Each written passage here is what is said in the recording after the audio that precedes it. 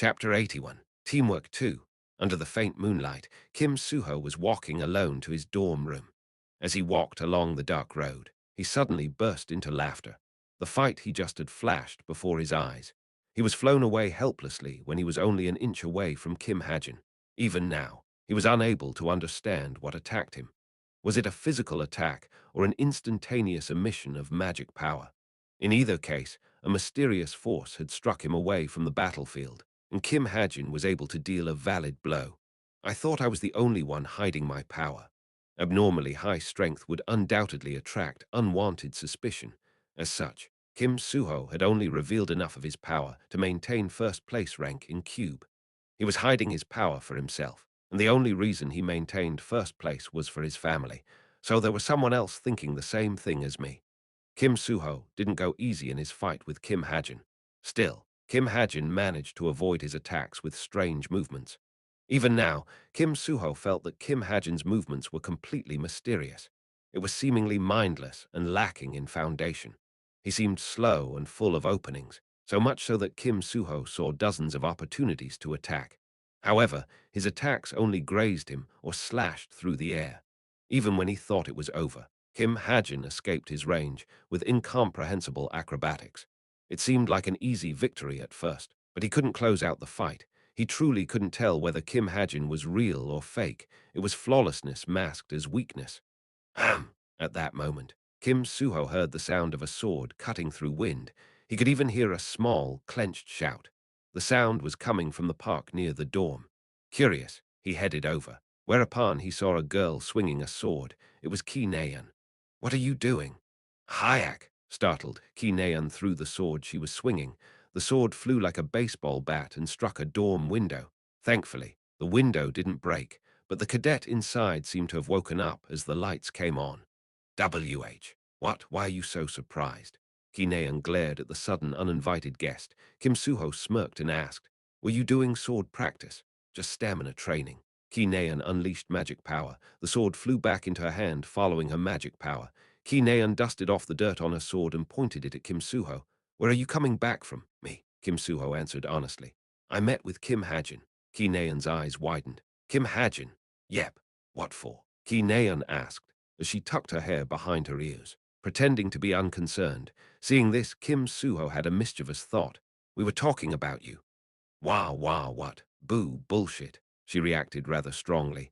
Her face flushed all the way to her ears, and her hands and feet couldn't stay still. Kim Suho shook his head while laughing. "It was a joke. We sparred." "Sparred? You and Kim Hajin?"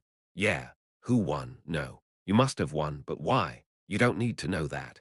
Ki Naeun stared at Kim Suho sourly. Then she turned around and began to focus on her sword practice again. Wish, wish. She swung her sword, but she was putting in too much strength. Kim Suho stepped in, unable to bear watching it. "You can't hold a sword like that." "What?" "If you put that much strength into your grip, you won't be able to cut what you should be able to." Kim Suho pulled out a wooden sword and gave a demonstration. He didn't grip his sword tightly. He held it lightly yet firmly enough so that he could change his grip at any moment. Kim Suho swung his sword as a demonstration, drawing a clear sword wind in the air. The sword wind touched Ki Naeun's hair and scattered. Ki Naeun's unenthusiastic attitude took an immediate turn. She carefully watched Kim Suho's grip and copied him. Like this. The lesson she suddenly started with Kim Suho continued until midnight. When Ki Naeun returned to her dorm room, she immediately made a video call to Heizuki. It was to tell her about the team she decided on. She made Heizuki the vice leader and selected an average supporter and sharpshooter in addition. 2 warriors, 1 support, 1 sharpshooter, 1 magician. As the magician was from the upper ranks of Soul Magic Academy, it was a well-balanced team. Furthermore, Ki Naeun could act as both a warrior and a sharpshooter, making her team even more flexible. Her team wasn't just decent, it was undoubtedly one of the best. "Ah, then is Hajin SSI not joining us?" However, in the holographic video call, Heizuki murmured regretfully. "Ah, well, I can bring him if I wanted, but then I'd feel bad for Rachel's team. Other than Rachel, everyone on that team is only average." Conscientiously, Ki Naeun replied with a loud voice. Just like she said, without Rachel and Kim Hajin, Team Rachel wasn't particularly outstanding. First, Their team had 3 warriors and no supporter, and the magician named Toma was below average as well. But let's not think about them. I'm going to submit the team list like this, okay? Why, yes, just like that. Team Ki Naeun was confirmed. Ki Naeun hung up the call and jumped on her bed. It was time to sleep, but she wasn't sleepy. Frankly, she was frustrated and annoyed. If she knew this would happen, she would have asked Kim Hajin much earlier. That way, they would have been able to obtain a good score in theory too. Because she kept hesitating, he ended up being taken away by Rachel. Am I going to lose again? She could still remember her defeat during the midterm. The result of her duel with Rachel was perhaps a decisive reason she switched to the sword. Ki Naeun, who was recalling this bad memory under the blanket, suddenly shot up. She simply couldn't fall asleep. Without a choice, she picked up a helmet lying next to her bed. To relieve stress in this late hour, playing games was the only option. Gladiator of the Century, it was a famous virtual reality game whose competitive scene was frequently on public broadcasts. Because it helped with image training, it was enjoyed by many heroes and cadets all over the world. With its popularity, the rank 1 player of each season was naturally at the center of media attention. Naeun Jajangman, 98 wins, 17 losses. Her dazzling win rate was something Ki Naeun was very proud of. Unranked matches were better than ranked matches for relieving stress. Ki Naeun rolled her eyes as she searched for an opponent. Soon, she found someone suitable. The player's nickname was Extra Zevon. He was in Platinum League with 43 wins and 43 losses. It seemed like an easy victory. You asked Extra Zevon for a duel.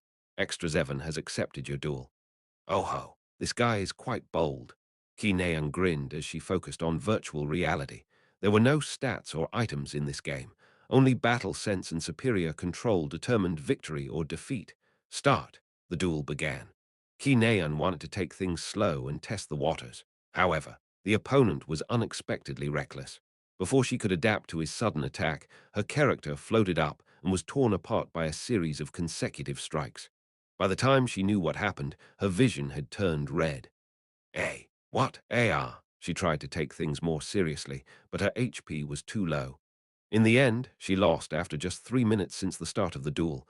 Defeat Ki Naeun stared at this word blankly, then frowned. Ugh, this sly piece of crap. Victory, I won again. I was currently playing a game called Gladiator of the Century. It was quite realistic, both in terms of graphics and movements, so I've been playing it recently as a way to image train. So, it works on this too.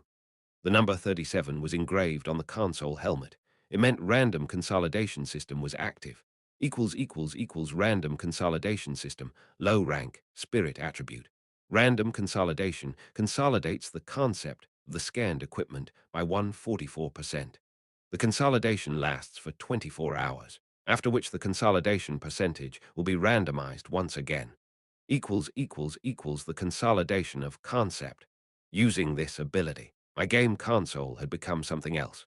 Not only did the console's functionality and performance increase, the speed of my thoughts and feelings also increased by 37%.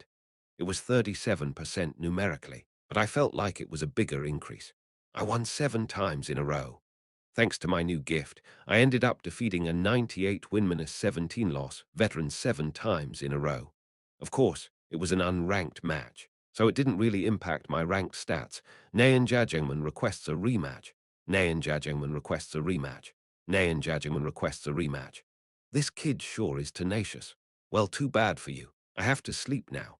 I turned the game off and put the helmet away. Suddenly, I caught sight of Evandel in the corner of my eyes. Yummy, so yummy. She was asleep when I got home, but she woke up when I started to play Gladiator of the Century, and now she was fully awake and munching on cake. The huge cake I brought had been reduced by half. Was she allowed to eat that much? I was a bit worried. After watching Evandel for a bit, I confiscated the cake. On W at Ishit. Let's save the rest of it for later. Why? It's not good for your health. Evandel hopped up to try and grab the cake. However, I was cold-hearted. I put the cake away on the topmost shelf in the fridge. Realizing that it was away from her reach, Evandel placed her hands by her waist and frowned. It was almost as if she was disgruntled with the whole world. I want more, I want more. She even learned to complain. I placed my index finger over my mouth. SHH. You should only eat a little snack after meals. Also, you can't be loud at night. Although she quieted down at my warning, her tiny hands were trembling. Without any other choice, I held up Evandel. Tomorrow, you can eat the rest of it tomorrow. Okay, I'll buy even more delicious food tomorrow. Really? Of course. Have you seen me not keep a promise? When I stroked her head, she finally seemed to have been appeased. Not long afterward, Evandel fell asleep, and I placed her on my bed. When I checked my smartwatch afterward, I noticed that Kim Suho had sent me a message 2 hours ago. Second week of August. Friday, let's meet then. Hue equals cadet jacket, a jacket created by Cube. Trap transformation when someone steps on this jacket. An unknown force will strongly push the person off. This effect lasts for 10 minutes and will disappear after one activation. It seemed he recognized my skill. It was all thanks to the cadet jacket I modified. Kim Suho didn't seem to suspect anything either. Of course, it was his jacket, so there was no reason for him to suspect it. Moreover, it was an unknown force that pushed him. Kim Suho would never figure out what had done him in. Wednesday. It was the first class since the team formation, a combat training called Dungeon Investigation.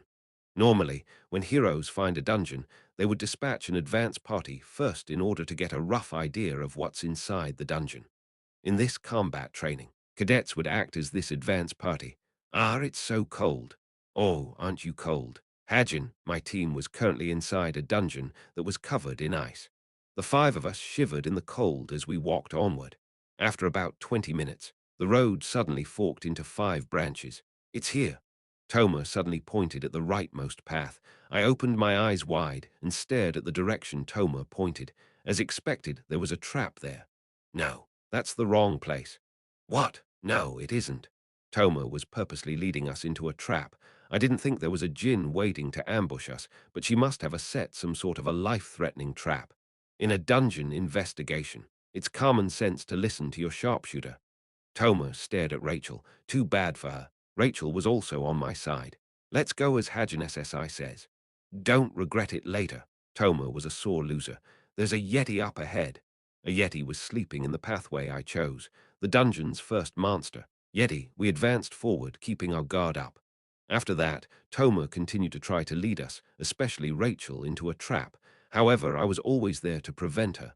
Guys, I think it's this way. For real this time, if you see the traces of ice around there. No, it's not. No, trust me just this once. Rachel SSI, come with me. Wouldn't it be more efficient to split into 2 groups? No, we can't. I had to commend her for her constant effort, but that didn't mean I could let her do as she pleased. I grabbed Rachel by her wrist, and she followed me silently. As time passed, Toma's expression grew more and more irritated. My 1,000-mile eyes found the shortest path in this maze-like ice dungeon. There were no obstructions and no difficulties. By the time we caught a glimpse of the instructor waiting at the exit, Rachel spoke uncomfortably. Hajin SSI. Yes, this. Rachel glanced at her wrist. I was holding on to her, thinking Toma might take her away. Oh, right, sorry. No, you don't need to be. Team Rachel. The instructor spotted us and shouted in a thunderous voice. We hurriedly ran up and stood in front of him. Your findings? Yes, a Yeti, Snowbeast, White Calamity, White Drake. Rachel recited the result of the investigation. The instructor listened quietly and compared the findings with a list. Then a faint smile appeared on his face. Based on the rank of the monsters distributed in the dungeon's boss is likely to be at least intermediate rank grade 3. Good. Team Rachel. Perfect score. Rachel's face turned bright. It was the same with the other team members. They clenched their fists and deliberated on the words perfect score. Damn it. Meanwhile, Toma kicked a rock with an irritated expression of her face. Chapter 82. Nimwon, yes. How did you do that combo just now? Ehu. After returning to the magician's dorm, Toma let out a deep sigh. Toma, why is the mission being delayed? Are there other variables? Her boss sent her a grumpy message. Toma's mission was to injure or weaken Rachel. She only had to make Rachel take a break from her usual daily life for a bit. With the cooperation from Jins acting as spies in Cube's executives, she thought she could quickly take care of this mission and go back, but there was a constant heckler obstructing her. Do I have to take care of him first? Nowadays, she felt sour just seeing Kim Hajin's face. Every time she tried to do something, he seemingly appeared out of nowhere and foiled her plans. Whether it was before class, during class, or after class, Kim Hajin refused to leave Rachel's side. Tusk, can't he know his place? Toma simply couldn't understand how a rank 334 cadet had the goal to act so straightforward. She already investigated his background, and he didn't even have parents, much less a proper backing. Did he really believe that he could win a beauty's heart just with courage? Wait! A flash of insight sparked in Toma's head. Kim Hajin had strong feelings for Rachel. Toma was sure of it. However, although she didn't openly show it, Rachel was undoubtedly uncomfortable with his advances. He was trying to make a move one-sidedly. There were many ways to spread malicious rumors. You could badmouth someone behind their back, or you could exaggerate rumors that were already present. But for now, there was no need for such complicated schemes. She just had to say things as she saw them, albeit exaggerating things a little. To do that, she would have to first get close to Kim Hajin and Rachel, no, to the entire team. Toma messaged her boss. Is the mission really just to separate this girl? That's right. Afterward, the agent we dispatched will take care of the rest. Good. It's time for a change of plans. Toma laughed maniacally. It was then. Her smartwatch vibrated. The especially intense vibration signaled that it was from Violet Banquet. Toma quickly turned on her smartwatch. Truth Agency, we have accepted Jamie J. Moressi's request. They're replying now. She had forgotten about Truth Agency because it was 3 weeks ago that she put in a request. She had assumed they were unreliable since they didn't answer. Did they just have too many clients? In any case, she was satisfied. As long as she could find out where that bastard was, she was happy to wait. Next week, each team will select a small-scale dungeon and do a presentation on the best way to conquer it. Friday's theory class, Phenomenon Realm Analysis, II. Just before the class ended, the professor gave the cadets their team assignments. Cadets immediately broke out into groans. However, Jin Hosung and Yi Bakju, who were sitting in front of me, didn't seem all that worried. They turned around, looking at me happily. We believe in you, Hajin. It wasn't just them. Other cadets were also looking this way with envious eyes. Have a good weekend. With that, the professor left the classroom. Members of Team Rachel, including myself, got up. Guys, there's a team leader meeting next Wednesday. Don't forget to come to the auditorium if you're a team leader. At that moment, the class president, Yi Yonghan, loudly shouted. I looked at Rachel, who was putting her writing utensils away, and our eyes met. I spoke. For today, let's go to the cafe and just divide up the work. All right. This wasn't Rachel's voice. I turned my gaze to the side. It was Toma. Let's go to the cafe. Toma had a very bright face. What's up with you? What do you mean, everyone? Rachel SSI. Let's go, we don't have time. Toma stepped in and began to urge other team members. I stared at her with a daze. What was she scheming this time? Did she have a nuclear bomb set up at the cafe? 10 minutes later, we arrived at the cafe. I tried peering through the roof and ground, but I couldn't find any traps in the cafe. Although I was still suspicious, I started dividing up the work among others. Hosung and Bakju can look up the data on the dungeon. Jamer and Rachel SSI can calculate the mana density. That was the result of our 30-minute discussion. They would send their results to me. Then I would assemble everything together into a presentable PowerPoint. That sounds good. I agree. The team members agreed with a bright face. When I was about to grab my bag and leave, Rachel suddenly grabbed my sleeve. Hajin SSI. Yes, didn't the English Royal Court contact you? What contact? At that moment, Rachel slightly furrowed her brows. The English Royal Court Guild. I tilted my head. Although I didn't remember something like that, I checked my email just in case. There were 1,097 unread emails. I tried searching for the phrase Royal Court. I found one email. They emailed me. Sorry, I don't check my email that often. They emailed you. I didn't know why, but Rachel seemed to be a bit angry as her lips stuck out in a pout.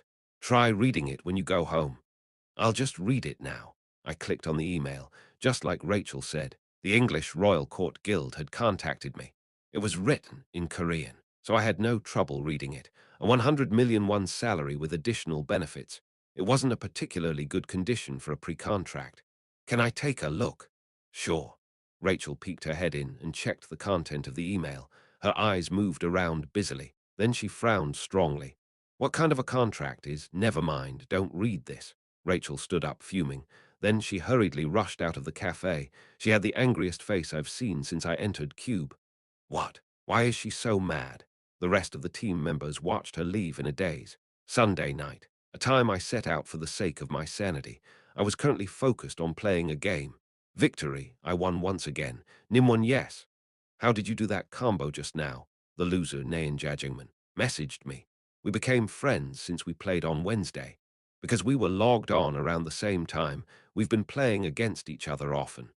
Thankfully, random consolidation system gave me numbers like 37, 40, 39, so I haven't lost a single game. You must stay calm. How are you so good? Are you an active hero? No, not at all. Strengthening of concept. It increased understanding of what combo to use and what combo was most efficient, boosting even the sense of time and movement within the game. Although my skills would vary depending on what number I rolled, I was undoubtedly worthy to be called an expert. By the way, why is your ranked match stats 43 wins and 43 losses? Did you lose on purpose? Yes, because I didn't want to be someone who was intensely attached to mere numbers. I lied without even batting an eye. Ah, I see. You're amazing. I can't sleep properly if I lose a ranked match. Do you log on around this time every day? Yes. Can I ask you to teach me a move or two around this time? I couldn't help but smile. He was surprisingly polite. Gladly, but I'll be going offline now. I must go work out. Oh, Cork Hanus. I was about to go work out too. Cork Noose Jinx. I didn't reply to him and just put my helmet down. I carefully opened the door so as to not awake a vandal. Then I headed to the fitness center. After about 5 minutes of walking, I arrived. When I came out of the changing room in my sportswear, I ran into Ki Nayan, who was also entering the fitness center. What? You're here to work out too? Ha! Oh, yeah. All right, work hard. Ki-Nayan walked past me into the girls' changing room. I then headed to the treadmill without much thought. Suddenly, a thought flashed through my head. Nayan Jajingman, Nayan, Ki-Nayan. No way, right. It was unlikely. In the first place, Ki-Nayan didn't like Jajingmyeon too that much. There was no reason she would use it as her ID. Not to mention, Nayan Jajingman spoke like a man. Beep.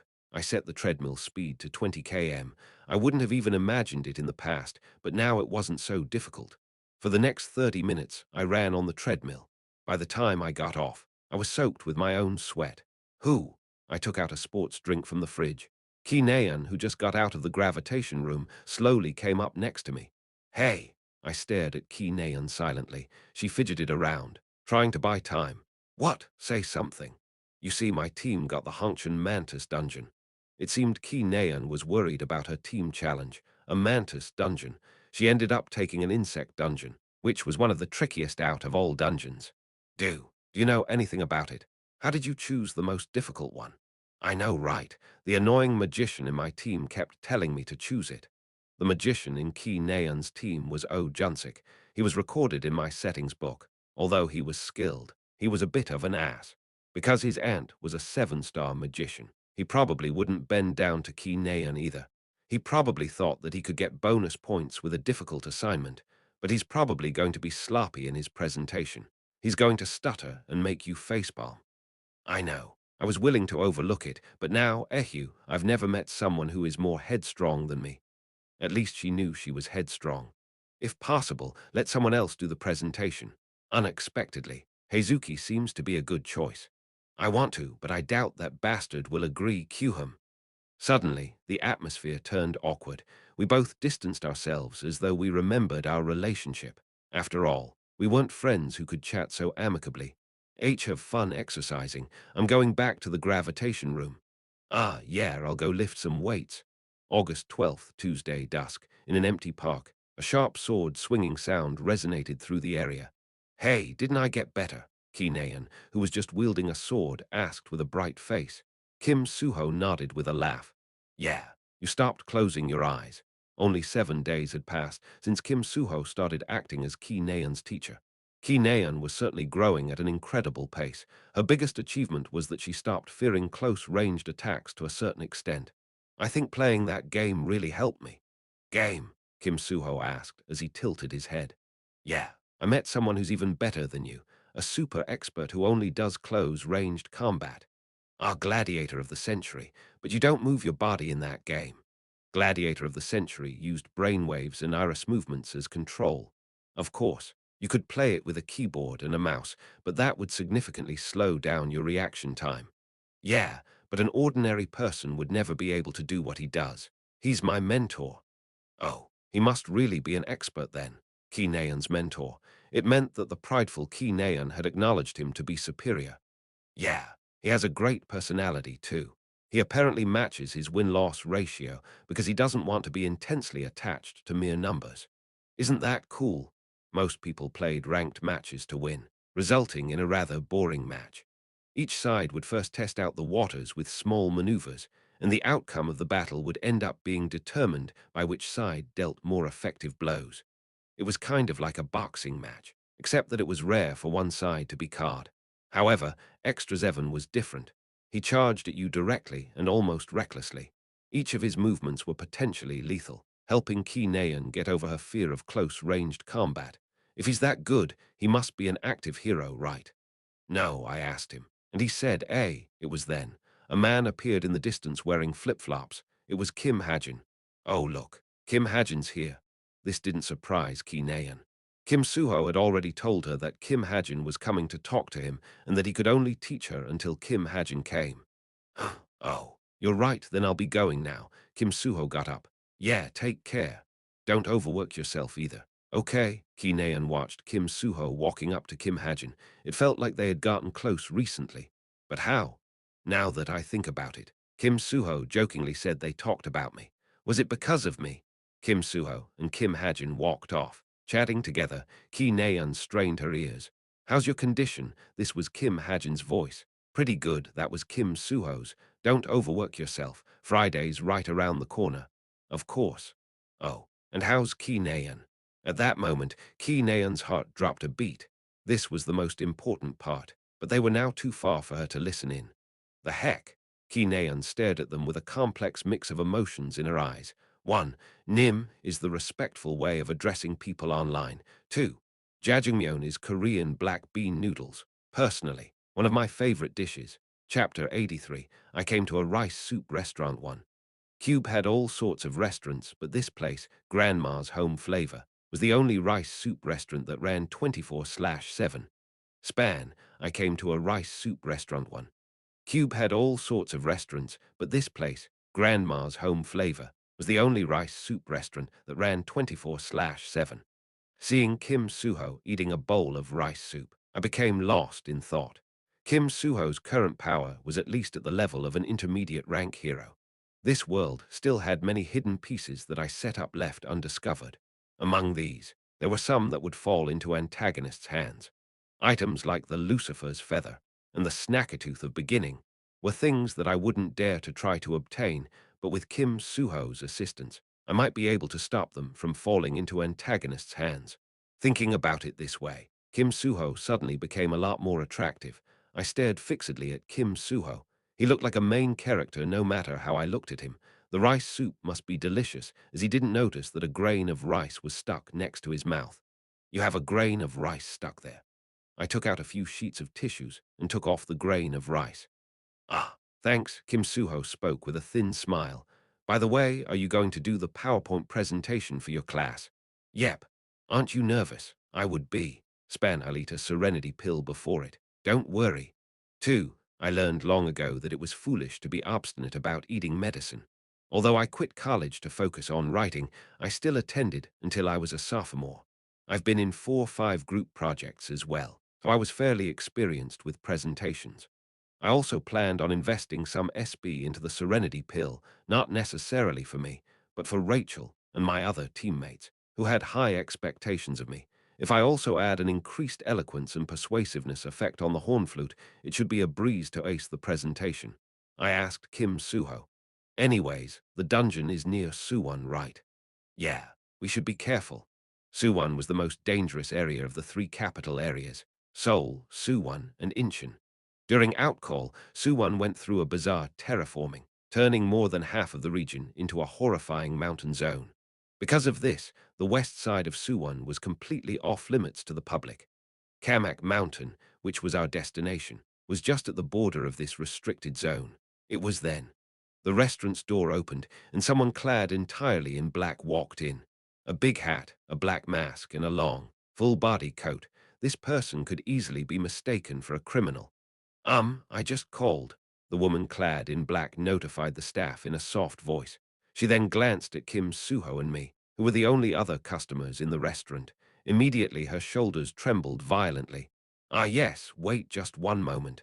The staff went into the kitchen. I smirked and turned to the woman. She was frozen like a statue. "Oh, who's this?" I suddenly remembered. Along with hamburgers, rice soup was one of her favorite dishes. "Yo, you Yonha." She was desperately pretending to not have heard my crystal-clear exclamation, seeing that she wasn't running away. She must still want the rice soup she ordered. I got up and approached her. "Since you're here, why don't you join us?" "Why, yes. Who might you be? I don't know anyone like you." She was desperately trying to sound different, but it was too obvious. "Hey, you Yonha. You're you Yonha," Kim Suho also responded. Then Yu Yonha's eyes began to tear up under her big hat. "And no. I'm not. I don't know anyone by that name." "Here you go." The staff then came out and handed her a packaged rice soup. Yona quickly snatched it out of her hands before running off. "Aya, wait, you need to pay for that," the staff shouted at her, but Yona disappeared like the wind. Then the staff's gaze slowly turned towards me. Without any other choice, I took out my card. "I'll pay for it." "Yes, thank you for the record." For the next 3 days, Yona couldn't even meet my eyes. Friday, the day of Phenomenon Realm Analysis Team Challenge presentation. Currently, Ki Naeun was in a terrible mood. Her team had been the first team to present. The result was a disaster, even by Ki Naeun's standards. Just like Kim Hajin said, Oh Junsik insisted on doing the presentation, stuttering throughout and messing up the entire PowerPoint. I was too nervous. Sorry, I'll be better next time." That was what he said afterwards. Ki Naeun wanted to smack his head, but she held herself back since class was still going on. Next team.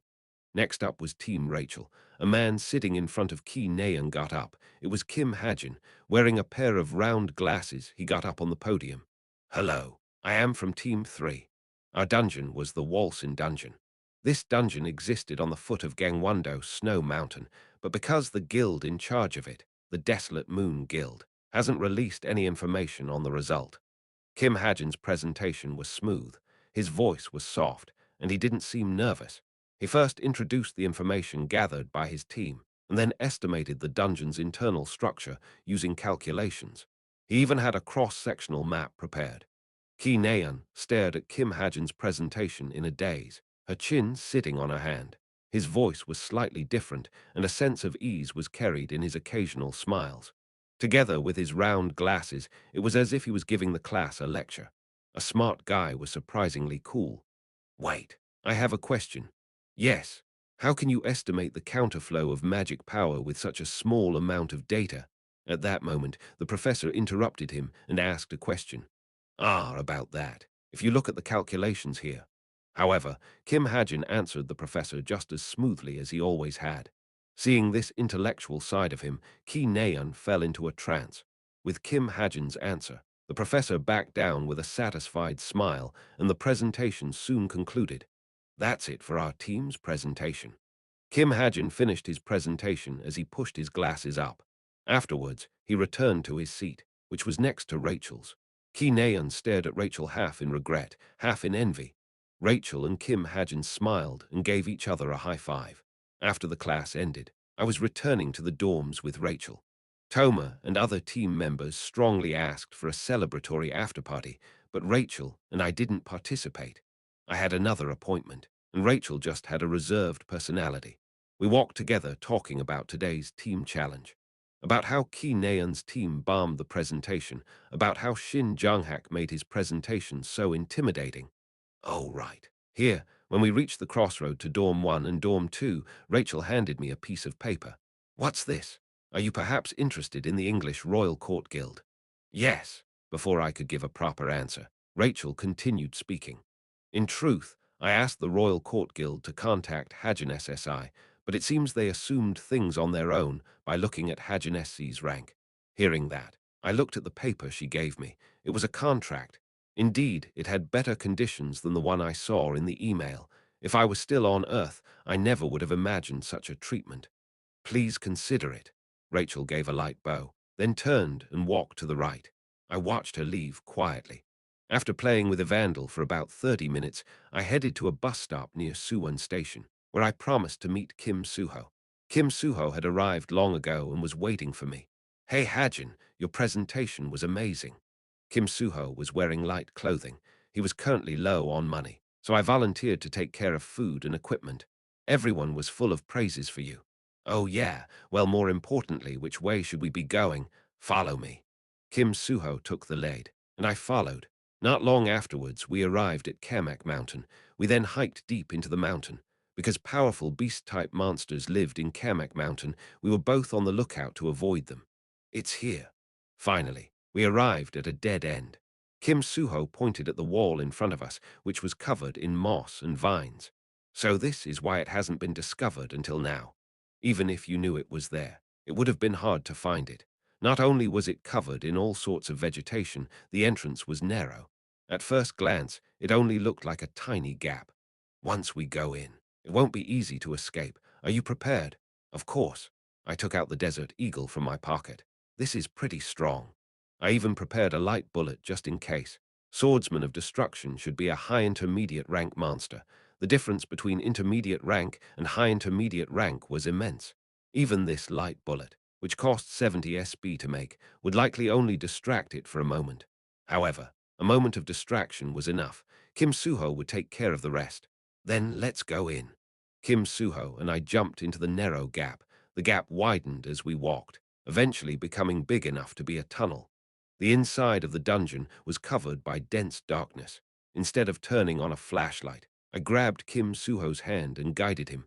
Shining light unnecessarily could provoke spirit monsters. It's kinda creepy. Tell me about it. Hold on. I suddenly stopped and widened my eyes.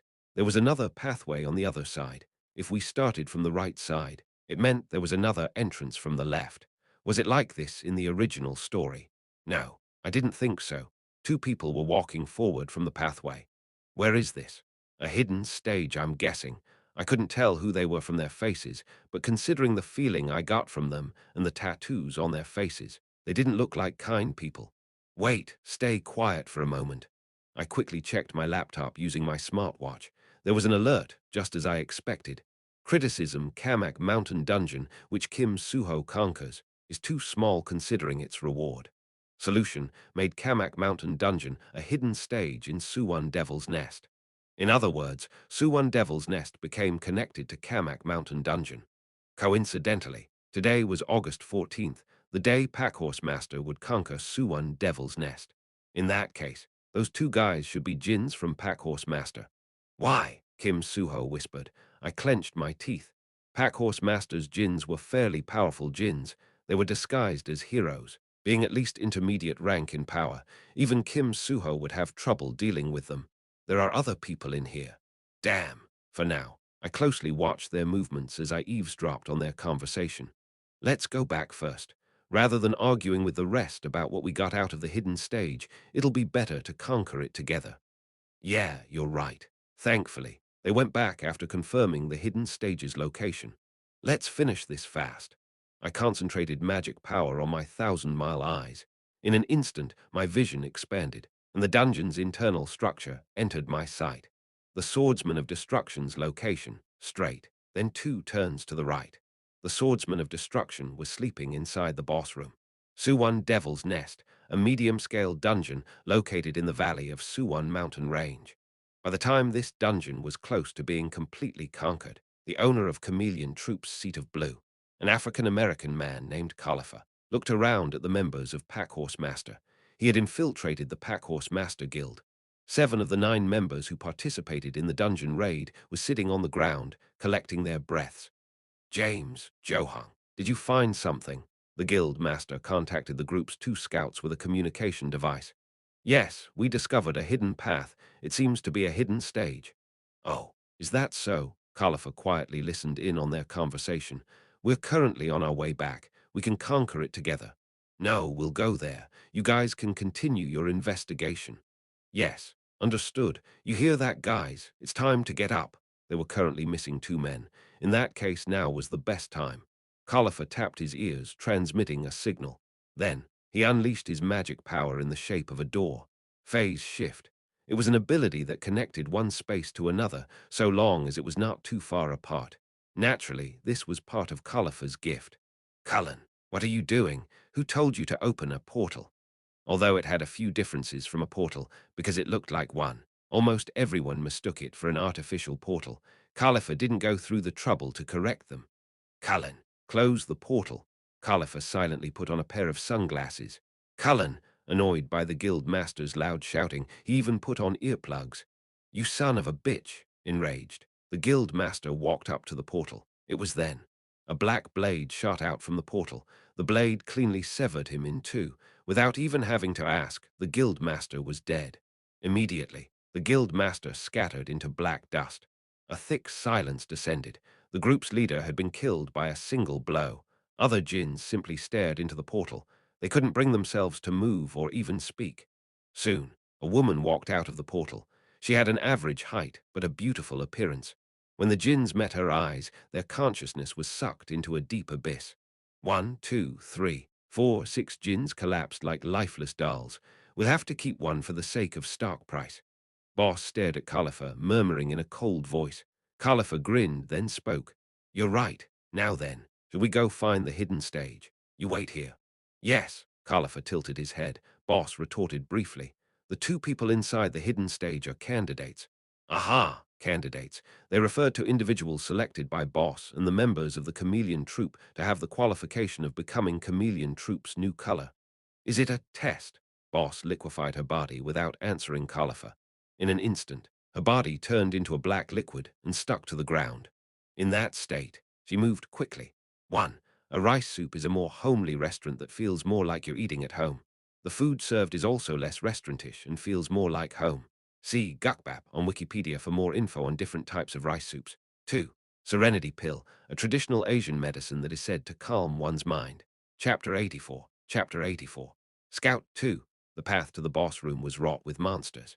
I didn't plan on letting Kim Suho take care of them, since they were at the level that I could kill with my gun. I wanted to kill them and pretend that I helped. Currently, there were 6 ghouls in front of me. They were low intermediate rank grade 9 undead monsters. I tightly gripped the Desert Eagle. Even in the pitch-black darkness, its platinum exterior shone brightly. I aimed at the ghouls' swollen right eyes, where their tiny brains were located. I pulled the trigger without hesitation. 6 bullets shot out simultaneously, piercing the ghoul's vital point. A blue light seemed to flash, then the ghouls collapsed. Oh, as expected, Kim Suho exclaimed in awe. However, I didn't have time to feel happy. I operated in the principle of strong against weak, weak against strong. Although I could slaughter an army of weaklings, I wouldn't stand a chance against a single expert. No, I would have to run away from someone even slightly above me. Let's hurry. We don't have time. We ran through the cave. Monsters were around every corner, but because they were weak, it was easy to take care of them. After running for about 10 minutes, taking care of ghouls, zombies, and ghosts, we arrived in front of a giant stone wall. At first glance, it seemed like a dead end, but strange symbols were written on the wall. These symbols were an ancient language that only existed in dungeons. Thanks to modern technology, an ancient language of this level could be translated using a smartwatch. That's what Kim Suho did in the original story as well. I took out my smartwatch and scanned the symbols on the wall. This and that always accompanies each other. Observed from a close distance, this and that feels simultaneous. But from afar, this comes before that. What is this? Kim Suho glanced at my smartwatch and saw the riddle. Ah, it must be a riddle. I heard there are dungeons like this. In the original story, Kim Suho was unable to solve this riddle and had to text Yu Yonha for help. Yu Yonha contacted an information guild and got the answer in 5 minutes. However, I didn't have time to wait. This riddle was something I half-heartedly made. The answer was lightning. This was lightning, and that was thunder. Although lightning accompanies thunder, light traveled faster than sound, making lightning visible before hearing thunder. Lightning! I muttered the answer, and the stone wall reacted. The symbols on the wall glowed with a blue light, then disappeared into particles of light. Immediately afterwards, the stone wall rumbled and sunk underground. What the answer is lightning. Yeah, how did you figure that out so fast? Wow, you really are a genius. Kim Suho was looking at me like I was some kind of a sage. I'll tell you how I found out later.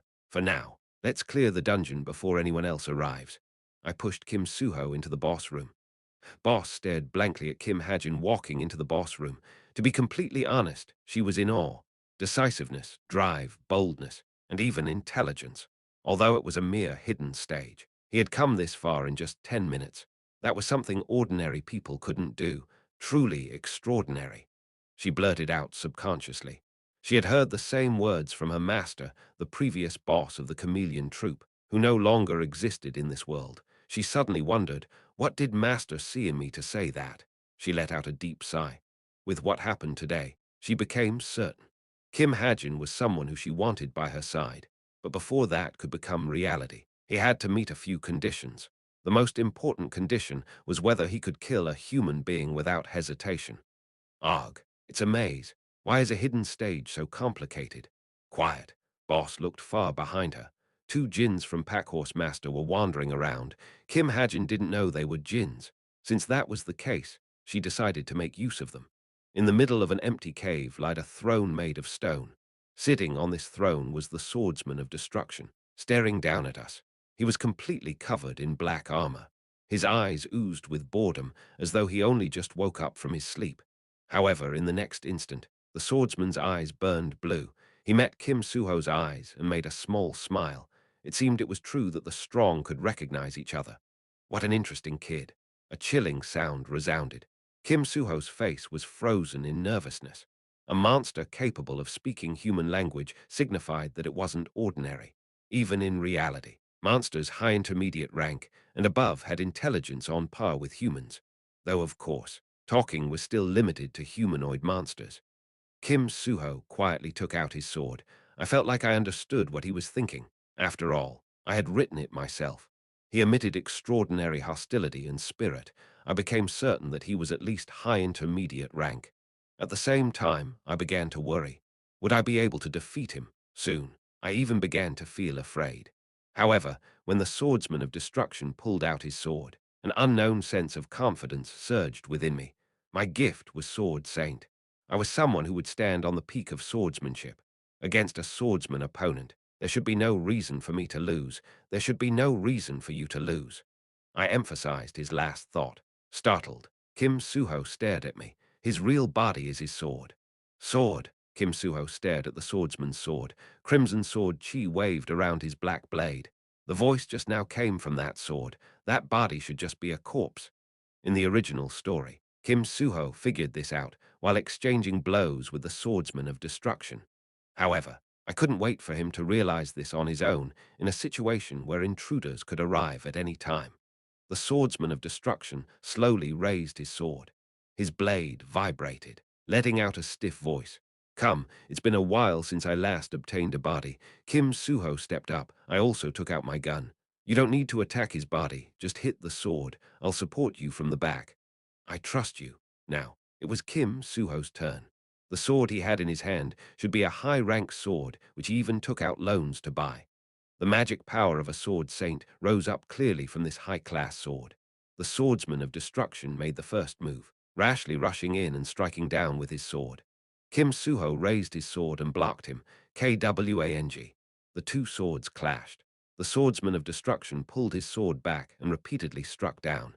It was as if he wanted to break Kim Suho's sword. However, not even a single scratch appeared on Kim Suho's sword.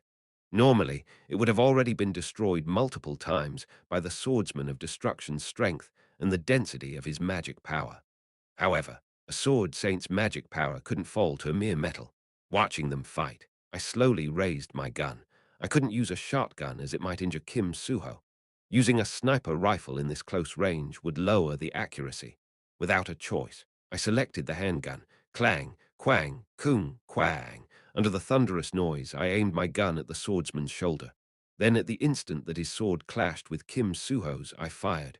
Shoo-woo, the light bullet shot forward, leaving a white trail behind it, then digging into the swordsman's rotten body. For a fraction of a second, he stopped moving. Immediately, Kim Suho began to counterattack. He unleashed the magic power of a sword saint. His clear magic power rose up like a tornado, and his sword shone with a golden light. Next, he unleashed his own sword technique, a powerful strike that shot up like lightning, consecutive strikes that could seemingly sever rivers. The swordsman of destruction held up his sword to block them. However, each time the swords clashed, a crack appeared on the swordsman's sword. Because of the bullet in his shoulder, his movement had also slowed down. Kim Suho followed my advice and only attacked his sword. It was the right method of defeating it. The swordsman didn't last long. Although Kim Suho was striking the sword, the swordsman's body began to crumble. Huarap!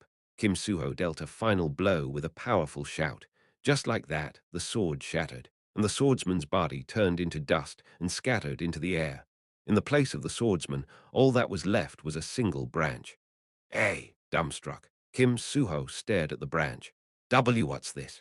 He looked around the room just in case he was missing something. However, there was no weapon or armor like the one he expected to see. The sword used by the swordsman of destruction had turned into dust, and the armor he was wearing had also disappeared. In other words, the only thing that could possibly be the reward was the single branch in front of him. This is it. Disappointed, Kim Suho fell to the ground. I smirked and walked up to him. Hey, this branch is. When I was about to tell him about Misteltin, who are you? A deep voice rang out. I quickly turned around. Shoot, I bit my lips. They were the two Jins I saw before. One was holding a greatsword, and the other was holding a double-edged axe the size of his body. Didn't they say they were going to go back? How did they come back so quickly? Oi, we just asked who you were. How did you get in here? The axe-wielding Baldy scowled intimidatingly, but the sword-wielding Caucasian man stopped him. He then spoke more politely. Our Packhorse Master Guild put in an official declaration to take on this dungeon. Who are you guys? Pretending to answer him, I stepped up and kicked the branch to the corner of the cave. Ah, is that so? We didn't know. There was another pathway in here. That's where we came from. Another pathway? Yes. The Caucasian man's expression stiffened. What did you do here? We hunted a monster. And the reward? As you can see, nothing.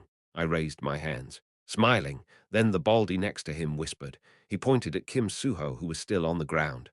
Wait, isn't that Kim Suho? You know, the rank 1 cadet in Cube. The Caucasian man stopped and messaged his comrades. Yes, this is James. Yes, something came up. There are 2 Cube cadets here. One of them is. Before he could finish his sentence, a clear command rang out. Kill them. At the same time, in Cube's fitness center far away from Suwon's Kamak Mountain. Hua. Rachel just finished her 4-hour-long training session. Her day had finally come to an end. Letting out a sluggish sigh, she murmured quietly, I'm sleepy. Now let's go back to my room, take a shower and sleep. Since tomorrow is Saturday, I should be able to sleep in. Right. I should sleep until 3 p.m. That's a good plan. When she grabbed the changing room's doorknob with such happy thoughts, she happened to hear 2 cadets gossiping. Did you know Kim Hajin likes Rachel? Immediately, Rachel's shoulders strongly shook. What? Really? No way. Yes way. Can't you see how he's been following her around recently? People are saying he's going to confess to her soon. What? Confess? I don't believe it. Someone like him. Rachel let go of the doorknob and backed off. She was unable to understand what was happening and suddenly felt a bit dizzy. Confess? So suddenly? How did they know this? At that moment, she bumped into someone. Ah, Rachel quickly turned around. Ki Naeun was glaring at her with furrowed brows. What are you doing? Nothing. No, not nothing. You're stepping on my foot. Only then did Rachel begin to understand the situation. Indeed, she was stepping on Ki Naeun's foot. Ah, sorry, Tusk. Ki Naeun clicked her tongue and grabbed the doorknob. Ah, Rachel flinched. She didn't want more people to overhear their gossip, but before Rachel could stop her, Ki Naeun walked in. Hello, Rachel SSI. Then, someone else approached her. It was Yonha. Yes, aren't you going in? Rachel scratched her cheek and backed off. No, please go ahead. Yonha gave Rachel a meaningful look before walking into the changing room. The door then closed, and Rachel strained her ears once again. Oh hey, Naeun, Yonha. Have you guys heard? What? I hear Kim Hajin is going to tea those girls. She couldn't allow these rumors to spread. Rachel opened the door strongly and barged in. Seeing her, the 2 gossiping cadets fell silent. What? What about Kim Hajin? Ki Naeun didn't even glance at Rachel as she urged the 2 cadets to speak. It's nothing. They quickly ran away. Seeing them leave, Rachel let out a sigh of relief. Hugh, Yonha, who was watching Rachel, suddenly made a meaningful smile as though she suddenly remembered something. Oh, right, Rachel SSI. Yes, you're in that person's team. Right, Rachel tilted her head. That person, she's talking about Kim Hajin. For some reason, she can't call Kim Hajin by his name. Yes, I can. Yonha let out a dry cough. Anyways, how is he? Yes, what do you mean by? Then for some reason, Yonha made a somewhat angry face. Rachel SSI, aren't you looking down on me too much? I know that the English Royal Court Guild made him an offer. Everyone knows it. Immediately, Rachel's expression stiffened. That I don't know anything about. That can't be. The English Royal Court Guild is only given 2 chances per year to contact cadets. What fool would spend one on a rank 334 cadet? Yonha cut Rachel off and continued to speak quietly. Not unless you personally witnessed what that rank 334 cadet is hiding. Yonha gave Rachel a cold glare. However, she soon put on a bright smile.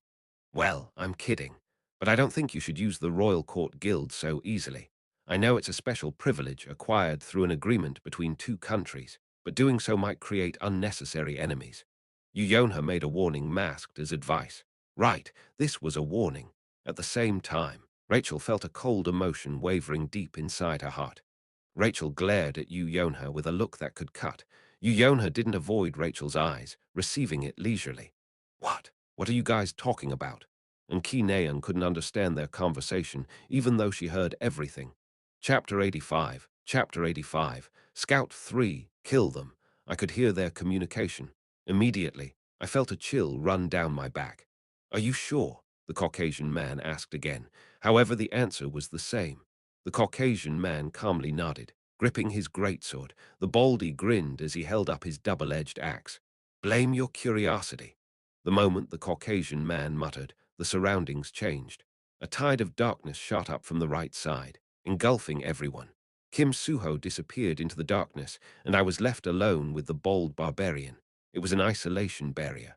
Haha, Big Bro always leaves me with the boring work. Boring work.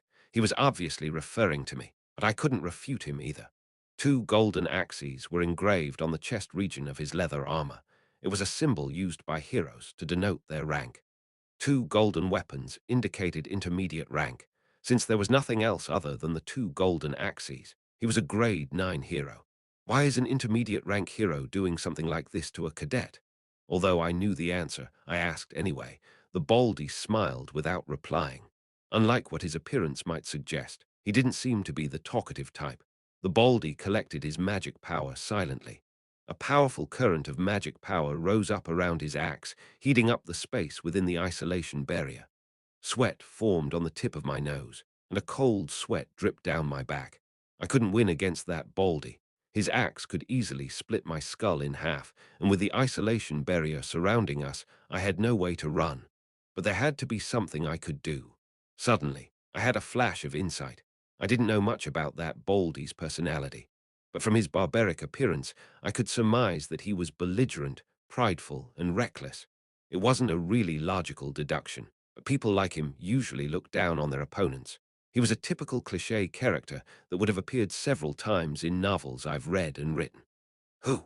I sighed almost subconsciously. I bent down and pretended to pick up a rock as I molded ether into the rock. 95% of ether was turned into a rock, while the remaining 5% was used to form a transparent thread that wrapped around my wrist and was tied to the rock. Then I muttered softly, "Scan." The result was 30%, although it was above the average. I was less fortunate than normal. The difference in 14% was huge in practice. What are you going to do with that? Seeing me holding the rock, the Baldy showed interest. I fell into thought. Should I just throw it at him or tick him off a little more? I just thought this would be enough. I chose the latter. Immediately, his veins popped up in anger. My lips dried up. Will he charge at me in anger, or will he examine me more closely? Where is your confidence coming from? The Baldy widened his eyes and stood on guard. He seemed to be searching me for hidden weapons.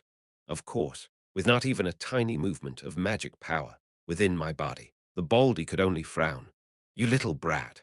I stared at him as I fiddled with the ether rock. The Baldy stood still with his double-bladed axe, though he called me a brat condescendingly. He seemed to be wondering what I would do. I'm gonna throw this. Since he was letting me have the first attack, I accepted it gladly. I threw the rock with all my strength. It flew quickly and accurately. However, before the rock could reach his head, he leaned slightly to the side. The rock easily flew by him. A big smile emerged on the Baldy's face. However, I wasn't disappointed. This was within my expectations. He easily dodged the rock.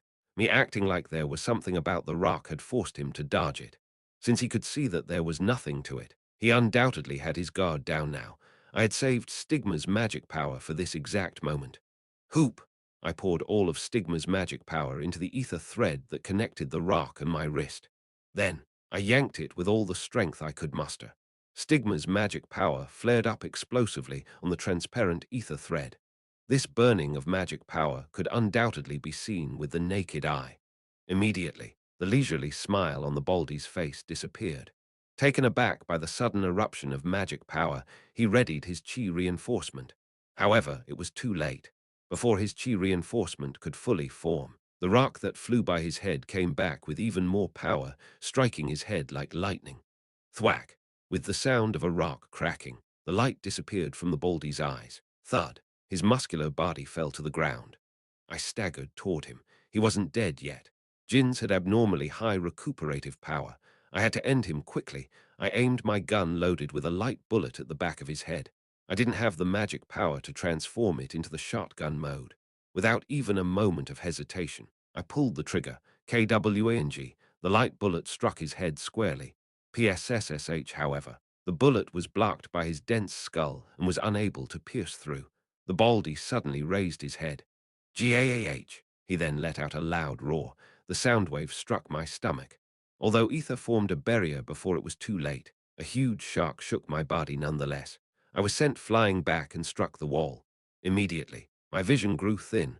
A mere sound attack without physical contact transmitted shock that seemingly ruptured my organs. You son of a bitch! The Baldy staggered up as he cursed. His face didn't seem human. His skin turned pitch black. His eyes were glowing red, and most importantly, sheep horns had grown on his head. Devil transformation. I closed my eyes and sighed. No matter how lucky I was, this was the end of the line. I should have ended things before it got to this stage, but I couldn't. I wasn't going to use this, but you. At that moment, the sound of something cutting through flesh rang out in the empty cave. Puzzled, I opened my eyes. A black blade going through the Baldy's chest. What? The Baldy stared at the blade piercing through him, then fell down and lost consciousness. Before his body could touch the ground, it transformed into black dust and scattered. In place of the Baldy was Chameleon Troop's boss. Stunned, I stared at her in a daze. She let out a dry cough, then spoke briefly. Nice to meet you. Yes. Boss stared at me with a very calm expression. Chameleon Troop's boss. I somewhat understood why she was here. Chameleon Troop was supposed to interfere with Packhorse Master, but what I couldn't understand was why she kept appearing in front of me. We're running into each other rather often. Of course. Boss answered sincerely at my somewhat sarcastic remark, because I was watching over you. Yes. Boss approached me silently, then handed me a business card. This time, it wasn't a guild business card belonging to Li Xiaopeng. Geronimo Mercenary YunSeo-jin. Geronimo Mercenary. Although it was a mercenary group second only to Vast Expanse, in truth it was Chameleon Troop's disguise. In other words, Geronimo Mercenary Group was Chameleon Troop. Geronimo! My eyes widened. I wasn't pretending to be surprised. I truly was. One of the important events I wrote was unfolding in front of my eyes in a completely different way. She stood before Shin Jonghak. He already knew who she was as he had seen her many times before.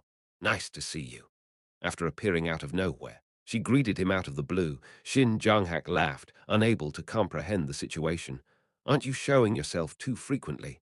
I couldn't help it. She made a small smile. Because I was watching over you. Then, she handed Shin Jonghak a small business card. Geronimo Mercenary. When Shin Jonghak saw this, his eyes glimmered with a bright light. Yu Yonha's room, Dorm 6's penthouse. 3 people were sitting in a circle, watching each other silently. None of them wanted to lose an inch, leading to the creation of this ill-matched group. It all started with what Yu Yonha said out of courtesy. Since we ran into each other, would you like to come for a night snack at my place? Anyone could tell these were empty words. In reality, there was only a single bag of chips on the table in front of them. However, Rachel accepted this offer. "Would you like some juice?" "No, thanks." Unable to endure the awkward atmosphere, Yonha made an offer which Rachel refused. After that, another 10 minutes of silence continued. When the bored Ki Naeun sprawled down on the couch and scratched her belly half asleep, "I want to ask." Yonha opened her mouth. She was talking to Rachel. "How did you find out?" It was a vague question, but Rachel knew what she was referring to. She was asking about Kim Hajin. "I found out naturally." At Rachel's nonchalant answer, Yonha smiled somewhat scornfully. "But you don't know why that person is hiding his power, right?" Rachel closed her mouth. She was convinced that Kim Hajin was hiding his power, but she didn't know why. At that moment, Ki Naeun woke up from her sleep and interjected. "Hey, what are you talking about?" Then, Yonha made a triumphant smile. "Well, that's not something that's easy to find out." Rachel glared at Yonha, annoyed by the triumphant air she put on. Yonha got up leisurely. She then brought orange juice and poured it into wine glasses. Staring at the glass of orange juice, Rachel asked, "Does knowing that change anything?" "It changes everything. Isn't that obvious? It's like how Essence of the Strait is bigger than most government guilds." "No, what I'm talking about is, in truth, Rachel wasn't too concerned about Kim Hajin. However, she didn't want to lose to Yonha.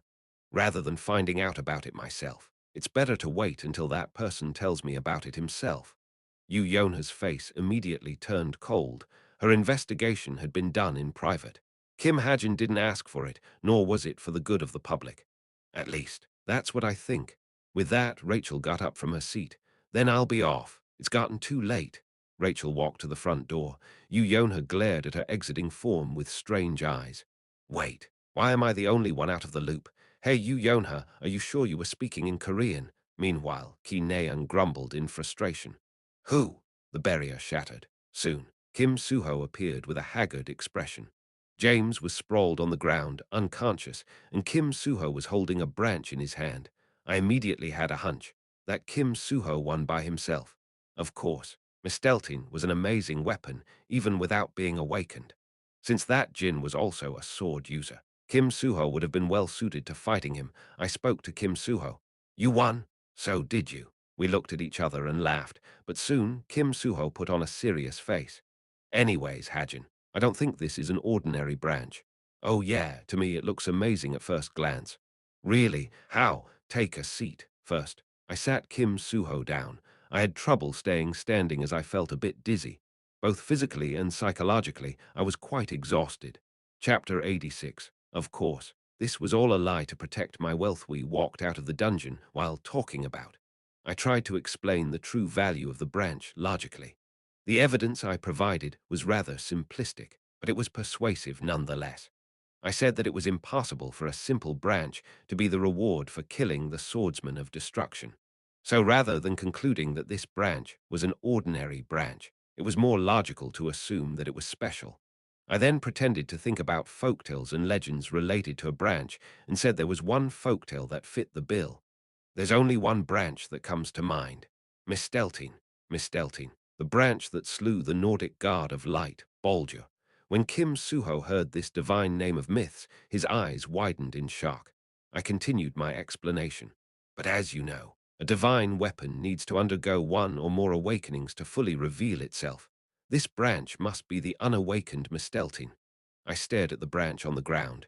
It really did look like an ordinary branch. "That's why it looks so simple." "Ah, I see. Then we should figure out how to awaken it." "Right, about that." I stared at the Caucasian man, Kim Suho defeated. He was collapsed on the ground. It didn't look like he was pretending to be unconscious either. The fact that his body was there meant that Kim Suho had not killed him. Of course, Kim Suho didn't have a real reason to kill him, as it looked like the man didn't reveal that he was a djinn. In reality, devil transformation was close to being a forbidden secret technique among jinns who infiltrated human society. The Baldy only used it because he felt he would have died otherwise. "Why don't we get out of here first?" I spoke as I pointed at the Caucasian man. As I didn't know when he would wake up, it didn't feel right staying here any longer. "Yeah, that's a good idea." I didn't reveal to Kim Suho that the Caucasian man was a jinn. It was because I was worried about the stock price plummeting. The worst thing that could happen was Packhorse Master's stock becoming trash. After all, I threw all the money I made so far into it. Oh, right, what happened to the man you fought? Kim Suho suddenly asked. He ran away. Oh, then what should we do about that one? Shouldn't we report him to the association? No, we don't have any evidence. Plus, this place is the hidden stage of the dungeon they were conquering. Since we are the ones who entered without going through proper procedures, we might end up getting punished instead. Of course, this was all a lie to protect my wealth. We walked out of the dungeon while talking about various things. The outside world was already dark. The mountain was eerily lit up by the moon, and the cries of wolves and owls rang out. It was practically a scene from hometown legends. When I was scared, but I didn't have the strength to continue walking. I sat down on the ground to rest. Oh! My whole body was plagued with pain and fatigue, especially my upper arm. Because I used all of Stigma's magic power in one blow, it kept throbbing painfully. I couldn't even move my left arm. Kim Suho sat down next to me. I pointed at the branch in his hand. Put that branch down for a minute. Sure. Then, using only my right arm, I took out the butterfly seedling dust from my belt bag. Take a look. I proudly showed him the butterfly seedling dust. Its blue glow made it look like a treasure even at a glance. Kim Suho asked in surprise, "What's this?" "This is." I stopped in the middle of my sentence. Then, I looked at Kim Suho's eyes, which shone with curiosity. This dust was supposed to belong to Kim Suho, but since it ended up in my hands, I thought to use it to give Kim Suho a favorable impression of me. It's a family keepsake. What? Keepsake? And no, it's not a keepsake. I'm just saying that it's very important to me. I quickly corrected myself. Admittedly, saying that it was a family keepsake was going a bit overboard. Anyway, this mystical dust can act as a catalyst for awakening hidden potentials of objects and humans. It was a gift from an elemental. You've heard about elementals, right? I'm using this precious item on Misteltin, just for you. So, feel grateful. That was the nuance I suggested with my words. It seemed to have worked as Kim Suho put on a serious face. If I put this on Misteltin, something should change. I knew that it would undergo its first awakening. Afterwards, the branch would take the form of a sword on its own based on Kim Suho's increase in skill and the demonic energy cut down by Misteltin. I'm going to apply it. I went to apply the dust on the branch. Wait! But suddenly, Kim Suho grabbed my wrist. He looked at me with a worried face. Are you sure? About what? Didn't you say it was important to you? Ah, I laughed subconsciously. It's important, so it should be used at a time like this. Where else would I use it, if not on a divine-grade weapon like Misteltin? But still, just shut up and take it. I cut him off and swiped Kim Suho's hand away. Kim Suho scratched the back of his neck and looked at me half gratefully, half worriedly. I could tell that he was deeply touched. It seemed making a big deal out of this was worth it. I carefully sprinkled the butterfly seedling dust on Misteltin. The dust seeped into Misteltin, and change was quick to happen. The dust's blue light flowed through the branch, and soon the surface of the branch turned black. Now, it no longer looked like an ordinary branch. However, there was another change. A leaf sprouted up from the tip of the branch, then fell to the ground. Was it like this in the original story? See, I was right. Yeah, Kim Suho looked down at Misteltin and muttered in awe. From this black branch, Kim Suho should be able to feel the hidden power of legends and myths. Then, as promised, I gave Misteltin to Kim Suho. Then, I picked up the leaf on the ground. You take the branch and I'll take the leaf. Hajin, are you sure? Why don't we share this weapon? You can use it whenever you need it. Please, I'm not a swordsman. I'll just die if I fight with a sword. I made Kim Suho back down, then stealthily turned on my smartwatch. Equals Misteltin leaf, a byproduct left by the god-slaying branch after its awakening. You can drink a tea brewed with it, which will increase your body's health, or you can grind it and use it to make an amazing weapon. I was more than satisfied with this outcome. I smacked my knees and got up. All right, let's go back now. Yeah, Kamak Mountain was too dangerous for us to stay overnight. We went down the mountain together. Kim Suho took the lead as I followed behind him. In the middle of walking down the mountain, something grabbed my foot strongly. My body leaned forward. Thud! I fell to the ground. I wasn't hurt. A strong sense of déjà vu came over me. Don't tell me. I inspected my foot. As expected, I had tripped on a root. I dug it up carefully. It was a ginseng. I swallowed hard. It had a thick body and several roots branched out of it. It was smaller than the last one I obtained, but it was undoubtedly a ginseng. Jackpot. HM. I stealthily put it in my cross bag, then chased after Kim Suho, who went ahead. After 30 minutes of hiking down, Kim Suho and I arrived at the portal station. Currently, it was 1:53 a.m. The portal closed at 2 o'clock. We barely made it on time. Hajin, in front of the portal station. Kim Suho turned to face me. His soft voice flowed into my ears. Let's split up here. What about you? Since I came all the way here, I'm going to stop by and see my family. Kim Suho smiled. And thank you for today. At that moment, a bright moonlight shone down on his face. The silver light revealed his honest eyes and clear smile. His appearance evoked something inside me. I remembered something I forgot for a moment. The man in front of me, Kim Suho, was this world's main character. A man who only walked the path of righteousness. A man who never compromised or abandoned his beliefs. An ally of justice with conviction stronger than steel. And a seeker of truth who always treaded the correct path. An existence that was already extinct in the modern world, but one that I always hoped would exist. A righteous hero. One that I could trust more than anyone else in this world. That was Suho, Chinese letter, Chinese letter. Two, just like his name. He was the true savior who would protect this world. Yeah, I spoke as we separated. See you later. I came back to the dorm. The room was pitch black. The sound of the door opening and closing seemed to have awoken Evandel as she trudged into my arms. I went to the couch with Evandel in my embrace. I was dead tired, but I still had one more thing to do. Geronimo Mercenary. I looked it up on the internet. Peak of Mercenaries. Geronimo. Mission success rate 99.7%. Geronimo Mercenary had 23 members. Their profiles were shown on the portal site, along with photos.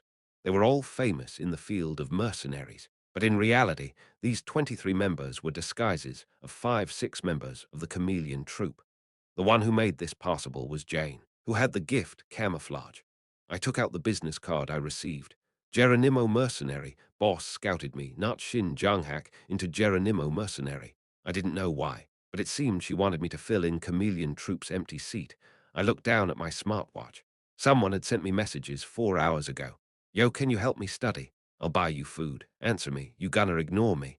Ko-u, Anus. Oi, ko-u, Anus. It was Ki Nayan. When I saw her messages, I thought about her older brother, Ki Jinyun. This thought then connected to my thoughts about Chameleon Troop. With Chameleon Troop's help, I might be able to kill Ki Jinyun without anyone finding out. Without anyone finding out. Suwon Devil's Nest. Everything had already been taken care of in regards to Packhorse Master. Now, Chameleon Troop's boss and Jane were watching a video on Kim Hajin. A simple rock with that much power. Indeed, he's full of potential. You were right, boss. Jane laughed lightly as she admitted to being wrong. Although it was the result of pouring out magic power, it wasn't easy to create such destructive power with just a rock. But what Jane liked more than his combat prowess was his mercilessness. If the enemy wasn't a Jin, he would have lost his life when he was struck by the rock. At the time, Kim Hajin didn't know that his enemy was a Jin. Kim Hajin had attacked him with calm yet firm killing intent. But boss, why aren't you watching it until the end? I want to see his devil transformation.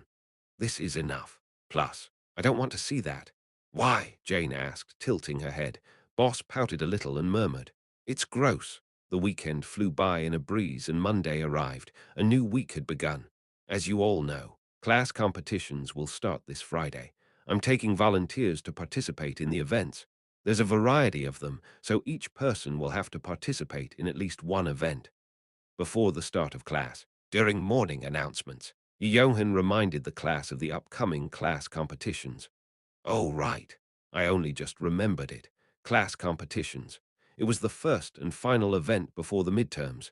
Just like its name suggested, classes would compete against each other in several events covering all sorts of topics. There were combat-related events like duels, dungeon time attacks, and magic battles, but also entertainment events like gaming, singing, and soccer. If this was an official competition, only combat events would have been allowed, but this was a festival of sorts for cadets. Naturally, the cadets began to chatter about the events they wanted to participate in. What are you going to do, Rachel SSI? I asked Rachel, who was sitting next to me. Then, Rachel flinched slightly before replying with an awkward smile. I'm planning on doing the quiz event. Oh, the quiz event. Maybe I should do that too. Quiz event is already full. Jin Ho-sung cut in. I turned toward Jin Ho-sung, then faced Rachel again. She nodded. Why, yes, it's already full, unfortunately. Oh, I see. Now soccer and basketball are already full. Calm down, everyone. Hearing Young-hun explaining to the class, I couldn't help but wonder what kind of superhuman sports events they would be. We need someone for singing and archery. Young-hun paused momentarily and looked at me. At first, I thought he was looking at someone else, but seeing him grin when he met my eyes, I knew he was looking at me. Soon, other cadets also turned to face me. I let out a dry cough and spoke. I can handle archery. Perfect. Smiling, Young-hun put my name down, not just in archery but also singing. Wait. Hey, what are you doing? Erase that. All right, thank you everyone. We're done. Young-hun hit enter, submitting the participants. 1. Korean drama about ghost stories 2. His name means to protect, Chapter 87, Chapter 87. Words without legs 2. Evening. After the end of classes. Toma was fitting in naturally among cadets. It was the result of the effort she put in for the past 2 weeks, going so far as to kill her temper. Now that she had a plan for the direction of her mission, she tried her best to get close to other cadets. As a result, both magicians and cadets saw Toma favorably. Now, she was at a point where she could invite cadets to a cafe on her own initiative. Wow, Kim Hajin likes Rachel. Really? After ordering coffee and honey bread that suited their tastes, female cadets began to gossip earnestly. The topic of their conversation was Kim Hajin and Rachel. Toma had stealthily brought up the subject. They've been pretty close lately, but isn't it because they're on the same team? There were many male cadets who secretly admired Rachel. Not just many, but a lot. But no one had ever been bold enough to directly go after her. It was because of Rachel's identity and her future path that was the result of her identity. Once Rachel graduated from Cube, she would most likely enter the Royal Court Guild, becoming the youngest guild executive. I guess Kim Hajin is perfect for the Royal Court Guild. He rose to rank 334 this time. The English Royal Court was the world's 60th ranked guild. Cube cadets in the 400-500 rank range would have fantasies of joining this guild and becoming the head of a snake. However, no powerful cadet was blinded by love to enter the Royal Court Guild to chase after Rachel, and Rachel wouldn't be satisfied with cadets who were only at the 400-500 rank positions. No. I'm in the same team. Trust me, you would say the same thing if you saw his eyes. How do I say this? His eyes turned heart-shaped. However, Toma tenaciously instigated them, even making ridiculous claims. Really? Oh yeah. Isn't Kim Hajin singing in the upcoming class competitions? Suddenly, one of the cadets widened her eyes and raised her voice. He's not going to confess. Is he? Kairak, just thinking about it gives me goosebumps. I'm going to stab him to death if he does. Stab him to death. Just how were these cadets who spoke such ferocious things different from Jin's? Toma thought seriously. Singing. I sighed and murmured as soon as I returned to my room. Back on Earth, I often went karaokeing after school, so I knew how to sing. But of course, that didn't mean I was a good singer. I was average, not so bad and not so good. Ugh, why do I have to sing? Of course, I had the horn flute to improve my voice, so I was confident that I would be better than the average person. But cadets from other classes would have volunteered to sing, so they were undoubtedly great singers. Furthermore, I had no experience singing in front of a crowd. Rather than being nervous in front of hundreds of eyes, I preferred being in a position where I wouldn't have to be nervous. Will I need to eat a serenity pill like I did for the presentation? Singing, I can sing the Pororo song. Evandel, who was in the middle of making a nightingale, shouted with a blooming smile. I replied with a grin. Really, let me hear it later. But why singing? Ah, well, I got done in by a villain, so I have to sing now. A villain? Evandel's eyes suddenly shot open, and she strongly twisted the nightingale's neck. I've been letting her watch superhero cartoons lately, so her reaction was big. Villain. Ah, no. I misspoke. Let go of that nightingale. It's going to die. Startled, she looked down at the nightingale. Unfortunately, it had already lost form and was beginning to melt. Seeing the nightingale, she worked hard on going limp. Evandel began to tear up. I silently called Evandel into my arms. Don't worry, you have to make a mistake, so you know not to make the same mistake next time. I consoled the sobbing Evandel and turned on the laptop. Let's see. It's been a while, but I plan to use my laptop's hacking functionality. The target was Toma's personal smartwatch. Last night, I met Toma at a convenience store and she approached me to say hello. But at the time, she was wearing a personal smartwatch rather than the cadet smartwatch provided by Cube. Its design was a clear imitation of the cadet smartwatch, so it might have tricked instructors and other cadets, but it couldn't trick my laptop. ADSB will be used. Would you like to continue?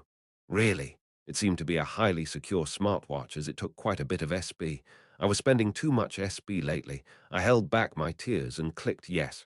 Toma, you will have to pick up an item during this week's Wednesday class. It will help you in your mission. I'll tell you about the details tomorrow. An unknown person had sent this message to Toma today. I began to read other messages stored on her smartwatch and came to ascertain that her target was Rachel. Ah, another message just arrived. Wednesday's class will be Mark Artifact Scramble. There is an administrative center in the B-3 zone on the lowest floor. The item will be left there. The administrative center will be empty from 11 o'clock to noon, so take it during that time. Toma ended up becoming a spy without even knowing it. Lowest floor, B-3 zone. While I was repeating those words to myself, I received a message on my smartwatch. A picture of a problem along with a few lines of text. When I saw the message, I thought it was Rachel. Can you please teach me how to solve this problem? But the sender was Ki Naeun. Inside a tranquil library, the only sounds present were the sound of pencils scratching on paper and the sound of pages turning. In this dead-silent atmosphere, Ki Naeun was staring fixedly at a reference book. She tried to study, but unable to achieve her goal. She could only mess with her hair idly. It is important to calculate the density of magic power in a dungeon. This is one of the most important skills for a hero to have. This is because a dungeon's magic power density can suddenly change depending on what happens inside the dungeon. Take a look at the following formula. Example 1.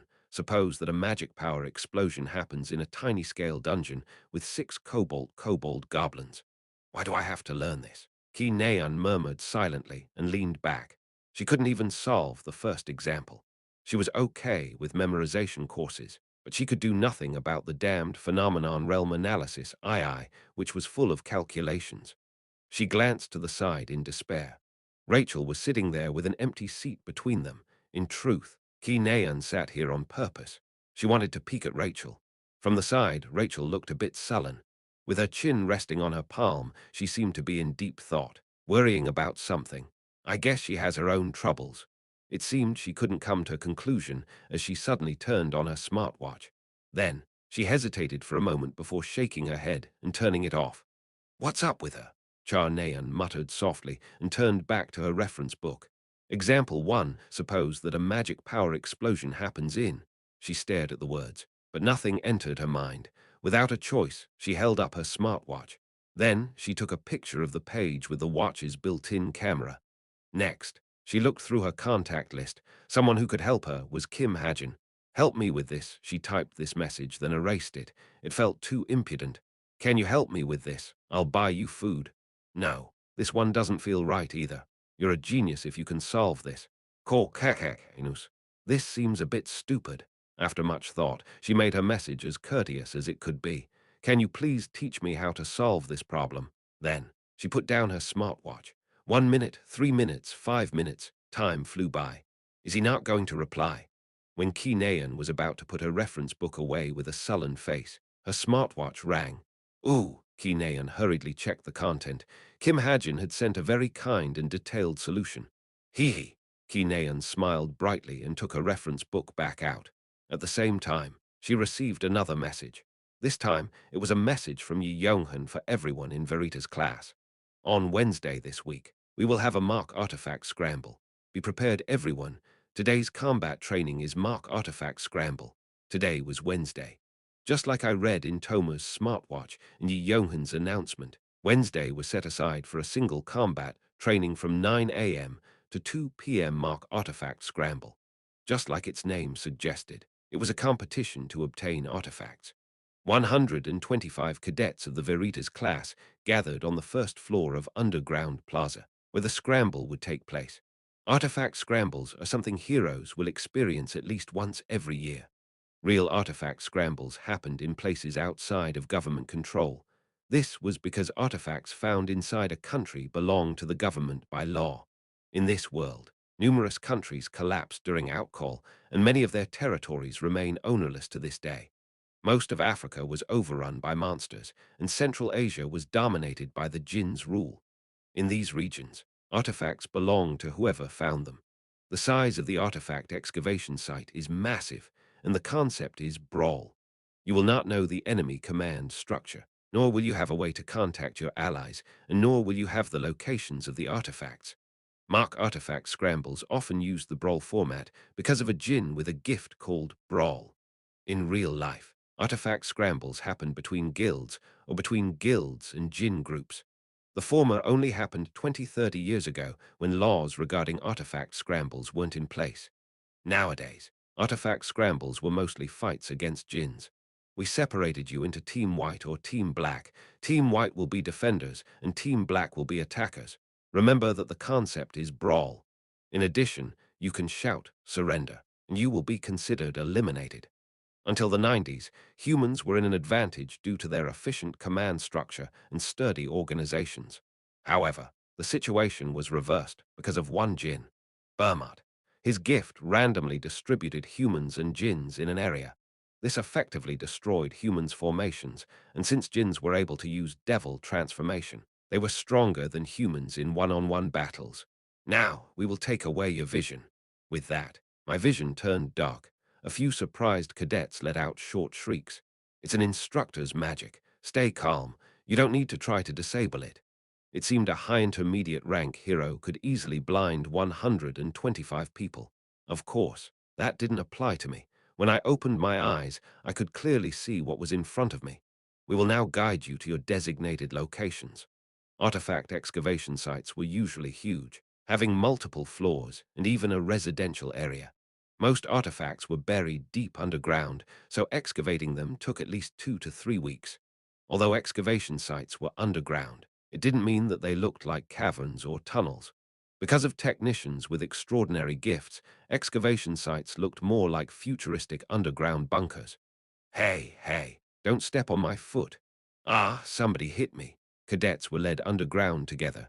15 were placed on the first floor, and 25 were placed on the slightly bigger second floor. Ki Naeun was placed in the middle of the third underground floor. Rachel was also nearby, placed on a balcony that was connected to the third floor's residential area. Their fight was inevitable. As for me, I was placed in a small room on the fourth floor. Unfortunately, I wasn't able to see where Shin Jang-hak and Kim Soo-ho would be placed. But a problem arose. Yu Yonha was in the room right next to me. Considering the layout of the floor, I needed to cross her to get out to the hall. In addition, I was in Team Black and Yu Yonha was in Team White. We were enemies. At that moment, a loud voice rang out from the speaker above me. Artifacts are being kept or moved by NPCs. Team White must protect the artifacts, and Team Black must steal them. Now, we will start the countdown. The open doors all closed and the countdown began. 5, 4, 3, 2, 1. Once the countdown ended, the blinding magic disappeared. I checked the magazine of my cadet training issue handgun. Then, I checked the coordinate I needed to get to, the lowest floor's B-3 zone. I heard a sound next door at that moment. Yu Yonha's voice rang out. I quickly turned to face the closed door. Tack, tack. Yu Yonha walked forward, intentionally making loud footsteps. Then she knocked on the door of the room I was in. I know you're there. Are you in Team Black or Team White? For the record, I'm in Team White. I stayed silent. Yu Yonha then hummed joyfully and grabbed the doorknob. No answer. I assume that means you're in Team Black. How unfortunate. You must have been looking forward to today's class. Consider yourself unlucky. SSSS. The door opened, and Yu Yonha appeared with a bright face. Then her eyes met mine. In an instant, Yu Yonha's expression froze. Her smiling lips trembled and the wide eyes turned stiff. We were on the opposite team. In other words, we had to fight. But for some reason, it looked like Yu Yonha was scared of fighting me. Gulp. Yu Yonha swallowed hard. Her hands were shaking faintly, and I could clearly see sweat forming on her forehead. After a brief confrontation, my neck felt itchy, so I moved my hand up to scratch it. However, Yonha reacted oddly even to this simple movement. Stay. Stay away. What? I tilted my head. You were the one who came to me. Chapter 88. Chapter 88. Words Without Legs 3, with Kim Hajin in front of her. Yonha was torn between fighting him or running away. Although she came into the room confident in her abilities, she didn't expect to meet such a powerful enemy from the beginning. Kim Hajin stood still, seemingly unaware of her worry. However, his relaxed attitude made Yonha even more nervous. She couldn't take his gaze head-on. This was the first time she had ever felt like this. It wasn't like this before. Then suddenly, Kim Hajin raised his hand. In truth, Kim Hajin was only trying to scratch an itch on the back of his neck. Stay away. But Yonha, who didn't know this, shouted subconsciously. Kim Hajin stared at her silently, then slowly dropped his hand. His gun was already in his right hand. It wasn't the Desert Eagle Yonha gave him, but a normal cadet handgun. However, Kim Hajin had destroyed Kim Horak's chi reinforcement even with an ordinary gun. It was precisely why he received the attention of top-ranking guilds for a while. Kim Hajin raised his gun. Yonha could feel beads of sweat flowing down her face. First, she calmly examined her surroundings. Behind her was a narrow, straight hallway, making it difficult for her to escape the range of his gun. She only had two choices: fight or be beat. Yonha looked down at the whip in her hand. Then, she suddenly thought of something. Perhaps this is the best chance for me to confirm his skills. My current estimate of his strength only comes from observation. If I fight him now, I should be able to see a glimpse of his real power. At the same time, she had a different thought. This time, it was more cowardly. If I fight Kim Hajin and lose, I'll likely be the first one to be eliminated. I don't want that to happen, but struggling for my life doesn't suit my style either. It's definitely not because I hate pain. After calmly weighing her options, Yonha sighed. Then, she opened her eyes wide, as though she came to a decision. Glaring at Kim Hajin with eyes sharper than the glare of a lynx, she swung her whip. Her whip moved fluidly like it was part of her limb. Then it grabbed onto Kim Hajin's gun. Weak. In the blink of an eye, Kim Hajin's gun was snatched out of his hands. Yonha stared blankly at the gun that fell into her hand. I did it. Ha. Ha ha, I never thought I'd succeed. Ah ha ha. Yonha laughed proudly and thought, maybe this person isn't that amazing after all. Even if it's you, without a weapon. But in the next moment, the gun flew back into Kim Hajin's hand as though it was enchanted by something. Where are you going? Yonha tried to grab the gun midair, but it was too late. The ether wire Kim Hajin secretly shot out adhered to the gun and retrieved it. With ether's detail materialization trait, ether wire was invisible unless one's eyes were imbued with magic power. As a result, Yonha thought that this phenomenon was the result of Kim Hajin's magic power. The smile on Yonha's face quickly disappeared. She stared at Kim Hajin even more nervously than before. Now, she was left with one choice. Since she was the one who made the first move, she believed she had to endure whatever came her way. Yonha swallowed hard. Ha! Then, Kim Hajin let out a deep sigh and held up his gun. He aimed it forward, and Yonha shuddered. In front of his steel muzzle, her mind blanked out. How should I dodge it? Will it hurt? Maybe I can dodge it. All sorts of thoughts flashed by her head, but Kim Hajin didn't fire. He smirked once, then put his gun back into his holster. What? While Yonha was puzzled, he trudged up to her and tapped on her shoulder. It's still early, so let's take it easy. After murmuring incomprehensible words, he walked past her to the outside. Yonha watched him leave in a daze. Ugh, it still hurts. My right wrist was sore. Yonha's whip only lightly grazed it when she was snatching my gun, but it tore my skin and turned it red. If it had hit me directly, it would have broken my bones for sure. As I thought, Yonha was quite strong as well. Ehu, what a relief. With my bluff working well, I safely went past Yonha and entered the fourth-floor lobby. The fourth-floor lobby was quite huge, but oddly silent. There were no voices, nor were there any noticeable presences. What's going on? Did everyone go elsewhere? I turned on my smartwatch. All cadets participating in the mock artifact scramble were wearing life detection devices. These devices accurately measured the HP of each cadet, eliminating those that received critical damage. Through the smartwatch which was connected to the laptop, I checked the GPS coordinates of these devices. There were only 10 cadets on this floor, including me and Yu Yonha. 6 of these 10 were already traveling in teams. Toma. Next, I checked Toma's GPS coordinate. Currently, she was in a bathroom on the 7th floor. It seemed she was planning on killing time there, as she showed no sign of movement. In that case, I had to chase after her. Then, suddenly, I felt curious about what the other cadets were doing. A fight had broken out on the 3rd floor, the floor above me, but the big match had yet to start. In other words, Ki Naeun and Rachel had yet to meet. However, on the 5th floor lobby, a big match that anyone would want to see was starting. The cadets facing each other were that great.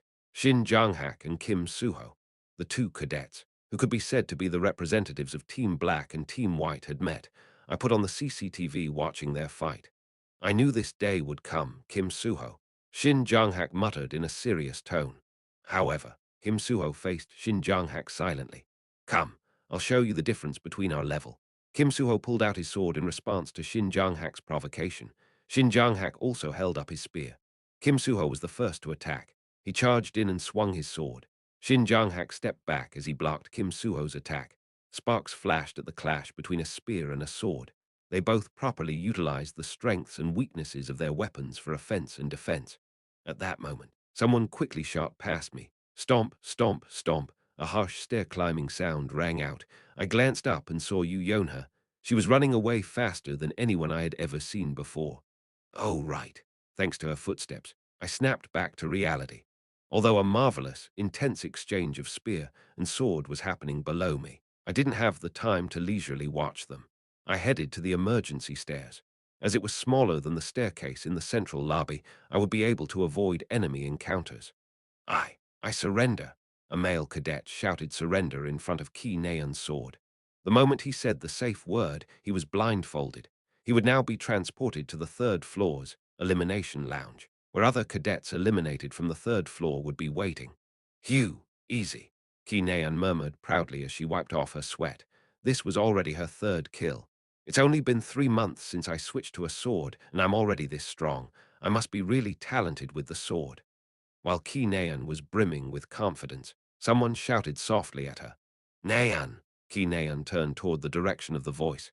It was Yi Ji-yoon, who was wearing a white cadet uniform. She ran toward Ki Naeun in short, quick steps. Phew, thank God! Clinging to Ki Naeun, Yi Ji-yoon let out a sigh of relief. Were you hiding this entire time? A supporter like Yi Ji-yoon was weak in brawls like this.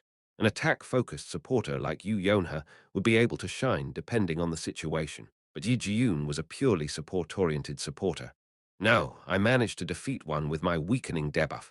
Oh really? That's good. Anyways, it's nice to see you. Ki Naeun was also happy to see Yi Ji-yoon. She was a supporter that enhanced warriors in particular. She provided various physical buffs that made warriors feel like they became superhuman. Ah, I really thought I was dead. Yi-ji-yoon calmed her heart for a bit, then spoke as if she suddenly remembered it. Oh yeah, Rachel's on this floor. Rachel, Ki Naeun's eyes widened. Yeah, I was so surprised. I barely managed to escape because I ran away the moment I saw her. It was then. Stomp, stomp, stomp, someone ran upstairs out of breath. Wait. The two stared at the staircase nervously. Yi-ji-yoon held up her bow, while Ki Naeun pointed her sword at the stairs. However, the person who showed up was someone on their team. Yu Yonha. Yu Yonha seemed to be relieved as well, as she let out a sigh of relief when she saw Yi Ji-yoon. Ki Naeun tilted her head and asked, Yu Yonha, why are you sweating so much? It's nothing. Yu Yonha looked haggard, unlike her usual self. Ki Naeun asked in doubt, who's downstairs? Yu Yonha replied softly, Kim Hajin. Kim Hajin. Yi Ji-yoon and Ki Naeun both asked back, MHM. Oh. Then Kim Hajin must be eliminated. Yi Ji-yoon asked innocently. Yu Yonha shook her head with a bitter smile. No, he didn't get eliminated. But I almost did, embarrassed. Yu Yonha didn't say the last part out loud. Really? Ki Naeun, who was scratching her cheek and pretending to be unconcerned, asked in a casual tone. So, what was he doing? I don't know. Yu Yonha replied half-heartedly, but then Yi Ji-yoon butt in with a strange smile. Maybe he's looking for Rachel. At Yi Ji-yoon's remark, Ki Naeun tilted her head. Why Rachel? Because Kim Hajin likes Rachel. Ha! this time. Both Ki Naeun and Yu Yonha were confused. What are you talking about? Hey, you guys don't know. Kay know what? What about Kim Hajin? Ki Naeun stuttered as she asked again. Yi Ji-yoon tilted her head. You really don't know? I thought everyone has heard the rumors by now. Then it's just a stupid, groundless rumor. Yu Yonha spoke firmly. As far as she was concerned, there were more important things to worry about at the moment than such absurd rumors. After all, this Mark artifact scramble held great weight in their grades. Anyways, did you locate the artifacts? Ah, yeah. I have one on me. I ran into an NPC on my way here. Yi Ji-yoon took out a small box from her uniform pocket. Yu Yonha's expression quickly brightened. I'm glad. First, let's transport this to the first floor. Yeah, and Yi Ji-yoon, you're mistaken. That rumor probably spread because Kim Hajin and Rachel are on the same team. While Ki Naeun was murmuring somewhat seriously, arrows suddenly rained down. Yona quickly swung her whip and smacked them away. Who is it? Ki Naeun shouted with enraged eyes. Although the rain of arrows was mostly blocked by Yu Yonha's whip, Ki Naeun was still irritated by the ambush. The three of them turned to the balcony and saw Rachel and other cadets in Team Black. Rachel, how can you ambush us like a coward? Ki Naeun trembled with anger. However, Rachel looked down at them calmly as she pulled out her rapier. I'm going in. At her soft voice, the members of Team Black reacted simultaneously. Chapter 89. Chapter 89. Fake and Real. 1. Two archers shot arrows from the balcony, while four warriors charged forward. The cadet at the core of this ambush was Rachel. She entrusted Yi Ji-yoon and Yu Yonha to the other three warriors and dealt with Ki Naeun herself. As Ki Naeun was a beginner who only just recently switched to a sword, Rachel was confident in her ability to defeat Ki Naeun. Damn it! On the other hand, Ki Naeun clenched her teeth as she exchanged blows with Rachel. She could feel the difference in their skill and experience. Every time she swung her sword once, Rachel swung her rapier twice. Furthermore, Rachel easily parried attacks she couldn't parry. It wasn't that there were distractions. Other than Rachel, everyone was focused on dealing with Yi Ji-yoon and Yu Yonha. As a result, Ki Naeun and Rachel were having a purely one-on-one battle. Clang, clang. Every time Ki Naeun's sword clashed with Rachel's rapier, Ki Naeun felt like her hands were being torn apart. As expected, Rachel was an expert who carried immense strength in her thin rapier. The only thing Ki Naeun could do was to block her attacks. Goddamn it! However, Ki Naeun didn't want to lose. At the very least, she didn't want to lose to Rachel. Her desire to win and unyielding spirit led to an incredible eruption of magic power. Ki Naeun's magic power exploded, soaring high and gathering around her sword. Her magic power formed a giant sword that was both long and wide. The vicious yet imposing appearance of the giant sword made Rachel flinch. Ki Naeun swung this giant sword with all her strength. However, a large movement left room for openings. Rachel didn't receive her attack. Instead, she rolled to the side and dodged. As a result, Ki Naeun's sword only hit the ground. Immediately afterward, something Rachel didn't expect happened. KOONG. Struck with Ki Naeun's sword, the floor collapsed. Rachel, who had rolled to the side to avoid Ki Naeun's attack, fell to the next level without having a chance to be surprised. Thud. After landing on the fourth floor, Rachel stared at the hole above her as she felt pain on her waist. Was the floor supposed to collapse that easily? Where did you go? A lion-like roar rang out from above. Rachel quickly got up. She wanted to return to the battlefield as quickly as possible. Her teammates were too weak to contend with Yu Yonha and Ki Naeun without her. But at that moment, someone appeared in front of her. Rachel turned stiff. Wearing a white cadet uniform, which was the symbol of Team White, he held up his sword. It was Kim Suho. He had defeated Shin Jang-hak on the fifth floor and had climbed up to the fourth floor. Rachel bit her lips. From the looks of it, Kim Suho had no intention of going easy. The moment he confirmed that Rachel was in Team Black, he charged toward her. Rachel received his sword with her rapier. A power on a completely different level pressed down on her, making her tremble. I stopped in front of the sixth-floor bathroom. Is there an artifact around here? I even pretended to be looking for artifacts to trick the administrators who should be watching me. I double-checked the message Toma received on my smartwatch. There is an administrative center in the B-3 zone of the lowest floor. The item will be left there. The administrative center will be empty from 11 o'clock to noon, so take it during that time. The lowest floor was floor 7. B-3 zone referred to the 7th floor's room 3 of Sector B. Artifact, are you here? I checked the time as I went into the bathroom. Currently, it was 10:45 a.m. I still had about 15 minutes left. Hey, what's this? However, I found a holographic man carrying something in his arms, hiding in a toilet stall. I opened the stall's door. The holographic NPC flinched after seeing me. Startled, I also raised my gun. There really was one here, without firing. I reached forward and grabbed the artifact. The man looked too real as he became pale in fear. After having the artifact stolen, the NPC ran away. With this, I managed to obtain an artifact. I put the artifact in my pocket, then looked below me. In the tile right below me, in the toilet stall of the 7th floor bathroom, Toma was still lying in wait. I fell into thought. If I wanted to receive this item in place of Toma, I had to eliminate her. But how? I began to look around for anything that I could use. Then, I found it. I was inside the 6th floor bathroom. There was a vent connecting this bathroom to the 7th floor bathroom. Perhaps. I looked at my upper arm on which 2 lines were tattooed in the shape of a cross. Stigma's magic power could be used in more ways than I imagined. I sent my will into Stigma, become a magical smoke that can put Toma to sleep. In an instant, 1.5 streaks of Stigma were used up, and a grey smoke began to rise from my upper arm. I stared at the smoke in a daze. Surprisingly, the smoke moved according to my will. With this, I should be able to do it. I sent the smoke down to the 7th floor bathroom through the vent. Using my 1,000-mile eyes, I watched the process. The smoke danced in front of Toma's nose. She frowned and tried to wave the smoke away, but the smoke went into her nose, causing her to cough. Soon, her eyes started to droop and blink. Toma yawned and checked her watch. I can't fall asleep. Toma mumbled and tried to get up. However, she collapsed before she could. She had fallen asleep on the toilet. Phew, perfect. Now that Toma was asleep, I could go to the administrative center instead of her. I went down to the 7th floor. The moment I arrived, the time became 11 a.m. I headed to the B-3 zone without hesitation. The pathway to the administrative center was hidden under a decorative flower bed. I went down the pathway. No one's here. Just like the message Toma received indicated, no one was inside the administrative center, which had about 20 monitors like a security room. I approached the large desk in the center of the room. A black box was sitting on top.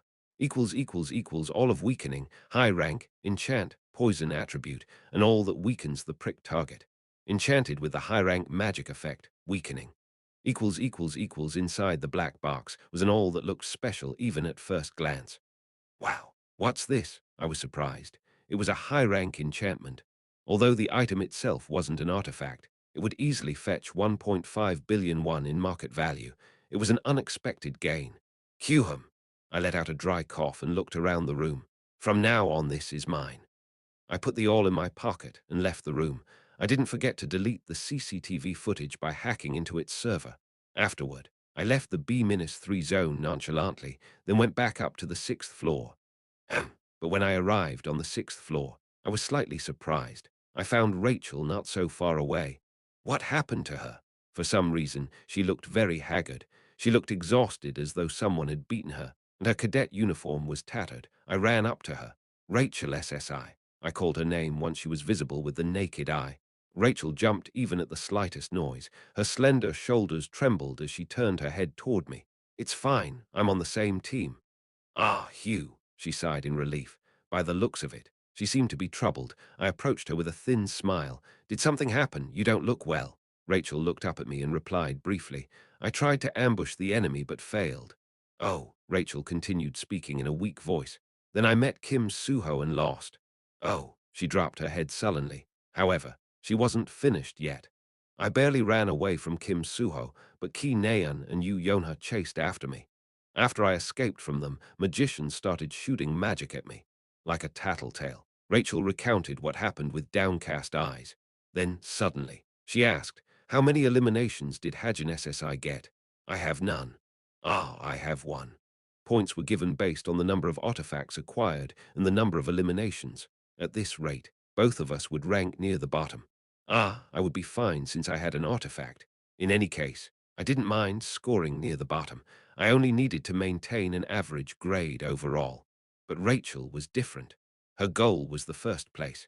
If she didn't score well on this artifact scramble, it would be difficult to recover from falling behind. It seemed she knew this as well, as she stared at the floor with devastated eyes. Then, she kicked a poor rock. The rock flew across the room and hit a wall. I rummaged through my pocket and spoke. "We still have time. It's not over yet." Rachel slowly raised her head, looking at her. I took out the artifact in my pocket. "Here, you can have this." Rachel's eyes immediately opened wide. "Please carry it upstairs. Rachel SSI is faster than me." "No, this is yours. Just take it." I cut her off before she could refuse. I just felt like helping her out. "You see that emergency staircase on the right? It should be." I examined the emergency staircase with my 1,000-mile eyes. A few quick-witted cadets were blocking the way, but they were on the same team as Rachel. Fairly empty. I smiled as I told her where to go. "Over there." At that moment, a thunderous shout rang out. Ki Naeun and Yu Yonha ran in along with other members of Team White. In the blink of an eye, Rachel and I were faced with enemies. There were 6 on their side versus just Rachel and me. This surprisingly became a drama production. "Kim Hajin." Ki Naeun pointed her sword at me. Then, she discovered the artifact in Rachel's hands and widened her eyes. "Ah, she's holding an artifact. Who did you steal that from? Quick, run away. I'll delay them as long as possible." Rachel hesitated, then murmured at my urging. "Yes, thank you." With that, she ran. A white team archer shot an arrow at Rachel. HMPH, as if I'll let that happen. I shot a bullet, predicting the trajectory of the arrow. The arrow was struck down by the bullet, and the archer stared at me with a shocked face. Juniyoung and I will chase Rachel. 2 cadets from the white team ignored me and tried to chase after Rachel. However, no, Yona stopped them. "Stay on your toes. He's a tough opponent." With that comment, she tightened the grip on her whip. I looked around the room for a moment. There were plenty of things to grab onto. If it came down to it, I should be able to run away with parkour. "What? You want to fight 6 of us alone? Are you crazy?" Ki Naeun asked. I shrugged without answering. For now, my goal was to buy time. "What should we be afraid of? It's just one guy with a gun. I'm going in." Then, suddenly, a warrior wielding an axe charged toward me. I fired several times along the predicted path he would take. With that, I was able to delay his charge for a moment, but Yu Yonha's whip and an archer's arrow flew toward me even more threateningly. I activated bullet time. Immediately, my sense of time slowed down. I could clearly see and predict the trajectory of the whip and arrow. I fired at the arrow and dodged the whip. However, something unexpected happened. The archer's arrow changed course because of my bullet, turning sideways to the chest of the axe-wielding warrior. His HP must have been low from a previous battle as he was eliminated on the spot. "Ah, fuck. Hey, watch where you shoot." Before the axe-wielding warrior could finish speaking, he was blindfolded and muzzled. Oop, oop. It was a bit pitiful how he struggled. But the arrow struck his chest just now, which undoubtedly counted as a critical blow. Just to be clear, this happened purely by luck. He changed the arrow's trajectory. But Yu Yonha seemed to think it was my intention, as she muttered seriously. On the other hand, Rachel safely joined up with other members of the black team with the artifact. Rachel stole an artifact. 6 members of Team Black cheered when they saw Rachel alive, but Rachel was having many complicated thoughts. Obviously, it was because of Kim Hajin. Rachel stared at the artifact in her hand. Kim Hajin had given it to her with a warm smile, and she felt like she could still feel his warmth from it. "Ha," she sighed. "I shouldn't have received it." She wasn't deaf. She knew what kind of rumors Kim Hajin's actions created, and she had heard about the rumors going around cadets. Until now, she was telling herself that it wasn't true, that it was only gossip. But with what happened today, she had to admit that Kim Hajin's feelings were real. Thinking about it, she felt she should have noticed it earlier. After he became her teammate, he always stayed near her, whether from a distance or close range. The countless rumors she heard entered her mind once more. That Kim Hajin would confess to her, that he would serenade her. However, Rachel shook off such thoughts. She felt that she wasn't in a position to share her feelings with someone. For her country, for her parents, and for the Royal Court Guild, she had long since given up on such matters. But perhaps it was all an excuse. She remembered what her mother and father told her in the past, that when someone she truly loves appears, she would want to be with him even if she had to throw everything away. But even now, she never felt such a desperate longing. She didn't want to give up on the countless values she put before herself.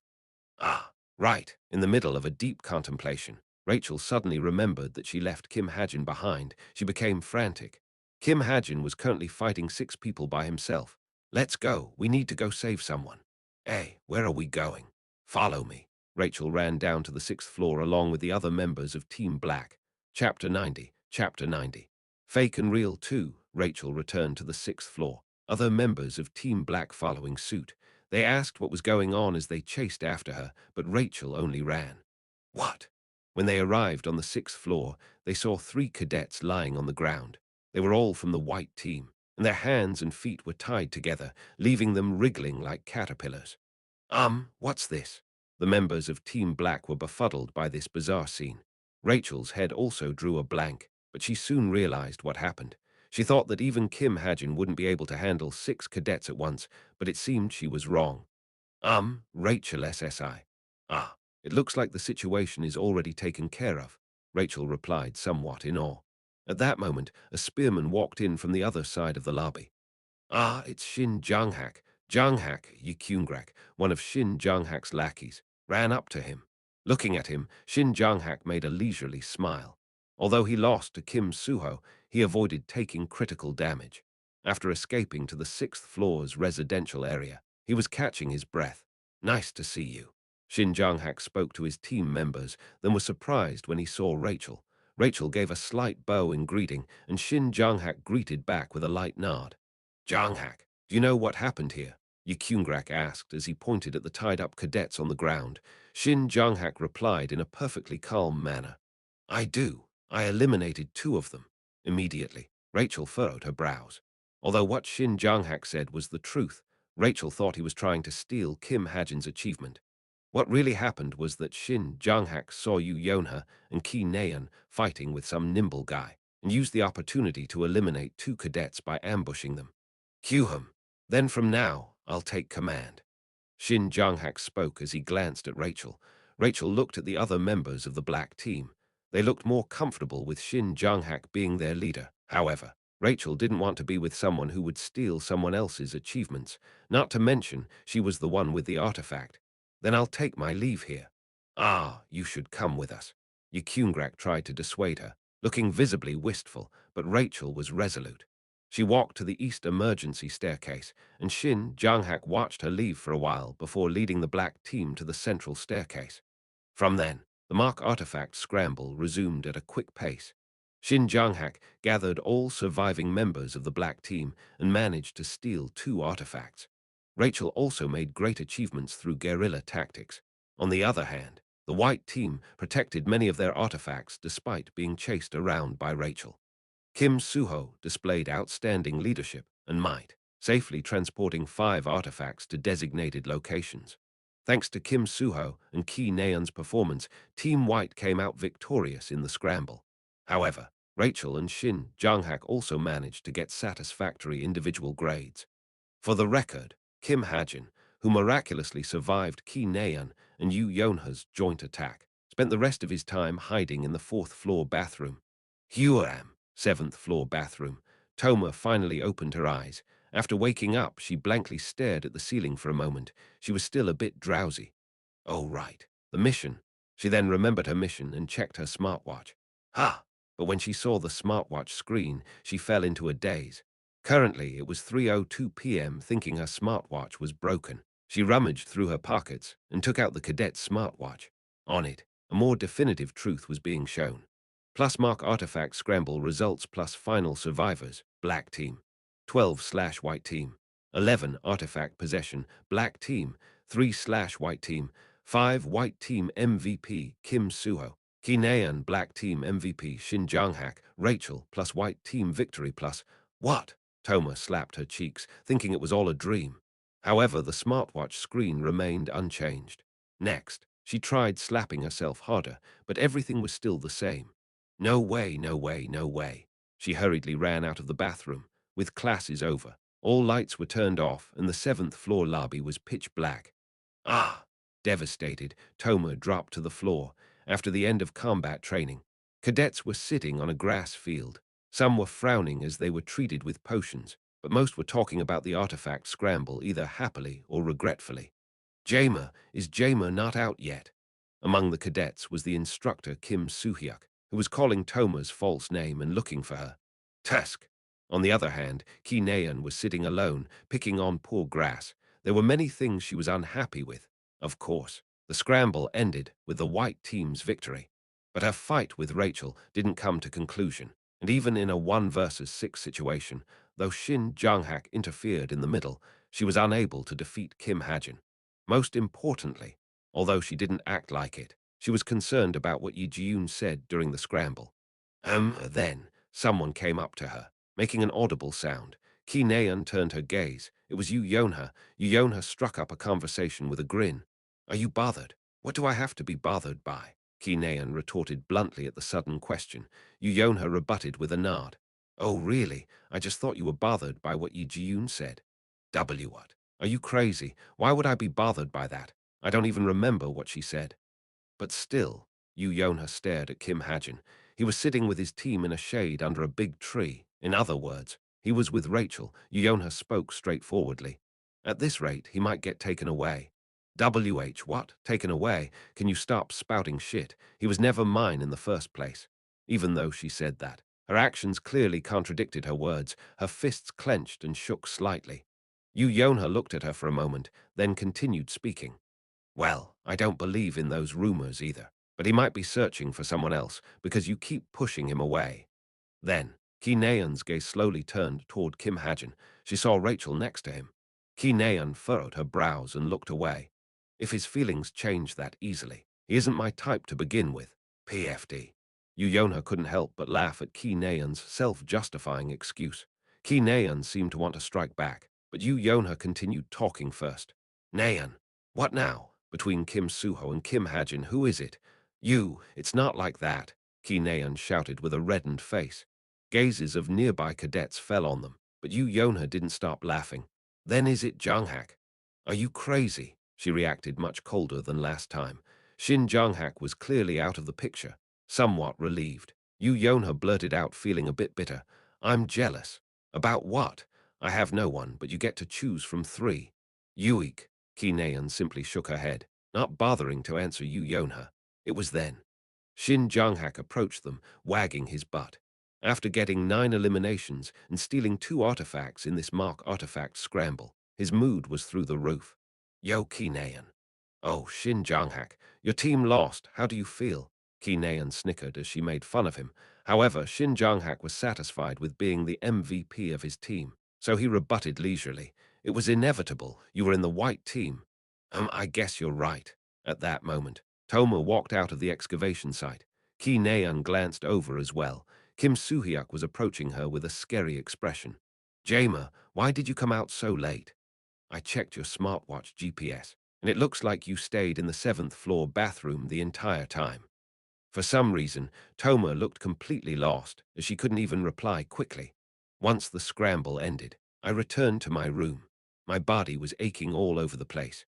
Perhaps I should have killed myself during the scramble, because I didn't write about the Mark artifact scramble in detail. I stayed until the end to see how everything panned out, but I only ended up fatigued. Hajin, but the fatigue melted away when Evandel ran up to me with a bright smile. I held her up and looked around the room. Nightingale, croated, dog, cat, Evandel made all sorts of animals. You didn't forget to keep them inside the room, right? Evandel replied energetically as she checked my hands and pockets. However, I didn't bring anything back. Next, she peeked over my shoulder and even checked my back. There wasn't any food there either. Evandel gave me a confused look. Hajin, you didn't bring anything. Sorry, I was tired, so I forgot. Evandel closed her mouth. Her sparkling eyes became filled with disappointment and betrayal, and began to tear up. I stopped her from crying with just one sentence. I ordered chicken and pizza. It'll arrive soon. Evandel's expression immediately brightened up. Aha, I see, of course. It was a lie. I would have to order them while I pretend to take a dump. I need to use the bathroom. I put Evandel down and walked into the bathroom. Sitting down on the toilet, I ordered a chicken and pizza set. Then, I checked the most recent news. Oh, I exclaimed loudly. Finally, the news I was waiting for was trending on the front page. New Guild Packhorse Master conquers Suwon Devil's Nest. August 14th came and went a long time ago without any news, so I've been worried thinking that something went wrong. But after seeing this news, I knew once again that I was rich. I quickly entered the guild stock market. As expected, 1.5 billion won had turned into 10.3 billion won.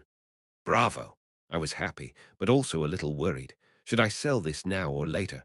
The stock price was supposed to shoot up 10 times, but currently it had only gone up 7 times. Perhaps I could check again tomorrow. Of course, even if I sold everything now, I would get 10.3 billion won. That was enough for me to live the rest of my life doing whatever I wanted. I could do whatever I wanted, but the money would be gone once I returned to my world. Suddenly, an odd feeling rose up from my heart. It was difficult to describe, but if I had to put it, it was a mixture of bitterness and heart-wrenching emptiness. Ah, rather than that, I slapped my cheeks and shook off these thoughts. Currently, there was another thing I needed to worry about. Singing, singing. Yi Yonghan, you son of a bitch. My next biggest concern was singing. Until the end of the next midterms, no special enemies would infiltrate Cube, so I only had singing to worry about. Yi Yonghan, you fuck. Ah, I was thinking about what to do when I suddenly remembered about art. I quickly accessed my laptop. Art 1/3. According to the laptop, I could create up to 3 arts. Currently, parkour was the only art I had. However, I would be crazy to fill one of these precious spots with singing. Not unless I could delete an art whenever I wanted. Just in case this was possible, I tried deleting parkour. Parkour art will be deleted. 200 SB will be refunded, but you will not attain the level of the art you achieved. Oh, geez. Frightened, I cancelled immediately. Thankfully, I found out that arts could be deleted. Not only that, a portion of SB was even refunded. In that case, singing was worth considering. I projected up a hologram keyboard and tried writing an art. Master Singer allows you to sing masterfully. It's only singing. How expensive can it be? I tried hitting save. Master Singer Practical allows you to sing masterfully. Allows you to clearly imbue emotions in your singing. 500 SB will be used. Would you like to save? 500 SB, 500 SB. It was more expensive than I thought. It seemed this art made someone sing at an artistic level. I don't really want to sing that well. I had no intention of shocking the crowd by being able to hit high notes. It wasn't like I planned on becoming a singer. 500 SB was too expensive to avoid a one-time embarrassment if I had to explain it. I wanted to sound like a ballad singer, someone like Sung Sikyoung or Kyuhyun. Is it possible? I tried to change the content of the art. Allows you to sing beautifully. 150 SB will be used. Would you like to save? 150 SB wasn't cheap either, but it was acceptable. It looked like there would be at least 4,000 spectators. Singing in front of such a crowd would net me 60-70 SB as well. Yi Yonghan, you son of a bitch. I cursed the source of this evil once again, then hit save. Oh ho, oh ho, oh ho, oh ho. I tried making noises as I pressed my neck. Hi, yo yo, yo yo yo yo. Yo yo yo, yodle, yodle. I couldn't really tell the difference. Talk, talk. At that moment, Evandel knocked on the bathroom door. Hajin, someone knocked on the door. Hee hee. I think the chicken is here. Evandel seemed to be drooling already. Ah, yeah, got it. I quickly ran out and received the chicken and pizza. When I came back in, Evandel was sitting modestly in front of the kitchen table, wearing plastic gloves. I placed the chicken and pizza on the table, then opened it up nicely. Make sure to chew carefully. Then I went back to practicing. Woong. Then suddenly my smartwatch rang. Hajin, you have to sing, right? Don't you need to practice? Jin Hosung messaged in our team's group chat. Call Kakek Hanus, wanna go karaoke. What do you think? Rachel SSI. That was from Yibakju. I secretly looked forward to Rachel's reply. With my new art and the horn flute I had, I was confident in being able to sing well. I have to study. I want to go. But I don't have the time. Hangul, call you Enus. Hangul, call you Enus. However, it seemed Rachel was unavailable. Damn. Then there was no reason for me to go either. Why would I go karaoke with a bunch of guys? I replied that I couldn't go, then took off my watch. Geronimo Mercenary's office, located in the center of Seoul. Jane was currently staring at a monitor, wearing the face of the world's 58th ranked mercenary, Johann Zestiops. This will do. She was looking for a mission for an apprentice mercenary. The mission had to involve killing someone, but that person had to be an evildoer who deserved death. After finding a mission that met the criteria, she contacted her boss. "Yeah, boss, I found one." "What is it?" "An Italian mafia. He's apparently a djinn." "No, he's like a djinn. Not bad." "Ah, but are you sure he accepted your offer?" That was the problem. Jane wasn't sure whether Kim Hajin had decided to join Geronimo Mercenary. I received a positive reply. "Really? What did he say?" Hold on." Boss went silent as she seemed to search through her message log. "I got a message that says, 'I'll contact you soon when I have time.'" I think this is a very positive reply. Jane felt a headache the moment she heard boss words. "Boss, when did you get that message?" "The day I gave him our business card. That was 2 weeks ago." "Yeah, so he should be contacting me at any time now. So make sure you have that mission ready." Boss said what she wanted to say and hung up. Jane sighed from the bottom of her heart. Was it because Boss never experienced normal social life? Or was she like this naturally? In any case, she was too dense. "Tusk, I guess I have no choice other than to do as I'm told." Jane placed the Mafia assassination mission in the confirmed folder. Chapter 91. What? 2008. Is it Trot? One, is he an attention whore? Thursday. After end of classes. Currently, I was standing in front of the Dorm 2 entrance. Dorm 2 was the girls' dorm, so it was the last place I expected to visit. But I had no other choice. If I didn't get it over with today, it would be too late. Class competitions were starting tomorrow, and once that was over, everyone would be busy preparing for the midterms in 2 weeks. It wasn't that I would be busy, but the person I was planning on meeting was. After taking in a deep breath, I walked into Dorm 2's pretty entrance. Not long afterwards, I ran into someone unexpected, wearing comfortable clothes. She seemed to be on her way to the library. I greeted her. "Rachel SSI." When Rachel saw me, she stopped in place and swallowed hard. It didn't look like she planned on moving from that spot, so I approached her first. "Are you going to the library?" "Why, yes. What are you doing here?" "Ah, I have something to do," I replied with a smile. Then I examined her carefully. During exam periods, she looked a bit different. Her hair seemed more disheveled and unkempt. She seemed to be pushing herself because I was her competitor. "Oh, right. You haven't been asking me any questions lately. I thought I should try to solve them myself before going to seek help. Also, Hajin SSI needs to study too." "Oh, really? If you're having trouble, you can always ask me. I'm fine with it." In response, Rachel nodded silently. I wanted to go with her to the library, but I didn't have time. "Then you should get going. I'll see you tomorrow." "Yes," Rachel trotted off. She seemed to be in a haste to get to the library. Did she want to study that much? In any case, I headed deeper into the dorm. My destination was a pavilion near room 201. Someone was waiting there by the time I arrived. I walked up to her. She seemed to have seen me too as she lightly waved her hand. "You're here." Yona spoke with a bright smile, just like always. Her casual clothes were black. Her white skin suited her black blouse and black skirts. "Yeah. So, why did you call me?" Yona looked at me with eyes full of interest. The reason I came to her was simple. It was because of the ginseng I found when I went to Suwon with Kim Suho. It was a 5-year-old ginseng, and I thought carefully about how to use it. I didn't plan on selling it, as I now had more than enough money. The best use of it would be to produce medicine, but I didn't have the connections and equipment to do so. I tried using Stigma's magic power just in case that was possible, but it seemed 2 streaks of Stigma was nowhere close to being enough. "You made a pharmaceutical firm, right?" Yona flinched at my straightforward question, but anyone could have found out about it. Most people in Cube already knew that Yona was doing business. "It's been about 2 months. My close acquaintances all know about it." "What about it?" Yona's pharmaceutical firm was destined to succeed. I had Hassop do a quick background check, and it seemed it wasn't going so well currently. Although she had the researchers and necessary equipment in place, she was lacking materials. It was understandable. For the current Yonha, finding a proper ginseng digger would be difficult. Most skilled ginseng diggers already had exclusive contracts with giant pharmaceutical companies, and these companies were true giants that wouldn't flinch at essence of the strait's name.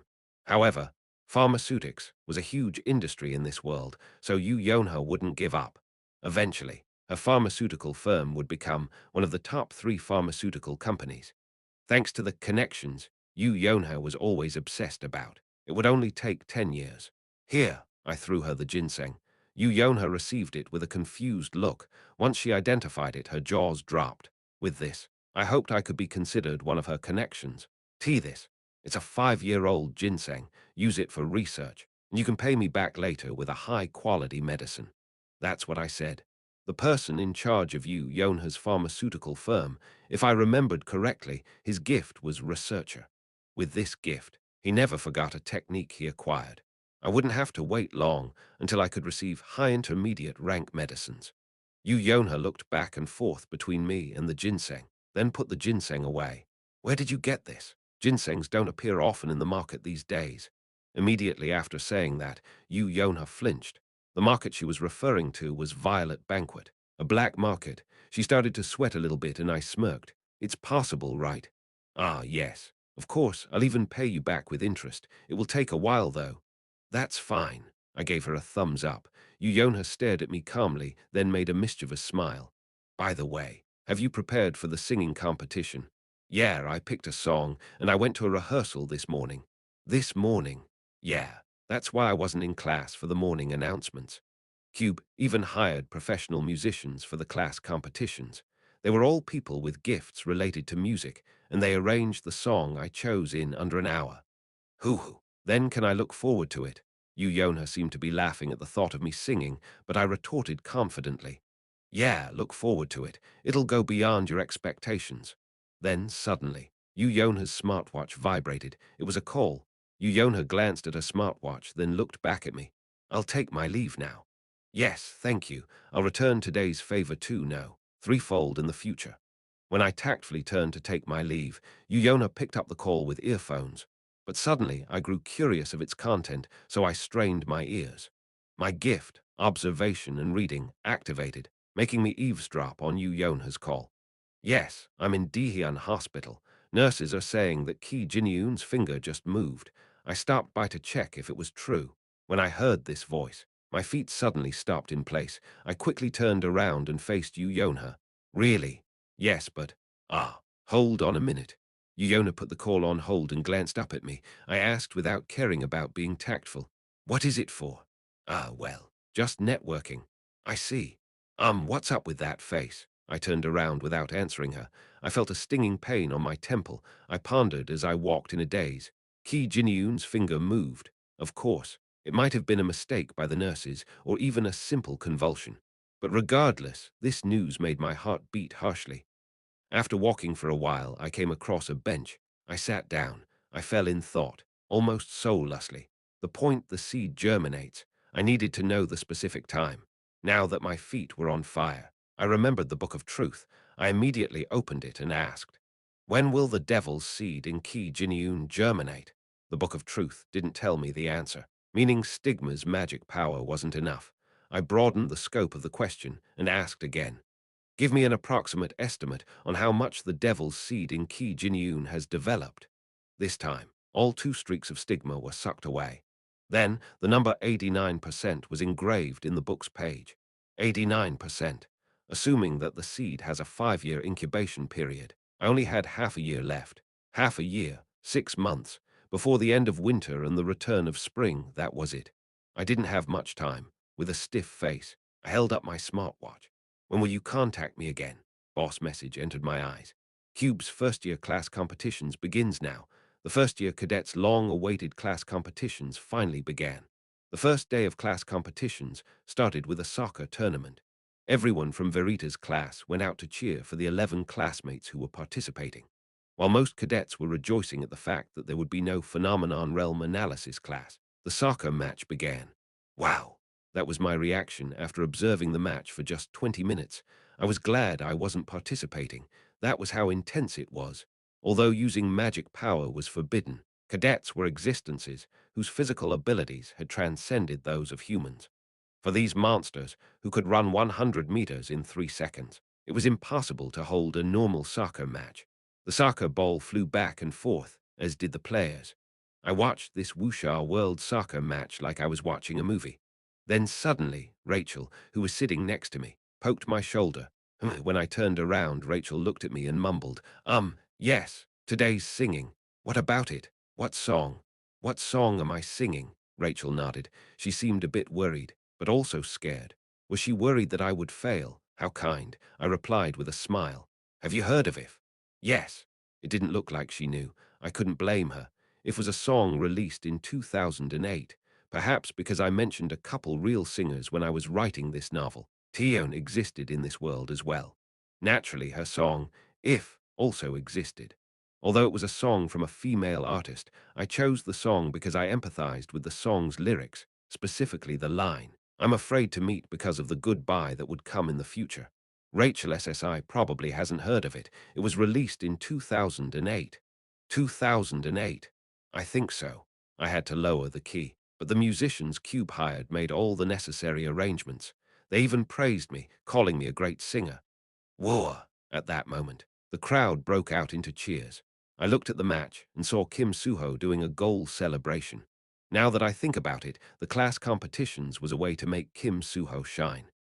Then, I discovered Ki Na-eun sitting in the front seat, happily cheering. A part of me immediately felt uneasy. Did Ki Na-eun hear the news? Did she know that her older brother would wake up in half a year? At that moment, Ki Na-eun turned around and met my eyes. I gave her a weak smile, then turned away. Time passed by, and the 90-minute-long soccer match ended. Our class was the obvious winner. Kim Soo-ho and Shin Jong-hak scored 3 goals and 2 goals respectively, and the opponent didn't score a single time thanks to Yi Yong-hun's miraculous saves and Kim Horak's stalwart defense. Outdoor competitions continued until 5 p.m. afterwards. Cadets moved to the indoor auditorium to watch today's final event, the singing competition. In the auditorium that had a maximum capacity of 4,000 people, second and third-year cadets could also be seen. Oh, right. Class competitions are only for first years. That's why there are so many seniors here. Ki Na-eun, who was looking around the auditorium wondering why there were so many upperclassmen, finally came to a realization. Yu Yonha retorted lightly. Yeah, our second-year seniors can't participate even if they wanted to, so they're spectating instead. Is Kim Hajin really going to represent our class? As she said that, Ki Na-eun looked around. Kim Hajin was nowhere to be seen. He was likely in the waiting room, and Ki Na-eun couldn't help but worry. No matter how much she thought about it, Kim Hajin didn't look like the type who could sing well. He looked like a stereotypical tone-deaf person. Wouldn't he just embarrass their class? He looked confident. He told me to look forward to it, so I am. Yu Yonha snickered and turned her gaze to the stage. The MC appeared at that moment. He exchanged small talk with the audience, then started the singing competition at exactly 6 o'clock. The first on stage was Neely, a female American cadet from the world class. I chose a song called Promise. Neely sang an R&B song called Promise. Oh, I know this song. Ki Na-eun got excited as it was one of the songs she liked. Neely met Ki Na-eun's expectations, heating up the atmosphere with her explosive voice and vibrations. She's gotta be the first-place winner. Yeah, she's a great singer. Kim Soo-ho suddenly replied to Ki Na-eun's mutter. He had approached her before she noticed. Kim Soo-ho, when did you get here? Just now, so when is Hajin coming up? I don't know. After Neely, a Chinese cadet from cultivation class named Jin Harim came up. He sang a song called Sad Day, yet another song laced with high notes.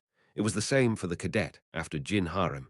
Cadets chosen as their representatives all chose songs with high notes and powerful climax. The competition continued and eventually reached the 9th stage. Oh, my ears! Ki Na-eun and many of the cadets in the audience were growing tired of hearing the same kind of songs. It was then.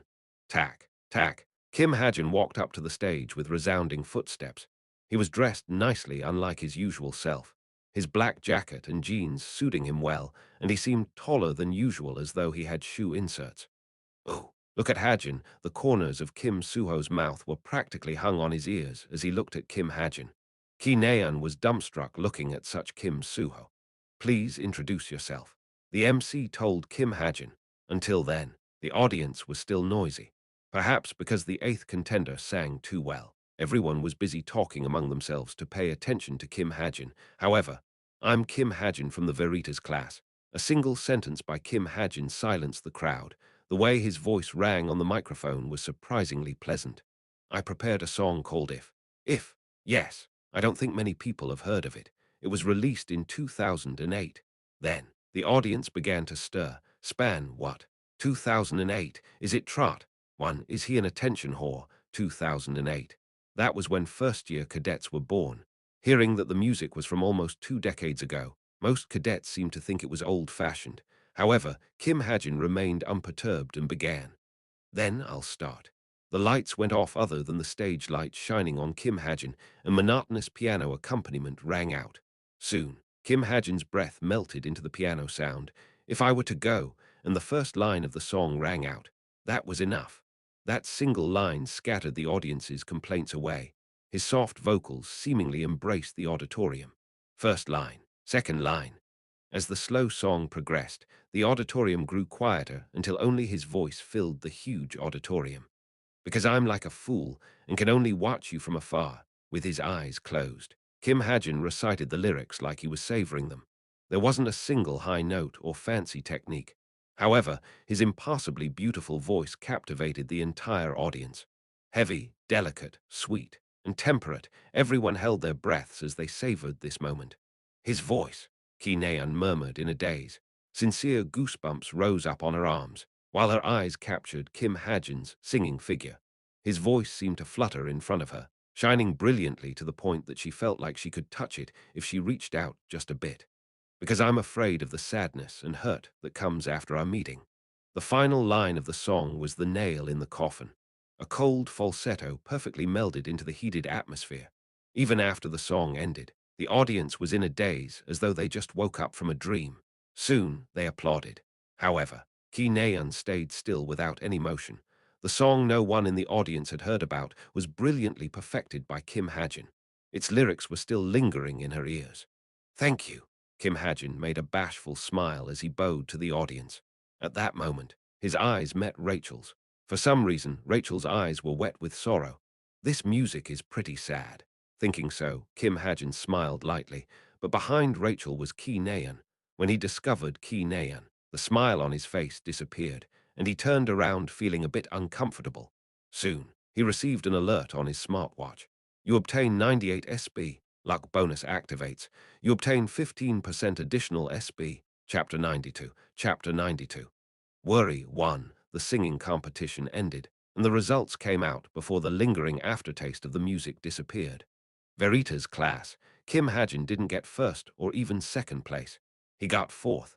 Although his choice of music and voice were great, how well someone nailed high notes was still used to grade someone's singing. However, Kim Hajin was undoubtedly first place in terms of cadets' topic of conversation.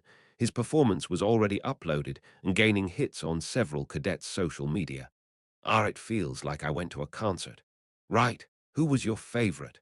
Kim Hajin, Neely, and Harem. But Kim Hajin really caught me off guard. I heard he goes out a lot. Maybe learned how to sing at karaoke's. Currently, Rachel was still sitting in the audience, now listening to other cadets' conversations. She needed some time to organize all the complicated thoughts coursing through her head.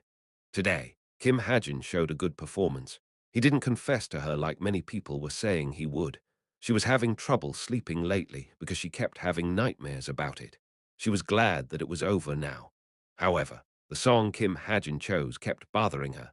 His voice felt sincere, and the lyrics that said he wanted to get closer but was afraid of being rejected.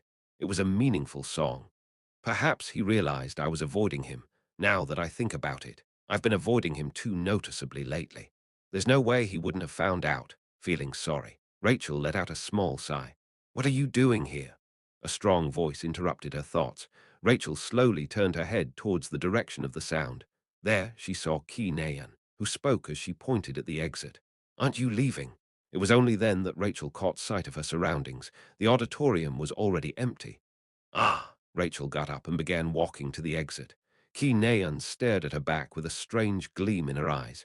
Then, she followed Rachel. It was already 10, and darkness blanketed the outside world. Rachel trudged forward with a face full of worries. Ki Naeun gave her sideway glances, then went ahead and joined up with cadets who were waiting for her. Ki Naeun, where are you going next? Huam. Back to my room. After retorting briefly, she looked around. By the way, where did he go? Who? Kim Hajin. Yonha replied to her question. That person went that way, to the church. Church? Yep.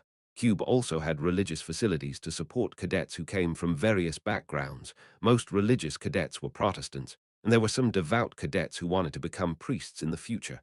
Why a church? I don't know. Why does it bother you? Oh, please, Ki Naeun replied indifferently, but kept glancing at Rachel. She was walking towards the direction of the dorm. For the record, dorms were on the opposite direction of the church. Well, if you aren't doing anything else, I'm going to bed. Huam, Shin Jang-hak yawned. Today he participated in 3 competitions, the soccer match, dungeon speedrun, and duel. He was justifiably exhausted. Ki Naeun waved her hand as if to say, I don't need you.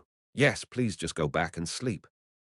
Yu Yonha meaningfully watched Ki Naeun's oddly temperamental attitude. Naeun, what are you going to do? Nothing. Just gonna go back and play some games before sleep. You're not gonna go to the church, right? Why would I go there? I never believed in a religion my entire life. Ki Naeun grumbled with an uncomfortable expression. I sat down on the worship chair. The wood creaked as it embraced my body. I stared at the cross hanging in front of me. A dark light shone through the stained glass on the side. I turned my gaze sideways. The colorful art inscribed on the glass glistened in the darkness. This was the sanctuary of God, a holy place of confession for those who wish to confess and atone their sins. Sitting in this huge chapel and reflecting on myself, an unknown reverence and holiness embraced me, or so I expected, but well, there's nothing special. I scratched the back of my neck.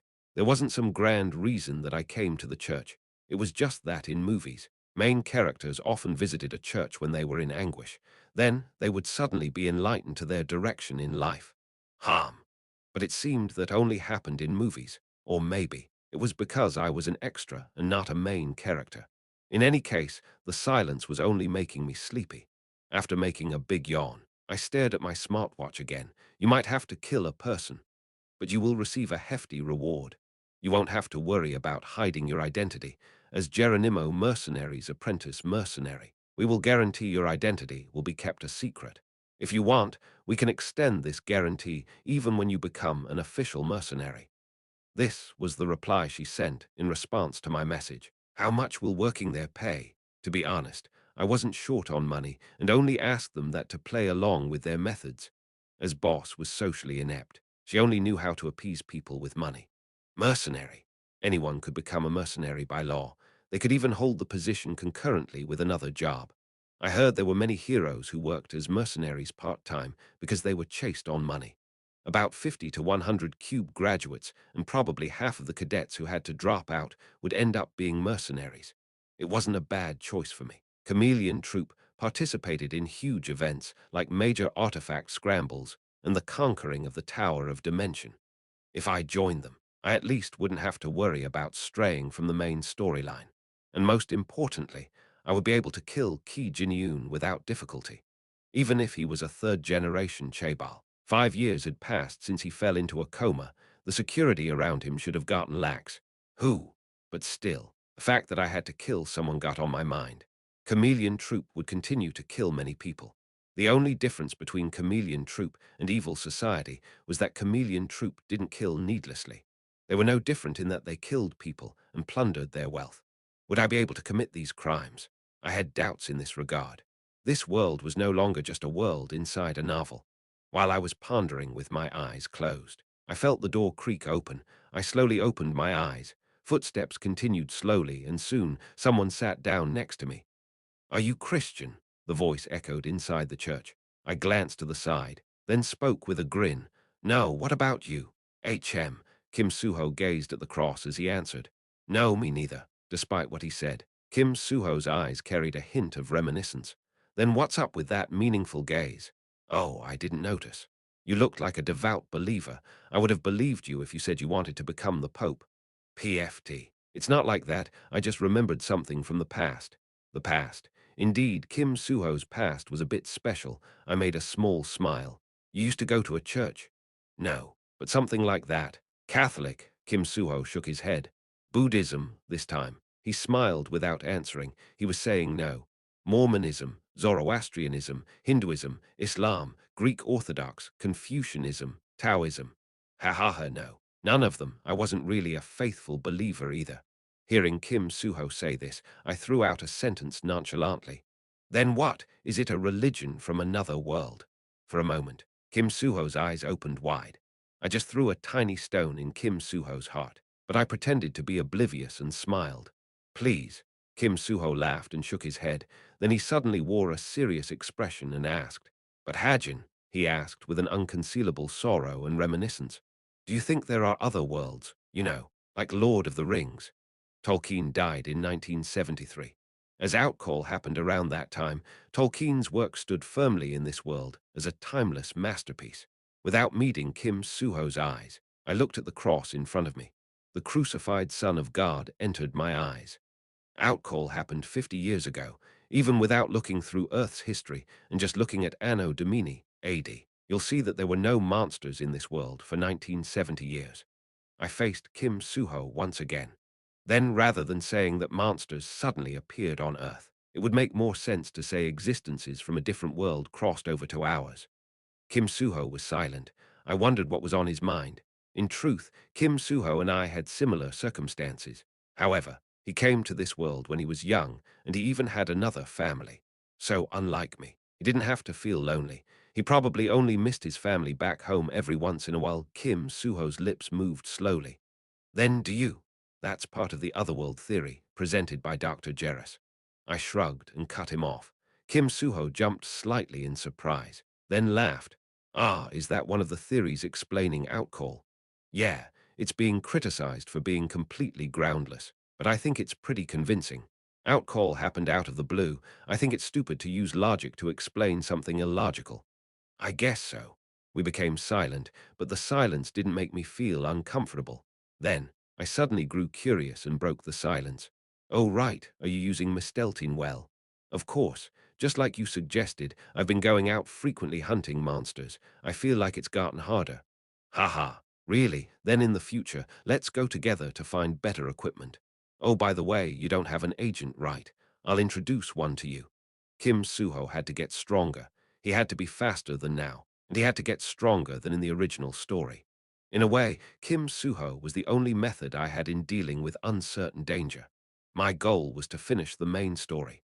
However, it didn't have to be me that finished it, even if I died in the middle, if Kim Suho could continue the main story. Kim Suho interrupted my thoughts. An agent, by the way, what could be better than Misteltein? Who knows? The world is big and full of artifacts. With that as my final thought, I got up. I've been here long enough, and I thought about my worries more than enough. I'll leave first. Oh, okay, I'm gonna stay here a little longer. See you later. I left the church, leaving Kim Suho behind. Who? 3 a.m. It was now Saturday. Victory, looking at the text in front of me. I breathed a sigh of relief. I almost lost this time. If random consolidation system was just 3% lower, I would have been defeated. Wow, you're amazing as expected. Hyang Nim, I went all out this time too. Jajingman messaged me. I almost lost. You're getting stronger by the day. I might not be able to win any more after a couple months. I couldn't fall asleep, so I put on my helmet to play a match or two. Jajingman happened to be up, so I ended up playing 7 matches with him. Call Kekek, Inus true. I've been getting stronger, quickly Hangul, call Kyuk. Inus Jajingman and I became close enough to call each other brothers. It was probably because I could act my original age, 26, online. Why are you up so late? I changed the topic. Currently, it was 3 a.m. I already beat him 7 times in a row, and I was getting sleepy. Oh, well. Something happened today. I can't fall asleep, Korkakenus. What happened? It's not really something I should say, Korkakenus. Oh, from the looks of it, it was a relationship problem. Well, Jajangman was a teenager, so he was at that age. Half of his life should be about friends, and the other half about girls.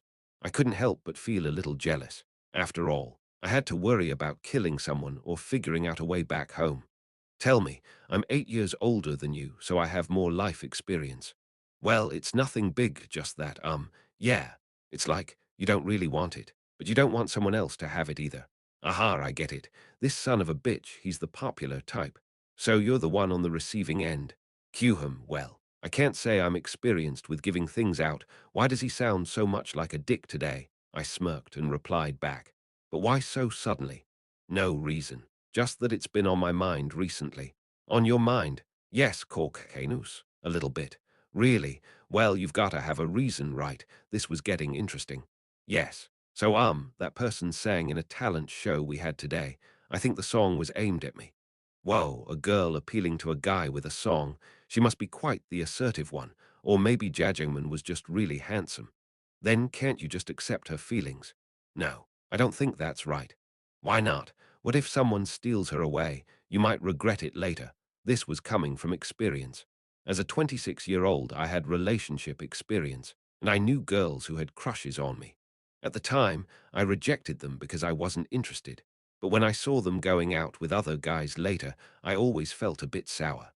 I even remembered thinking, that girl used to like me, like a loser. Wow, you're saying the same thing as my friend. Noose, but I don't really think I'll regret it. Of course you don't feel that way right now, but you will later. Plus, didn't you say that she was on your mind? Just a little bit. No, a tiny bit, just a little bit. No, a tiny bit. From this message, I could feel that he was a proudful person who didn't like losing. It seemed he really was too young. You had to lose every once in a while to not regret it later on. But doesn't the fact that you're staying up late because of her contradict what you're saying? Yes, no, right. Trust me, I've been through the same thing. From today, you'll suddenly only see her good points. Once she gets a boyfriend, it'll be too late. After sending that message, I waited for his reply. 1 minute, 3 minutes, 5 minutes, no matter how long I waited, there was no reply. Did he fall asleep? Damn, I was wondering what he planned to do. I opened up the in-console clock. It was already 3:40. It was time for me to sleep. I hurriedly took off the helmet and fell on my bed. Chapter 93. Chapter 93. Worry 2. Saturday's class competitions start with archery. Just like for the soccer match, a large crowd gathered at Cube's archery range. In this world, archery was a rather extreme sport. So many people wanted to see it. It was boring to just shoot a faraway target. What fun would it be to shoot targets 1 km away, which ordinary people couldn't even see? In this world's world of sports, distance records had little meaning. Instead, archery sports came with all sorts of magic effects and summoned monsters that hindered the archers. These effects provided something to see for the audience, making the sports far more thrilling than simply shooting a target. Naturally, being professional archers came with great honor and wealth. And currently, I was sitting in the waiting room, watching the archery match happening outside. The rule of the competition was simple. Two archery representatives would stand in their own 75-meter-wide lane. They would both only have one chance, and the final score would be the farthest distance they reached. But one important thing to note was that the competition wasn't done in a tournament format, because each archery match cost a surprising amount of money. Representatives from each class would only participate in one match. In other words, there would be 6 archery matches in total, with 2 representatives going up per match. First place to 12th place rankings would then be determined by the score they achieved when they were up. The match between acceptance class and cultivation class ended. Currently, the first place record is 320 meters, held by Eustace Haim. The 5th match came to an end. However, the first place record was only 320 meters. I would soon find out why. The last match will be between Verita's class and Virtue class. Representatives, please come out. A staff called me over. Verita's class representative was me, Kim Hajin, and Virtue class representative was a French cadet named Bear Morn. Morn was someone I knew. He was one of the top sharpshooters in Cube. In the future, he would join Creator's Sacred Grace and constantly oppose Kim Suho. In being an opportunist, he would join Kim Suho's side in the end. In terms of pure archery skill, he should surpass Ki Naeun. I glanced at Morn and checked my gift's proficiency grade. Equals Master Sharpshooter Intermediate Rank, Spirit Attribute. Evolving, Grade 6, Proficiency EXP 27%. Its growth halted at Grade 6, and its proficiency experience was low as well. Although I was slightly worried, I wasn't confident. In losing, that is. Yes, the representatives are coming. Cadet Kim Hajin, Cadet Morn, please head out to the field. I left the waiting room with my bow hanging on my back. Noon. The sunlight shone down perpendicularly, making no shade. Ki Naeun was sitting with a bag of popcorn and a can of Coke. Why are there so many magicians? Ki Naeun murmured as she looked around the archery range. She spent most of her morning loitering around the school. then arrived at the archery range with food when it was Kim Hajin's turn to go. She was surprised how many robed magicians were around. An 8-star magician is coming today. They're probably here to see her face. Yonha pointed at the VIP observatory a little ways away. Oh, magician Ah-haen. She was a French-born 8-star magician who became a naturalized Korean citizen at the age of 11. As one of the world's 300 8-star magicians, she was young and extremely beautiful. Although her personality was often described in strange ways, she was practically an idol to young magicians. I heard she was coming, so this is where she was. I was wondering why I could feel the earthquake from so far away. Earthquakes were the most common magic effect used in competitive archery. There were also effects like summoned monsters and plant traps, which Ki Naeun was looking forward to seeing. She couldn't wait to see Kim Hajin suffer. Next is Verita's class, representative, Kim Hajin, and Virtue class, representative, Bear Morn. Oh, it's our class turn.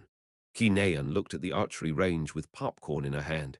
Kim Hajin and Bear Morn came out side by side.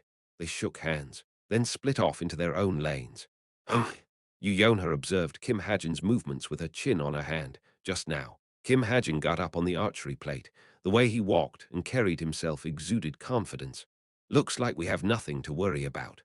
The class competitions event was a matter of pride for cadets. Furthermore, Verita's class was the favored winner because of its cadets. As a result, every time Verita's class lost, they felt bitter for a while because of the sense of pride and belonging they had with the class. In a way, it was similar to what Koreans felt when they lost in international competitions. By the way, what is he mumbling? At that moment, Ki Naeun furrowed her brows. Yonha turned her gaze to the two competitors. Indeed, Bear Morn was saying something to Kim Hajin. Trash talk, I guess. Bear Morn is supposedly sly and ill-tempered. Oh, really? Yonha rarely gave false information, so Ki Naeun believed her wholeheartedly. Now that I look more closely, it does look like he's provoking Kim Hajin. I see Morn is a piece of shit. VIP Observatory, where Ah-haen was sitting in. To greet the honored 8-star magician, the observatory was adorned with all sorts of decorations and food. Grand Duchess Ah-haen, is that child your nephew? During a break, a 5-star magician who volunteered to be her attendant carefully asked. Unofficially, yes. Officially, I'm the founder of the Ah clan, so I have no relatives. Ah-haen grinned as she looked down at the archery range. A part of the reason she came today was to see her nephew. As expected, he grew up well. He stood out especially because he was next to some average-looking guy. The 5-star magician looked at Ah-haen in admiration, then spoke with a trembling voice. Ah, it's starting. Is it? Ah-haen placed her hand on an orb placed on a supporting platform in front of the observatory. I just need to continue doing what I did before, right? Yes, you can start with a light earthquake. I can do what I want starting from the 350-meter range, right? Since no one managed to get to 350 meters yet. Yes, but the obstacles have to be the same for both lanes. Ah-haen burst into laughter at the 5-star magician's admonishment. Then, she shot back at him. Would I be able to do that? Don't you know how much I cherish my nephew? Ahaha. Well, it's not a test, but a small festival for cadets. I'm sure it doesn't matter what you do. Do as you wish. Grand Duchess. Cadets will feel honored just by having you participate. The subordinate magician showed excessive loyalty. There was a good reason for it, too. 8-star magicians were nobles among nobles, with only 87 of them existing in Korea. The title Grand Duchess wasn't just for show. As class competitions had several events, offering a single archery event as bribe wouldn't cause much of a problem. In fact, if the Grand Duchess came to Cube as a guest lecturer in exchange for this favor, it would be a huge boon for Cube. If you say so, satisfied. Ah-haen smiled. Damn. There was a reason why the first-place cadet only reached 320 meters. I only passed the 250-meter mark just now, but my legs were sore. It was because of the earthquake that just shook the ground I was standing on. Wow, you're pretty good. I guess it's true that you have a specialized gift. Morn spoke from next to me. However, he looked relaxed. Naturally, I had some doubts about what was happening. It was a justifiable suspicion. The extent of obstructive effects were clearly different for when I was shooting and when he was shooting. Tusk, you sure are relaxed. Are you sure it's not you who just trained lazily? Ehue.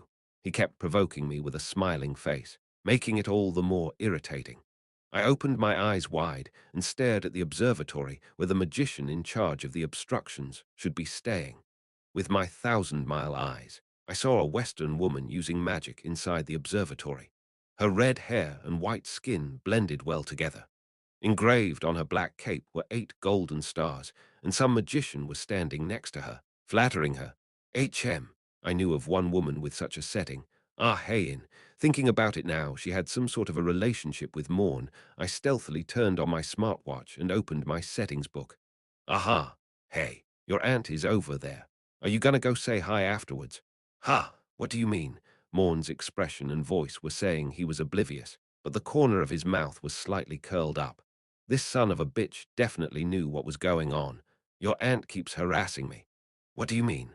Are you making excuses because you think you're going to miss? Just hurry up and shoot. Please. Tusk. I raised my bow. Immediately an earthquake broke out beneath me. It wasn't just an earthquake. Suddenly, hail began to hammer down from the sky. I was now in the 300-meter mark. It seemed a new trial was beginning. The hail struck my shoulders and fingers and blocked my vision. It was cold and painful. However, my desire to win grew stronger. I focused all my senses on my bow and target.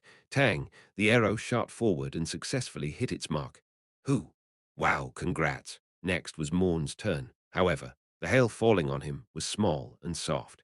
If the hail I faced were like 228 cm and 521 kg hulks, the ones this guy was facing were like a vandals. Morn hit his mark without difficulty. It's your turn next. The favoritism continued to escalate. I had no choice but to smile forcefully and keep pushing forward. In the end, I reached the 350-meter mark after a painstaking effort. Both sides have surpassed the first-place record. From the 350-meter mark, the target will move 50% faster, and the participants' turn order will change. In other words, Bear Morn will go first. Morn sighed as he raised his bow. It seemed he was nervous. I wondered what the next obstacle was. When I was looking at the lanes half in worry and half in expectation, huge vines suddenly shot up from the ground. Whoa, what's this? Morn shouted in surprise. 10-meter-tall vines shot up as if to swallow the entire lane. Among them, a few that were especially close to Morn swirled around him, then kwang. They slammed down on the ground next to him. However, Morn remained poised. All archers cultivated patience and calm. Unless he stepped off of the archery plate, he didn't need to worry about being attacked by the vines. Not to mention, the vines were acting warm towards him, almost like reeds. They only swayed back and forth. It was almost as if they were fanning him to cool him off. Still, Morn failed. Under the pressure from constant earthquakes and hail, he was unable to hit the target that got 50% faster. This was his limit. Morn regrettably misses his target. It was my turn once again. To be honest, I was worried. I raised my bow, swallowing my fear. Then, just as expected, the damned vines became fiercer. They were swaying freely when it was Morn's turn, but now they were spazzing out violently. I stopped thinking for a moment. Anyone could see the favoritism that was going on, but I could just tear through it as well. In a way, I also had an incredible backing in the form of Lady Luck. I knocked an arrow and pulled on the bowstring. Immediately, the vines became even more astringent, almost like they were just dumped by their lovers. I could feel their rage and agitation. Then it was time for me to get serious too. I activated bullet time. In an instant, the world slowed down. At the same time, the target shot up from a point 350 meters away. But no matter how I thought about it, I couldn't hit that target. The angle simply made it impossible.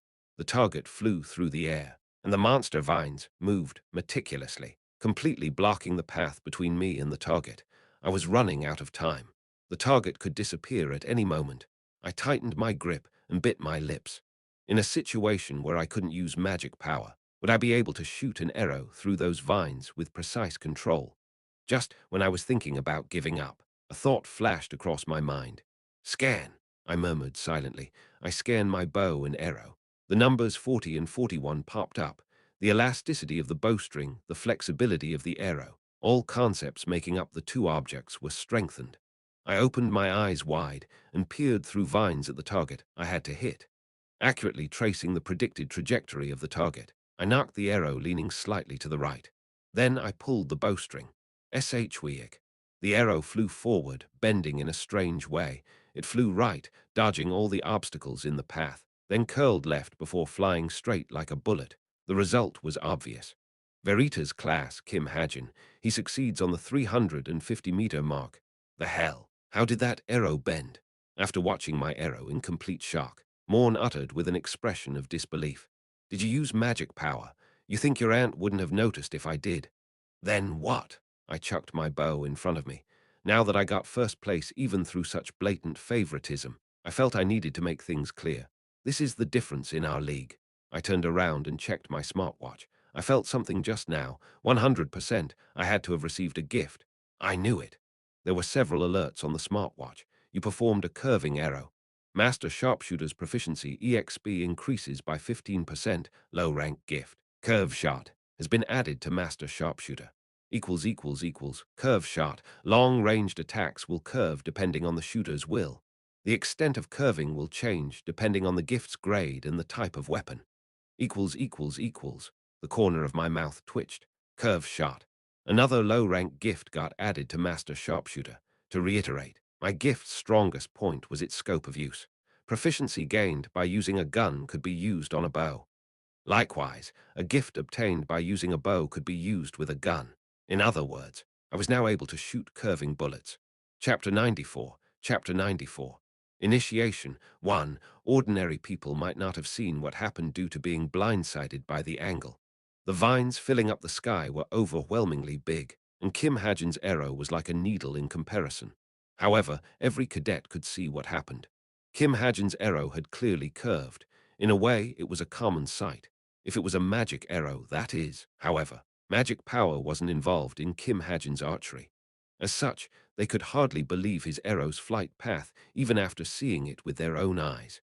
Rather than an arrow, it was more like a well-trained raptor, cutting through the tiny gap between the vines and chomping down on its prey.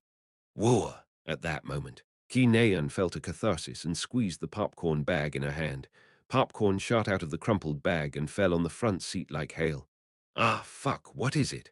Fucking hell, who did? Oh, it's Naeun. Ah, sorry, you guys can eat that. Ha! Oh, sure. The cadets sitting in front of her began to munch on popcorn. Ki Naeun watched them for a moment, then turned towards Yu Yonha. Hey, Yu Yonha, you saw that. Right, hearing Ki Naeun's awestruck voice. Yu Yonha grinned. Looks like he didn't want to go easy this time. Ha! What are you talking about? Yu Yonha's eyes were fixed on the archery range as she muttered. Ki Naeun turned her gaze to the archery range, following Yu Yonha. Ah, Kim Hajin threw his bow away just now. He seemed somewhat angry. The favoritism was too harsh. It looks like he's quite mad. Yeah, surprisingly. He has quite a temper. Oh yeah, it was too obvious starting from the halfway mark. Is the magician discriminating against Kim Hajin because of his looks? Who? Huham. Yuyona barely held back the laughter that rose up from her heart. She didn't think Kim Hajin was that ugly, but it was true that he was uglier than Morn. It's not because of his looks.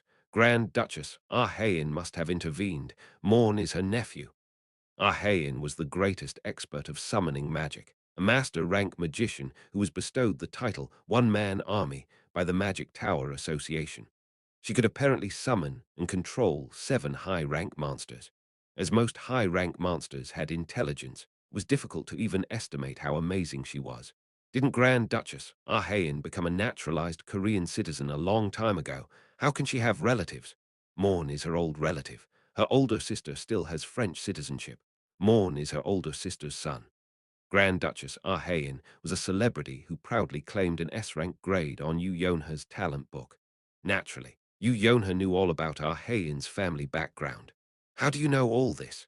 That was what Ki Naeun wanted to know. As far as she was aware, there was nothing Yu Yonha didn't know when it came to people. You should take some time to study too. I'm too lazy, Ki Naeun retorted briefly, then stared at Kim Hajin. The judge asked Kim Hajin if he wanted to participate in the 375-meter range, but Kim Hajin shook his head. Then he turned towards the crowd. At that moment, their eyes met. Kim Hajin looked at Ki Naeun. Although he quickly averted his gaze, Ki Naeun still received an odd feeling. She carefully placed her hand over her heart. It was beating a bit differently than usual. Ki Naeun couldn't help but remember what her teacher told her, that she would begin to only see his good points. No way. I'm not crazy. Ki Naeun laughed it off. Then the host of the competition shouted loudly. Verita's class, Kim Hajin succeeds at the 350-meter mark, achieving the first place record. Clap, clap, clap. The competition ended with the applauses from the crowd. But when Ki Naeun was about to go back, she saw Kim Suho heading to the waiting room. Ki Naeun asked Yu Yonha, "Hey Yonha, wanna go to the waiting room?" "No," Yu Yonha stretched and got up. "I'm busy. I have to go work." She had many things to do today. The analysis of the ginseng Kim Hajin invested would arrive in the afternoon, and there was also a meeting planned for Falling Blossom. In this meeting, she hoped to gain even a hint on Kim Hajin's past. That way, she would be able to repay her gratitude at least somewhat. "How do you have so much work as a cadet?" "I know, right." After replying quietly, she began to head back to her dorm. Waiting room, dorm, waiting room, dorm. Ki Naeun hesitated between the two, and in the end, she sighed and began walking back to her dorm. Ah! The archery competition was now over. Currently, the five-star magician was at a loss for words. Even with an incredible level of favoritism shown towards Bear Morn, it was Kim Hajin who came out victorious. In that case, how was he supposed to react? Even he wasn't so audacious as to say, "I'll punish that cadet for beating Grand Duchess nephew, PFT."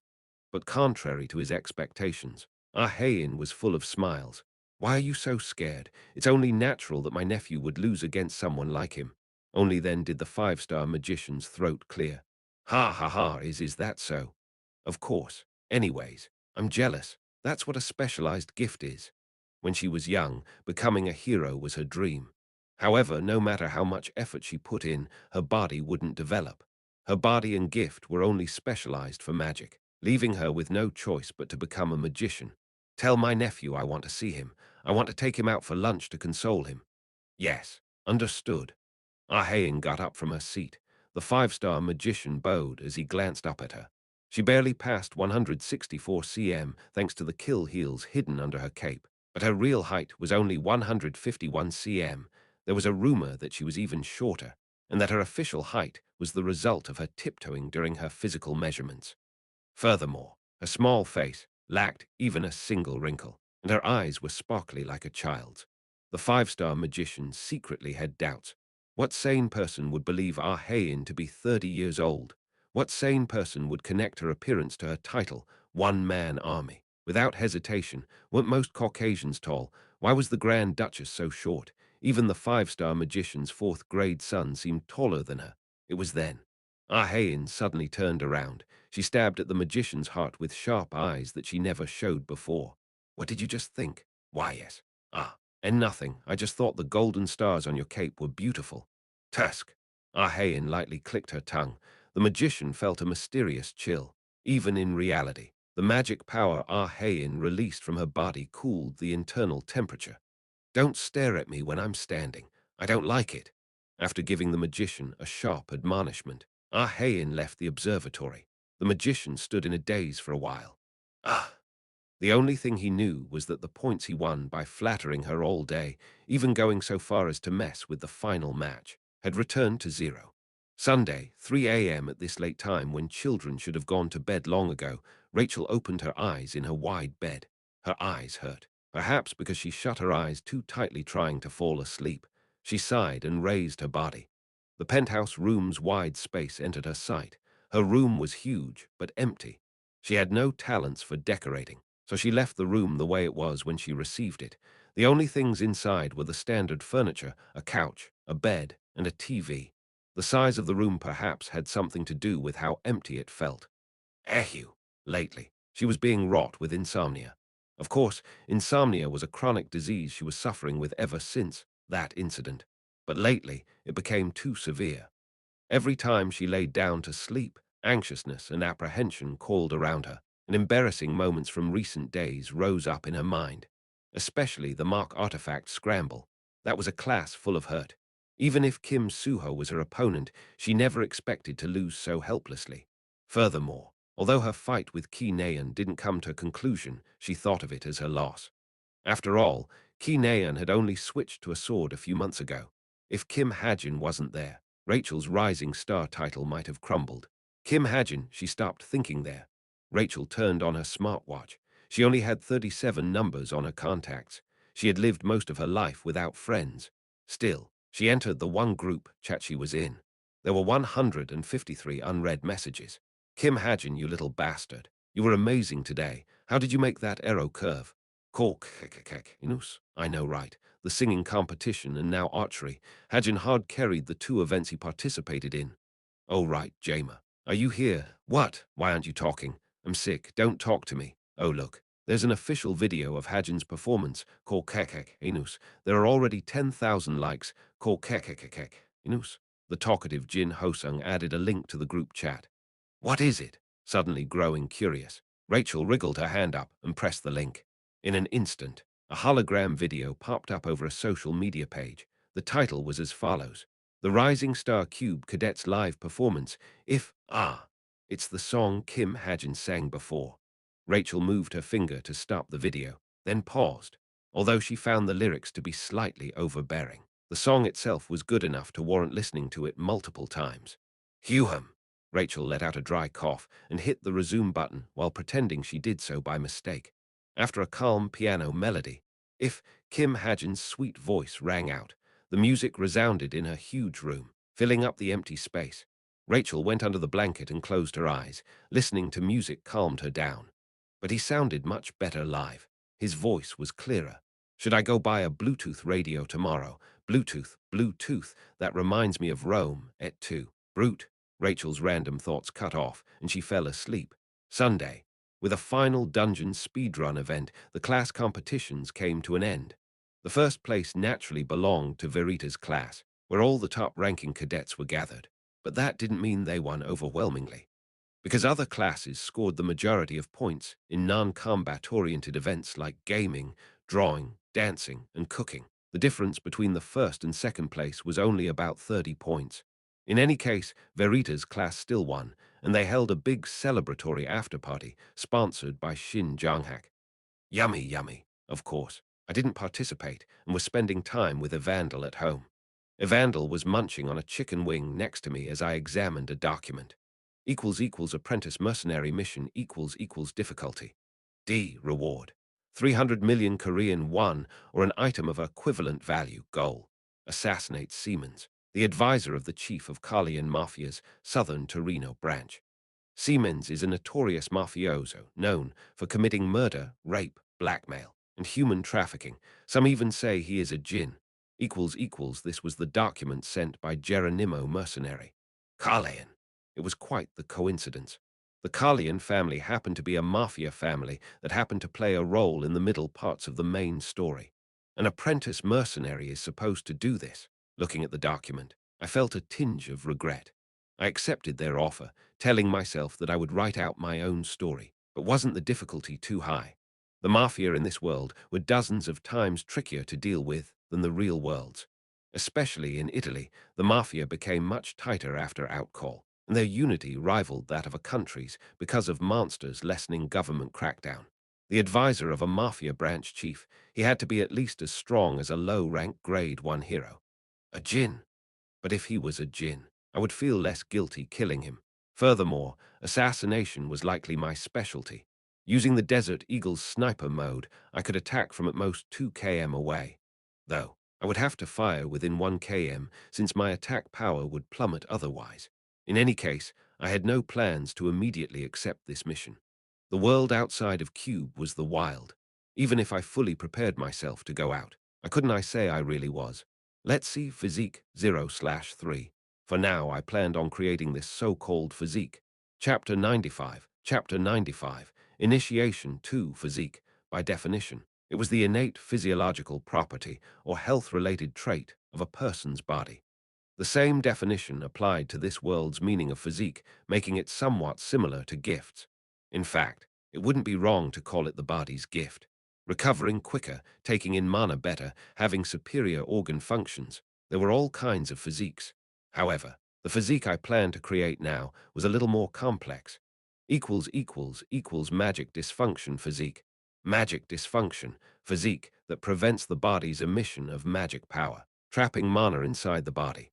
Equals magic dysfunction physique, a body that can't use magic power.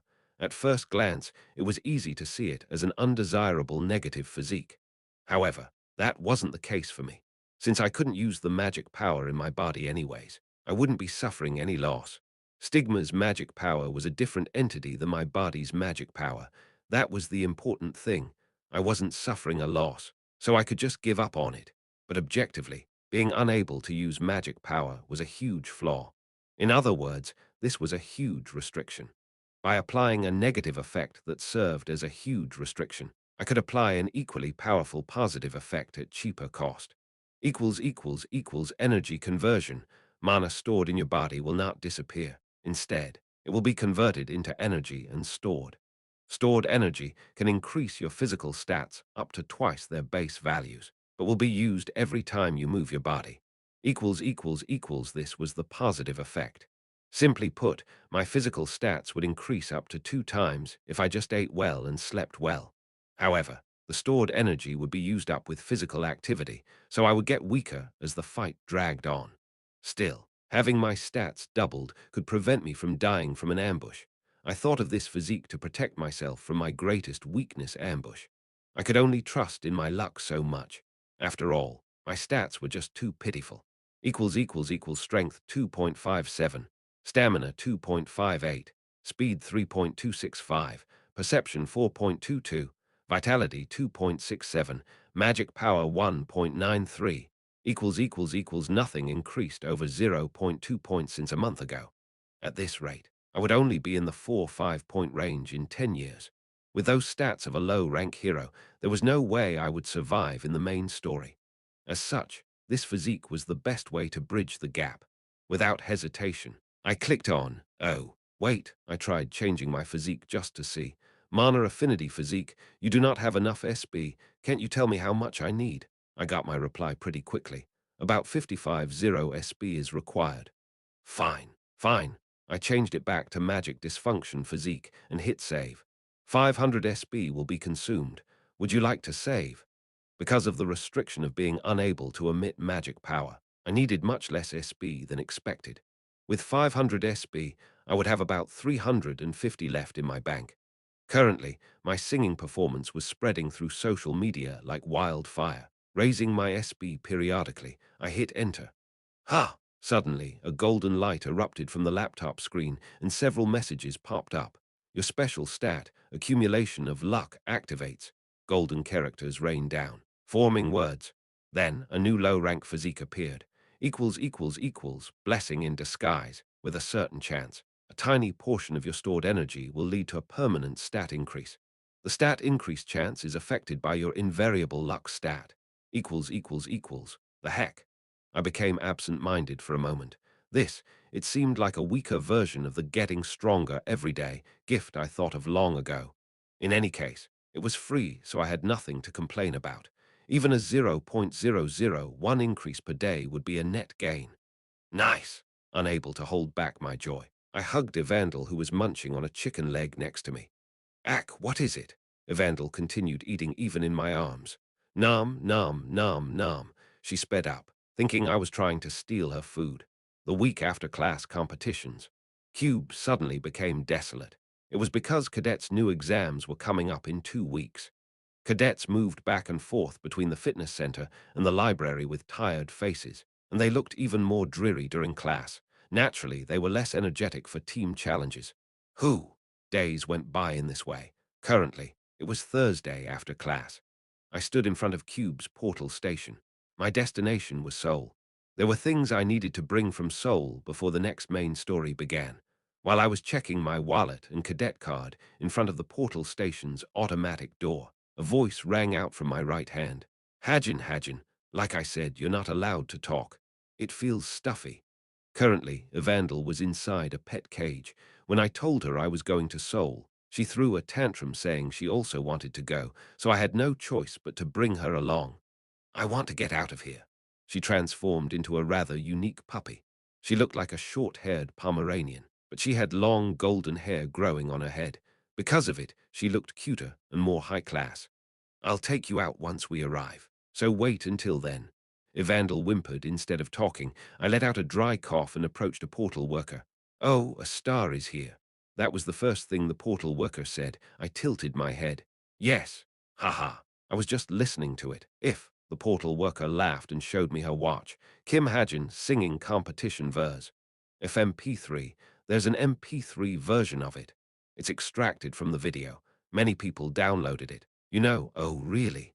Yes, you were great. The portal worker smiled as she wrote my name down. Take care, though I don't know where you're going with your pet. Ah, yes. Thank you. Athenian citizens obsidian bracelet, magic artifact, a bracelet with magic seals, used by an ancient Athenian noble. I went to the Soul Magic Tower and brought back the obsidian bracelet I left. The obsidian bracelet had a new magic seal, magic power reinforcement. It was similar in function to chi reinforcement. You will only be able to use it once, so only use it when it's absolutely necessary. That was what the artificer told me, but that was because he didn't realize the bracelet's automatic recharge function. Still, I was impressed with his honesty. I made a note to myself to recommend him to Yu Yonha's future magic tower. Next, I went to SH Agency's office. There was something I had to pick up from Park Soo-hyuk. When I went there, I was shocked by the scale of the agency's office. We already have 11 employees and 5 hunters with exclusive contracts. Ah, this office is thanks to Lady Yu's investment. Park Soo-hyuk spoke proudly. Lady Yu was obviously Yu Yonha. That's great. You didn't forget what I invested, right? Of course not. You gave it in stocks. I'll multiply in tenfold and give it back. Oh ho. I looked around the office in awe. The interior design was sleek, and there was even a cafe. It was also located in a good environment. Let's go downstairs. What you ordered is in the parking lot. Park Soo-hyuk spoke with a smile. I went downstairs with Park Soo-hyuk to pick up the bike I ordered before.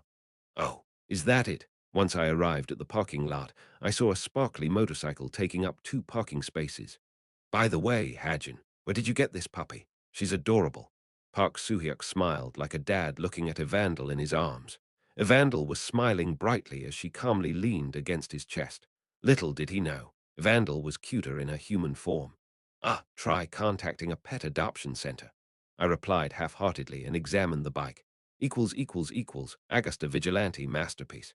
High-rank mana frame, weight reduction and reinforcement preservation reduces the weight of the vehicle and increases its speed. Reinforcement preservation prevents the weakness to strong impact that would result from weight reduction. Mana booster uses mana for instantaneous acceleration. It was labeled as a masterpiece even though it was a manufactured product. It was worth its cost, but its size made it cumbersome to bring along. Ah, Hajin, I have to go now. My employees are looking for me. Oh, okay, I'll see you later then, Hyang. See you, luckily. Park Soo-hyuk had to leave. He put Evandel down and quickly ran off. Once he disappeared, I looked around the parking lot. As expected, there were security cameras. Tusk! Without any other choice, I picked up Evandel and got on Augusta. I slowly drove to a nearby alley. Then I added a setting. Portability by using Stigma's magic power. It can transform into a suitcase. 100 SB will be consumed. Thanks to having Stigma's magic power be a requirement. I only needed 100 SB for the modification. A vehicle was something I desperately needed for the next main story, and also the work I planned on doing. I hit save without hesitation. Let's see. I tried imbuing Stigma's magic power into the bike. The motorcycle then creaked and was dismantled. Then, it reassembled into a suitcase form. I picked it up by the handle. It was heavy. It had to be at least 20 kg. But well, with my strength, it wasn't the least bit burdening. This is great. Holding the suitcase in my hand, I muttered in satisfaction. Evandel stood on her hind legs and asked, Hajin, where are we going next? Let's go eat. How's steak? Steak? Oh right, she's never eaten steak before. It's really yummy. Yummy? Yeah. But first, transform back into a human. I think it's okay now. Seoul Chung Damdang intersection. Yu Yonha was walking down the street with her mother, Jin Yojung, for the first time in a while. Take a good look. All this land will become yours in the future. Don't worry. I've already thought about how to use it.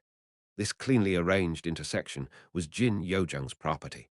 She was one of Korea's top real estate chaebols and an extraordinary businesswoman who invested her rich farmer father's money to make billions of won. Not only did she own Essence of the Straits Guild building, she also owned the buildings of Essence of the Straits businesses, like Essential Armory and Essential Insurance. There was a reason why Yu Jinwoong the Berserker was like a child in front of his wife. Yes, I believe you, Yonha. You're not a kid like your father. Dad isn't that bad. He's gotten better lately. Yonha suddenly stopped her sentence and sniffed the air. A delicious smell had entered her nose. She glanced at her mother, then slowly looked around the intersection. In a nearby alley, there was a food stand selling spicy rice cakes, sundae, and tempura. Ah, I know that place. It was even featured on a TV show for being delicious. I want to try it. I want to try it. Yonha. At that moment, Jin Yojung's cold voice rang out. Startled, Yu Yonha turned back to her mother. Jin Yojung looked at the food stand Yu Yonha was looking at and furrowed her brows. Yonha, don't tell me you haven't quit yet. Yes, SSSB. Of course not. I'm not a child, SSB. I already graduated from that a long time ago. Yona shook her head nonchalantly. Then why are you drooling? Yes, my mouth has been dry lately. Yona quickly averted her gaze elsewhere. At that moment, her eyes widened. Hey, she saw someone familiar. What are you talking about? We have many things to do today. We have to inspect the area and meet with the occupants. You'll inherit this place, so you need to know what's going on. Mother, there's something I need to. Quiet. Follow me. Jin Yojung snatched Yu Yona's wrist. Mom, really, As Jin Yojung lived a tough life of her own, Yu Yonha couldn't win against her strength and was dragged away. Chapter 96. I want to play with Haeyang. 1. I came to a steakhouse with a vandal. It was supposedly a famous restaurant, and as expected, it was jam-packed with people. I'll help you with your order. Ah, yes, can we have 8 steaks in the most expensive order? Yes, the waiter tilted his head. Evandel and I could easily finish 8 dishes, 3 for me, 5 for Evandel. 8, yes, and all in medium, please. Ah, yes. After ordering, I noticed that other customers were giving us strange looks. Even though Seoul had many foreigners, it seemed Evandel's appearance naturally drew people's attention. For this reason, I didn't take off my sunglasses. That way, people would think Evandel was a child of a Western noble and I was her guard or attendant. Here you go. This is garlic steak. Our first order came out. A steak accompanied with garlic. Evandel's eyes glistened at the steak's savory smell and appetizing plating. I cut the steak in bite-sized chunks and gave it to Evandel. Evandel's hands trembled in excitement as she stabbed her fork into one. Then, a piece of steak entered her mouth. Evandel quivered with a face of ecstasy. Afterwards, her hand busily moved from piece to piece. I stared at her silently, then spoke when I saw the chance. Evandel, do you think you could stay home alone for the weekend?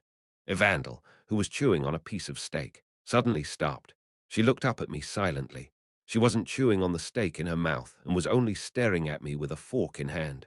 For some reason, I felt uneasy to think she would stop eating. She's not going to cry. Right, in exchange, I spoke up before I could confirm my suspicion. I'll buy lots of toys for you today. Lots. Yes, lots. I was overflowing with money, so I planned on buying anything and everything as long as they could keep her company. Evandel looked at me, then nodded with a half-sulking, half-sad face. She stopped eating steak when she was about to put her fork down. Next is the tomahawk steak. The waiter brought a gigantic piece of meat. It had an overwhelming size that was just as big as Evandel's head. Awoa, what's this? Evandel quickly regained her energy. After eating at the steakhouse, we went to the New World shopping mall. At first, I planned to take her to the floor selling toys. However, Evandel fixed her attention on a strange place. Evandel stared at this place silently and didn't respond to me calling her. What caught her attention was a pet store on the first floor and a white cat sitting in a glass cage. In a daze, Evandel exchanged looks with the cat. I also turned my attention to the pet store. Admittedly, the white kitten was adorable.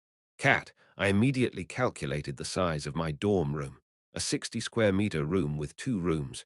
It was enough to raise a child and a cat. And well, I've always wanted a dog or a cat as well. Hajin. After staring at the cat for a long time, Evandel pulled on my sleeve. It was easy to tell what her intention was. Span, I want to play with Haeyang. 1. Evandel pointed at the cat with her finger. She had even given the cat a name. Heyang, you mean that cat? Evandel replied with a bright smile. I glanced at the cat. Meow when our eyes met. The cat raised its tail and meowed. I couldn't help but smile. I went on my knees and got on Evandel's eye level. But Evandel, if we raise Heyang, what are you going to do about your ghost friends? Ghost friends? Yeah, they might fight. There were 10 or so animals that Evandel made. Evandel fell in thought at my words, then spoke resolutely. I'll make sure they don't fight. Really? Then promise. I raised my pinky. Evandel moved her hand clumsily and promised me. I rubbed Evandel's squishy cheeks with my fingers and got up. Then, I went into the pet store and asked the employee, "Hello, how much is that cat?" 2 days later, Friday, 5 p.m., end of classes. Before I opened the door and left, I looked back. "Hey, Yang, why did you bite this? Do you want me to scold you?" Evandel was training our new cat with a stern face. I wondered if it was possible to train a cat, but that cat cost 6 million won. It would only make sense for it to understand a few human words. In fact, it wouldn't be strange if it could talk. "Evandel, I'll be back soon, so have fun with Hayang." "Okay, we're not having fun." Evandel corrected me with a glaring look. "Ah, right. Don't scold it too much. I'm going." "Un." Evandel didn't pay much attention to me and only focused her attention on Hayang. I felt a bit disappointed, but I also felt relieved. I left the dorm relaxed. My first destination was Cube's portal station. To Seoul. Yes, Cadet Kim Hajin confirmed. After arriving in Seoul, I took the portal connecting Seoul to Torino. To take an international portal, you needed a passport and a form of identification. I gave the portal worker a fake identity and a fake passport, both of which were prepared by the Geronimo mercenary. As expected, a fake identification created by Chameleon Troop, they were extremely effective. The portal worker didn't give me any suspicious looks, and I managed to arrive in Italy in just 30 minutes. Interesting. Southern Torino looked completely unfamiliar. It was to be expected since it was a foreign country, and even in reality, Italy was a rather special country. The reason for it was obviously the existence of the mafia. Italy's government were anti-mafia on the surface, but the reality was different. In my setting, Italy's mafia weren't simple organized crime syndicates. They cooperated with the government if a monster outbreak occurred, and a few large mafia families operated publicly, disguised as guilds. In a way, they were freedom seekers operating within the boundary of the law. Of course, there were exceptions every now and then. In any case, the mafia formed their headquarters in Torino and Milano, which was far away from the central government. Important characters of these regions were the Carlian family and the Furman brother and sister. The Carlian family was the biggest mafia family in Milano and Torino, and the Furman brother and sister were elite soldiers groomed by them. In other words, I was currently on my way to kill a member of the Italy's biggest mafia family. Ah, no. This mission could have come from the Carlian family itself. After all, my target used his position to sully the family's reputation. Little apprentice over here. When I was stealthily moving to the hotel, someone called me, a lethargic yet deep voice. I turned to the direction of the voice. "Hey, there," I saw Boss. She raised her hand without even a single change in her expression, almost like a child waiting for the traffic light to change. Same time, Cube's martial arts training room. "I'm so tired." Ki Naeun let out a sluggish breath and collapsed on the floor. Kim Suho, who was sparring with her until just a moment ago, didn't know where to place his eyes. Because her training uniform became stuck to her skin from sweat, her breast area was being highlighted too much. However, Ki Naeun didn't pay any attention to it and glanced sideways. Yu Yonha was sitting nearby and pondering with a serious face. "Yu Yonha, what are you doing? I even went out of my way to find you a sparring partner." Yu Yonha averted Ki Naeun's gaze, then replied briefly, "I'm just thinking about something." Currently, Yu Yonha was thinking about last night. Why was Kim Hajin with that child, and who was she? A daughter? No, it was impossible for a 17-year-old to have such a grown-up daughter. Then was she his niece? No, an orphan couldn't possibly have a niece. Then could it be that he's a lalakan? No way, Kim Hajin wasn't such a person. Hey, it doesn't look simple, is it? Shin Jonghak again. Yu Yonha flinched, hearing Ki Naeun bring up Shin Jonghak. What about Jonghak? Nothing. I was just wondering if you got rejected." Yu Yonha immediately clenched her teeth. She felt rage suddenly rising up from her heart. Mentioning Shin Jonghak, She was annoyed anyways because he rejected her offer of studying together. Yonha blurted out angrily. Oh, right. Naeun, Kim Hajin says he doesn't like you anymore. What? What are you talking about? Are you crazy? Oh, is that true? Suddenly, even Kim Suho showed interested. Yonha shrugged. Of course. He says he likes Rachel more now. You've heard the rumors, right? I mean, even if I were him, I would like Rachel more than Naeun. WR. What? Are you crazy? Ki Naeun shot up. However, Yonha wasn't intimidated and continued with a bright smile. I'm just saying. It's not like it matters. Right? You said you don't like him. Kinean was at a loss for words. She simply didn't know how to respond. After all, it was true that she said that. Tusk!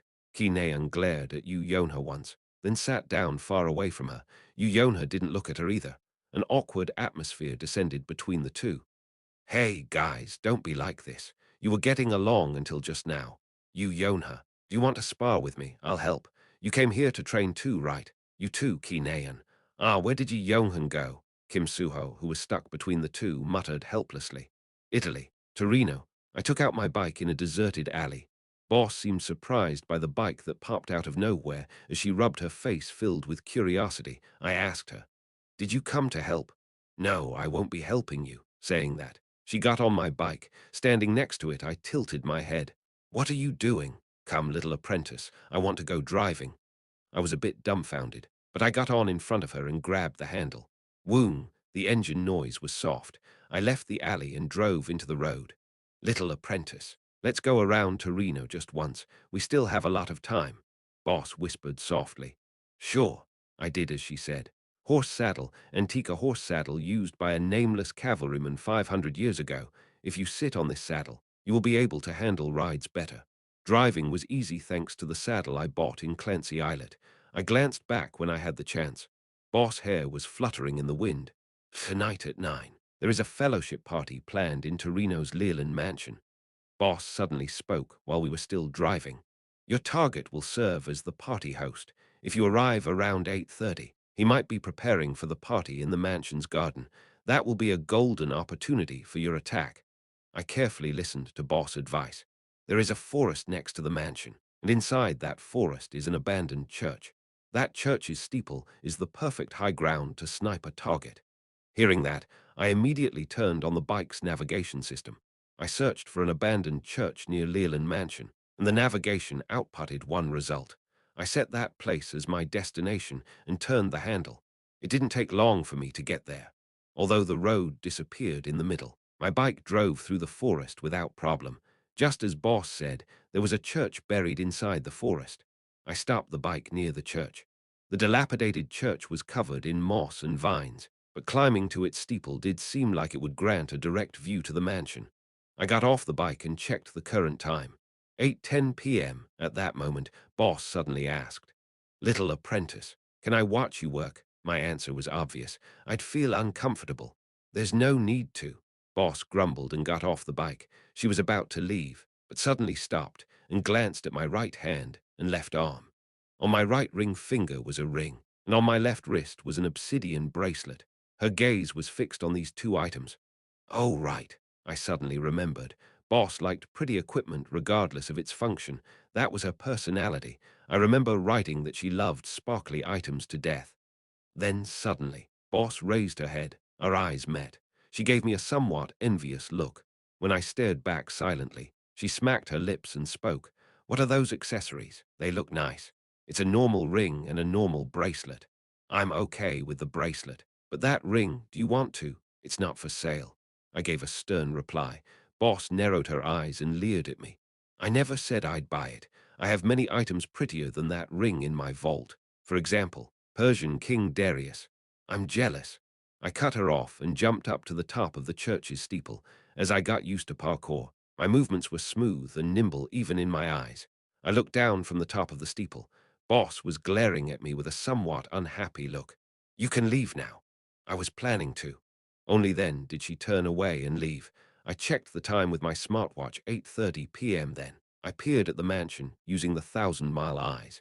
It was about a kilometer away, a distance most heroes could cover in 30-40 seconds. Factoring in the time it takes to react to the assassination and figure out my location, I predicted that I had about a minute. In other words, I had to escape in 1 minute. Who? I took a deep breath and took out the Desert Eagle, fusing with Stigma's magic power and ether. The Desert Eagle transformed into a vicious anti-material sniper rifle. Scan. Random consolidation system activated 3 times. First was on the Desert Eagle, then ether, then my bullet. The numbers I got were 25, 31, and 22. Today's luck isn't that good, huh?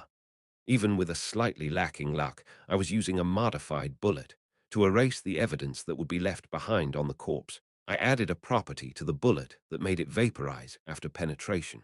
Since I also planned to use an ample amount of Stigma's magic power, a single bullet should be able to finish the job. 8:35 p.m.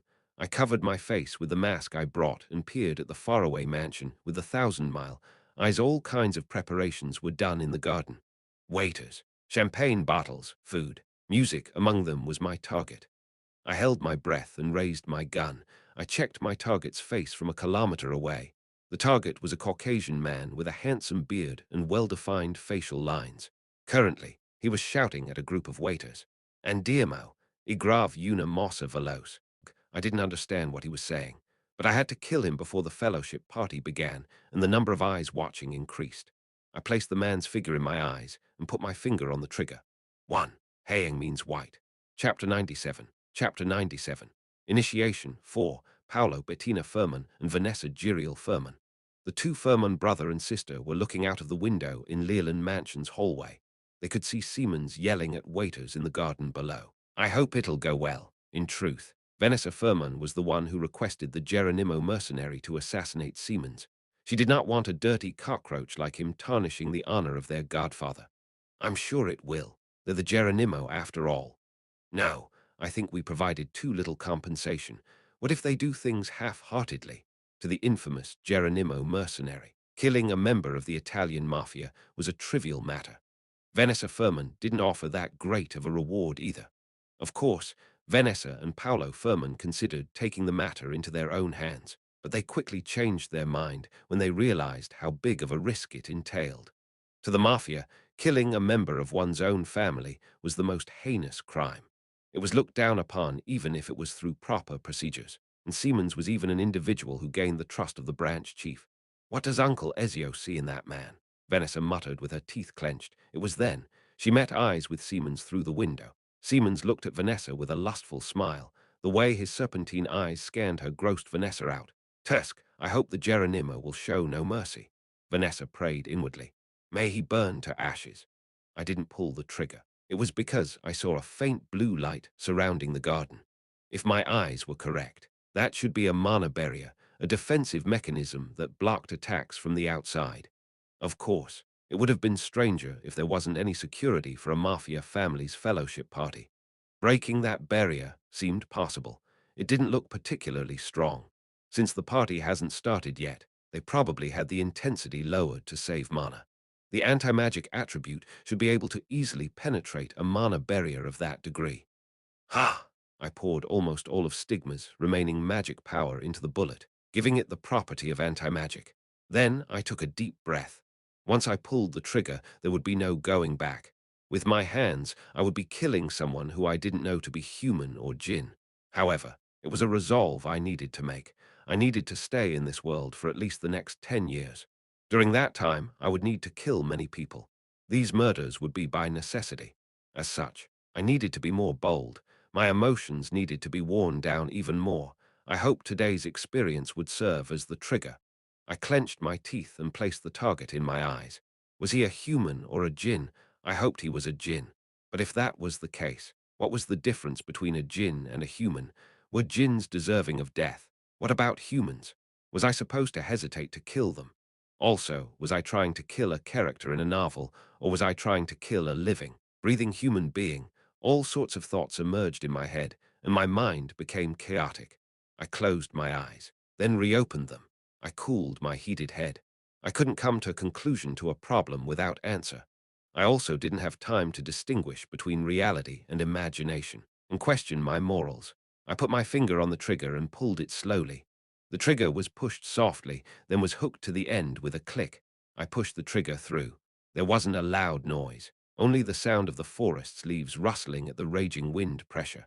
The bullet that flew out of a muzzle shot through the air at an incredible speed. There was a tiny gap between the firing of the bullet and its impact.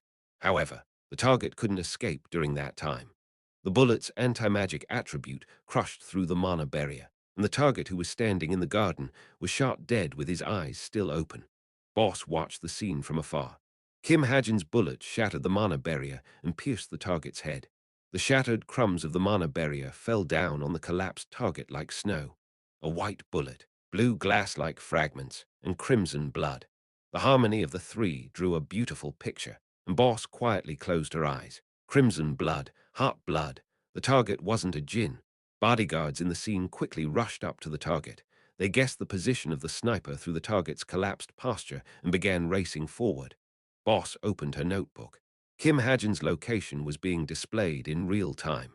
Currently, he was in the middle of running away. He quickly reached the city streets, then slowed down when he reached a certain point. It seemed he got off his bike. Boss began to run to where he stopped. 1 minute was enough. He was sitting on the terrace of a coffee shop wearing a pair of sunglasses and a suitcase on one side. Boss felt a bit proud. Was that the attitude of a person who just killed a man? However, she soon realized she was wrong. His hands were shaking and his forehead was dripping with cold sweat. Boss approached him slowly. "Little apprentice." When she called him, his shoulders shook. Boss sat down in front of him and stared at him. His eyes were hidden beneath his sunglasses. "You did well." "Did I?" "Yes." Kim Hajin stared at her for a long time without a word, then spoke in a shaking voice. "That's good." Boss didn't have anything to say to him. At that moment, a staff brought over a cup of Americano coffee. Kim Hajin picked it up with shaking hands and, fuck, that's hot." He stuck out his tongue as if to cool it off, then carefully blew on the surface before taking another sip. He looked fine from the outside, but it seemed his mental state was all over the place. Boss gave him a compassionate look. "Cue him. Ah, damn it. I ordered an iced coffee too." Embarrassed, Kim Hajin let out a dry cough. Boss nodded and asked back, "How was it?" "People say there's a first time for everything. That was it."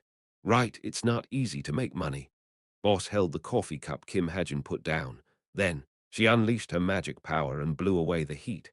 "But little apprentice, money is the only thing you can trust, especially for people like us." "Us?" Kim Hajin tilted his head, looking confused. "We don't have a family. We grew up without ever having a family." Kim Hajin seemed to fall in thought at Boss' words. He then nodded and replied with a grin. "Well, I guess so." Boss liked his answer. She liked him the more she got to know him. Today was especially so. His bullet broke the mana barrier and killed the target. What broke the mana barrier was undoubtedly the power of anti-magic. My eyes weren't wrong. Kim Hajin will certainly become the silver bullet that will kill him, Boss thought joyfully. "Oh, right. Can you give me the reward as an item?" Kim Hajin suddenly spoke. "Item? Yes, item." Kim Hajin knew Boss had many precious and valuable items. Since Boss didn't know much about their market price, he knew that choosing an item worth 300 million won would net him a rarer and more expensive product. Simply put, Boss was a bit of a pushover. Kim Hajin was also aware of the incredible luck he had. Boss, who didn't know about Kim Hajin's thoughts, nodded after a little bit of thinking. "Understood. I will prepare your reward myself." "Great. Then since I'm done with the mission, I'll go back now. Have a nice day. Lee Zio Peng SSI. If I knew it would end so quickly, I wouldn't have bought that cat." Kim Hajin got up as he muttered incomprehensible things. However, Boss grabbed his sleeve before he took off. "Wait. Yes. From now, don't call me Lee Zio Peng." Boss raised her head and looked at Kim Hajin. "Call me Boss instead." In that instant, a cool breeze blew past them. Boss' hair fluttered in the air, and Kim Hajin stared into her eyes. After swallowing hard, he slowly moved his mouth. "I don't want to." "Good, ha!" Boss, who was full of confidence, suddenly fell into a daze. "What do you mean?" "Well, I haven't decided yet." "What?" Boss frowned. However, Kim Hajin wasn't fazed in the slightest and even spoke more daringly. "It's up to me to decide where I belong. Now is too early to decide. So ha, late night. I returned to Cube. I felt drowsy, but the sensation of the trigger and the image of fresh blood shooting up into the air were still vivid in my mind. Feeling somewhat dirty, I walked along the dark road blankly. Who? Before I noticed, I was inside my dorm, standing in front of my room. When I opened the door using the fingerprint scanner, I saw Evandel and Haeyang sleeping on the couch in each other's embrace. I walked up to them and stroked Evandel's sleeping head. Evandel opened her eyes narrowly, with a face full of drowsiness. She smiled sweetly. I held her in my arms. Evandel rubbed her cheek on my shoulder and asked, "Did you bring yummy food?" Ah, I had forgot. I should have brought some Italian food. Tomorrow. We can eat it tomorrow. It's late now, so you should sleep. I went into the bedroom and put her on the bed. As the bed was Evandel's sleeping place, I slept on the living room couch. "You're up too." When I went back to the couch, Haeyang was sitting straight and yawning. I smiled and lied down on the couch. Haeyang looked at me for a moment, then hopped onto my stomach. After taking a big yawn, she curled herself into a ball. Haeyang's surprisingly cute. I stroked Haeyang's back and slowly fell asleep. The midterms began, however. Cube's second semester midterm period was more bleak and desolate than the first midterm period. It was because entrees of reporters and family members were prohibited due to the trouble that happened during the last midterm. There were even rumors that Cube was planning to get rid of midterms entirely. Although things were going a bit differently than in the original story, I didn't care too much. Even in my novel, I glimpsed over the second semester, so I didn't know much of what would happen in the first place. Today's test was way too hard. Yeah, what was up with that hell mode difficulty? Shouldn't we sue the professor? After the end of the first written exam, I could hear many cadets complaining. They were saying how the exam was unfair, but for a first-place cadet like me, written exams were just days where classes ended early. "Hey, Kim Hajin." At that moment, someone ran past me and blocked my path. It was Ki Naeun. I tilted my head silently. It seemed Ki Naeun didn't know what to say after her grand appearance as she fiddled with her fingers and glanced at me. After a little while, she finally spoke. "Are you going to the library?" "No, I'm going back to my room." Then Ki Naeun's eyes narrowed. "What? You're not going to study?" "Nope," I retorted bluntly and began walking once more. Ki Naeun followed after me. Then, you don't have study guides or anything?" "No." Ki Naeun's shoulders flinched. In the next moment, she blocked my path again and stared into my eyes. Her eyes were a bit pitiful. "Can you help me out? I bombed today's exam too." "Now, it's the middle of the exam week. I can stay up and cram. Apparently just having key points memorized will boost your score by 10 points. I think you're better off asking Yu Yonha for something like that." But I had a fight with Yu Yonha. At that moment, I received a message on my smartwatch. It was from Kim Hossup. "Hajin-chan, I found out who Agus Benjamin is." Immediately, my eyes widened. Agus Benjamin, or his real name, Fernan Jesus. Toma's father had finally been located. "Where is he?" I quickly sent a reply. "Nowhere. He already passed away." "Ha! What do you mean? Can you explain in more detail?" "He was living in a Korean retirement center until 4 years ago, which was when he passed away. Who would have thought? What a twist, what a twist." I finally understood why the Book of Truth couldn't locate Fernan Jesus. It was because he was already dead. Got it. Thanks. By the way, Hajin, I decided to quit my job. I put in my resume at the place you recommended. That's a good idea. For now, can you tell me the location of that retirement center? After sending this message, I checked today's date, September 7th. The next main story was coming up. If I could deal with Toma before then, that would be a great burden off my back. "Come on, I'll buy you something delicious." Ignoring Ki Naeun, who was murmuring to herself, I ran to the portal station. Chapter 98. Team Rachel was in the first battle of the day. Our opponent was Team Yohei-1, Team Yohei's leader W. Wow, Milano, Italy. Inside Cullion family's Leland mansion, Vanessa and Paolo were watching the CCTV footage of Friday's assassination incident. Perfection as expected. Geronimo's workmanship was flawless. Siemens was instantly killed, and the assassin disappeared as though he never existed. He had escaped from Torino, which was deep inside Cullion family's sphere of influence, without leaving behind a trace. "But what killed him?" Paolo asked. Vanessa rested her chin on her hand and replayed the tape. However, the CCTV's low-quality footage couldn't capture exactly what happened. "I'm not sure. I think it was a bullet." "No way." Guns were indispensable weapons even in the current era, although they were called well-assembled toys compared to artifacts. In terms of market size, the firearm market was the same as the artifact market.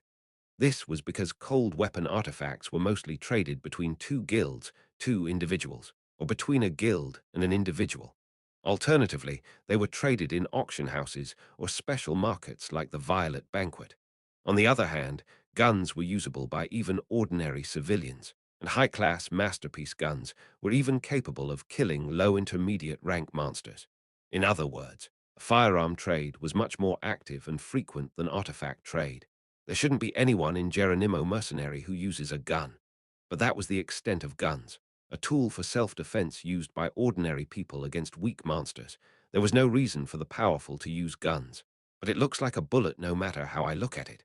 How would a magic bullet pierce through the barrier?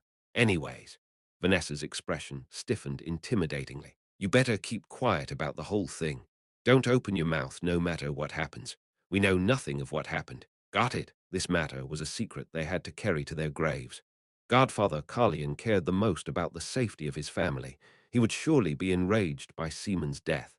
No matter how much of a fool Siemens was, it was Godfather Carlian's unbreakable creed that the punishment of a family member be carried out openly.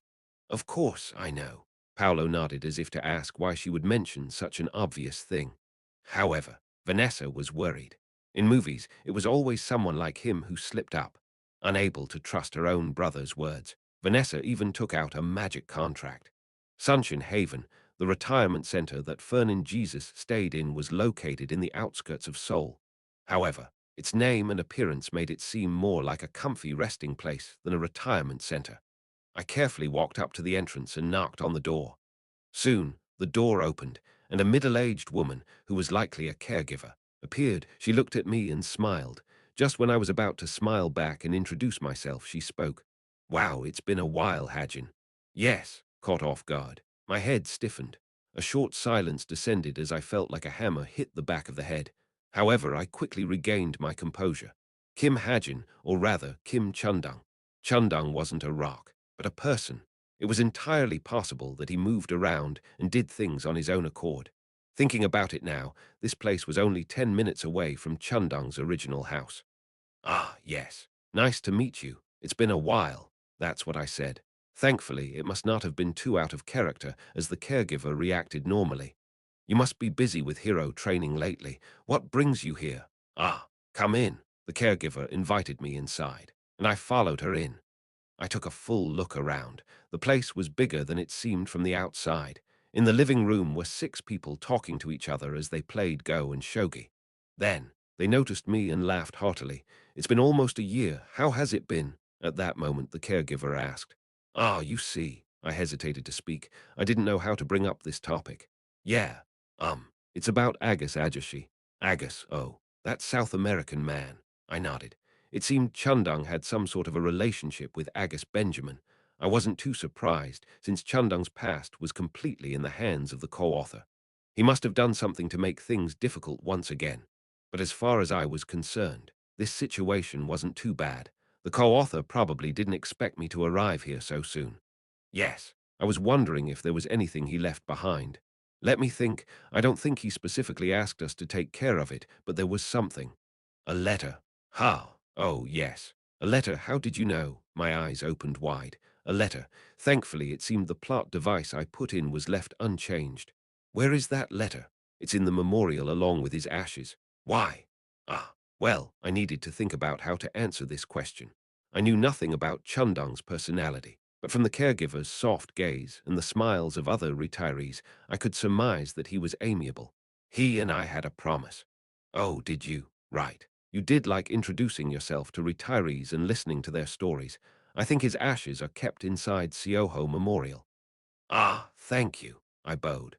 After exchanging a few words of pleasantries, I left to the memorial the caregiver told me about. Sioho Memorial. It was also my first time coming to a memorial, like going to foreign countries. I was experiencing many new things in this world. I scratched my neck and walked inside. There were thousands of urns stored inside the memorial, but my 1,000-mile eyes could quickly locate the name I was looking for.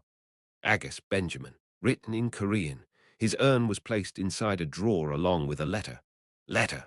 Just like the caregiver said, there was an old letter placed next to his urn. I walked up to the drawer. However, I withdrew my hand before I opened it. I already knew what was inside the letter. It shouldn't be me, but his daughter who opens it. But what if the content was different? Because of this worry, I opened the drawer and took out the letter. It was written in squiggly letters that I couldn't read.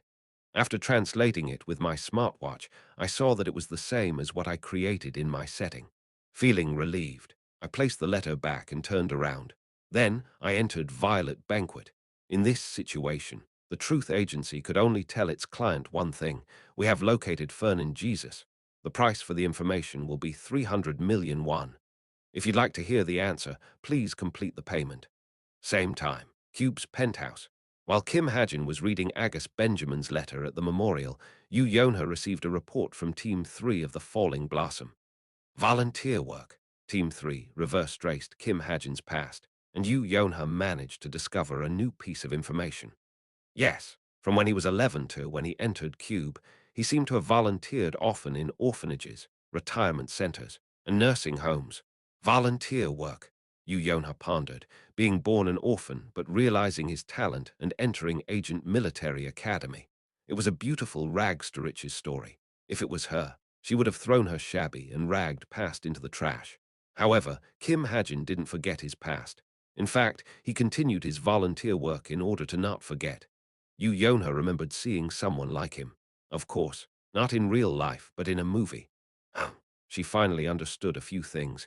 Kim Hajin was a cadet, but he often liked to leave Cube. Because of this, bad rumors about him had spread, but the truth couldn't have been more dazzling. Amazing, Yu Yonha exclaimed in awe, not forgetting his past and trying to find it, not viewing his strength as a mean of gaining fame, but using it only when necessary. His way of life, which was faithful to his beliefs and principles, was something Yu Yonha couldn't help but admire, even if it differed from her own values. Rather than that, isn't there anything more, like about his birth? We're looking into it as much as we can, but we're at a complete standstill. There is no other trace of his past left. Dig deeper. Although she was somewhat unhappy, she let it go. And next, an incident broke out in Torino at the Carlian family's mansion. Carlian? Yu Yonha raised her eyebrows. Yu Yonha was planning on forming a partnership with the Carlian family. Her goal was to smuggle artifacts. The Italian mafia had many black artifacts, which were artifacts that haven't been reported to the central government. This was because artifacts dug up by the mafia were prohibited from being exported, so that Italy's government and numerous guilds could buy them for a cheap price. What Yu Yonha wanted were such artifacts. What incident? One of their executives was assassinated, but because they think the assassin came from Korea, they are asking us to search for the assassin. Search, you say? Yu Yonha pondered, considering Team Three's full force. Finding a mere assassin wasn't a difficult task. What do you think? Can you do it? It's not impossible. Oh, and why is that? We just hired a rather useful recruit. Yu Yonha frowned.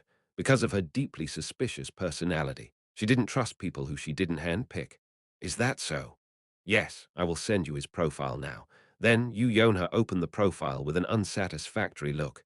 Kim Hasup, 17 years old, 168 cm, 78 kg, Agent Military Academy graduate, gift, super high-speed network, connects his brain with a computer, showing incredible ability in information searching and tracking.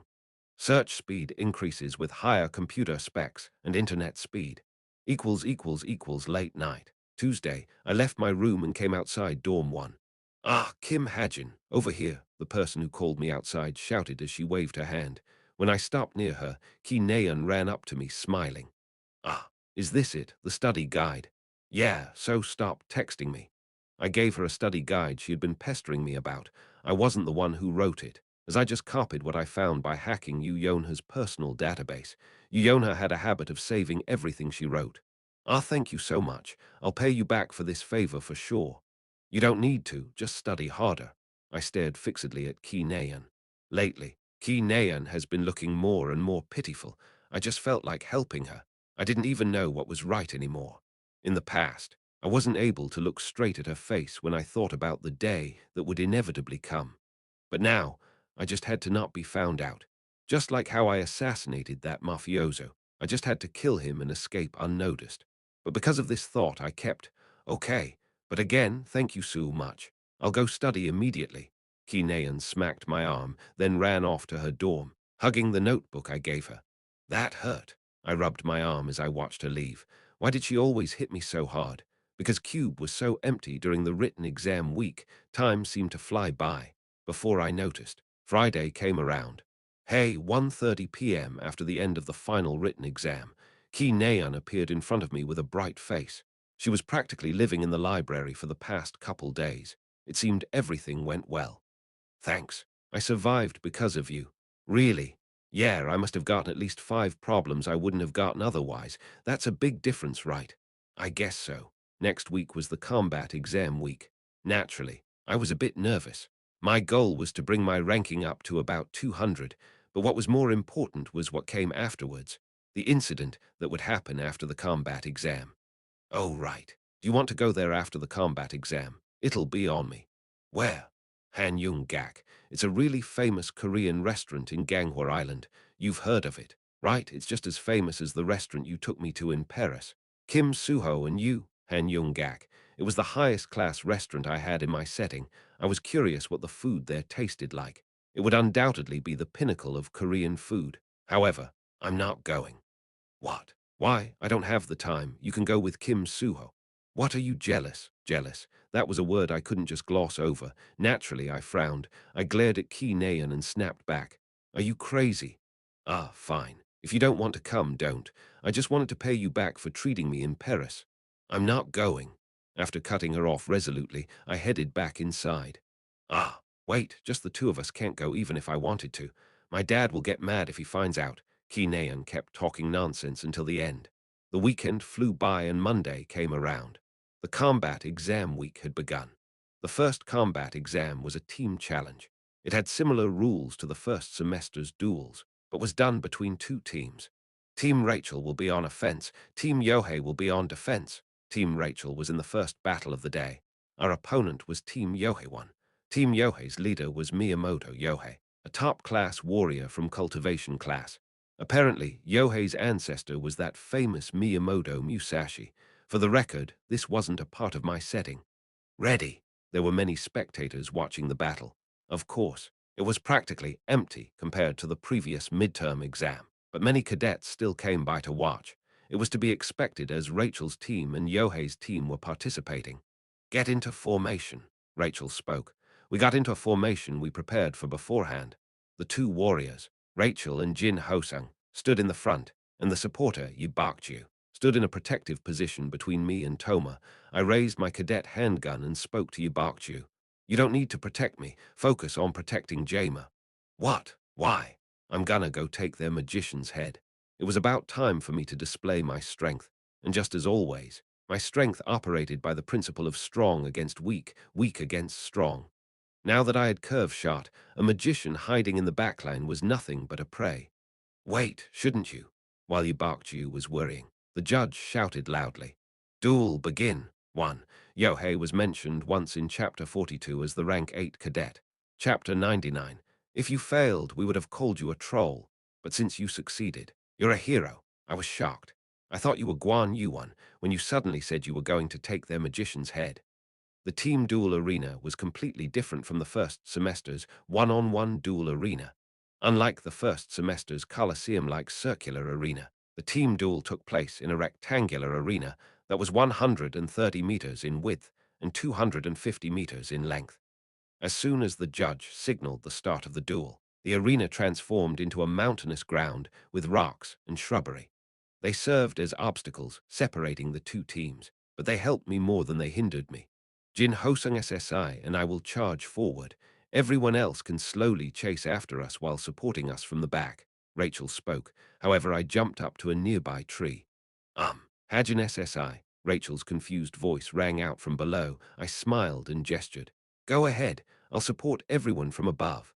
Claiming high ground was the job of sharpshooters, as Rachel also knew this. She nodded and entrusted me with the job. Then Rachel and Jin Hosung charged forward. I chased after them, jumping from tree to tree. Suddenly, a sharp arrow cut through the air and shot towards me. I quickly bent my waist like a bow, and as the arrow shot past me with a narrow margin, time seemed to slow down. Wow! At my current light-bodied state, this level of dodging was easy to do. Because of my new physique, my speed stat was around 6.3 points. I was practically a ninja for now. I turned to the direction the arrow came from. The opposing team's archer shot a second magic arrow. This time, I struck down his arrow with a bullet. Although the bullet disintegrated the moment it touched the arrow, it still managed to twist the arrow's path. The archer frowned. It seemed he didn't want to fight me. Dian, handle their sharpshooter, he shouted at a teammate behind him, then aimed his bow forward, where Rachel and Jin Hosung were charging in. I also glanced at the battlefield. Immediately, I felt like I could hear a clear background music of freedom.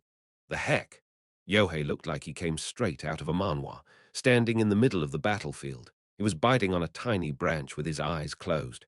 He looked comfortable and at ease, even with Rachel and Jin Hosung charging straight towards him. In fact, he still had his katana in its sheath.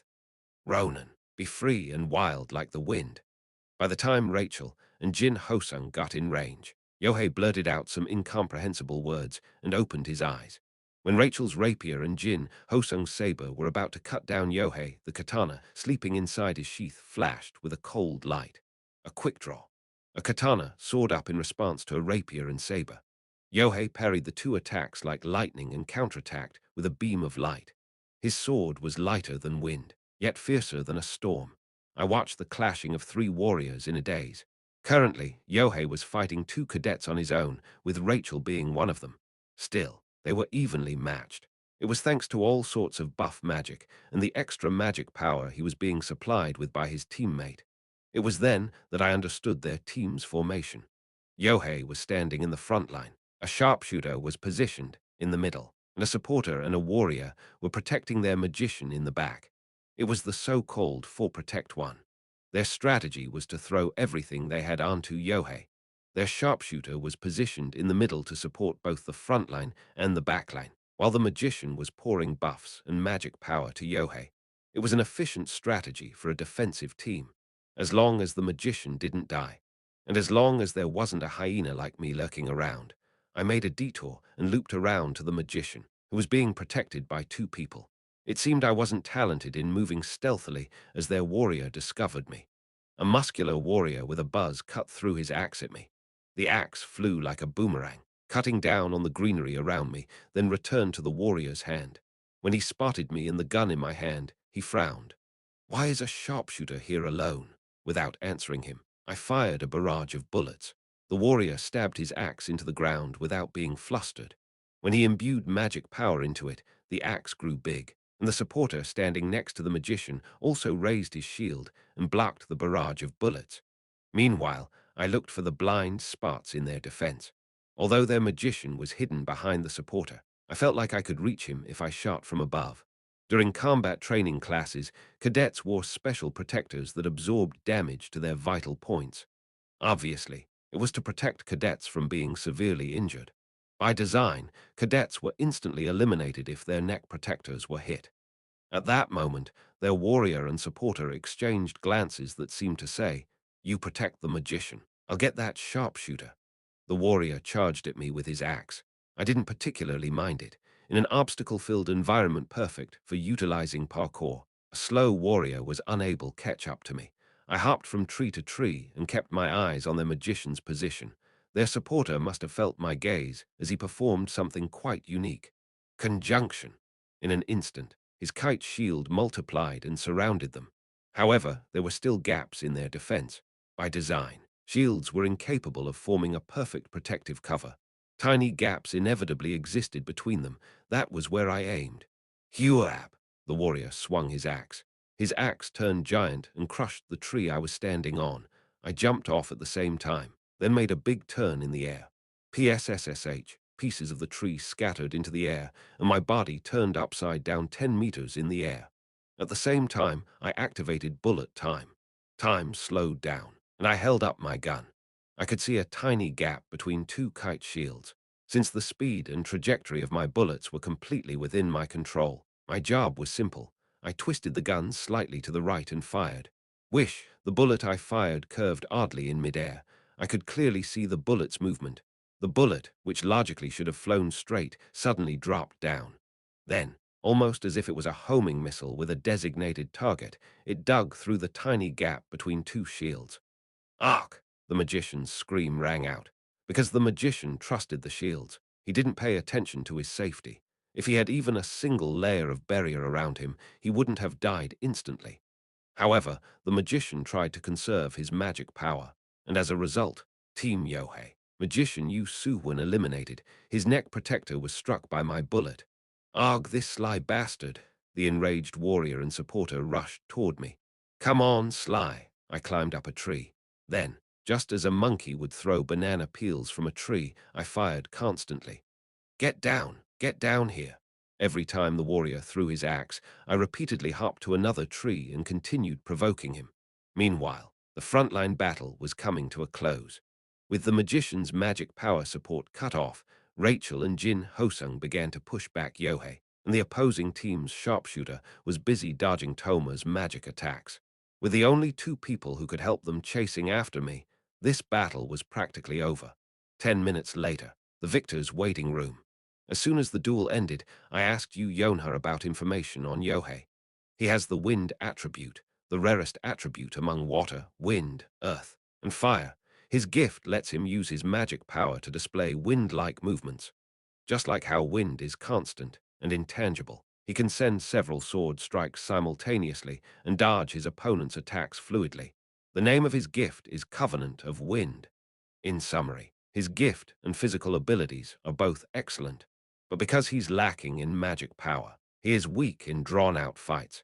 It seemed he formed his team to make up for this weakness. The magician Yu Su-won has a magic called Target Chain, which transmits spells and magic power to a connected target from a long range. If he survived until the end, this fight would have been more difficult. Yohei's battle sense is said to be second only to Kim Suho and Shin Janghak. Yu Yonha's message was thorough like a report. Cadets often kept their gifts secret, but she was even knowledgeable about that. It seemed asking her was a good idea. At that moment, the waiting room door opened and Rachel walked in. With the same expression she always wore, she spoke. Good work, everyone, although her face didn't show it. Her voice was full of joy. Anyone could see that Rachel was currently ecstatic. Especially, Rachel looked at me and made a thin smile. Hajin SSI, we were able to win thanks to Hajin SSI eliminating their magician. I shouldn't be praised. I went off on my own. If you failed, we would have called you a troll. But since you succeeded, you're a hero. I was shocked. I thought you were Guan Yuan when you suddenly said you were going to take their magician's head. You barked, you said with a smile. Rachel continued looking at me for a while, then nodded warmly. Yes, well done. By the way, where's Jamer? Jin Hosung then asked as he looked around the room. Jamer. Oh right, Jamer's not here. She did well too. When I tilted my head, you added. Jamer? Ah, I kept getting confused. Jamer and Toma. Toma was her real name and Jamer was her fake name. Anyways, why hasn't Toma responded to the message I sent her about having found Fernin Jesus? Violet Banquet had a trustworthy system. Although I asked her for 300 million won, she shouldn't be worrying about being scammed. Did she not have the money? Let me go find her. I stealthily left the waiting room. I walked down the hallway and searched for Toma. She wasn't in the bathroom, and she wasn't in a different waiting room. Soon, I found her in an alley near a vending machine. Toma was hiding and calling someone. I eavesdropped on her call as I walked towards her. If you could loan me some money, just like I thought. Toma didn't have the money to pay for the information. At Toma's careful question, the caller responded, Is that all you're going to say? How long are you going to drag out what should only take 2 weeks to do? He was clearly irritated. Sorry. If you can't close it out by the end of the week, prepare to receive punishment. Oh right, didn't you also lose the item team leader sent you? About that. I'm really sorry, but I'm pressed on money, so. Are you out of your mind? You sold it because you needed money. No. I didn't sell it. I just lost it. Yeah, I'm proud of you. Toma hung up the call dejectedly after being yelled at for a long time. Ha! She let out a deep sigh and turned around. I was standing in front of her. Hick! She immediately froze. However, nothing from the call would have indicated that she was a djinn. She seemed to have realized it too as she breathed out a sigh of relief. I asked her as I put coins into the vending machine. What happened? You're short on money. Toma walked past me silently. Want me to lend you some? but what I said carelessly seemed to have drawn her attention as she turned her head and looked at me. You don't know how much I need. Well, you're a magician. I can loan you as much as you want if you're willing to write a promissory note. Magicians could rake in money if they wanted. Clunk, clunk, a bottle of Sprite rolled down from the vending machine. I might not look like it, but I'm quite rich. I left the duel arena, carrying my exhausted body along. Our team's second duel was at 3 p.m. There are only 2 duels left, so cheer up, Kim Hajin. Hey, Kim Hajin. When I was encouraging myself, a familiar voice rang out behind me. I turned around and saw Ki Naeun walking up to me. Kim Suho wanted me to tell you he liked your match. Kim Suho did. Yeah, he went straight into his own match. By the way, how did you do that? Do what? Your bullet curved. What trickery is that? Ki Naeun asked with a furtive voice. I retorted simply, my gift. What a boring explanation. Ki Naeun suddenly yawned and interlocked her fingers together behind her neck. Ah, I want to fight too. My matches don't start until afternoon. I see. I tried to ignore her and go on my way, but I stopped because I saw someone in front of me. Shin Jong-hak and Yu Yonha were only about 10 steps away. Shin Jong-hak's dry and cold gaze fell on me.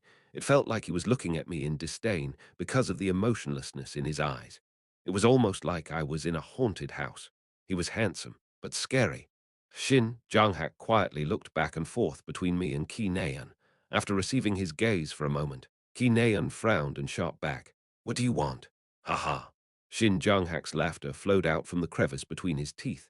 Shin Jong-hak liked this side of Ki Naeun, although Yu Yonha, who was standing next to him, didn't seem to understand why. Shin Jong-hak sauntered toward us, almost as if to switch places with him. I walked past him. Are you leaving? Yu Yonha asked. Her eyes were still fixed on Shin Jong-hak. Yeah, what about you? Are you going to your match? Yes, it's at 11 a.m. I see. As I walked past her, I suddenly remembered something. Oh, right, hey. Yes. Only then did Yu Yonha turn to face me. I spoke briefly and simply. Bullets, 5.56 You want me to get you some? Yeah, but a lot of them. It's possible, but what do you need assault rifle bullets for? I think I'll need them in the future. Hold on. Yu Yonha immediately turned on a smartwatch. How many? About 600. What? 600. You know that high-rank 5.56 magic bullets are at least 200,000 won per bullet, right? So in total it'll be 120 million. Is it too much? I gave her a look of disappointment. After looking at me in a daze, Yu Yonha suddenly put on the smile of a queen. PFD. I can do something like that with my eyes closed, so don't try to scratch my pride needlessly. So do you also need a weapon to go with it? No, the bullets are all I need. I was about to place my hand on Yu Yonha's shoulder out of habit, but I realized it halfway through and stopped. Cue him. I let out a dry cough, then put my hands in my pocket. Yu Yonha hated people touching her. I'm leaving now. Yes. Ah, wait. This time. Yu Yonha grabbed me. It's about that ginseng. What about it? We'll be able to make medicine with it in 2 weeks, so I was wondering, are you asking if I have any more? Yes. It's looking like it'll take a long time for us to look for proper traders. I rubbed my chin and pondered. Ginseng, to be honest. I felt like I could obtain one by hiking a few times. I can't say for sure that I'll be able to, but if I do, I'll trade it for your company's shares. How about it? That's fine. While we were talking, I could hear Shin Jong-hak's voice from the back. Ki Naeun, why are you staying close with someone like him? What? What are you spouting so suddenly? You didn't forget about what happened before, right? You were the one who said he was weird and told me to squash him. No, I misunderstood him at the time. Someone like him. It was a bit unpleasant to hear, but that's just how Shin Jong-hak was. He had strong pride in his bloodline and status. Even in reality, they were something to be proud of.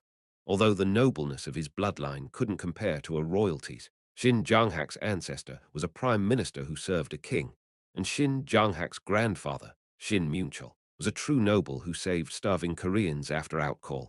Just ignore him. Jong-hak doesn't know much about you. Yu Yonha said so as she studied my face. I don't really mind. I walked past them and trudged to the lounge area. 7 p.m. all my team duels ended, and I returned home exhausted. Hajin. As soon as I opened the door, Evandel scurried up to me with a sullen face. Hajin Haeng scratched me. She put her right arm out with teary eyes. I looked at her arm and saw a very light scratch mark. Ha, I swallowed my sigh. One of the rules of childcare, never look bothered by your child. How? I don't know. Haeyang is a meanie. Haeyang. You meanie? Evandel turned to Haeyang and shouted. I also looked at Haeyang. She was on the couch yawning and acting self-important. She scratched you even though you didn't do anything. I didn't do anything wrong. Would a cat scratch someone for no reason? I looked around the room. Cat treats were sprawled around the floor. The treat was called churro, and it was delicious even for humans. I told Evandel to give it Haeyang only once per day, but I was somewhat doubtful. But even if Evandel was curious and liked eating, Evandel, you didn't do something like touching Haeyang's treat, right? Evandel flinched. You did. And no, I just wanted to know how yummy it was because Haeyang liked it so much. I only wanted a taste. Evandel made excuses, and I watched her slightly dumbstruck. Then suddenly, my smartwatch rang. It was a message from Rachel. Hajin SSI, happy birthday, this is my gift. Good job on the duels today. Let's go to a karaoke once exams end. Birthday, I tilted my head. Then, I remembered that today was September 8th. It was indeed my birthday. I turned on my smartwatch, wondering how Rachel knew. I quickly found out as I had a party hat saying happy birthday on my messenger profile. 1. A famous general from the Three Kingdoms era, known as the God of War. Chapter 100, Ki Naeun murmured thoughtlessly. At first, she was going to continue scrolling down, but she entered a gifticon shop when she wondered if there was anything she could gift him, but nothing really caught her attention. 9 p.m. End of the first exam. Ki Naeun was looking at social media while lazing around. With one exam over with, cadets became more active on social media. I on her, it was difficult, but I'm glad that the result was great. Good work, everyone. Number cube, number exam, number our team. After ending the day with 3 wins, Yonha seemed to have gone to a cafe with her team to celebrate as she uploaded a group picture of her team eating together. Ki Naeun was a bit jealous, especially because of her team's gloomy atmosphere. Oan. Since the last time they fought, Ki Naeun and Yonha hadn't talked to each other. Ki Naeun wanted to make up with her since she knew she was the one who started it, but it wasn't as easy as it sounded. Ding. NY Ki and 4593 others liked this post. Ki Naeun left a subtle apology by clicking like, then scrolled down. Below Yonha's post was Shin Janghak's.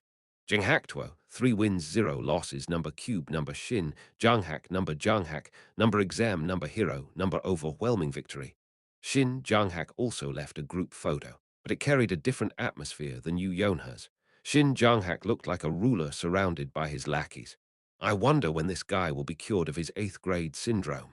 Ki Naeun snickered and continued scrolling through social media. Ha! At that moment, she found a rather interesting photo. It was from Kim Suho, who had over 20,000 followers.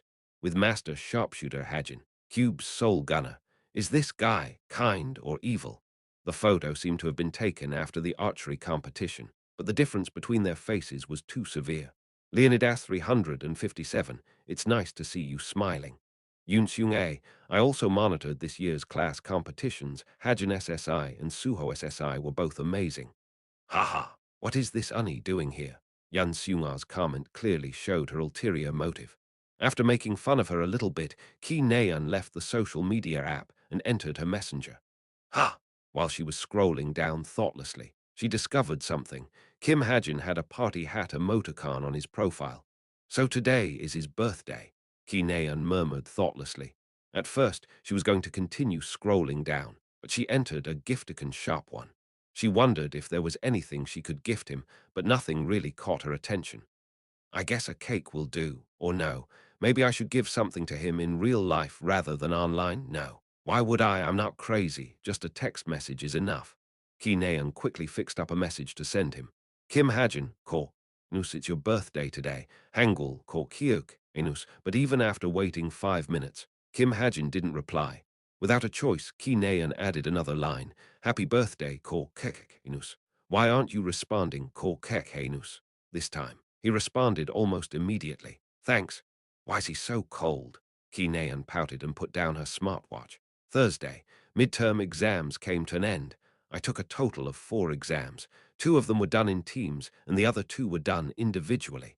Although I didn't do so well in the individual exams, because I did so well in team exams, I obtained enough points to enter the top 200. Next year, I should be able to get a bigger dorm room. The current problem wasn't something trivial like my grades. Will this be enough? I purchased a pinnacle-grade magic bag. It looked like a normal duffel bag, but it was magically enchanted to carry items up to 200 kilograms in weight. It cost 40 million won, and I stuffed it full with all sorts of items. An ice box, tent, cooking wares, ramen, pork chops, etc. Woong, my smartwatch rang. Cube will be on break next week. Cadets will receive a 70% discount on foreign travels when using cadet cards. It was a notification of classes being cancelled next week. This was likely because of an external investigation. Although investigators wouldn't be able to find anything special, Jins would have to lay low during this time. There will be a field trip sponsored by Jinsung Foundation next Thursday. First years will be allowed to join on a first-come, first-served basis. This was an important event. During this field trip, the main cast would encounter a ghost, the most wicked of all ghosts, the ghost of the past. This ghost would transport the cast to the year 1970, soon after the onset of Outcall. Of course, to be precise, it wasn't the real past. This was a necessary event for the cast to go through. Not only Kim Suho, but Shin Jong-hak and Yu Yonha would also. Arring. At that moment, Evandal's shouting interrupted my thought. When I turned to her startled, Evandal was staring at Haeyang with a shocked face. I followed her line of sight. In Haeyang's mouth was the boneless chicken Evandal was eating before. Haeyang, you, put that down now. When Evandal tried to run, Haeyang quickly bit down on the chicken. Evandal stopped immediately at the sight of it. Ah, okay, Haeyang, let's calm down, calm down. Hoo, almost like she was trying to appease a hostage situation. She held her hands up and tried to calm Haeyang. Right, calm down, that's not something a cat can eat. However, chomp. Haeyang chewed the chicken, ignoring Evandal's persuasion. Immediately, Evandal's expression crumbled down. I glanced at Evandal's plate. It was completely empty. It seemed Haeyang ate the last piece of chicken. Earthing, Haeyang, you. Evandal chased Haeyang. However, Haeyang was quick and Evandal was slow. Unable to catch up to her, Evandal ran into my arms and began to sob. Hajin, Haeyang ate my chicken. Don't worry, she won't die. Haeyang wasn't a normal cat. She had a noble bloodline with a grade -4 rating on mana affinity. Animals with higher mana affinity had higher recovery rates, longer lives, and higher intelligence. Such animals were called mystical animals. No, not that. She stole my food. Oh, that's the problem. After calming down Evandal, I left my dorm and walked to Cube's Park. I had a few appointments to tend to this evening. Over here, Yu Yonha waved her hand from a remote area of the park. Even though it was dusk, she was wearing sunglasses.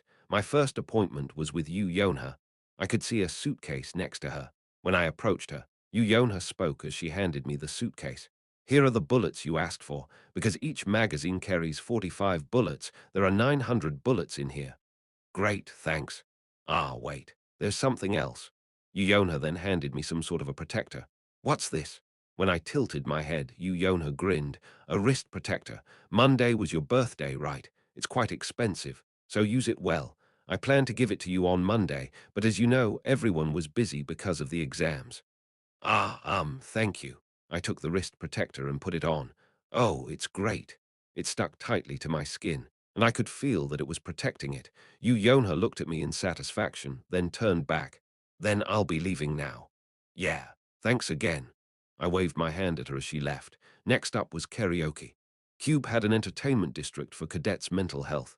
It had a karaoke, LAN cafe, bowling alley, pool hall, and other arcade facilities. Most cadets gathered here after exams. When I arrived, my teammates were waiting for me. Yo, Kim Hajin, Jin Hosung waved his hand. Everyone was wearing casual clothes, and I was the only one wearing a cadet uniform. Rachel's outfit was especially eye-catching. Her pink sweater and blue jeans suited her beautifully. The main character always shows up late, eh? Sorry. I had an appointment before this. Because we were going to karaoke, my shoulders went up in pride. I still had my singing gift with me. Now that Hajin SSI is here, let's go. Rachel pointed at the karaoke bar hesitantly. Yeah, let's go in. Jin Hosung took the lead. The karaoke bar was loud, and many cadets were already inside singing in different rooms. Rachel peeked through the windows and observed them. She looked a bit mystified by the whole scene. Jin Hosung went to the counter and showed his cadet card. For 6 people. Thank you. You can go into room 17. Rachel, who overheard this, began to march forward as she murmured, Room 17, Room 17. Room 17 wasn't far away. Rachel went in first. When I was about to enter, the door to room 16 opened. Hey, the person who came out of room 16 looked at me and widened her eyes. I reacted the same way. Kim Hajin, you're also here. Yeah, you too. I'm here with my friends. What about? Ki Naeun peeked through the half-open door of room 17 and saw Rachel. She then nodded with a somewhat disapproving look. Well, have fun. Ah, wait, Ki Naeun, you're going to Jinsung Foundation's field trip, right?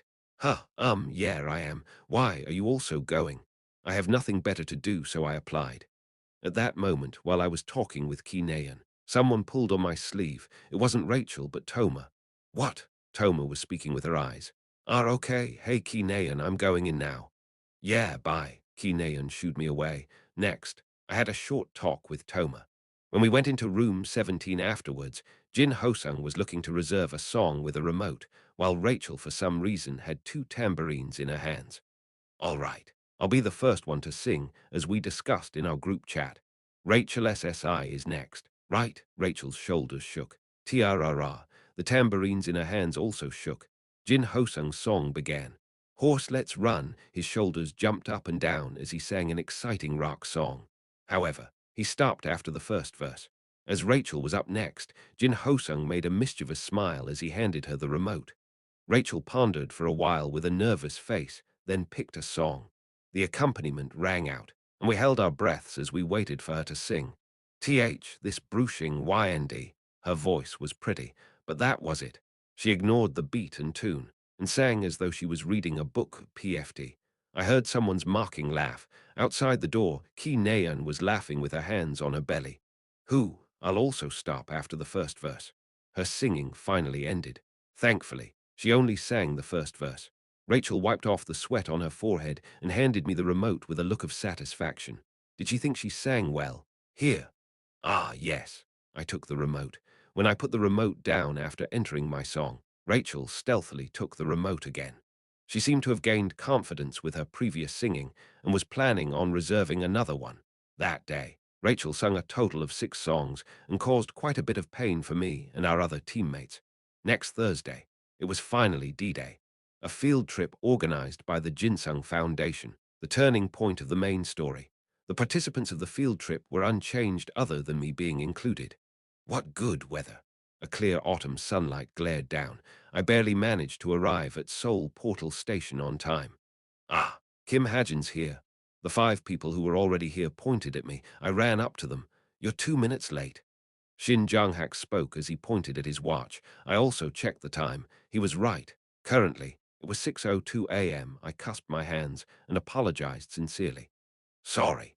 Shin Jong-hak waved his hand silently. I could see that a limousine was already here waiting for us. The 6 of us went inside one by one. The interior of the limousine Shin Jong-hak prepared was spacious and luxurious. It had a high ceiling like the limousines I saw in movies, and had a long seat that stretched from one end to the other. I sat down on a random seat. Hajin, do you want some? Kim Suho sat down next to me and offered me a jelly. No, I'm fine. Then give it to me. Ki Naeun snatched the jelly away. As she nibbled on the bear-shaped jelly, she asked Shin Jong-hak, Hey, what are we doing there? Lots of things. Wind Mountain is Jinsung Group's property. We'll meditate on the mountain peak and also spar a bit. Our destination today was Wind Mountain, a mountain on the outskirts of Seoul that was 800 meters above sea level. Wind Mountain was a named mountain that was famous even in Korea. It was created after the magic power explosion 50 years ago and had a high concentration of mana. Ooh, that sounds fun. I didn't know how fun it would be, but I knew it would be quite a spectacle. I slowly looked around the limousine. Kim Suho, Ki Naeun, Yu Yonha, Shin Jong-hak, Yi Yonghan. They were all looking out the window like they were going on a picnic. In the original story, they suffered greatly from lack of drinking water and food. They better thank me later. Kyuhum. I let out a dry cough as I crossed my legs. The duffel bag behind me couldn't feel more reliable. What are you doing? Yonha met my eyes and asked with a quizzical look. I grinned at her and even crossed my arms. Immediately, Yonha put on a huge frown. Seoul outskirts, Wind Mountain entrance, a black limousine stopped at the foot of a mountain. The limousine carried a completely different atmosphere than the mountain. Soon, the limousine's driver's seat door opened, and the driver got off first. When he opened the back seat door, 5 good-looking men and women got off, along with one average-looking man. Hua Kinean, who was the first one to get off, breathed in the mountain air as she stretched her arms out. Doesn't it feel like we're going on a picnic? Then she hit the shoulder of Kim Hajin, who was quietly yawning next to her. Yeah, Kim Hajin's reaction was dry. Rather than dry, he seemed somewhat arrogant as he scanned the mountain with proud eyes. PFD, what did you catch Shin Jong-hak's illness? Huh, no, no way. When Ki Naeun remarked on it, he quickly returned to his usual self. At that moment, Shin Jong-hak's secretary finished talking to Shin Jong-hak and stood in front of the cadets. There is a cabin prepared in the mountain. The Master Jinsung Foundation invited will be coming later tonight. Ooh, a master? Who? At Ki Naeun question. Shin Jong-hak replied with a grin. You'll be surprised when you meet him. For now, let's climb the mountain. We have to get to the peak at 3. The hike began without much of a thought.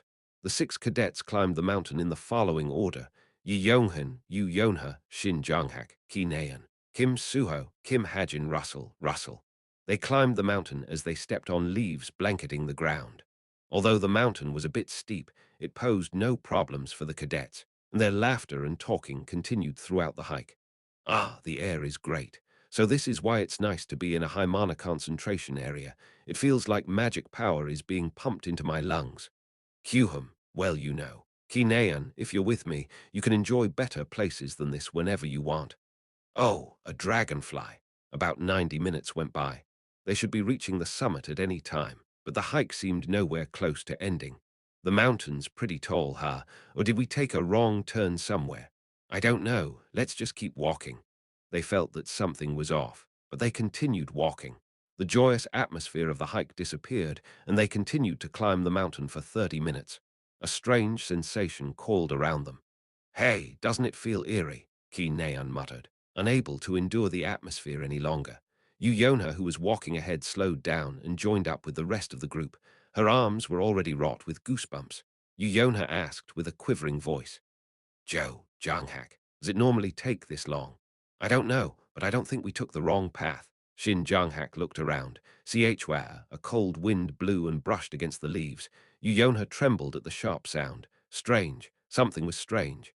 Kim Suho then explained the strangeness they were feeling in a low voice. We've been walking on flat ground for the past 30 minutes.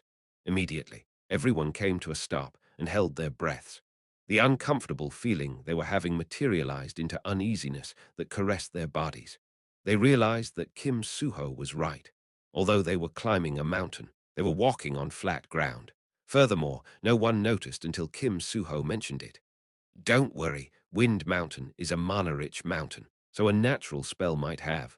Wait, Kim Suho interrupted Shin Jong-hak. He quickly looked around and said with a scary face, Hajin, where's Hajin? Ha! The rest of the group also turned back and forth, looking around. However, Kim Hajin was nowhere to be found. What he really disappeared. Yu Yonha muttered quietly with a pale face. Hey, stop messing with us and come out, Ki Naeun shouted. But her voice didn't echo even though they were in a mountain. A heavy silence descended. One of the 6 disappeared. The remaining 5 stood blankly and stopped moving. 1. A way to send a real present to your friend using instant messenger and mobile data service. Popular in Korea. Chapter 101. Chapter 101.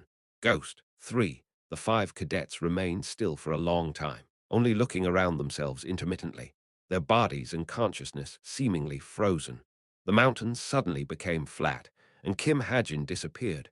To make things worse, another strange thing occurred. Almost as though time was being wound backwards, the scenery around them began to change rapidly. The sun that was hanging in the middle of the sky disappeared as though it was falling down. Then, darkness was cast over them like a shadow. Such incomprehensible supernatural phenomenon evoked fear and panic, and the 5 cadets could only crowd together nervously. Hick! Yu Yonha was especially in a poor state. Her eyes were wet with tears. As she was someone who couldn't even look at a poster of a horror movie, she was unable to endure such a frightening phenomenon. Let's stay calm. Kim Suho snapped out first, and Shin Jong-hak then stepped up as though he was afraid of losing. Calm down. Since that Kim Hajin is a bit dull, he might have just gotten lost. Or maybe he found something and sneaked away to claim it for himself. After all, we're on Wind Mountain. It's Kim Hajin, not Kim Hajin. Wind Mountain was private property of the Jinsung Group. Without their permission, no one was allowed to enter it, meaning it was likely that precious herbs were growing on it. Shin Jong-hak theorized that Kim Hajin came across one by luck and sneaked away to take it. What? Then how do you explain this? Not only did the mountains suddenly become flat, the sun disappeared from the sky. Ki Neon raised her hands and pointed around her. They were surrounded by dense darkness and thick, overgrown weeds that seemed to be at least 80 centimeters tall. That's when Shin Jong-hak was at a loss for words. PSSS, the sound of an animal moving through grass rang out. Yu Yonha shrunk back like a frightened rabbit, while Kim Suho and Shin Jong-hak pointed their weapons in that direction. SSSS, SSSS, something was approaching them rustling through the leaves. Gulp. For 3 minutes. They waited nervously. What finally appeared from the thick grass was, I thought it was a mountain beast. Who would have thought it was a bunch of kids? A man who seemed to be in his mid-40s. He was wearing dark blue pants and a baggy dress shirt. To put it to words, he looked like a typical salaryman from the 70s and 80s. What are you kids doing here? He spoke with somewhat of an old accent. The cadets examined him silently. The man also scrutinized them back, especially the female cadets. Hey, why aren't you talking? When the middle-aged man urged them, Shin Jong-hak stepped up. Or you, where is? Kim Suho quickly stopped Shin Jong-hak's ill-mannered talking. Sir, where are we? Ha! The man stared at Kim Suho with an incredulous look, then suddenly smirked. What do you mean? We're in Gwangmyeong. This is a danger zone. We don't know when magic power will explode again. Magic power explosion, Kim Suho murmured quietly. Magic power explosion was a word he was familiar with, a phenomenon where unstable mana explodes. For 3 years after Outcall, the world's unstable mana frequently exploded. That was what he recalled reading from the textbook. That's right, you'll die if you stay here, so follow me. The man was talking about a phenomenon that was extinct in the modern world like it was still happening. Kim Suho fell into thought. Magic power explosion, a mountain that turned into flat ground, the man's old-fashioned clothes. Let's follow him for now. To understand the current situation, it was necessary to follow this man. All 5 cadets seemed to be thinking this as they nodded somewhat reluctantly. Shin Jong-hak then said to the man, lead the way. Hey, Kim Suho quickly pushed Shin Jong-hak to the side and corrected him. Ahaha, this is our first time here, so we'll have to ask you to guide us. What, Kim Suho, you're gonna provoke me even in this situation? Shut up. Just stay quiet and follow along. Just like that, they followed the middle-aged man. Walking through tall grass and passing by occasional strange howls, they eventually reached what seemed like a city. This is. At that moment, the cadets halted. They stared in front of them blankly. Collapsed buildings and barricades made up of scrap cars and iron bars, smoke and flames were rising from the city. Yo, Myunjung, have you been doing a good job? Of course. Ajashi, but who are they? Ha. The middle-aged man greeted a young man guarding the entrance. The young man glanced at the cadets and made a blooming smile. The middle-aged man turned back to the cadets and spoke. What's up? Come in. First, where is this? Hearing Kim Suho's serious tone, the middle-aged man grinned. It's the safest place around, Gwangmyeong City Hall. Gwangmyeong City Hall. They had driven by it earlier in the day in a limousine. However, the Gwangmyeong City Hall they saw wasn't a dilapidated place like this. It was then that Kim Suho began to understand the situation. The man's clothes, magic power explosion. Can you tell me today's date? Date? Kim Suho asked in a stiff voice. The man rubbed his chin at the sudden question, then shook his head side to side. Don't know. Who has the time to count nowadays? I guess it's about 72 now. Hearing this, the cadets fell in a daze once again. Ding, their heads seemed to be ringing. 72 as in 1972. Well, it sure isn't 1872. This time, the young man guarding the entrance walked up. Then, several men appeared from on top of the barricades. Their eyes flickered coldly as they looked down at the cadets. Come in. It's dangerous to stay outside at this time. The young man grabbed Ki Naeun's wrist as he said so. Hey, let her go. Kim Suho quickly pushed him away and pulled out the branch he brought just in case. A branch? Hey, kiddo, put that down. We're not bad people. Kim Suho tried to unleash his magic power to intimidate them. Right, he tried. Unfortunately, he couldn't bring out his magic power.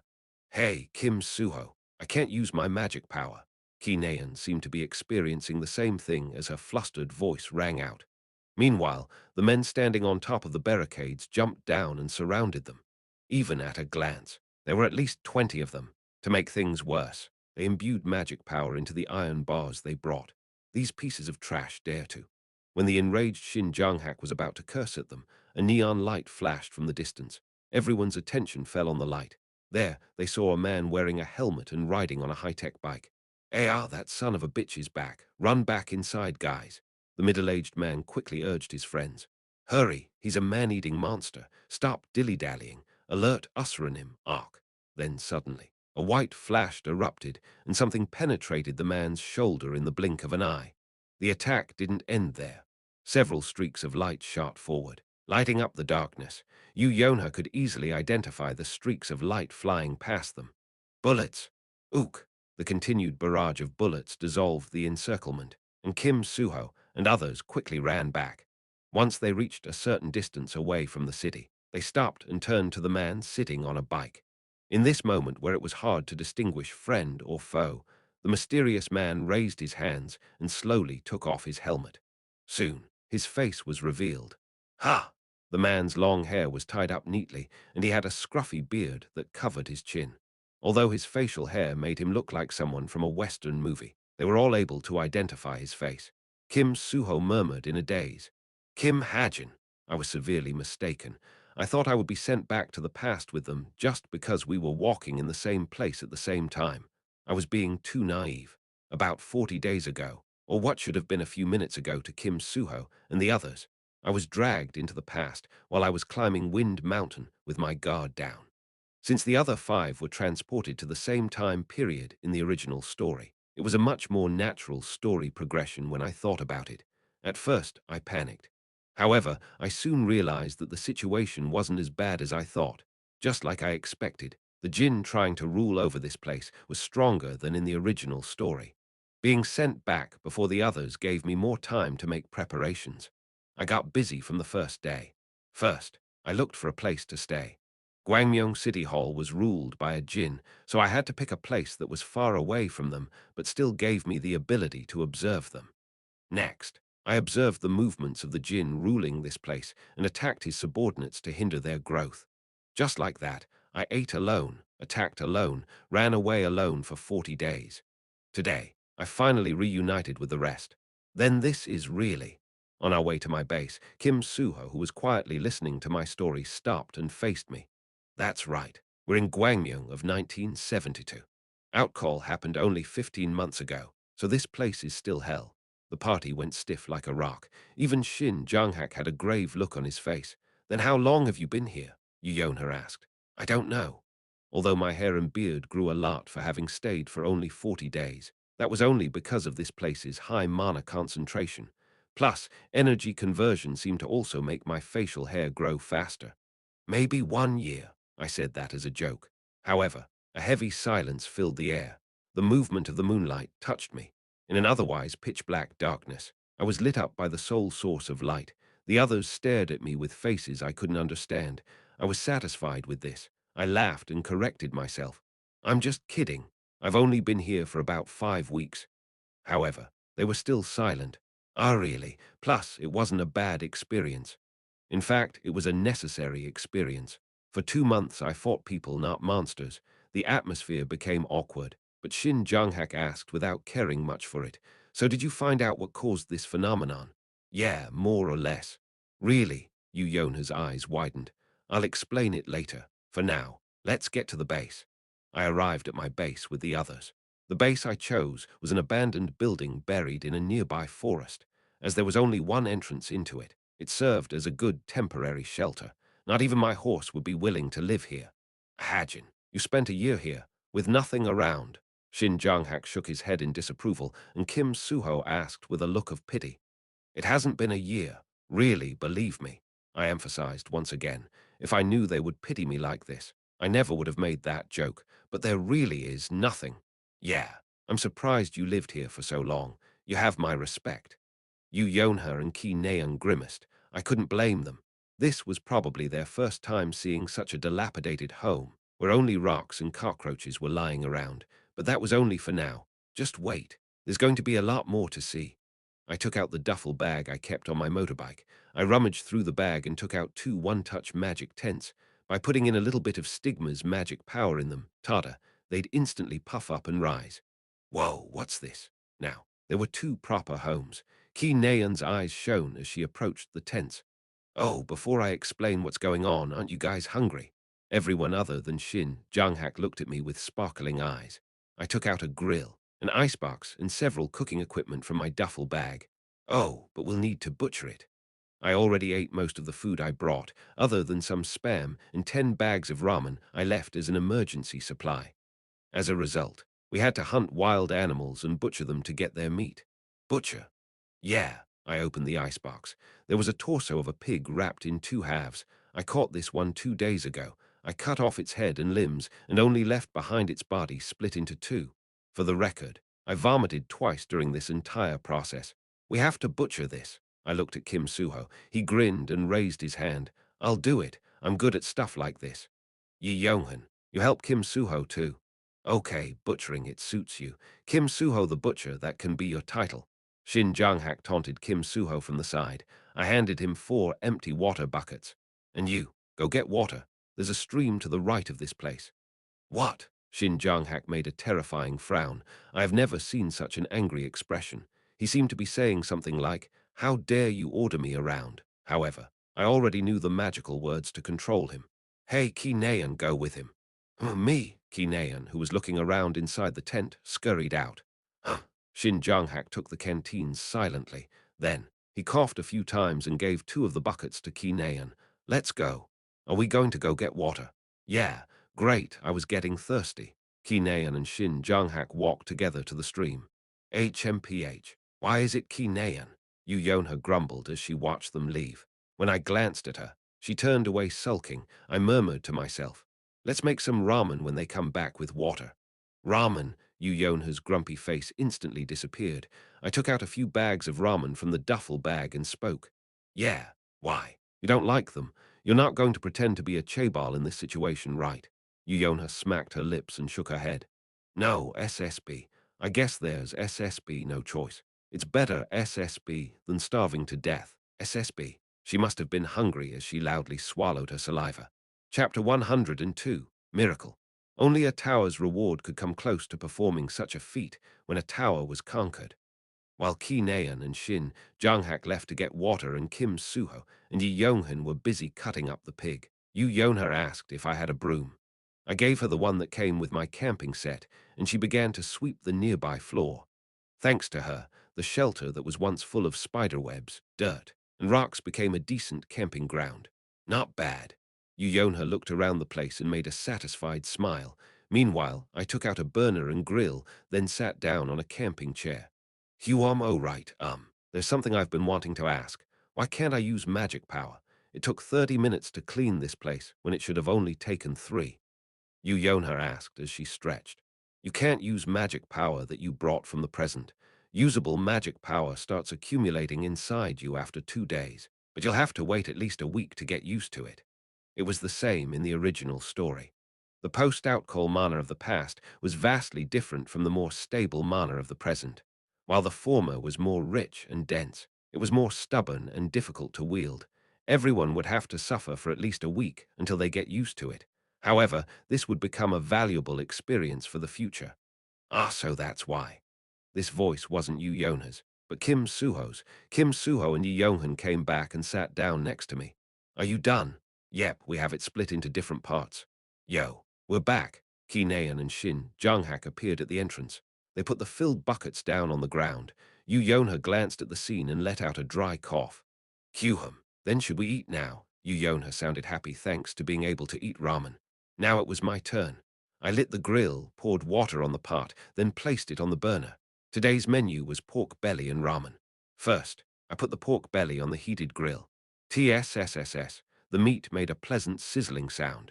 When the water began to boil, I put several bags of ramen inside. Hee hee. Yu Yonha looked back and forth between the pork belly and ramen with the happiest face in the world. 4 minutes later, we sat around the food and shared a friendly talk. Pork belly and ramen. Although Kim Suho and Yi Yonghan were used to eating them, this wasn't the case for the other three who grew up in luxury. Shin Janghak and Ki Naeun only stared at the food even though they were hungry. Yu Yonha was clearly holding back because of them. Your mana will be replenished quicker if you eat. Animals around here have high mana content. When I said that, Shin Janghak finally picked up his chopstick. Seeing Shin Janghak begin to eat, Yu Yonha sighed and filled her bowl with ramen. She carefully slurped up a few strands of noodles. I also filled my bowl with ramen and ate it with the pork belly. Ham! Yu Yonha, who was watching me, also picked up a pork belly and put it in her bowl. Then she ate it with ramen like I did. Nom nom. Her small mouth moved busily, and then her head drooped down. Her clenched fists trembled. Was it that delicious? She sure made it seem so. Ah, I'm going to feel queasy if I eat this. With Shin Janghak and Yu Yonha eating, Ki Naeun also slowly challenged a pork belly. A greasy piece of meat entered her mouth. Hey, why is it so tasty? But after chewing on it a few times, she murmured with a surprised face. I explained with a small smile. It's a pig that grew up by eating mana. What? This pig lived in an area where the concentration of mana is higher than Baekdu Mountain. Animals that grew up in high mana concentration area were much more delicious than ordinary livestock. But because such areas were mostly private properties, such animals were precious and expensive. In other words, this place's pig was high class, even for Ki Naeun's taste. Wow, really? That's amazing. Ki Naeun began to move her chopsticks energetically. Feeling threatened by her speed, Yu Yonha also quickened her pace. We ate for the next 30 minutes without talking. Around the time the meal was over, Ki Naeun pointed at me with her chopsticks. By the way, that surprisingly looks good on you. Huh, what does?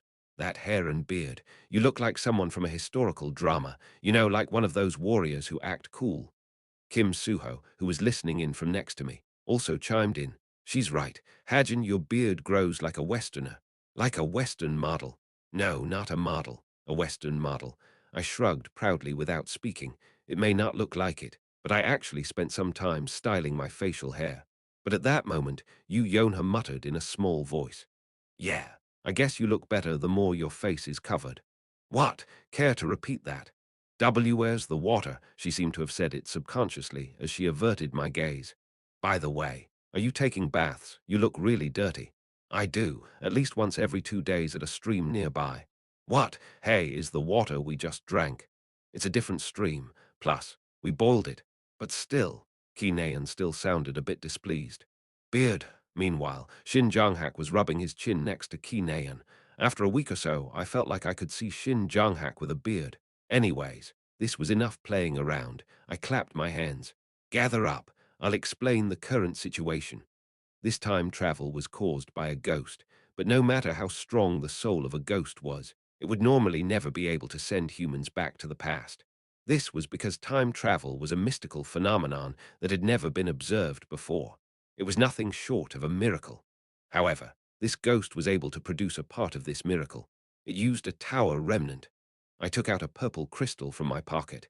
Then I asked Shin Janghak. Tower of Time was inside Wind Mountain, right? Yeah, my grandfather conquered it more than 20 years ago. Miracle. Only a tower's reward could come close to performing such a feat. When a tower was conquered, it would condense into an unimaginably grand lump of magic power and be left behind in the world. These so-called tower crystals had different functions depending on the towers they came from.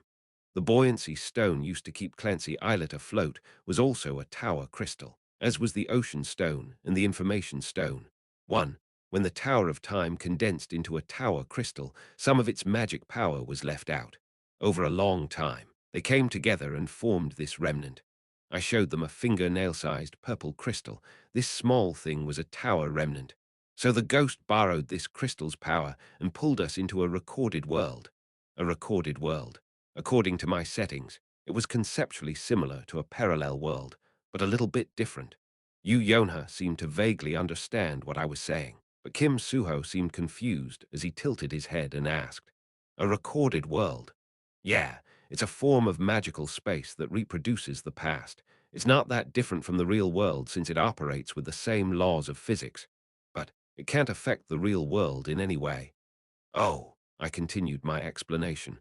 The next topic was on the enemy we had to defeat. And in this place, there is a Jinn who goes by the name Asura, just like us. He was pulled into this world by the ghost. By the way, he's not the real Asura, so don't worry too much, Asura. I was flabbergasted when I first found out. I even gave him a pretty name like Chunhuatu. I didn't know why he changed it to Asura. What if the real Asura found out? He's using mana crystals to grow stronger. Mana crystals were naturally created when mana condensed into a solid state. I have a question. At that moment, Yonha raised her hand. How can he grow stronger using mana crystals? It wasn't until the 2000s that scientists found out how to use them. By eating them. Most people would instantly die upon consuming mana crystals. Even if they managed to survive, they would suffer huge internal injuries, as the magic power in their bodies fought the crystal's condensed mana. However, this Jinn was different. It looks like he gained a special power by uniting with the ghost. He can swallow and digest mana crystals without any repercussions. Then, the kid's expressions turned serious. Asura was a bit stronger than in the original story. However, it wasn't to a worrying degree. I couldn't say the same about other antagonists, but I was the perfect counter for this self-proclaimed Asura. So this Asura is our only enemy? Shin Jonghak asked, and I shook my head. No, there's more. But before I talk about that, I need to explain how we can get back to the present. I placed the purple crystal on my palm. Like I said before, this tower remnant is what's holding this world of the past together. Asura has these crystals placed around this world. Without them, he can't materialize the past.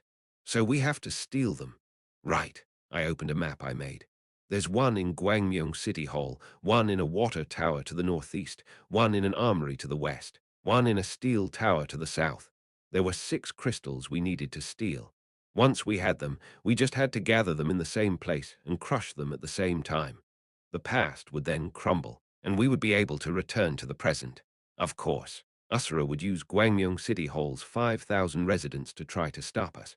Asura has 5 subordinates guarding each of the locations other than Gwangmyeong City Hall. Asura's 5 subordinates. To be completely honest, I wouldn't be able to win against them no matter what trick I pulled. It was a matter of suitability. Interestingly, I could beat their leader, but I couldn't beat his lackeys. So, it's clear what we need to do. Those were Kim Suho's words. I nodded as I yawned. Currently, it was 1 a.m. It was time to sleep. It's late. We're going to rest for 5 hours. It'll help you replenish your mana. First, let's start with choosing who's going to be on night watch. Dawn. I opened my eyes, feeling the cold morning wind. Staying here for 40 days, I developed a short sleep habit. During the 6 weeks that I was here alone, I divided up my sleep into 1-hour time frames, not knowing when enemies would arrive. There was even a time where I spent the entire day sitting on a tree because they were patrolling the area. But perhaps because I was feeling well, the morning air felt refreshing. I went out of the tent for a morning stretch. When I went out to the entrance of the partially destroyed abandoned building, I saw Ki Naeun standing watch. The twilight's blue hue shone down on her thinly. She seemed to have felt my presence as she turned toward me slightly. "You're up," when she saw me. She smiled lightly. "Yeah, I see that you're on night watch. It's a piece of cake." "Is it?" Noticing that my shoulder-length hair was down, I tied it back up. Meanwhile, Ki Naeun was looking at me with eyes full of curiosity. "Hey, isn't it uncomfortable having long hair? Yours is almost as long as mine." "It is, but I can't cut it because I might get cursed by a curse magician." "They even have a curse magician." "Yeah, he's walking around with a voodoo doll." I trudged up to Ki Naeun. Then, I shooed her away as she was sitting on my bike. "Tusk!" Ki Naeun clicked her tongue and moved over to the night watch chair. Sitting down, she looked forward. I followed her line of sight. A world of dawn was spread over the horizon. The sky was shining with stars, and the earth was filled with lush vegetation. I suddenly grew curious what Ki Naeun was thinking about looking at this scene of the past. "What are you thinking about?" "Ha! I was wondering why the ghost couldn't have brought me to 2000 instead of 1972. I wasn't so dense as to not know what she meant. 2000 was when Ki Naeun's mother was at the prime of her life. I silently looked out into the forest, but suddenly, Ki Naeun said something I couldn't understand. Well, I'm sure you thought about it too. I turned to Ki Naeun. She spoke quietly, still facing the forest. Sorry, I shouldn't complain in front of you. Just ignore it. Hearing her, I suddenly remembered my parents. However, I didn't continue thinking about it for long as it was too painful. Ki Naeun, who was sneaking peeks at me, suddenly spoke in a cheerful voice. Oh, by the way, my mom was born in 1972, so she had you when she was fairly old. That's just how it was back then. She was super busy. I'm sure she didn't have the time and ease of mind to make a child when she was young. Ki Naeun muttered as she stared at my bike. Then, she repeated what she said before. My mom was born in 1972 in Sungmo Hospital. Sungmo Hospital. It was only 30 minutes away from here on a motorbike. If this was the real world. That is, we can't go into Central Seoul. This world is restricted to this area only. Oh, I see. Hiding her disappointment with a silent sigh, Ki Naeun smiled brightly. How unfortunate, one. Buoyancy Stone was mentioned in Chapter 71, and the Ocean Stone was mentioned in Chapter 7. Information Stone is a newly mentioned Tower Crystal. 2. The author didn't provide the Hanya for this name, but it most likely means thousand flowers. Chapter 103, Chapter 103. Ghost, 5. For a week, the party focused on training. Starting from normal workouts to sparring, they moved their bodies and exhausted magic power as much as possible. Just like in the original story, Yu Yonha led the training to get accustomed to the past. Hoop!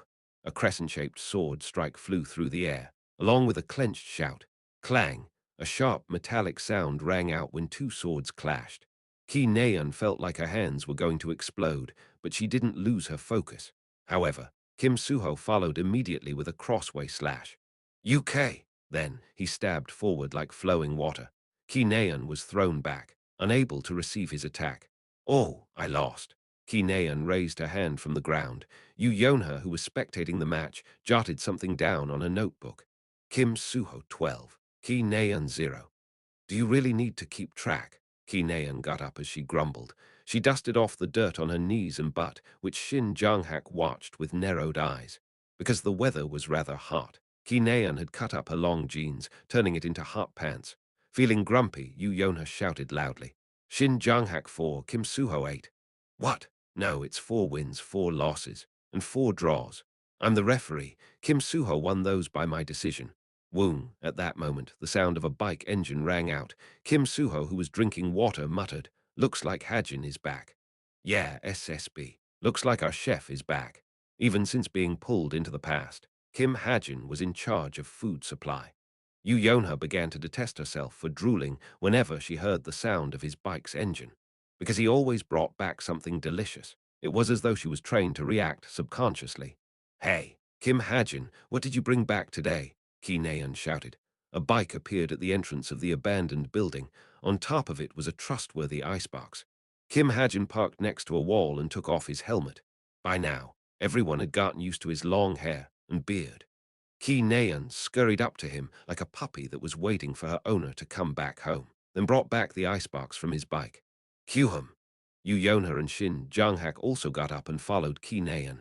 Inside the icebox were pig, chicken, drinks, and even snacks.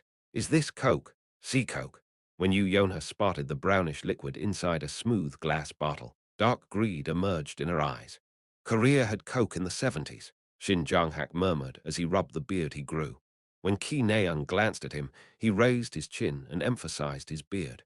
Seeing him intently for a moment, Ki Naeun blurted out a single sentence. Why does your beard grow like a goat? Kim Suho and Yi Yonghan handled cooking.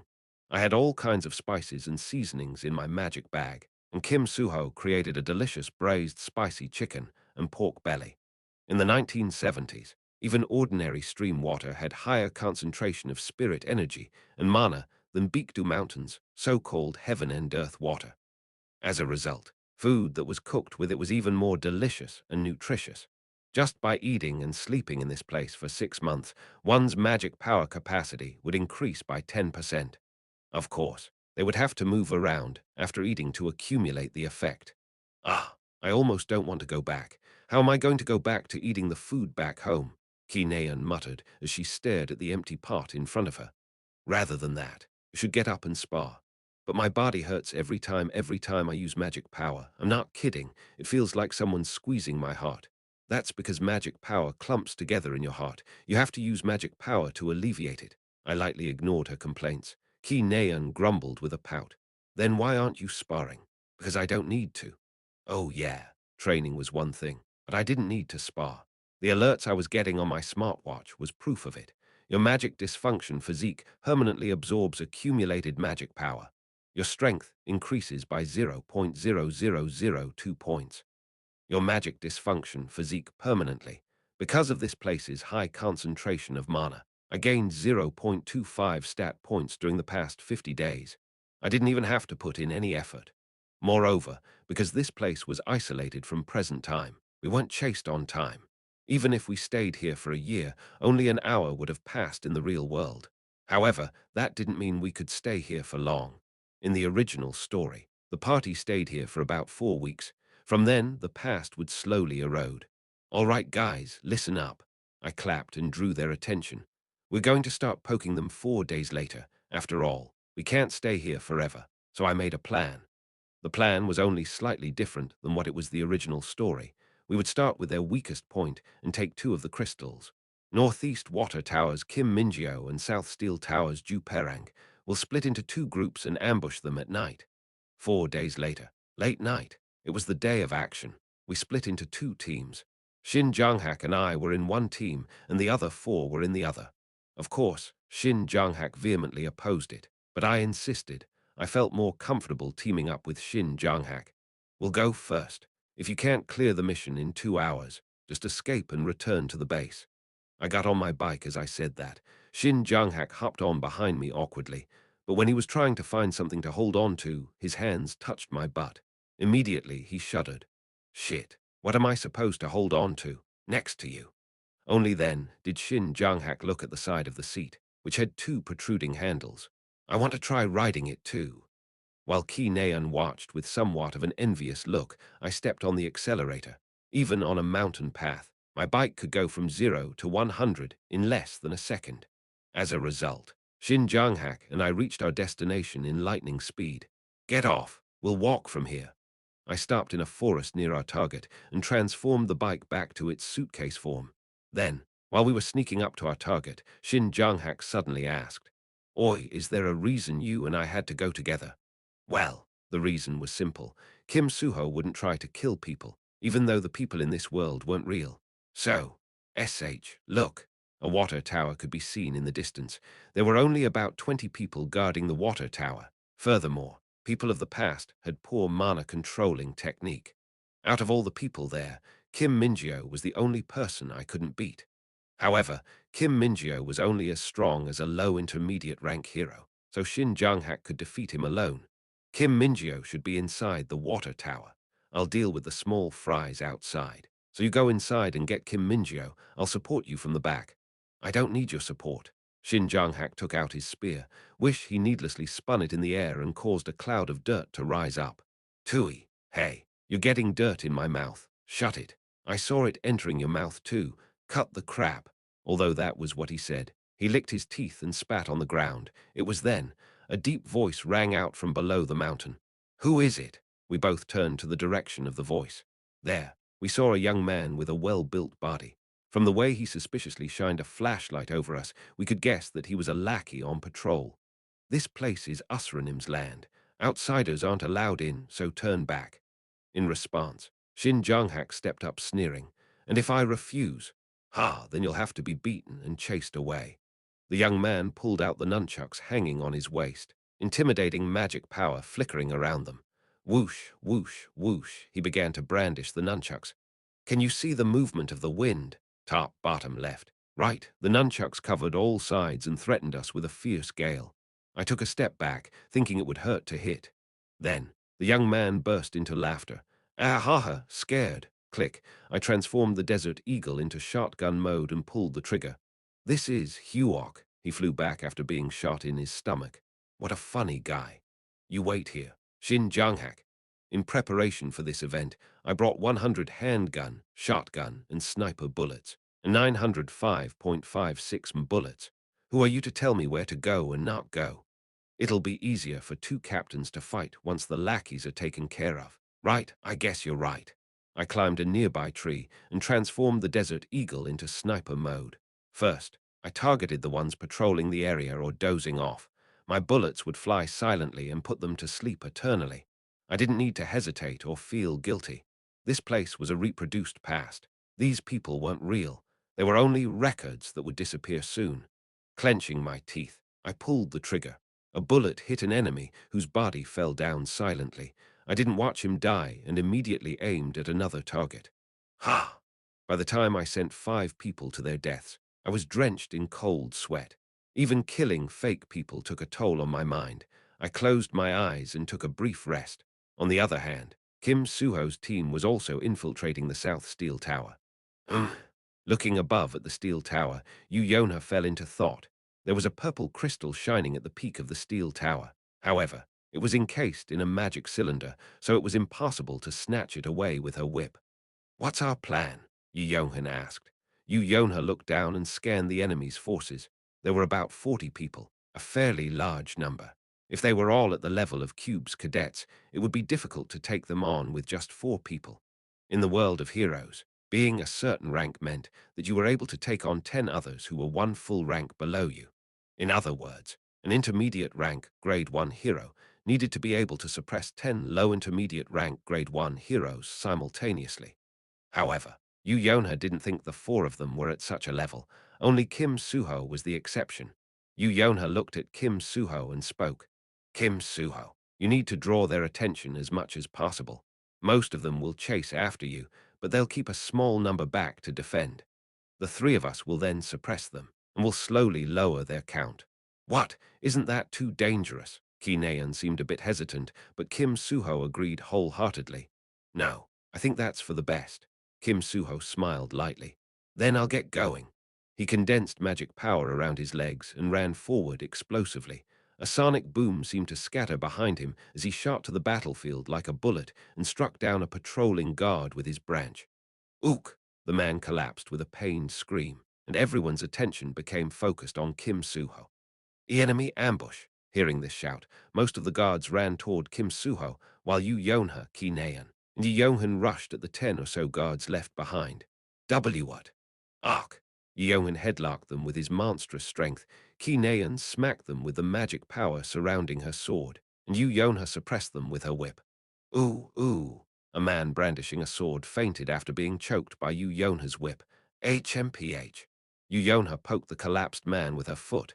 Seeing that he didn't react, Yonha turned back leisurely. But at that moment, a sharp sword shot toward her. Although she quickly ducked out of the way, the blade cut parts of her hair.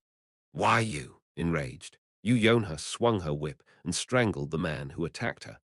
"Do you have any idea how much effort I put into growing it?" Her whip strangled him tightly, and the man's face slowly turned purple. Yonha stared at the hair on the ground and fiddled with shortened hair. Realizing the severity of the cut, her eyes burned in anger once again.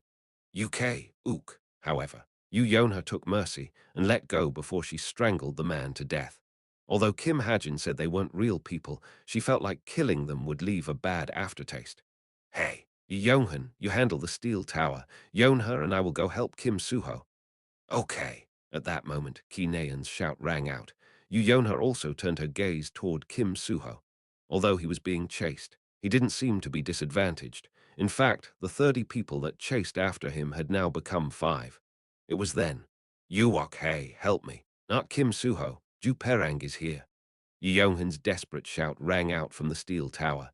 2 hours later, just like in the original story, both teams retrieved the purple crystals without much problem. To celebrate, we roasted a whole pig. I didn't have much of an appetite, but Ki-nean and Kim Suho ate voraciously. I watched them until they finished eating, then spoke when their plates were empty. "Good job today. Now, the north and southeast areas will become inactive. We just had to take it slow, just like today." Keck! But Yonha suddenly grabbed her neck, as though she was choking. She smacked her chest and gulped down water. Her face was pale white. "What's wrong?" Yonha, Ki-nean asked worriedly. "Nothing, I just can't digest food well." I frowned. "There's no way you shouldn't be able to digest food." What do you mean? It's not like I'm a pig, I can get sick too." "No, That wasn't the problem. There was no way she shouldn't be able to digest such a soft meat. I narrowed my eyes and scanned Yu Yonha for injuries. She wasn't injured, but I noticed her hair. It was asymmetrical. In other words, someone had cut it. What's that? Yes, Yu Yonha tilted her head. I pointed at her hair. Your hair, what happened? Oh, this. It was cut during the last battle. Damn it. Like I said before, Kim Suho's team would have suppressed them only. The ones that survived would have returned with traces of the ones who attacked them. For example, hair. Ugh, why does my chest feel so heavy? Yuyona kept thumping her chest. If my thoughts were correct, this was a curse. Depending on the curse magician's ability, even a single strand of hair could be enough to drive one to the brink of death. Gwangmyong City Hall indeed had a voodoo curse magician who could use this curse of weakening. Things were a bit more complicated now. Why are you looking at me like that? I'm not that sick. Yuyona furrowed her brows and asked sharply. Ki Naeun also chimed in, grinning. Look how worried he is. Maybe he likes you. Then I'll have to decline. Sorry. Listen, you too. Power of curses were amplified in high mana concentration areas. Not knowing this, the two girls were snickering to themselves. But well, it was partially my fault for not warning them about it. I sighed inwardly and slowly opened my mouth. Chapter 104. Ghost 6. I explained what would happen if Yu Yonha's hair ended up in the curse magician's hands. I didn't exaggerate or downplay anything. A curse of weakening could only be cancelled by killing the curse magician. And although the curse couldn't directly kill, in an environment like this without any medical facilities, it could lead to the absolute worst situation. When I finished explaining, the atmosphere of the group had turned grave. Oh, right. You mentioned it before. I forgot about it, damn it. Ki Naeun blamed herself as she clenched her fists. However, I couldn't blame her for not remembering. I had only briefly mentioned it a week ago, when she was sleepy from being on night watch. Perhaps my fault was the biggest, since I didn't tell them about all the dangers properly. If I did, they wouldn't have forgotten to bring back Yu Yonha's lost hair. We fell silent for a moment. This anxious yet calm silence was broken by the cheery voice of the person of concern. Why are your faces so serious? Yu Yonha continued with a bright expression. We're not sure yet if it is a curse. Plus, I have some anti-magic power. I can beat something like a curse easily. Ah. Shin Junghak's hand fell on her head. Looking at the startled Yu Yonha, he spoke. Tell me if it hurts. Yu Yonha's cheeks turned faintly red. Was this the bad boy's charm? While I was having idle thoughts, Yu Yonha nodded energetically. But I don't think it's going to hurt much. Don't lie, Tusk. Suddenly, Shin Junghak got up with his spear, catching our attention, seemingly enraged. Shin Junghak blurted out with a heated voice. They should be busy organizing themselves after being ambushed, so let's barge in and crush them before the sun comes up. Currently, it was 3 in the morning. There was still some time before sunrise. If Yu Yonha really was cursed, there was no time to waste. We had to defeat them as soon as possible. We got up following Shin Junghak. With stiff expressions, everyone began to check their equipment. Let me go too. I'm still okay. You stay put. Shin Junghak stopped Yu Yonha, who was trying to force herself up. We left Yu Yonha behind and set out. This time, the battle only took an hour. The enraged Shin Junghak swept through the North Tower and retrieved the purple crystal. Shin Junghak's physique, intermittent explosive disorder, had been triggered. For the record, the intermittent explosive disorder physique was a strange physique that amplified one's physical stats by up to 130%, depending on one's anger. Gwangmyong City Hall. Usura sat on a throne as he received his subordinate's report that 3 crystals were stolen in one night. Although he was enraged at first, he soon calmed down. It was thanks to Yi Yohan, the curse magician he kept with him. Yi Yohan was quite a skilled curse magician, and he had received a lock of the attacker's hair. My apologies. Boss, it's fine. Don't overreact so much. Usura had already sent out monsters and confirmed the attackers' numbers and base. They looked young and friendly. Such children wouldn't just watch one of their friends die. Usura pitied them. As far as he was concerned, they were weak because they cared for useless emotions like loyalty, love, and friendship. Bring all the crystals back here. Yes, understood. There were still 3 crystals left. Although bringing them back would weaken some of his men, he knew this was the best choice, as they would come to him, unable to watch their friend die. Kim Suho and Shin Junghak. Furthermore, Usura knew who 2 of them were. Cube's greatest rising stars.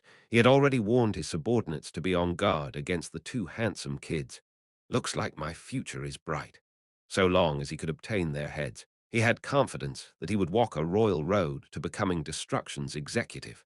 Day 1. Yonha became emaciated, and we were late to notice that Usura had retrieved all the crystals. Day 2. Yonha's pupils withered up. Day 3. Yonha could barely stand up straight, frustrated. We went out and observed Gwangmyeong City Hall from a distance, but there was no movement. They didn't come to us or even come out to patrol. They just stayed holed up in their base. Time went by, and we fruitlessly watched over Gwangmyeong City Hall. Every day, Yonha's condition got worse until all she could do was lay in bed. Suffering from a high temperature, chills, and nausea, she kept getting weaker and weaker. Seeing her like this, everyone thought the same thing, that she could die if things continued this way. Yonha, can you eat this? Yonhan and Ki Naeun made porridge with painstaking care, but Yonha had trouble eating.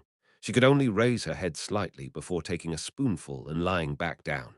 I gave it a try, but even Stigma's magic power was unable to undo this curse. It was because curses weren't spells, which were cast using magic power, but gifts. No movements today either. It looks like they'll just stay cooped up in the city hall. Kim Suho came back from patrol and spoke with a frustrated face. Usura made a different choice than in the original story. Since he knew that one of us was dying, he retrieved all the crystals and was simply waiting. Clearly, he knew we had to come to him. We have no choice. We'll have to do what those trash want. Growing impatient, Shin Jang-hak shouted with a reddened face. Yi Yonghan retorted, Wait, you want the four of us to fight 5,000 people? I replied instead. When the crystals are gathered in one place, the past becomes unstable. It's the same for the people of the past, so only 100 to 200 people should be able to participate in battle. Among them, we only have to pay attention to 10, including Usura. People of the past were weakened if the power of the crystals weren't distributed evenly. Kim Suho and Ki Naeun, Shin Jang-hak and Yi Yonghan, with me included, it should be enough to defeat them. However, the problem was Yonha. We couldn't just leave her alone. Bringing her with us to the battlefield would be insane, so one of us had to stay behind with her before we killed the curse magician. Wait a minute. I looked at the purple crystals inside my leather pocket. There were 3 finger-sized crystals and 1 fingernail-sized crystal. If I was alone with these, wouldn't Usra come find me? Sounds good with me. 200 versus 5. I feel like I can kill them all. Ki Naeun asserted aggressively, feeling the direction the conversation was going. Yonhan argued as he anxiously bit on his fingernails. What if he sends one of his lackeys to kidnap Yonha? I'll protect her. I raised my hand. These purple crystals and Yonha, I'll protect them both. In the worst-case scenario, I can just take her and escape on my bike. In a way, it was a trap. If Usura came alone, I had the confidence to take him on by myself. If he brought others with him, I had the confidence to escape on my bike. Okay. After ruminating over the matter with his eyes closed, Kim Suho also admitted that we had no other choice but to do as they wanted. It looks like this is the only thing we can do. Damn it. Fine. But don't say I didn't warn you if anything goes wrong. Johan stretched and loosened his body even as he grumbled. His thick muscles bulged up intimidatingly. Shin Jang-hak also roused his magic power fiercely. Just you wait. Usura, I'll tear you apart tonight. Just like the main character of a movie would say, Shin Jang-hak prophesied Usura's death, a night of the full moon. Kim Suho, Shin Jang-hak, Ki Naeun, and Yi Yonghan were walking along a path they planned out. With Usura having taken away the crystals, the surrounding scenery had turned rather bleak. Grass lacked color and trees were withered. After silently walking along this bleakness for some time, they began to see Gwangmyeong City Hall. The place was modified to look like a fortress, but no one was protecting the barricades surrounding it. It was clearly a trap. However, there wasn't much they could do about it. They clad themselves with chi reinforcement and walked toward Gwangmyeong City Hall amidst a deathly silence. Then, suddenly, a man appeared on the roof of a broken-down bus in the middle of the road. He had a well-built body and was carrying a long steel pipe on his shoulder. From his tall height and bandit-like appearance, the party could guess that he was Yu Dangsuk, one of Usra's subordinates that Kim Hajin mentioned. This place is off-limits to kids. At the same time, several men carrying weapons appeared. Shin Jung-hak asked, perfectly calm, "You're Yu Dong-suk?" "Haha, a kid shouldn't talk to adults like that." With a smirk, Shin Jung-hak pointed his spear at Yu Dong-suk. "Lackeys can screw off. Where's Usura? Usranim isn't here. I won't ask a second time." Shin Jung-hak's magic power flowed into his spear, igniting it with black magic power. Yu Dong-suk's eyes widened. What? What's up with the color of your magic power? Bring Usura. Bring Usura here." Shin Jung-hak spun his spear 180 degrees. It was the most basic spear technique, crescent moon slash. Shin Jung-hak's black magic power shot out in an arc, exploding when it reached Yu Dong-suk. Not only did it destroy the bus he was standing on, it also continued flying forward and cut one of the watchtowers in half. "Wow, scary." Yu Dong-suk chuckled as he leaped down from the bus. "But kids, I'm not lying. Usranim really isn't here." "Then where is?" At that moment, an ominous thought flashed in Shin Jung-hak's head. He gripped his spear tighter. "Why, you bastards? Ha ha, what were you thinking? Leaving the crystals behind with your injured friend, stealing from an empty house. It wasn't that they didn't expect it at all. They just didn't expect that the boss would go." Shin Jung-hak, Ki Naeun, and Yi Yonghan quickly turned back, but they were surrounded on all sides. Immediately their faces stiffened. PFD. However, only one person remained calm. Kim Suho, in fact. He even burst into laughter.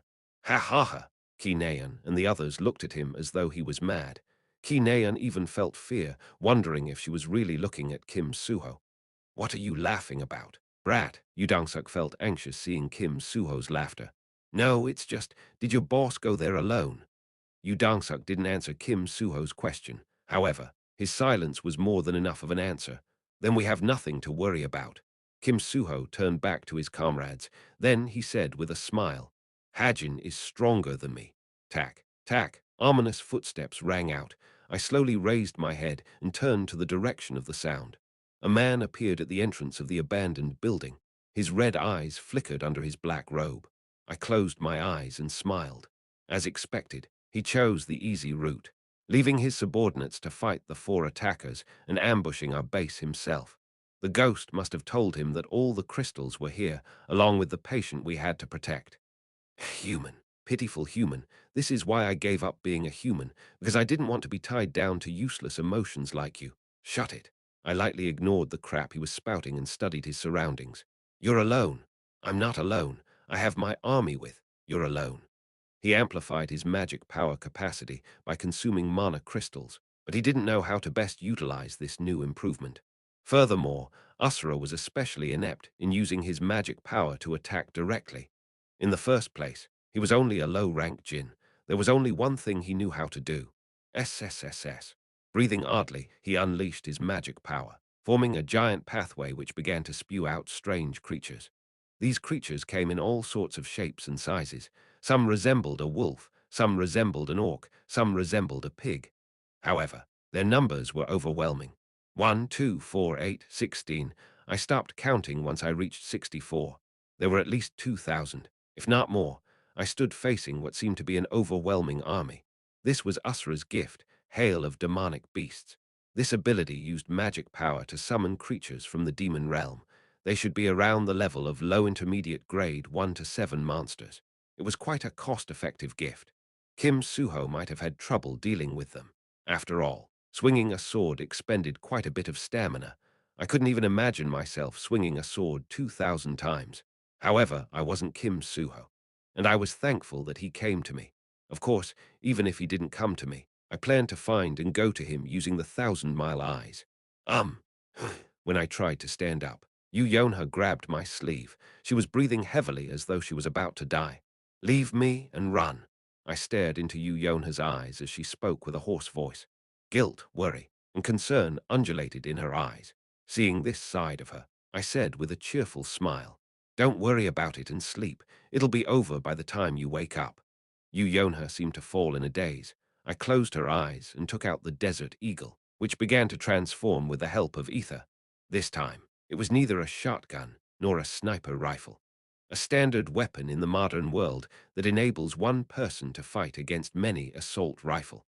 Although it wasn't used as much in this world because of the cost of bullets and comparatively low power. Neither of those disadvantages applied to me. Attack power enhanced by ether. Desert Eagle's internal attack power amplification. And one more, I murmured silently. Scan, 44%. The best possible outcome. A smile bloomed on my face. As always, I operated under the principle of strong against weak, weak against strong. In other words, I countered his gift perfectly. He could summon as many small fries as he wanted.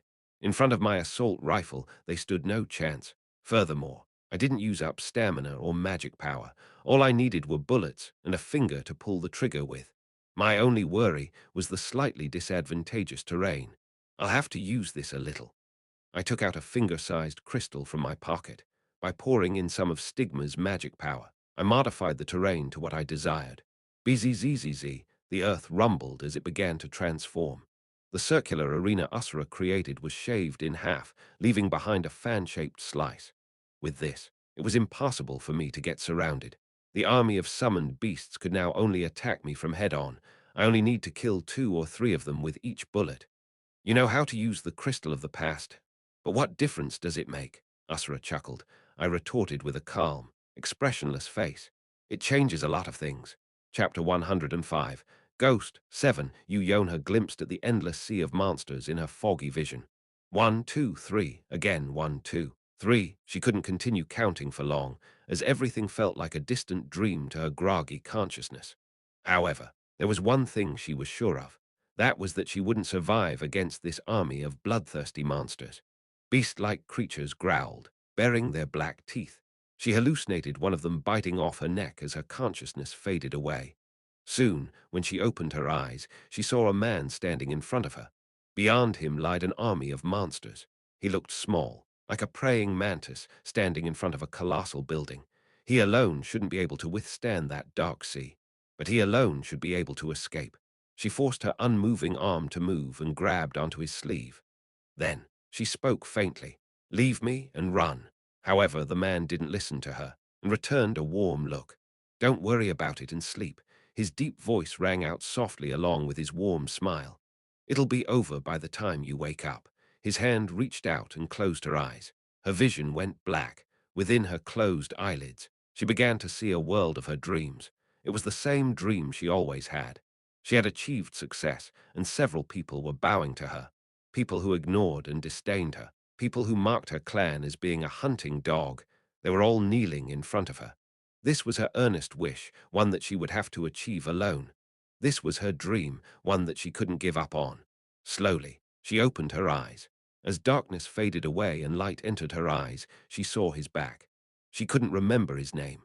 In his hands lied an assault rifle, a mass-produced weapon that couldn't shoot out magic-powered spears like spear artifacts or shoot out sword strikes like sword artifacts. An unstoppable army stood in front of this shabby gun. Because of her groggy consciousness, time seemed to flow slowly. The sea of monsters rushed toward him. Beasts running on 4 legs, orcs charging on 2 legs, spiders scuttling on 8 legs, snakes crawling without legs, birds flapping their wings, one-eyed cyclops shooting out magic. All these demonic beasts formed a single tidal wave, rushing forward, ready to devour and tear apart everything.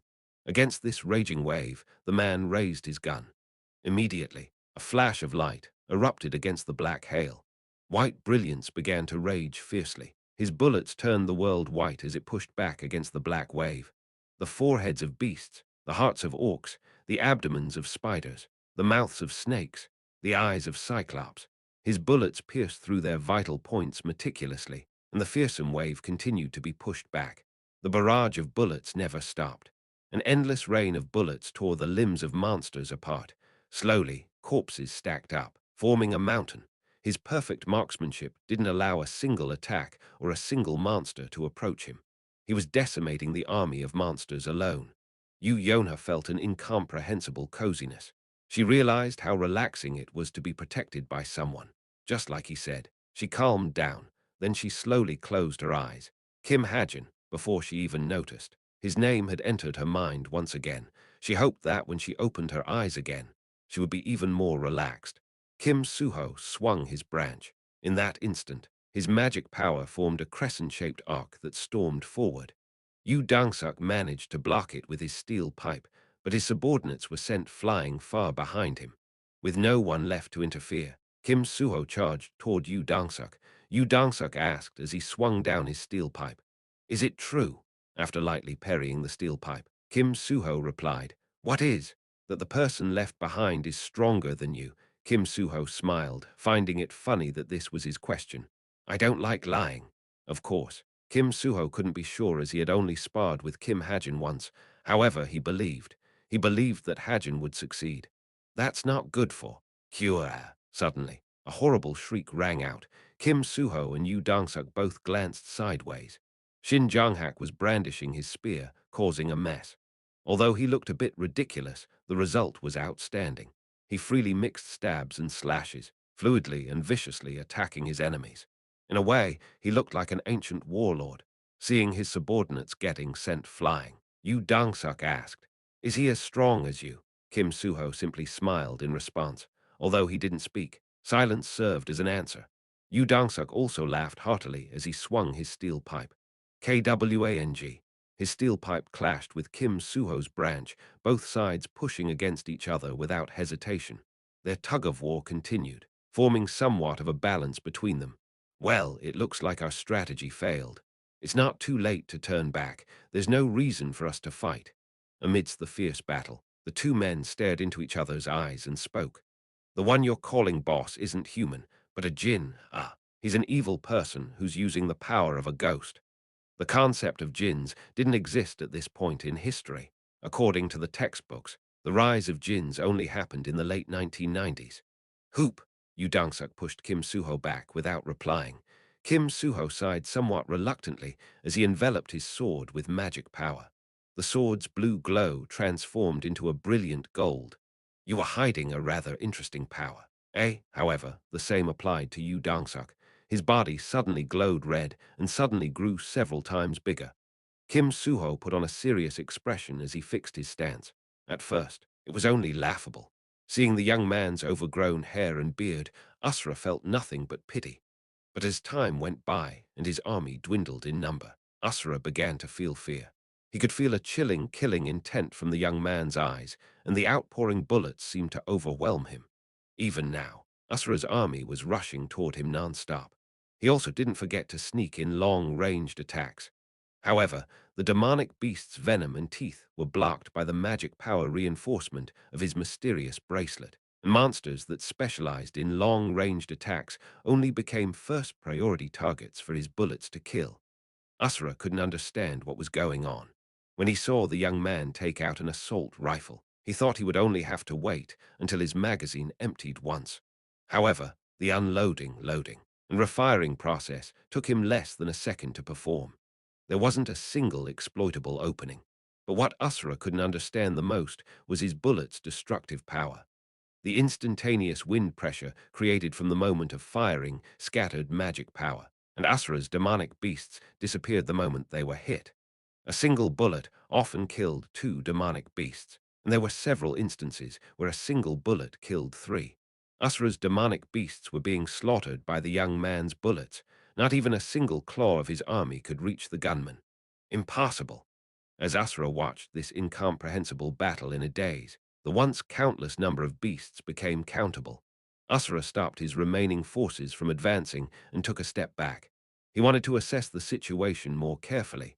When the army stopped, Kim Hajin also stopped firing. Then he murmured tiredly, "Since you can summon so many of them, you must have merged with the ghost." What did he want? Revenge? Wealth? Honor? Kim Hajin stared at Asura, who remained silent. He aimed his gun at Asura. "You don't really have to answer that." Click. Kim Hajin pulled the trigger. Asura unleashed his magic power, forming a barrier. At the same time, dozens of demonic beasts moved to block Kim Hajin's line of fire. However, no bullets came out. Click, click, click. Kim Hajin pulled the trigger a few more times. However, the result was the same. Wish. A brief wind blew. Asura and Kim Hajin stared at each other for a moment. Kim Hajin rummaged through his pocket, but he was out of ammo. He then spoke graciously with a calm expression. "But Asura, I don't really hate you for it. In fact, I kind of understand where you're coming from." A character with no background story. A stepping stone for the main characters and the supporting cast. An extra rather than a villain. Asura, or rather Chunhua, became a Jin for a simple reason. That's how I created you. That was why Kim Hajin felt sorry, even if he truly didn't feel sorry. He needed to feel sorry at the moment. You probably had no other choice to become strong. By merging with the ghost, you probably thought you could become a Jin who would enjoy wealth and honor, leaving your name behind in the world. Kim Hajin sounded sentimental all of a sudden. Asura responded with just one sentence. You're out of bullets. I'm not. Kim Hajin took out a single magazine from his pocket. He slowly reloaded his gun and asked, I want to know, what kind of a life have you lived? A smile emerged on Asura's face. It's empty. What? Can't you see this? Kim Hajin tapped on the magazine loaded into his gun, but Asura retorted leisurely. Then shoot. Tusk. The moment he clicked his tongue, the assault rifle transformed into a handgun. Tang, tang, tang, tang, tang. Then, Kim Hajin quickly pulled the trigger. A whole magazine was used up in less than a second, and the monsters protecting Asura were reduced to dust. Asura flinched in shock. See, I'm not lying. Plus, this story already ended on a cliché. He pointed behind Asura. Kim Suho and the others were standing there. Asura's subordinates were also standing there, giving Asura complicated looks. Asura looked around with a blank look. He had wasted too much time dealing with a single person. It was clear that there was no chance of victory. Now, he only had about 100 demonic beasts, along with a partner that resided in his heart. UK. Suddenly, his heart beat violently. The ghost of the past was telling him something. Asura shook his head. However, in the next moment, his body twisted strangely, and the ghost shot out of his heart. Then Asura's body disappeared from the world, removed by the ghost. A black ghost floated in the air, making intimidating gestures with eerie howls. However, a formless being couldn't pose any threat. Kim Suho brought Misteltin up to the ghost's body, and the ghost was instantly sucked into the divine-grade weapon. Misteltin grew stronger by absorbing spirits. The ghost of the past would now continue to stay inside Misteltin for eternity. A short silence descended. Kim Suho, Shin Janghak, Ki Naeun, and Yi Yonghan stared at the scenery spread out in front of them. Kim Hajin was standing alone amidst a desolate battlefield with a mountain of corpses. Soon, his clear voice rang out. Welcome back. Kim Hajin smiled at the four of them who came back before it was too late. Everyone's gazes became focused on him. Kim Suho's eyes carried trust, while other eyes carried shock. What? Kim Hajin couldn't understand the meaning of the looks he received at first, but he soon realized. The cause was the mountain of corpses in front of him. Oh, these will disappear soon. Since the magic power connection was cut off, the corpses would disappear in about 2 minutes. However, the onlookers' shocked expressions didn't disappear for a while. I didn't ask Kim Suho how he convinced the people of the past. Although the story took a different direction than the original stories, the result was more or less similar. That was enough for me. I sat down on the ground, feeling exhausted and dizzy. I wasn't physically fatigued, even after using all 900 bullets. However, I was mentally taxed. I turned on my smartwatch, looking to see messages that would alleviate my exhaustion. You massacred a large number of enemies. You receive a huge experience boost in Master Sharpshooter. You pierce the vital points of countless enemies. Master Sharpshooter evolves to Grade 5. Luck applies. By decimating thousands of darkness, attribute demonic beasts. Understanding of the darkness attribute has been added to Ether. You obtain 330 SB. Wow! There were several new alerts. Master Sharpshooter leveled up to Grade 5, but the best gain was Ether's understanding of the darkness attribute. Understanding of an attribute was a great reward, especially when it came to Ether. When Ether fuses with the Desert Eagle, Ether's understanding of an attribute would also apply to the Desert Eagle. That was also why my bullets let out white flashes. Of course, attribute bullets created with SB were much more powerful than ordinary bullets used with Ether's understanding of an attribute. What? I couldn't think properly because of my surroundings. Ki Naeun, Shin Janghak, and Yi Yonghan kept giving me suspicious looks. I mean, it doesn't make sense. What doesn't make sense? I shrugged in response to Ki Naeun's question. Stop kidding around. However, Ki Naeun was serious. She looked somewhat wronged. I grinned, then took out the Desert Eagle transformed into the assault rifle form. Ki Naeun's eyes, as well as Shin Janghak's and Yi Yonghan's eyes, widened. They were clearly wondering where I got such a weapon. I told you, I have a gun-related gift. I was just a good match for Asura. Good match. Yeah, against a large number of weaker opponents. Pulling the trigger 2,000 times is easier than swinging a spear or a sword 2,000 times. After giving a brief explanation, I turned to Kim Suho, who was resting nearby, and asked, "Did you bring the crystals?" "Ah, yeah," Kim Suho handed me 3 crystals. "Are we going back now?" I shook my head in response. "No, we're going to return these crystals where they belong." "Ha! This is the greatest training area you could ask for, so we're going to stay here for the next 2 weeks. It would be a shame to leave before we milk it dry." In a way, this place was an inferior version of the hyperbolic time chamber. We should be able to grow stronger here. We have plenty of people to spar. I pointed at Usra's past subordinates, who were standing behind us awkwardly. Chapter 106, Chapter 106.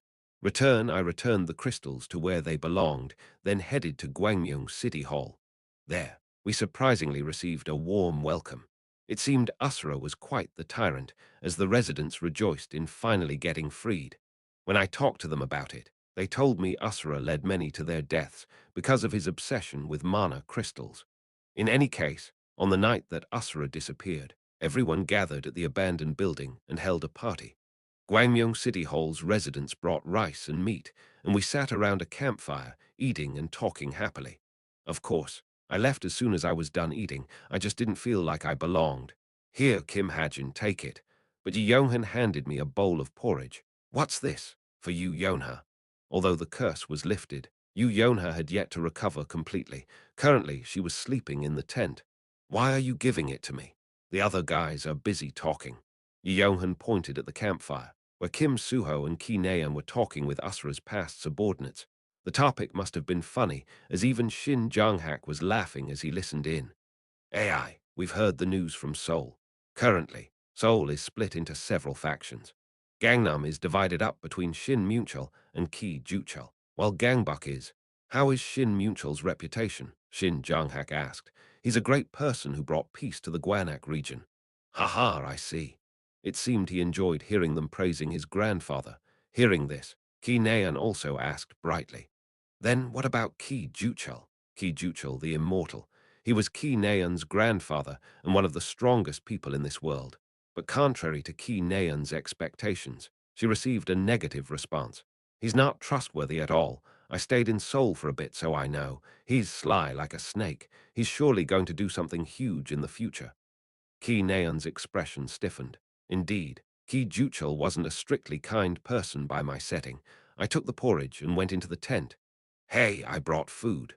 Yu Yonha, who was lying still on the bed, raised her upper body as she groaned. She looked a bit disappointed when she saw that it was me, but she tried to not let it show. "You're pretending to be sick, right?" "Yes." "Ah, no. I'm still enervated. Oop." I shoved a spoonful of porridge into her mouth. Yu Yonha nibbled on the porridge with a confused look. She really ate like a kid. After chewing about 10 times, she looked at me and frowned. "What is it?" "What? Why are you doing this all of a sudden?" Yonha looked sullen. "Didn't you say you could barely lift up your hands, so I'm feeding you?" But it was probably a ploy to attract Shin Jong-hak. I grinned and took another spoonful of porridge. Kaya haha. At that moment, Ki Naeun's laughter rang out from outside the tent. I turned around, startled by the sudden noise. "Ah, wait, wait. Ah." When I turned back around after hearing Yu Yonha's indignant shouting, I saw her porridge pasted around her mouth. Oh, she didn't have it opened. "Open your mouth, would you?" "What? You're saying this is my fault?" I scratched off the porridge smeared around her mouth with the spoon, then returned it to her mouth. However, Yu Yona kept her mouth shut tightly and glared at me. "You don't want to eat. You'll starve to death, you know." "No, it's just that it's not very tasty. Don't you have something other than porridge?" "I have one ramen left." Immediately, Yu Yona swallowed hard. But soon, she put on an unenthusiastic look and pretended like she would eat it reluctantly. "Then I'll take that. This is too bland. I'll make it for you if you finish this." Then, Yu Yonha opened her mouth and started eating again. "Instead of staying cooped up in here, why don't you come out and talk?" "I don't have the energy to." Yu Yonha fell back down on her back and pulled the blanket over herself. Since it looked like she didn't want to go out, I got up to leave her alone. But at that moment, her soft voice rang out, Yeah, Thank you, she whispered carefully and sincerely. I simply nodded in response. It's good that you know. You always end up helping me out. Right, when are you going to pay me back? Yonha smiled and replied softly. Hey, don't you think we can become good allies? Allies. Becoming Yonha's ally was an easy way of living a comfortable life. She would become a top-tier CEO in the future, who would own prominent corporations in fields such as magic engineering, pharmaceutics, guilds, auctions, and weapons. I can help you hit it off with Nayan. What? I don't need something like that.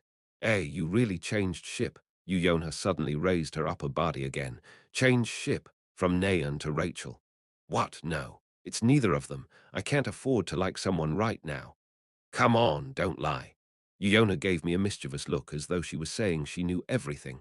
I stared back at her, then nodded. No ramen for you. W8. I ignored her and left the tent. I then went to Yonhan. She said she doesn't eat porridge. Ha, really? Yonhan tilted his head and went into the tent. Yonha, why aren't you eating? Don't have an appetite. Well. Ramen. Kim Hajin said he'd make you ramen instead, but I thought you didn't like ramen. Oh, right. Then just rest for today. You don't have to eat.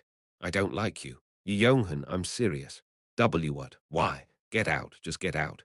Eavesdropping in on their conversation. I put a pot on the burner and began to boil water. Yonhan then came out of the tent and asked, Kim Hajin, why are you boiling water? Yonha says she doesn't eat ramen. Did she? At that moment, Yonha peeked her head out of the tent and blurted out angrily, Leave him be. He saved my life. It would be rude to decline his offer. What's up with her? In the end, Yonhan backed down, and I finished the ramen under Yonha's watchful eyes. Enjoy. Thank you. Yonha took the ramen into the tent with a happy face. I glanced around my surroundings, then got on my bike, after which Kim Suho discovered me. Hajin, where are you going? Oh, there's something I need to bring. In this world of the past, there were things I didn't make use of in the original story. Although I made note of them in my settings book, I didn't have the chance to utilize them when I was writing the actual chapters. Since a few of them would come in handy, I planned on bringing them back. In the past of 1972, we trained and sparred to becoming stronger. Without having to stay in the uncomfortable, abandoned building, we lived with Gwangmyeong City Hall's residents. For the 2 weeks we stayed here, magic power explosions occurred occasionally, and monsters attacked from time to time. However, we worked together with the residents to resolve any troubles. Of course, some of Asura's subordinates, who performed all sorts of misdeeds, were chased out through voting. Under Kim Suho's leadership, evil practices and that hierarchical system were abolished. In any case, after spending so much time together, Kim Suho and the others grew very close with the people of the past. Yonha was constantly on the lookout for someone who would become the ancestor of someone famous. Ki Naeun played with the kids every day, and Shin Junghak formed a crew of his own with a crowd that looked quite strong. As for Kim Suho, he helped the residents to create several facilities and renovated the existing ones. Everyone spent their time laughing and having fun. However, I couldn't enjoy things as much as the others, as some of the people I killed remained dead. I didn't know whether the residents were unaware of it or if they were pretending not to know, but they treated me kindly. Who? Time passed by in a breeze. Currently, I was sitting on a barbershop chair, surrounded by many people. This is great. My hands were itching every time I saw your hair. Yeah, it was the perfect length 2 weeks ago, but now it's way too long. That comment was from Kinean. I smiled and nodded. I looked around, wondering if it was okay for a barbershop to be in the middle of the road. Kim Suho and Yi Yonghan, Kinean and Yu Yonha, Shin Junghak, who had his arms crossed and glanced at me, and finally many people of the past. Quite the crowd had gathered to see my haircut. By the way, can you leave a little bit of his beard? Kinean asked on her own. Why? I want to shave it entirely, I asked as I rubbed my beard. I had the feeling a vandal would be shocked if I went home like this. I think you'd look better with some of it left. Nayan. At that moment, Yona spoke to Kinean with a smile. What does it have to do with you? Kinean fell into a daze. Yona continued with an even bigger smile. I'm genuinely curious. Why does it matter how he looks? What? I'm just trying to recommend a better path for him. Is that why you went on a drive with him last week? What? Shin Junghak's eyes suddenly flickered coldly. That was because we were in charge of getting food. W, what are you trying to say? Unable to endure it any longer, Ki Naeun shouted. Yu Yonha backed off as she moved her eyebrows up and down. Meanwhile, the surrounding residents smiled. Then I'm starting. The barber started to cut my hair. A scissor grazed my head, which became lighter as my shoulder-length hair was cut off. I slowly enjoyed the moment. The laughter of the residents, the light breeze, the warm sunlight, and he doesn't look all that bad. Of course, he's the one who drove away that tyrant after all. But what did he defeat him with? Not even Dangsuk could do anything against him.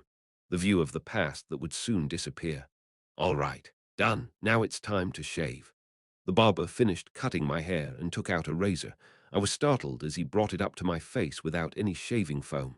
SRK, however. Feeling the barber use his magic power in place of a shaving foam, I calmed down and trusted myself to him. Soon, the shaving ended, and the barber gave me a mirror. Oh, when I looked at the mirror, I was surprised. I wasn't even sure if I was looking at myself, and I was clearly not the only one who felt this way. Ki Naeun, Yu Yonha, and even Kim Suho were looking at me in awe. A clean pomade-style hair and a light beard like that of a Western model. My eyes naturally turned to my smartwatch. Buff Master Barber's touch temporarily increases the invariable charm stat by zero point 0.5 points.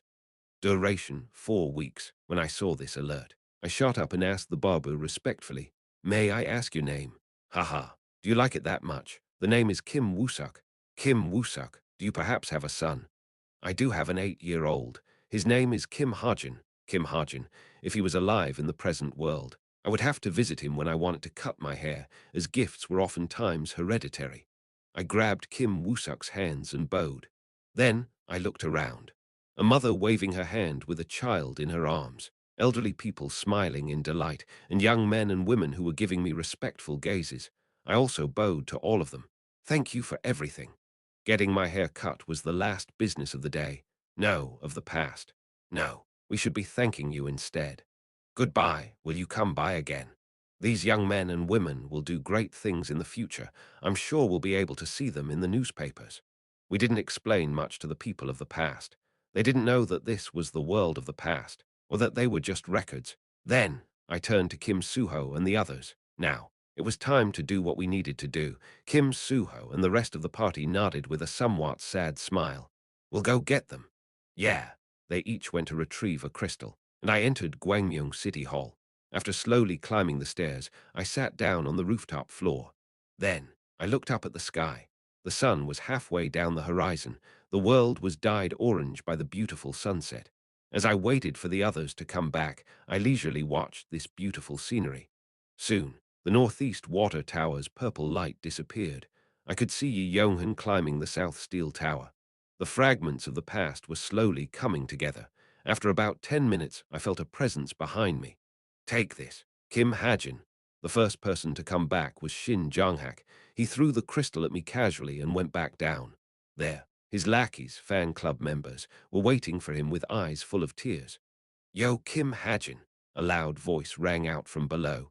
Yi Yonghan threw the crystal up from the ground, which I caught. Thanks. Next was Yu Yonha. With the clacking sound of her high heels, she walked up to the rooftop. Where did you get those high heels? They were gifted. I'm quite popular. You see, Yu Yonha approached me and handed me the crystal. Oh, by the way, as I received Yu Yonha's crystal, I asked what I was curious about for some time. While you were under the influence of the curse, you didn't enjoy it or anything, right? What do you mean? Why would I enjoy it? Never mind. Just ignore what I said. In truth, there was a setting I got rid of. Yu Yonha likes being bullied. It was never mentioned in the actual story because it felt too strange and the opportunity never came up. But I was curious if the setting made it in this world. Anyways, I'll be going now. As Yu Yonha went down, Kim Suho came up. Kim Hajin, here you ha. Come down with me. I want to be with Hajin. Ah, hey, what are you doing? Kim Suho was dragged away by Yu Yonha as soon as he gave me the crystal. The final crystal arrived 3 minutes after Kim Suho disappeared. I'm here. Kim Hajin. Ki Naeun trudged up to me and handed me the crystal. With this, all 6 crystals maintaining the past had been gathered. Are you going to destroy them now? She sat down next to me with her knees together. Yeah, get ready. Can I watch? Sure. I put the crystals on my palm. Then I infused Stigma's magic power into them. In an instant, the tattoo on my upper arm glowed blue, and the crystals infused with magic power fused together, forming a small sphere. I held the crystal with my thumb and index finger, then lightly squeezed it. Clang! A clear, sharp sound rang out, and the crystal disappeared into purple dust. Change was quick to happen. The scenery began to disappear. The sky shattered. The past broke down. I calmly watched the recorded world of 1972. Hey, Ki-neon suddenly asked, just like me. She was watching the disappearing sky. Is this what it means to forget? What are you talking about? Nothing. I was just wondering if forgetting meant that the person disappeared from my heart like this. She sounded calm. Her eyes were red as she was clearly thinking about her family, but she didn't cry. How would I know? Why are you asking about that all of a sudden? No matter how much I try to remember, I can't recall Mom's voice anymore. Her scent, the happy days we spent together, I can't remember them well. It's like they disappeared. I turned my head to the side, as did Ki-neon. Since I've never experienced anything like it, I chose my words from a book I once read. Don't worry about it too much. You can't smell anything from a flower that doesn't wither. What's that? So cringy. It is what it is. Being worn down and partially forgotten helped make memories precious. But it seemed I failed to make her empathize. I took something out from my pocket and gave it to Ki-neon. Here, you can have this. Hey, it's a ticket. Ki-neon tilted her head at my explanation. A ticket that will help you see flowers for a while.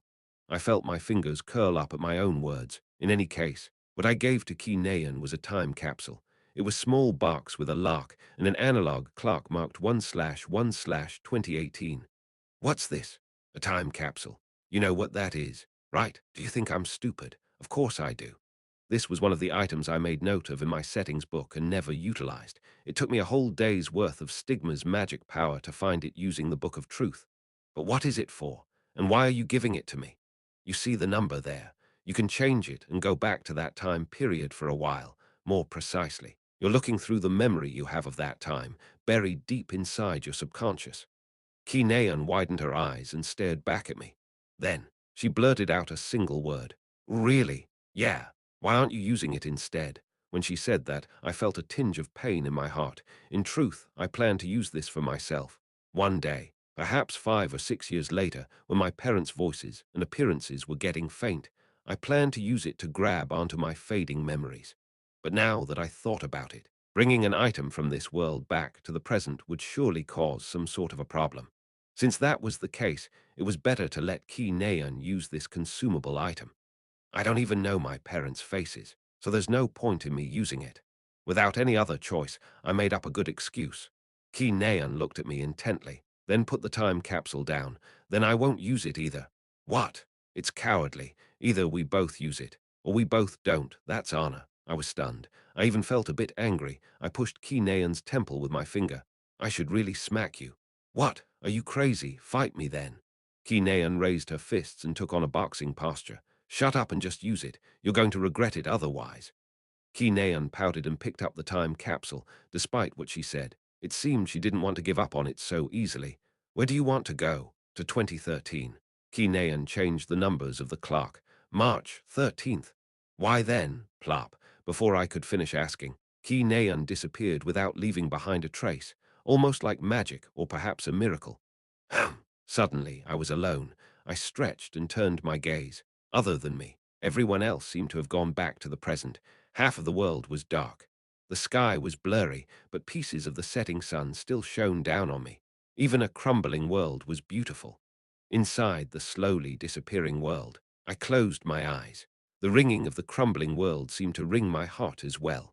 Once I opened my eyes, I should be somewhere back in the present world. Hey, Kim Hajin. I opened my eyes at the sudden ringing voice. I quickly looked around my surroundings. It seemed I was back in the present as I could see the scenery of Wind Mountain. With my eyes half closed, I looked up at the person who called my name. There you are, green vegetation, clear mountain wind, and gem-like sunlight. Inside this beautiful scenery, Ki-neon was smiling brightly. Chapter 107. Rest March 13th, 2013. It was a piece of memory from a long time ago, a childhood story. I still longed for it, because it was the only birthday I had where everyone was present. Grandpa, Dad, Opa, and even Mom. I wanted to see what happened on that day once more.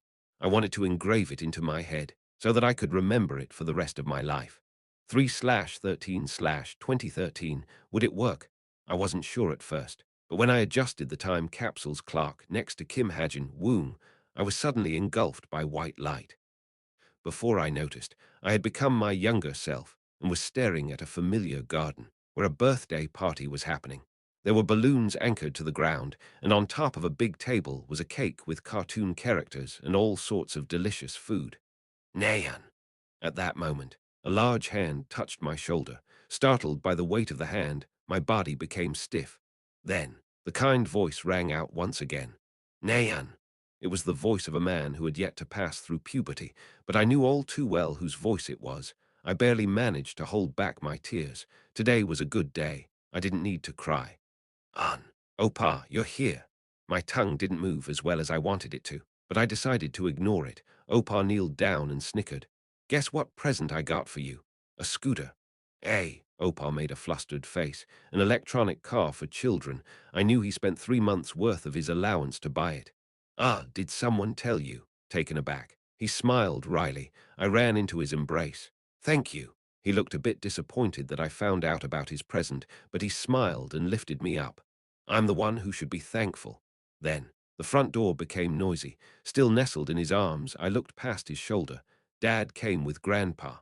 Aya, my little babies. Grandpa approached us. Smiling kindly, Opa handed me to Grandpa. Grandpa's chest was harder and heavier than Opa's. Happy birthday, Nayan. Thank you. Grandpa. Oh ho. Grandpa looked a bit surprised. It was probably because I was scared of him when I was young.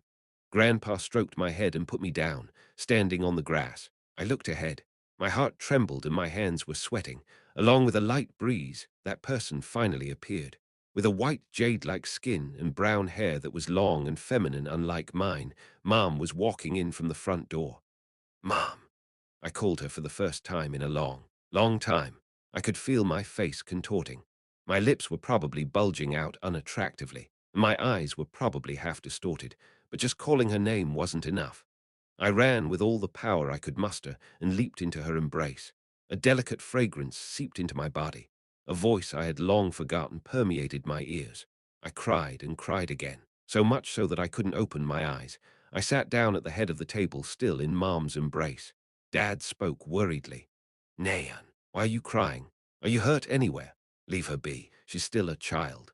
I barely managed to stop crying after about 5 minutes. That was how long it took me to realize that this wasn't reality. It was too precious of a time to waste away crying.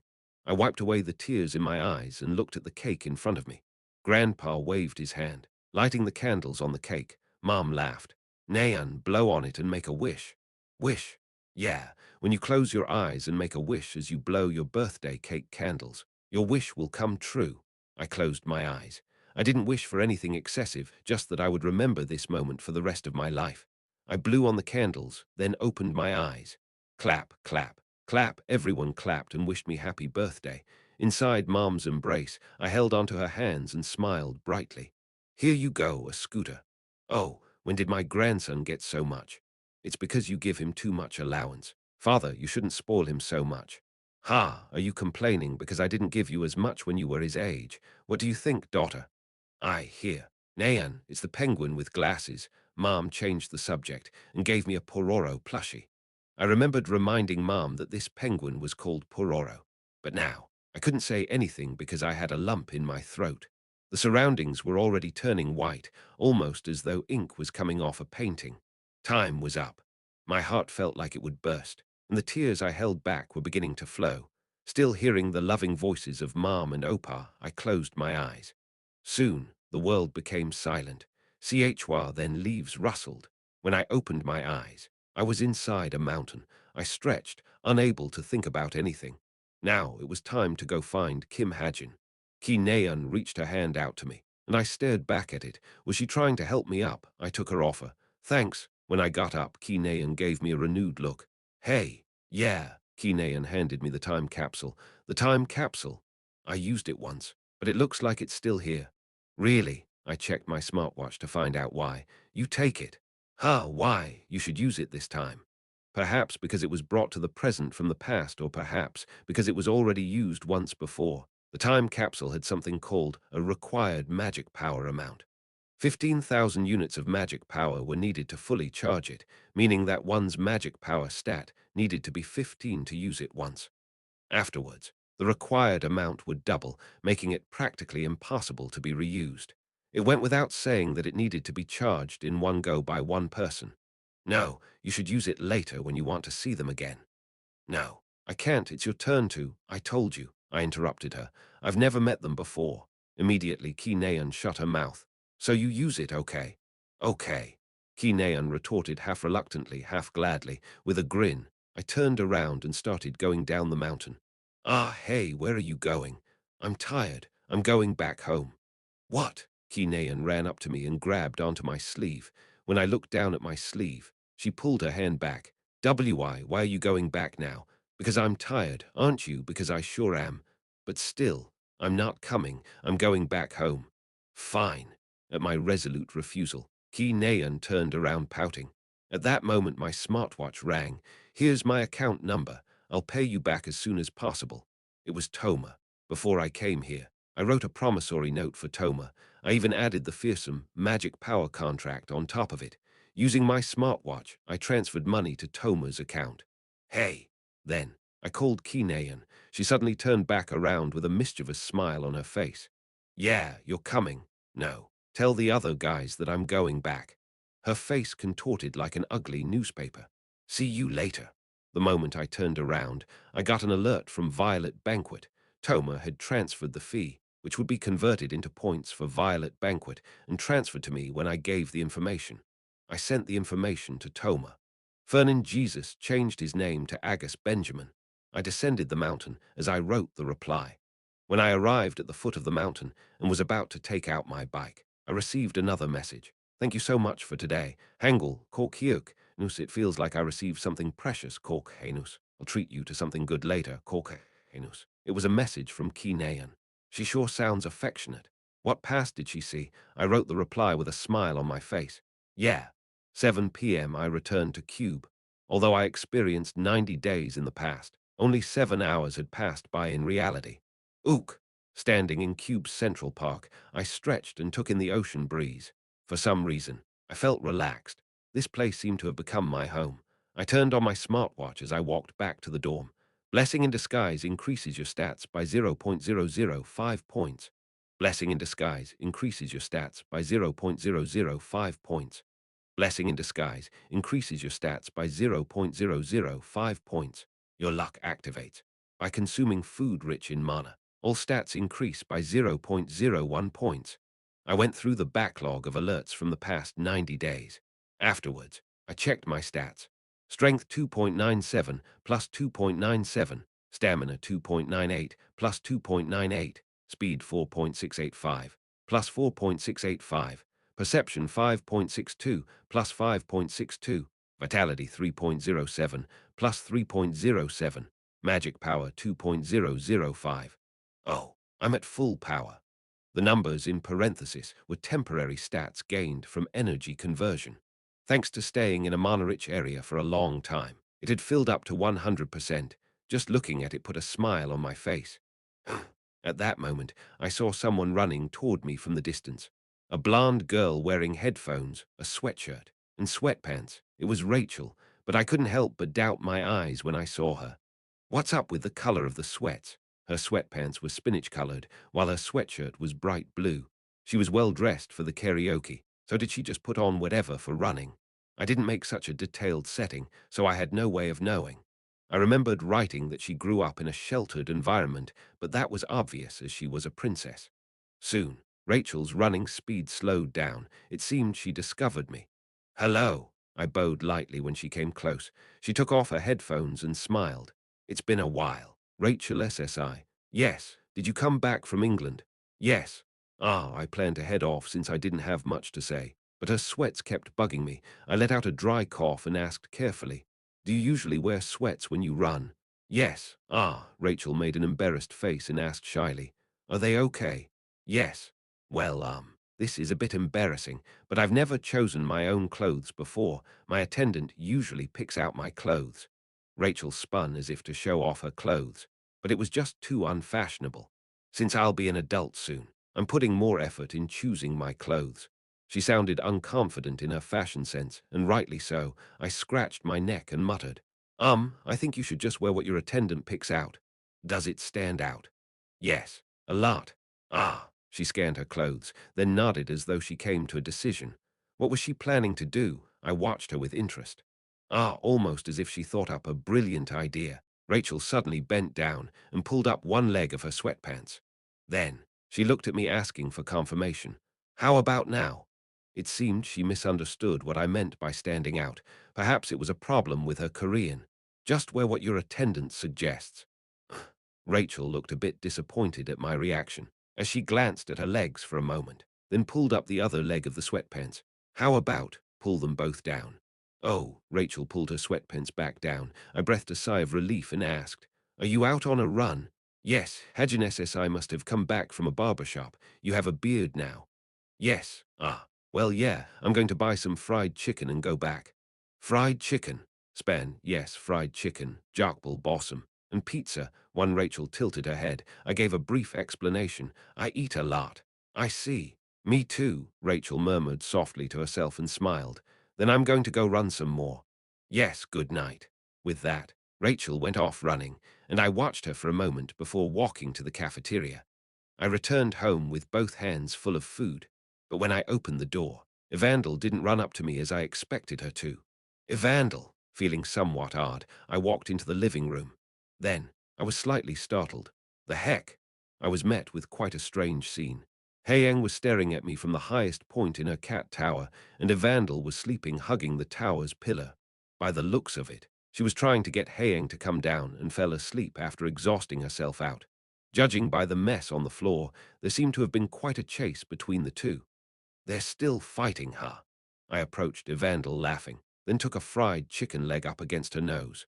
Sniff, sniff, Evandel's nose wiggled. Then she opened her mouth wide, hop, and bit down on empty air. Nyam, nyam. When she couldn't taste anything after chewing over and over again, Evandel frowned strongly. At that moment, Haeyang jumped down from the cat tower. Pabat, Haeyang's paws struck Evandel's head, and Evandel's eyes shot open. Ah, Aang, she grabbed onto her head and groaned. She then discovered me and scurried back to the wall. What? What do you mean? Who? Who is it? It's me, Hajin. Hey, Evandel began to dissect my face with her sleepy eyes. Hajin? Yeah, I had my hair cut. Come here. I brought fried chicken. Fried chicken. Bossum and Jokbal too. Bossum, Jokbal. Evandel muttered in a daze as she approached me. I knelt down and held my hands out. A small child waddled into my embrace. I smiled. There was something I always wanted to do. I rubbed my beard against Evandel's cheek. What is it? No, startled. Evandel tried to run away, but it was too late. I was seeing her for the first time in 90 days. Without a doubt, I missed her a lot. I continued to rub my beard against her. Her soft skin felt nice against my prickly beard. Evandel resisted, even trying to shove her hand into my mouth and nose, but I didn't stop. Then, Haeyang approached us. She sent us a weird look, so I stopped rubbing my face against Evandel. Haeyang stared at the back of Evandel's head and raised her paw. Just when I was wondering what she was up to, thwack, Haeyang smacked Evandel's head and ran away. Kim Haeyang, you get back here. Evandel began to chase Haeyang furiously. However, Haeyang had reached the peak of the cat tower in the blink of an eye. Why you? Evandel began to shake the tower with all the strength she could muster. Get down, get down. Get Duon here. I finally understood what I saw when I got home. 1. Google Jokbal and Bossum if you don't know what they are. Chapter 108. Action. 1. Toma read the reply as she bit on her fingernails. Fernan Jesus changed his name to Agus Benjamin and smuggled himself onto Korea in 2020. For an unknown reason, he entered a retirement center rather than starting a new life, and he died in 2024 at the age of 53. He was cremated with standard procedures, and his remains are inside a memorial. The following is the name of the retirement center he stayed in. Immediately, Toma's face stiffened. Dead at the age of 53. Although she could see the words written on her smartwatch, her brain couldn't accept the information. Bullshit. Toma strongly bit down on her fingernails, causing flesh to split and blood to ooze out. Dead! What right does he have to die? Her heart felt like it was burning, as though a heavy fireball had been thrown inside it. The trash who killed her mother and abandoned her was dead. When she finally accepted this reality, she shot up. Her eyes were filled with tears of resentment. She glared at the information provided by Truth Agency, then kicked off the ground. The retirement center he stayed in wasn't far away. Toma ran as quickly as she could. The magic power inside her formed a special sequence, amplifying her physical abilities. It was the magic spell Haste. With this spell, she only needed 15 minutes to reach the retirement center. Sunshine Haven, standing in front of this sign. Toma took in a deep breath. She wiped away the tears in her eyes, then slowly turned the doorknob. Kiek, an unpleasant sound rang out as the wooden door slowly opened. First, a faint smell of medicine tickled her nose. It wasn't as bad as a hospital, but the smell of medicine was definitely present. Toma slowly walked up to the counter, where she spotted a nurse who seemed to be in her 30s. The nurse also spotted her and asked, "Do you need something?" I'm here to find a patient. His name is Agus Benjamin." "Who?" The nurse tilted her head as though she had never heard of his name before. "Agus Benjamin. He's a Latino like me and also old." "Ah, the Latino man." As expected, a Latino man seemed to be rare, as the nurse quickly recalled. "I remember him now. He was an extremely shy and quiet person," but the nurse's face turned a bit dark. "I believe he passed away already, about 2 years ago." Toma immediately felt her heart drop and her throat clog up. Was he really dead, on his own, so peacefully in such a calm place? Her hands trembled, and a fiery rage surged up from the depths of her heart. But no, it was still too early to come to a conclusion. Until she saw a definitive proof, she refused to believe it. This person." Toma rummaged through her pocket, trying to take out a bundle of photos, but her hand lost strength and the photos fell to the floor. The nurse walked up and helped pick them up. Thank you." "No, it's fine. It is him. He looks a bit younger in the photos, but this is definitely him. I remember clearly because he looked different from all the other patients." The nurse explained as she looked at the photos. Toma found it hard to maintain her sanity, but she managed to endure her anger and ask, "Then, what kind of a life did he have here?" "I'm not sure. He didn't really talk to any of the nurses or other elders." "Then did he leave behind a will or an inheritance?" "Yes. I'm not sure. But even if I did, I would need to know what relationship you have with him." Toma took out her wallet and showed the nurse her magician license. Two-star magician Jamer. The nurse's eyes widened in shock. In a way, magicians were even rarer than heroes. Even in Korean Magic Academy, the world's #1 academy, only 900 magicians graduated every year. "I'm Jamer Jesus, and this man's real name is Fernan Jesus. He's my biological father." Biological father. That was the best explanation Toma could give. Hearing this, the nurse became more compassionate. "I see, but I really don't know much about him. I've only seen him a few times while I was passing by." "Then, do you know anyone who would know something about him?" "If I remember correctly, there was a volunteer student who often talked to him." "Ah, really?" The nurse nodded. "Yes, I can't remember all too well, but they seem to be close. He even came by recently." "Oh, ooh, can you tell me who that male student is?" "Well, I'm not too close with him either. The head nurse was close with him, but she's away on a foreign volunteer trip." "Ah, you have a computer there. Don't you have a record left?" "Oh, you're right. Hold on a minute." The nurse began to tap on the computer keyboard. At that moment, Toma's smartwatch rang. "Toma, your mission has been terminated.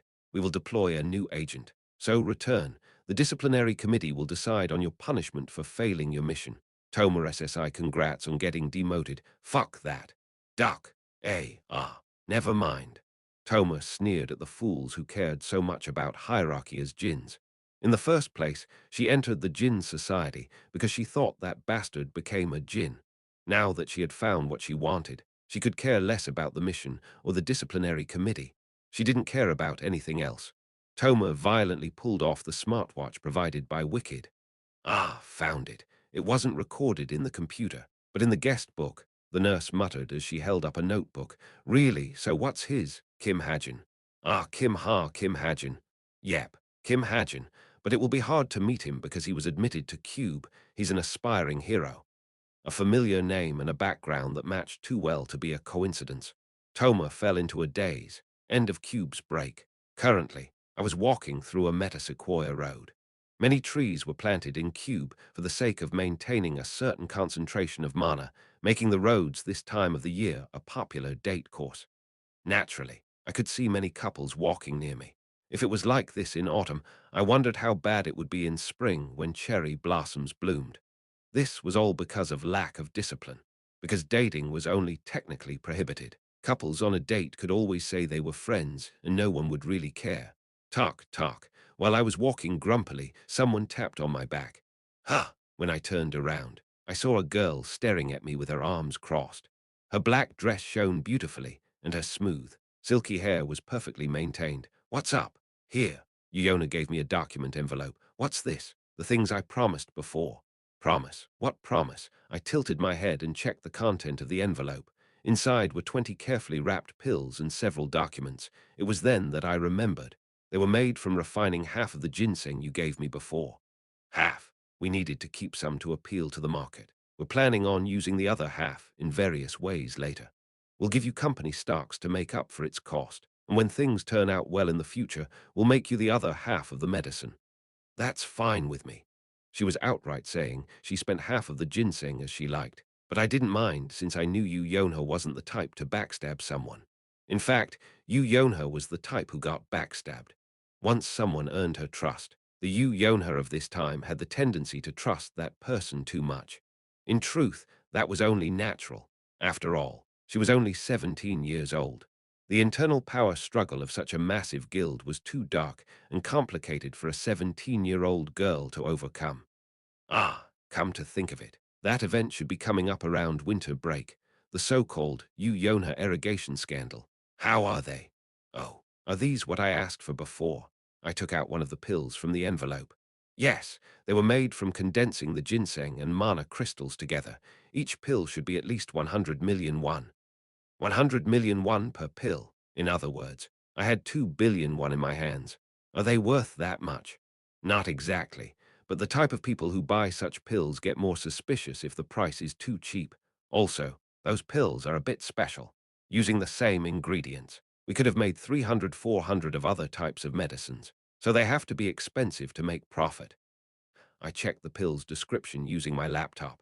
Ginseng pill, high intermediate rank, consumable, a medicine created by neutralizing mana crystal solution with ginseng. A glimpse of a skilled, meticulous technique can be seen. On consumption, strength, stamina, vitality, and magic power stats will be permanently increased by 0.0010.02 over a 24-hour period. Note: the effect will diminish the higher the user's stats are. Chance of chi deviation, 0.5%. Consuming several within 24 hours will drastically increase this chance. I was satisfied. Not only was it good for raising my stats, I could also modify it as I wanted to show even better effects. Eat one a day. Yeah, thanks. Since I got something good, I returned the favor. Oh hey, take this. I took out a ginseng I kept stored in my stigma. When Yonha saw its faint brown glow, her eyes shone like jewels. Wow, you found another one. Yeah, but Shin Jonghak will be mad if he sees this. At my meaningful words, Yonha quietly stared back at me. Even for me, it was impossible to find a ginseng every time I went to a mountain. But it was a different story if the mountain had an owner, especially if that mountain rarely had human visitors. Like Jinsung Group's Wind Mountain, I whispered softly. I'll leave it to your conscience. You can return it or use it. Kyuham, well, Jonghak forgot my birthday once. Yona quickly understood what I was implying and smiled. As an accomplice, I also laughed. The ginseng that should have entered Shin Jonghak's stomach was now in Yona's hands. Then I'll take off now. Yeah, see you. Yona turned back, and I continued on my way. Then suddenly my smartwatch rang. It's me, Jama. It was a message from Toma. Seeing how her messenger ID was different, it seemed that she got a new smartwatch. What's up? Are you paying me back already? That was what I wrote back. But no matter how long I waited, she didn't reply. She must have gone to the retirement center, so she probably needed some time to collect her thoughts. I decided to wait for her patiently. Hajin. Hajin, what did you bring back? Meow. As soon as I came back home, Haeng and a vandal ran up to me. What? Why are you guys so friendly today? We were always friendly, right? Kim Hae-young, friendly. Yeah, right. And what was up with Kim Hae-young? Hajin, Evandel hopped up and down in front of me, urging me to pick her up. I raised Evandel up and put her down on the couch along with snacks. Today, I brought back a special roll cake. Whoa! Seeing the cake's white texture, Evandel's eyes sparkled. I sat down on the kitchen table and swallowed a ginseng pill. Then, I checked the official schedule. Plus mission experience. Cadets are to select one of the 6 missions below to experience. Escort, Tunnel, Field, Coliseum, Group Monster Subjugation, Dungeon plus mission experience. As cadets, we were to experience the various missions heroes would do. In a way, they were similar to combat training. Each cadet had the same 6 options, and if my memory served correctly, Kim, Suho, and Rachel should choose the tunnel. This was also when Lancaster slowly started to get active. Whining, my smartwatch vibrated. Yo, Kim Hajin, which mission are you choosing? I'm thinking of going with the tunnel, Korkakhenus. A motorcar of a hamster running around. It was a message from Ki Nayan. When I was about to write a reply, a loud shouting rang out from the living room. Arring, Hajin. She keeps trying to steal my food. Looking up, I saw Evandel holding the cake box up high, with Hae-young trying to climb up Evandel to get to it, just when I was wondering if they became friends. Hae-young, hearing my voice, Hae-young backed off. Only then did Evandel put on a look of relief. Hajin gave this to me. You have your own food. Eat the cat food over there. Evandel scolded Hae-young and put the cake box down on the table. When I looked back down to reply to Ki Nayan, I received yet another message. Are you awake? The sender was Boss. That was what I had her saved as. Yes, I'm awake. Ujiak. As I sent the reply, another ruckus broke out between Evandel and Hae-young. I didn't know what happened, but I figured I'd just leave them to sort things out. Little apprentice, do you have a violet banquet ID? No, I don't. Korkek Hanus, I furrowed my brows. Did you just laugh at me through texting? Do you want or anwa? Want one. Typo. Laughing. I replied, it'd be great to have one. Cork. Noose, she was laughing at me again. What was she doing? Then suddenly feeling that things were too quiet, I raised my head. Went Evandel and Hae-young fighting. When I looked at the living room, Evandel was sitting on the couch pouting. I hate you. You always steal my food. That was what she was murmuring. Seeing how Evandel and Hae-young had the same amount of whipped cream around their mouth, I could guess that they shared the roll cake evenly. Or perhaps it was more accurate to say they stole from each other evenly. In any case, Evandel wasn't looking at Hae-young at all. However, Hae-young was acting a bit strange. Meow, hearing her cry, Evandel glanced at Hae-young, but immediately turned back around. She was pouting hard. Hae-young then sneaked up and sat down next to Evandel. HMPH, who might you be? Evandel muttered curtly and scooched away. Meow, Hae-young chased after Evandel. Evandel repeatedly moved away, then plopped down in front of the TV. Hae-young continually chased after her, purring cutely and rubbing her body against Evandel's body. The corner of Evandel's mouth twitched. Now it was only a matter of time before she forgave Hae-young. Hae-young seemed to know this, as she continued to be playful.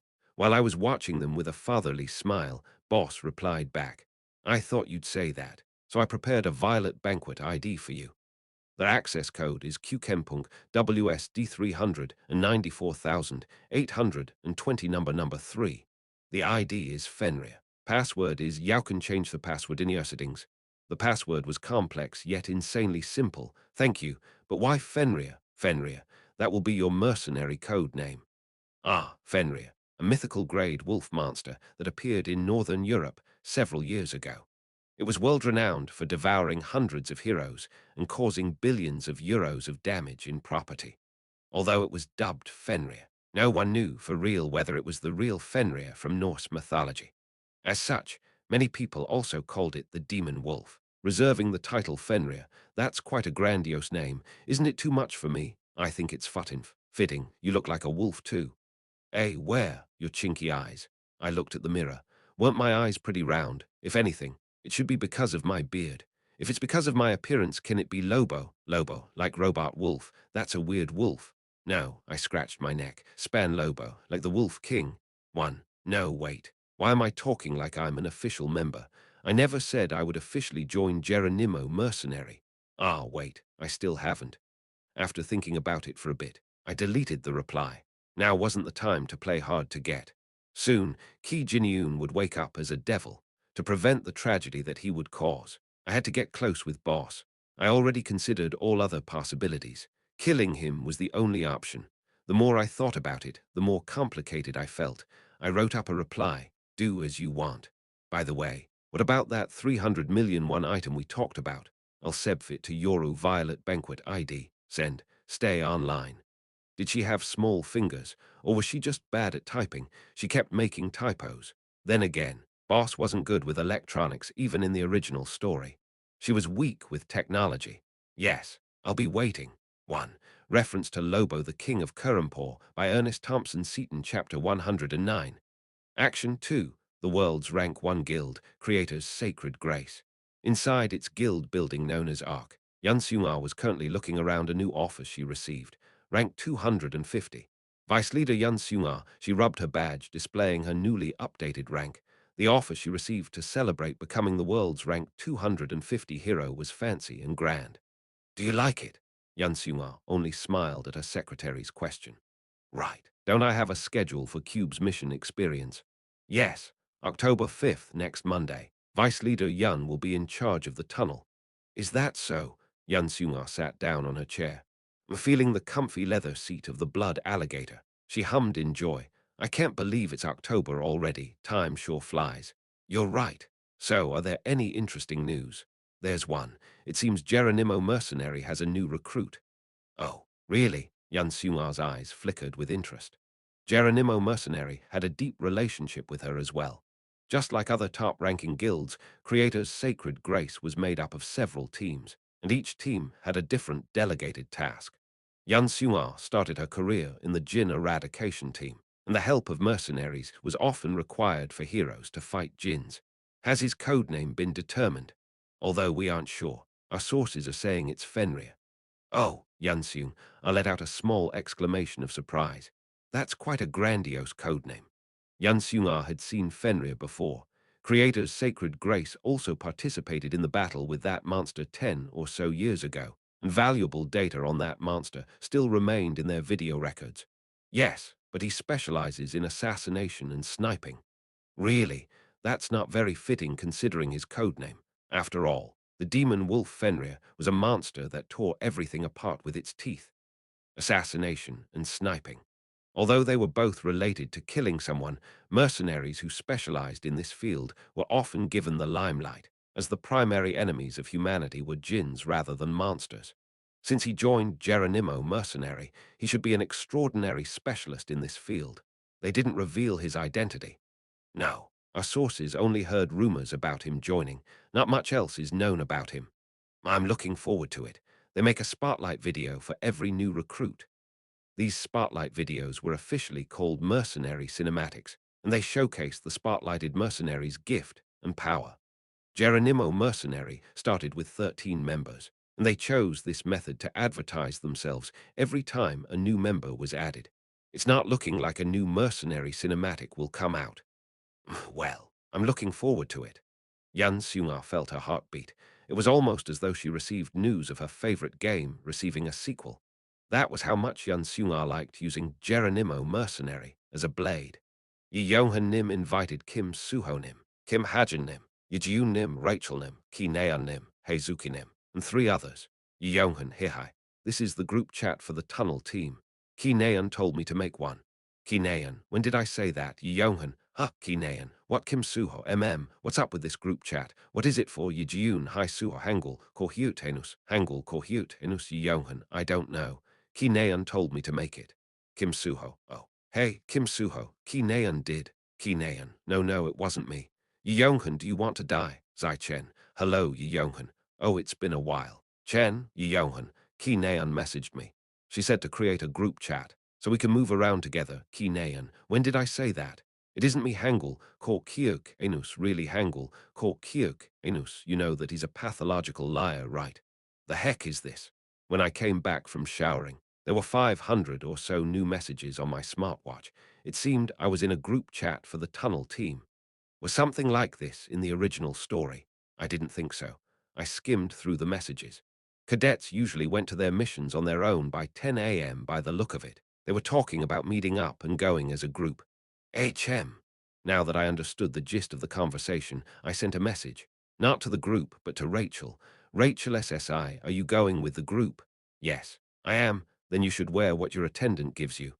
Y equals equals. Ah, what do I do? In truth, Rachel has been my biggest concern lately. I had to give her the butterfly seedling dust, but I just couldn't think of a method to give it to her. Should I put it in an accessory? The butterfly seedling dust only adhered to targets with hidden potentials. So, if I could seal up the butterfly seedling dust in an ordinary necklace or bracelet and have Rachel wear it, the dust would naturally seep into her. That seemed like a decent plan. Since a necklace would be too overbearing, a bracelet should do.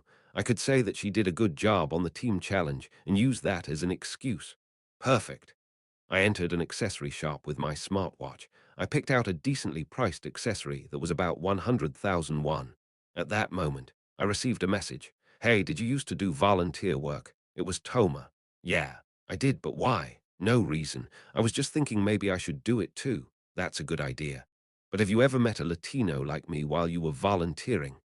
A. Did she not find her father's letter? What happened when she went to that retirement center? Ah, she must have met a different nurse. If she didn't meet the head nurse like I did, there was a high chance she didn't hear about the letter. I replied, yeah, I have. Why? But no matter how long I waited, Toma didn't reply. Was she planning to message me a week later again? Well, things must be complicated for Toma, so I could somewhat understand it. Hajin. Hajin, Evandel called me from the living room. I put on a t-shirt and walked over. Haeng was lying on the couch, while Evandel was busily making something in front of the kitchen table. I quietly watched her for a moment. Two sharply slanted eyes, a protruding mouth, and a four-legged body with a rough hackles. It was a wolf. Wow, what's this? It looks so good. I sat down next to Evandel and stroked her head. Evandel laughed joyfully and pushed the wolf to me. Here, it's Hajin's. Mine. Look. Evandel tapped the small wolf's back. Immediately afterwards, the white wolf that was frozen stiff suddenly developed color and ran into my chest, growling. Whoa! Startled, I closed my eyes and fell on my back. I quickly opened them back up, but the wolf was nowhere to be seen. Only Evandel was looking at me with mischievous eyes. What, did you pull a prank on me? You, no, you he. Ah, ha, ha, I tickled Evandel's sides. Evandel was especially ticklish. Just tickling her sides was enough to send her crying and rolling around. But since tickling was too harsh of a punishment, I only continued for 30 seconds. Ang, but it's a present. Evandel muttered out of breath on the floor. Only then did I realize that something was off and looked down at my chest, where the wolf jumped into. There, I was branded with a wolf symbol. What's this? I checked my smartwatch. Equals buff infused ghost wolf. The wolf recognizes you as its master. Energy of the wolf increases strength, stamina, speed, and vitality by zero point 0.1 point. Sixth sense of the wolf when a life-threatening danger is sensed. A huge wolf will emerge to protect its master. Movement of the wolf, you make less sound while walking. Equals. Oh, wow. Evandel had finally learned how to make something useful. By the look of it, she wanted to show off to me and earn my praise, but I had misunderstood her instead. Feeling sorry, I hugged her tightly. Thank you. Evandel didn't say anything. When I looked down, wondering whether she was angry, I found her sound asleep. She must have used up quite a bit of her physical and mental energy to create this wolf. Cutie. I picked her up and carefully put her down on the bed. When I came back out to the living room, I saw that I received an alert from Violet Banquet. You received an item. It was likely from Boss. A purple portal appeared in front of the laptop screen. Pong, a cylindrical object the size of a baseball popped out from the portal. Although it looked like a yacht plate on the outside, it was actually something called an Under Armor. Equals pinnacle grade Under Armor, pinnacle grade, partial artifact. Stored mana 5,000/5,000. Body reinforcement increases strength, stamina, vitality, and speed by zero point 0.3 points. Artifact transformation uses stored mana to activate the following effects. Haste high rank defense enhancement, body shape correction, corrects to your body shape upon equipment.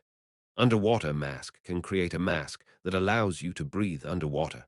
Equals Under Armor. state-of-the-art defense equipment created by refining artifacts with magic engineering. Let's see. When I put the cylinder on my bare chest and infused some magic power into it, walk, a dark blue mana spread out of the cylinder and enveloped my body. As a defense equipment made out of mana-producing crystals, an Under Armour easily surpassed 300 million won. Considering the quality of this Under Armour, it could easily be 1 billion won or more. As I thought, Boss had the tendency to undervalue items. As I put the armor away, I made sure to text Boss a thank you message. The next day, 9 a.m., the tunnel team met in front of the Cube portal station as promised in the group chat, with the exception of one person. Isn't Kim Hajin always the last one? Don't you think so too? Rachel SSI, Yohan asked Rachel. He tried to act friendly, but Rachel didn't react in any way. In fact, her eyes seemed to be saying, it's bad to talk about someone behind his back. Kyuhum. Ah, there he is. Yohan pointed to the distance, feeling a bit awkward. There, a student who wasn't student-like at all was walking forward. His hair was pushed up neatly in a pomade style, his beard was trimmed nicely, and he was wearing a black jacket and boots that made him look like he was in his mid-20s. He didn't shave his beard yet. Maybe it's because a certain someone praised him for it. Yohan muttered quietly as he nudged Ki Naeun's shoulder. Flustered, Ki Naeun's face became flushed. What about me? What? It's not like that. He even ignored all the messages I sent him. Oh, you even messaged him first. Ick. As Ki Naeun trembled in anger, Kim Hajin joined up with the group. Kim Hajin, you're 3 minutes late. Yohan tapped on his smartwatch as he clicked his tongue. Ah, sorry. It's fine. It's only 3 minutes. Anyways, Hajin, you look great today, Kim Suho said as he nudged Kim Hajin's arm. Like you're one to speak. Kim Hajin placed his hand on Kim Suho's waist in response. Ki Naeun was disgusted by how close they became. I'll forgive you since it was only 3 minutes. All right, let's go to Busan. The leader of today's group was Yi Yonghan. Despite often being the butt of the joke, he was still the class president. The group took the portal to Seoul, then to their destination, Busan. The most famous tunnel in Busan was the underwater tunnel. Constructed by the world-renowned architect Kim Kyungwon, it passed through the ocean, connecting Japan and China. The purpose of this tunnel wasn't trade, but subjugation of sea-dwelling monsters and dungeons. Hey! As the group walked to the underwater tunnel's entrance, Ki Naeun tapped on Kim Hajin's shoulder. What? Why didn't you shave? The answer was simple. It was because the beard's zero point 0.5 charm buff would disappear. Kim Hajin retorted half-heartedly, just because. Just because. What? No, nothing. By the way, why aren't you replying to my texts? It says you read them too. To be completely honest, Kim Hajin was playing hard to get. Just thinking about it seemed to make Ki Naeun mad as she frowned strongly. I forgot. What? Ah, over there. At that moment, Yonghan pointed to the distance. A woman was standing in front of the entrance to the underwater tunnel. Wow, isn't that YunSeo-jin heronym? Hearing Yonghan, the eyes of the cadets flickered. The world's ranked 250 hero, YunSeo-jin, possessing both beauty and talent. She was often lauded as the future of Korea and looked up to by both civilians and heroes. In front of such a great figure, a few cadets froze up completely. When YunSeo-jin noticed that we spotted her, she took a step forward. In an instant, a powerful gale stormed and a single step covered 200 meters. Whoa! Ah! It was teleportation using magic power combustion. Her sudden appearance caused several cadets to jump back in surprise. Hello, everyone. Meanwhile, YunSeo-jin scanned the group with a leisurely smile. Suho SSI, Naeun SSI, Yonghan SSI. Then she began to recite each cadet's name. Rachel SSI and Hajin SSI. Is that you, Hajin SSI? Yes. Oh my, you changed quite a lot. You even grew a beard. Kim Hajin nodded silently. Good morning, everyone. I'm not good with words, so let's just head down immediately. YunSeo-jin gestured with her hand, and everyone followed after her like ducklings following their mother. YunSeo-jin and the cadets got on the elevator. As the elevator went down, YunSeo-jin explained, "This underwater tunnel is extremely useful. It allows us to hunt sea monsters and serves as a pathway leading to underwater dungeons." It didn't take long for the elevator to arrive underground. The underwater tunnel was truly massive. It was as wide as a 4-lane highway going both ways and as high as 2 ogres combined. Even in reality, The tunnel had rest areas, restaurants, and vehicles driving through. We're still underground, but as we walk farther down the tunnel, you'll find that we're surrounded by water. It's quite a beautiful view. Following YunSeo-jin's lead, the group began to walk. As you're walking down this wide main road, you'll see other roads forking out every once in a while. You can see where those roads lead to by reading the sign. If it says D, it leads to a dungeon. If it says M, it leads to monsters. Tirering, tirering. Shortly afterwards, YunSeo-jin's smartwatch rang loudly. YunSeo-jin frowned and checked its content. Ah, shoot. It looks like there's an emergency situation at the end of the tunnel. I'll have to go ahead. YunSeo-jin made an awkward smile. I'll come back quickly, so you can just take a look around in the meanwhile. Yes, the cadets replied loud and clear. Don't go too far. Stay in groups of 2 and check out the cider roads. YunSeo-jin was about to leave when she suddenly turned around and snapped her fingers. Ah, I'll form the groups fairly. YunSeo-jin projected a smartwatch app that began to pair up cadets. Kim Suho and Ki Naeun, Yi Yonghan and Heizuki, Zai Chen and Yi Jiun, Kim Hajin and Rachel. The groups were quickly formed. Then I'll be back in a jiffy. Before YunSeo-jin ran down the tunnel, she winked at Ki Naeun. However, Ki Naeun smiled bitterly as she watched YunSeo-jin run off. You didn't need to do that. Her gaze turned to Kim Hajin, who was laughing as he talked to Rachel. Tusk. Ki Naeun clicked her tongue and walked to Kim Suho. Hey, Ki Naeun. Hey, whining at that moment. Ki Naeun's smartwatch also rang. She checked her watch casually. This is director of Dihyun Hospital. Today, around 10:23 a.m., patient Ki Jin-yoon showed signs of waking up. Although I can't say for certain that he will soon wake up, it is surely a great sign. Hearing this sudden, unexpected message, Ki Naeun felt her head turn blank. Author's note, YunSeo-jin's age has been buffed. Now, she's only 10 years older than Suho. Chapter 110.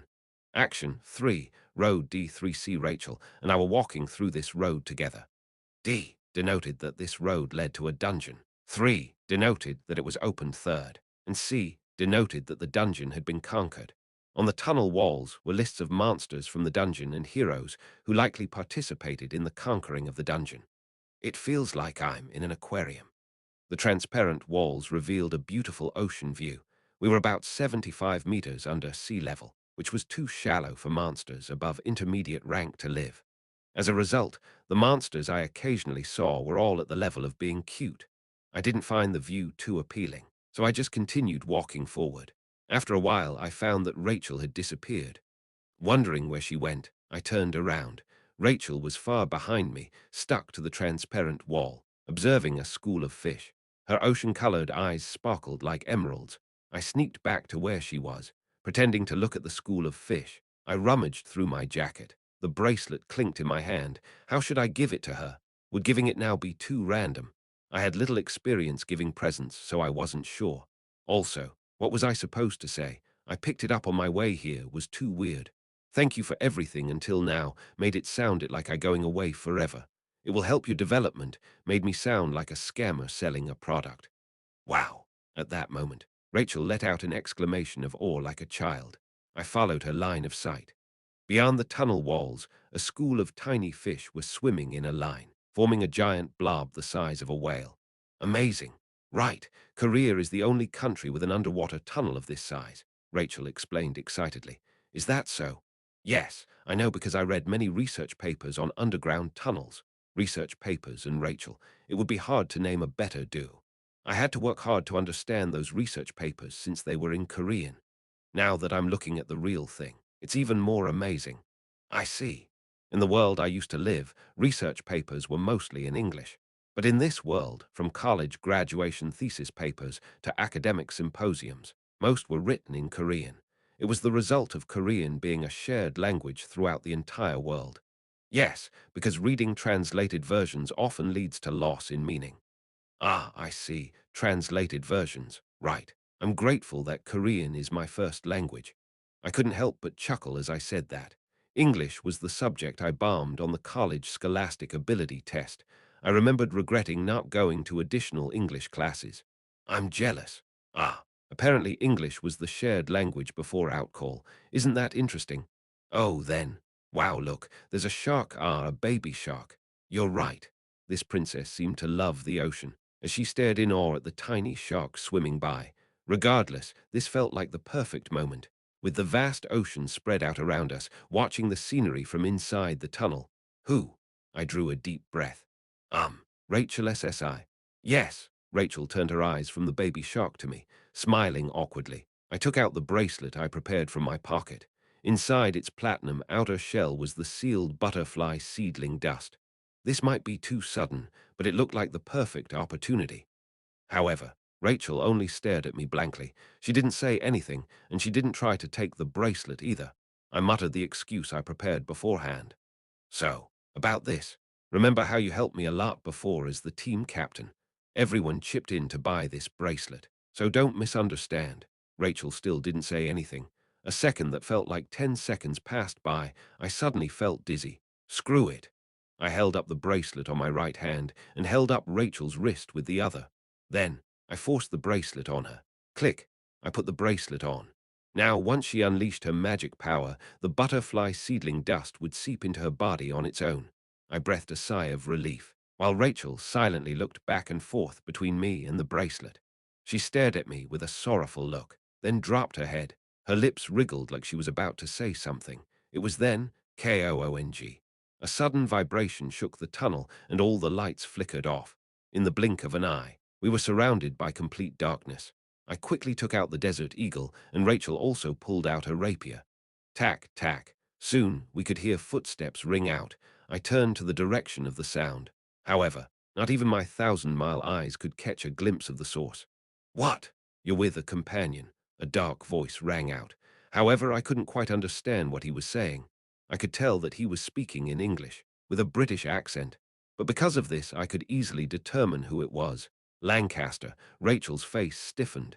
Sir Lancaster, don't worry, I'm only here to talk, because I watched something amusing today. I'm not really in the mood to fight. I could only understand the first half of his sentence, that he was only here to talk. Here. As soon as Lancaster muttered this word, a corpse suddenly dropped down from the sky. The corpse was bloodied from head to toe, and its limbs were twisted in the strangest ways. Hick! Whoa, the fuck is this? Startled, I cursed subconsciously. Rachel also seemed shocked. Her widened eyes turned toward me. Why you cursed? Cue him, I coughed awkwardly. Then, we turned our focus on Lancaster. That person is an agent who has been guarding you from the shadows. Princess, I am always watching you. I want you to know that. After that, Lancaster's voice disappeared. I struggled to comprehend this mind-numbing situation. I expected Lancaster to appear, but I didn't remember anything like this. He should have sent a few assassins, making Rachel, who awakened her ability, defeat them and saying, "My goal today was only to scare you." But what the hell was he chucking around a corpse? The heck? Just like Lancaster said, there were no other threats, and the lights soon came back on. The tunnel was lit once again. However, the corpse that made us jump was nowhere to be seen. Where did the corpse go? I muttered in a daze. Then Rachel tapped on my shoulder. Hajin SSI, let's go outside. Yes. We began to walk back with our guards up. Because of the eerie and chilling atmosphere, I got goosebumps on my arms. Rachel glanced at me and asked, "Are you okay?" Yes. Of course, I was just surprised. So who was that? I will tell you later. We came out to the main tunnel. Everyone else was already back and was in serious conversation. Hajin, come here. Kim Suho found me and called me over. What's up with them? Hold on. I left Rachel behind and ran up to Kim Suho. What's up, Hajin? You see, Kim Suho told me that Ki Jin-yoon showed signs of awakening and that Ki Naeun left running to meet him. The moment I heard this, I blacked out. When I woke up, I was running somewhere. I ran to Daehyun's VIP-only hospital. I would have gone there on my bike, but I left it home today. As a result, I took Busan Portal Station and ran all the way to Daehyun's VIP hospital in Seoul. Ha ha! After running like the wind, I arrived in front of the hospital. My heart was screaming out in pain, while my lungs were seemingly about to burst. As I was catching my breath, a familiar voice rang out. You heard the news? Startled, I turned around. As I thought, the familiar voice belonged to Yu Yonha. She also seemed to have come in a hurry, but her appearance wasn't shaken up in the slightest. Yeah, you too. Yes, I have the duty to participate in all important matters related to the Qi clan, But why did you run over in such a hurry? Without answering her, I glared at the hospital. With the Book of Truth, I predicted that the devil's seed would sprout in January. Since it was still October, it could be said that there was time. However, I had forgotten about one thing. That was the possibility of Ki Jin-yoon waking up before the sprouting of the devil's seed. If this were to happen, things would only get more complicated. It didn't take a genius to figure out that killing an unconscious patient was significantly easier than killing a conscious patient who was walking around. Suddenly, a piece of cloth touched my forehead. Looking up startled, I saw that Yu Yonha was right in front of me. Why are you sweating so much? Are you that worried? With her soft handkerchief, Yu Yonha personally wiped off my sweat. I looked down, wondering why we were at a perfect eye level. She was wearing kill heels. Done. Here. You can have this. Yu Yonha gave the handkerchief to me. Looking at the handkerchief drenched in sweat, I was surprised. Ah, yeah, thanks. I took the handkerchief and looked back up at the hospital. A deep sigh came out subconsciously. He didn't wake up yet, but showed signs of doing so. It's not something to make such a big deal out of. Yu Yonha answered what I was wondering. I see, that's great. I turned back. Hey, you're going back already. Don't you want to see Nayan? Yu Yonha sounded surprised. I retorted as I walked forward. No, I don't think I belong here. I moved my legs slowly. I only ran for a little while, but my body and mind were drowsy. Was this what mental exhaustion felt like? Ha! The moment I breathed out another deep sigh, my smartwatch rang with another message. Little apprentice, I got the alert that you got Euro item. So when are you going to take on your next mission? It was from Boss. I realized once again, she was the only rope I could grab onto. Clenching my teeth, I wrote back immediately. I can start tomorrow. Watching Kim Hajin's figure slowly disappear, Yu Yonha thought about what he said. I don't think I belong here. PFT. It sounds like a line from a drama. I don't think I belong here, as she was murmuring in a deep voice and playing around. She received a message on her smartwatch. Yonha, I'm heading over right now. Is Nayeon doing okay? The sender was Kim Suho. I haven't even met. While she was typing up the reply thoughtlessly, she suddenly came to a realization. Did he leave to make room for Kim Suho, and Ki Nayeon? Everyone knew that Ki Nayeon had favorable feelings for Kim Suho. It was because Ki Nayeon clearly acted different than her usual self in front of Kim Suho. Indeed. If Kim Hajin wasn't dense, he would have realized that Ki Nayeon liked Kim Suho. Yu Yonha half-heartedly replied, not yet, and went into the hospital. No, she was about to walk into the hospital, but before she could, Ki Nayeon trudged out from the entrance. She seemed to have aged by 5 years on the outside, but had a faint smile on her face. Yu Yonha raised her hand. Nayeon. Ah, Yonha Ki Nayeon saw Yu Yonha and scurried up to her with a bright smile. Currently, she desperately needed someone to talk to. Ki Nayeon and Yu Yonha sat down on a nearby bench. Yu Yonha then asked carefully, how's the situation? He's still uncon, I don't know. The doctor said that the graph is spiking up and down. He chased me out, saying that Opar needed to rest. Yu Yonha understood what Ki Nayeon was implying. That's a good thing, right? Yeah, there were apparently other cases like this, and those patients all woke up within 3 months. Ki Nayeon then put her hands over her chest. I feel like my heart is about to jump out of my body. How embarrassing. I shouldn't cry. Ki Nayeon lived the past 5 years of her life thinking that Ki Jin-yoon would never wake up. Her pent-up sorrow and struggles seemed to have overflown as she clenched her teeth and cupped her hands over her face. Soon, her true feelings came out in the form of sobbing and tears. Ki Nayeon cried, trembling with her whole body. Her tears should be tears of happiness, but for some reason, it was sad and pitiful. Yu Yonha tapped on her back without saying anything. Frankly, Yu Yonha had no way of empathizing with Ki Nayeon's story. Although Yu Yonha's father was a bit obsessive and her mother was overflowing with ambition, it was a happy family nonetheless. However, Ki Jin-yoon had been in a coma for 5 years with no sign of awakening. The passing time could only have turned rage into sadness, sadness into frustration, frustration into despair, and despair into resignation. But just when all hope was lost, the possibility of returning alive had resurfaced. A family member who was thought to be lost forever was potentially coming back. Yu Yonha couldn't even imagine what Ki Nayeon was feeling. Ah, hick. Ah, hick. My chest hurts. Once Ki Nayeon's crying died down a little, Yu Yonha spoke. Oh, right, Nayeon. Apparently Kim Suho is going to come soon. That person already came by. That person, Kim Hajin. Kim Hajin came too. Yeah, Yonha pictured Kim Hajin, who she just met. He looked like he was about to cry and was drenched in sweat from head to toe. He was here even before me. He was covered in sweat. Ki Naeun slowly looked around with an odd face. It was almost as though she was trying to find someone hiding. But he already left. Hey, why?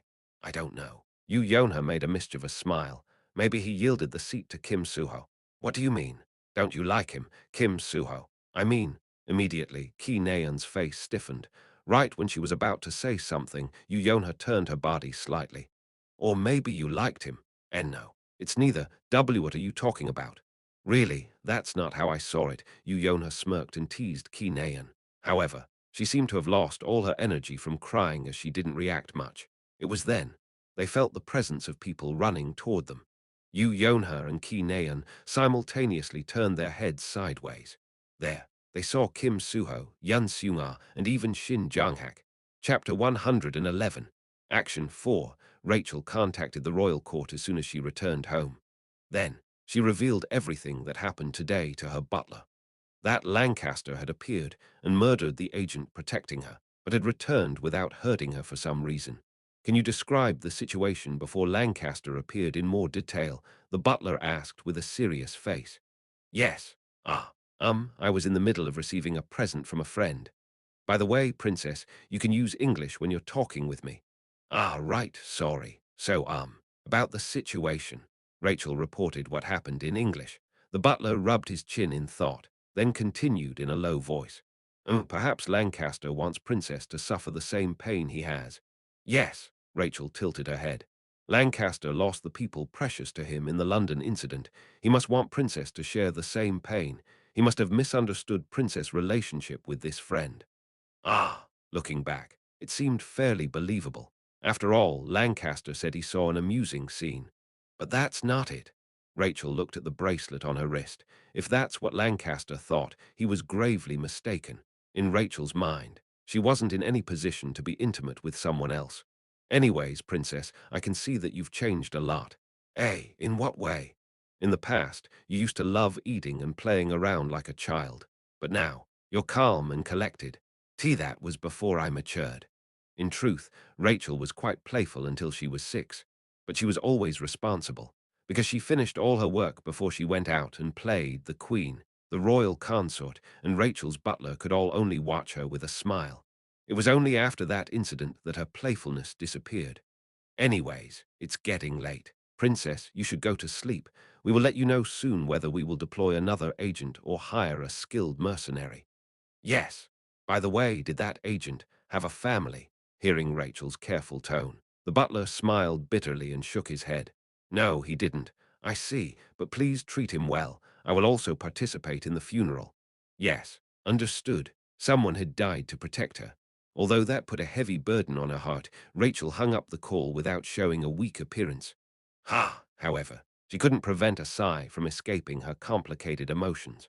Rachel took out her earphones to soothe the suffocating pressure she felt. After putting the Bluetooth earphones in her ears, she looked at the music app on her smartwatch. If Kim Hajin, now I wish it was so. Kim Hajin karaoke. You in my arms, Kim Hajin karaoke. To Jay, what I sang karaoke. On it were several recordings she secretly made when she went to the karaoke with Kim Hajin. Thanks to Kim Hajin's tender voice, she was able to deal with her insomnia to a certain extent. On a side note, she also found out that she was a terrible singer through listening to her own singing. Today, let's go with, now I wish it was so. Rachel hit the play button and hopped into bed. I can start tomorrow. Seemingly encouraged by my positive reply, boss contacted me the next day with a new mission. Apprentice mercenary mission difficulty. D. Reward. 400 million Korean won, or an item of an equivalent value goal. Attacking the Jin group, Jahan's human trafficking truck, once every week. Jahan operates a human trafficking and human smuggling truck. At 10 p.m., 2 guarded trucks will cross the White Bridge. Attack them and rescue the hostages. The mission location was China. To be more precise, it was a road connecting China to Mongolia. It was a trafficking and smuggling route often used by Jins. According to my setting, the Russian region neighboring Mongolia was a lawless zone. where strength reigned king. It was also the lair of jinns who committed all sorts of crimes. However, this lawless zone had a society of its own operated by jinns. Although the UN refused to recognize it, this place was called Pandemonium and had the size of a small city. When classes ended the next day, I went to Beijing through Seoul. Once I arrived in Beijing, I made sure to always have a mask and sunglasses on. Northern region of Beijing, an intermediate rank danger zone where monsters often appeared, and a worn-down bridge built above a river. I arrived there after an hour of driving. It's kinda creepy. In intermediate rank danger zones, intermediate rank monsters appeared with high frequency. So although the region would have housed a whole city in the past, not even a single person could be seen. Let's see. I knocked down several short trees and blocked the bridge's sole entrance. Soon I received a message. There will be multiple enemies, but not all will be jinns. Some are people drawn by evil and became the dogs of devils, and others are evil people who lead despicable lives. These are your targets. Jinns were existences whose negative emotions were amplified through contracts with devils. As a result, weaker jinns tended to commit harsher crimes, employing all sorts of methods. Their instincts to become stronger and desires to be recognized weren't being met, leading to rage and being expressed in pure evil. That's nice to know. They were easier and less mentally burdening to deal with. I looked around to find a cover. The area around the bridge was like a desert, although there was a forest nearby. The trees were all short. There was no other choice. I had to face them directly. I got on my bike and drove about 600 meters over the bridge. Then, I faced the bridge directly. The bridge and everything around it was in full view. I checked the time. 9:35 p.m. Their expected time of arrival was 10. I weaved ether into the shape of a chair and sat down on it. Then, I took out a cloth and wiped the Desert Eagle's barrel clean. After about 30 minutes of killing time, I could see 2 trucks and 4 escort vehicles driving to the bridge. Here they come. I slowly got up and infused the Desert Eagle with ether, transforming it into a vicious sniper rifle. Holding the sniper rifle up, I aimed at the truck drivers. The truck driver in the front seemed to be drunk or high on drugs, as he was snickering with an unpleasant face. I had no reason to hesitate. I pulled the trigger. Tang! My clothes fluttered from the raging wind pressure. The bullet flew with great intensity, blowing up the truck driver's head. There was no screaming or howling. The truck window shattered, and the driver immediately scattered into black dust. The bullet still didn't stop, and even pierced the truck's cargo compartment. Click! I ejected the bullet casing. The next target was the second truck driver. He was still clueless as to what was going on, making him an easy target. I aimed at the second truck and fired. Immediately, a white bullet pierced through the truck. Kiek, with the drivers gone. The truck skidded to the side and crashed into trees. Only then did the escort vehicles notice the situation and come to a stop. The doors shot open, and a total of 18 jinns equipped with various weapons ran out. 3 with swords, 4 with spears, 2 with axes, 3 with bows, and the rest with assault rifles. I observed their movements as I took out a medicine from my pocket. It was a ginseng pill with its effects modified to my liking. Medicinal energy fills up your body. For 5 minutes, all variable stats, except magic power increase by 1.5 points. Only 5 SB was needed to make this modification. The low cost was likely because a permanent stat increase was changed to a temporary one. I swallowed the medicine, activated the Under Armour's haste effect, and transformed the Desert Eagle into assault rifle mode. In the next moment, I could feel my body swirling with energy. Who? After taking a deep breath, I stared at the incoming jinns. Chinese letter, Chinese letter, Chinese letter, Chinese letter, Chinese letter, Chinese letter. Chinese letter, Chinese letter, Chinese letter, Chinese letter, Chinese letter, Chinese letter, Chinese letter, Chinese letter, Chinese letter, Chinese letter, Chinese letter, Chinese letter, Chinese letter, Chinese letter. They were rambling to themselves. Of course, I had no way of understanding what they were saying since I didn't speak Chinese. To be honest, I wasn't that curious. Shut up, will you? I aimed my gun at them leisurely. Only then did they stop talking and rush toward me. Kicking up a cloud of dirt, they charged at me like enraged bulls. However, within bullet time, they were moving like snails. I first targeted the jinns with the assault rifles, 6 bullets, each to their head. As they were unable to use even magic power reinforcement, They couldn't withstand the firepower of my bullets and scattered into dust. My next targets were the ones rushing in with spears.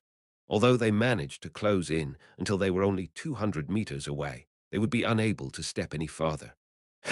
However, they were clad in magic power reinforcement, although I was surprised. That was it.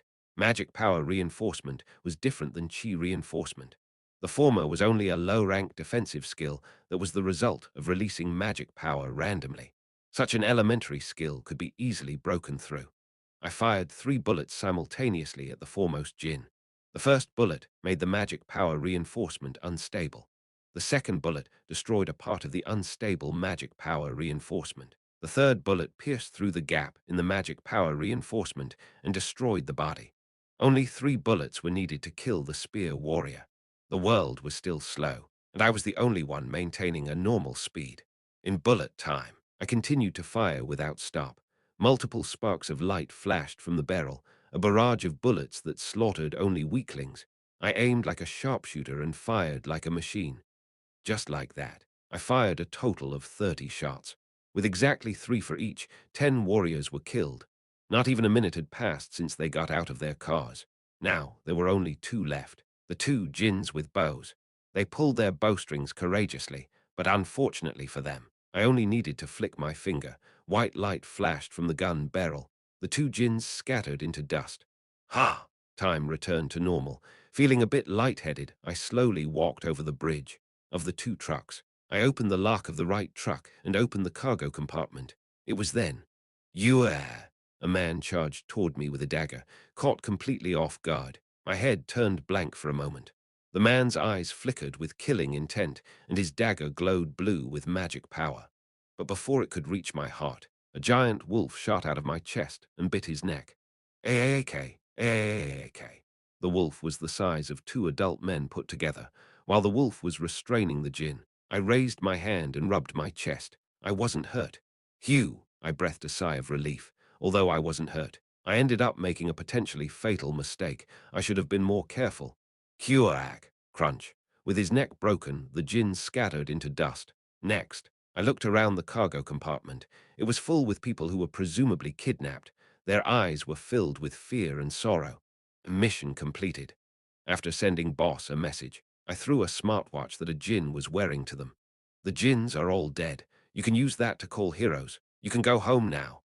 Then the wolf that saved my life approached me. He was panting, seemingly asking for my praise, so I stroked its head. At that moment, boss replied back, confirmed, we'll deal with the cleanup.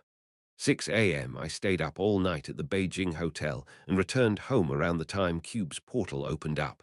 For some reason, the dorm room felt warm.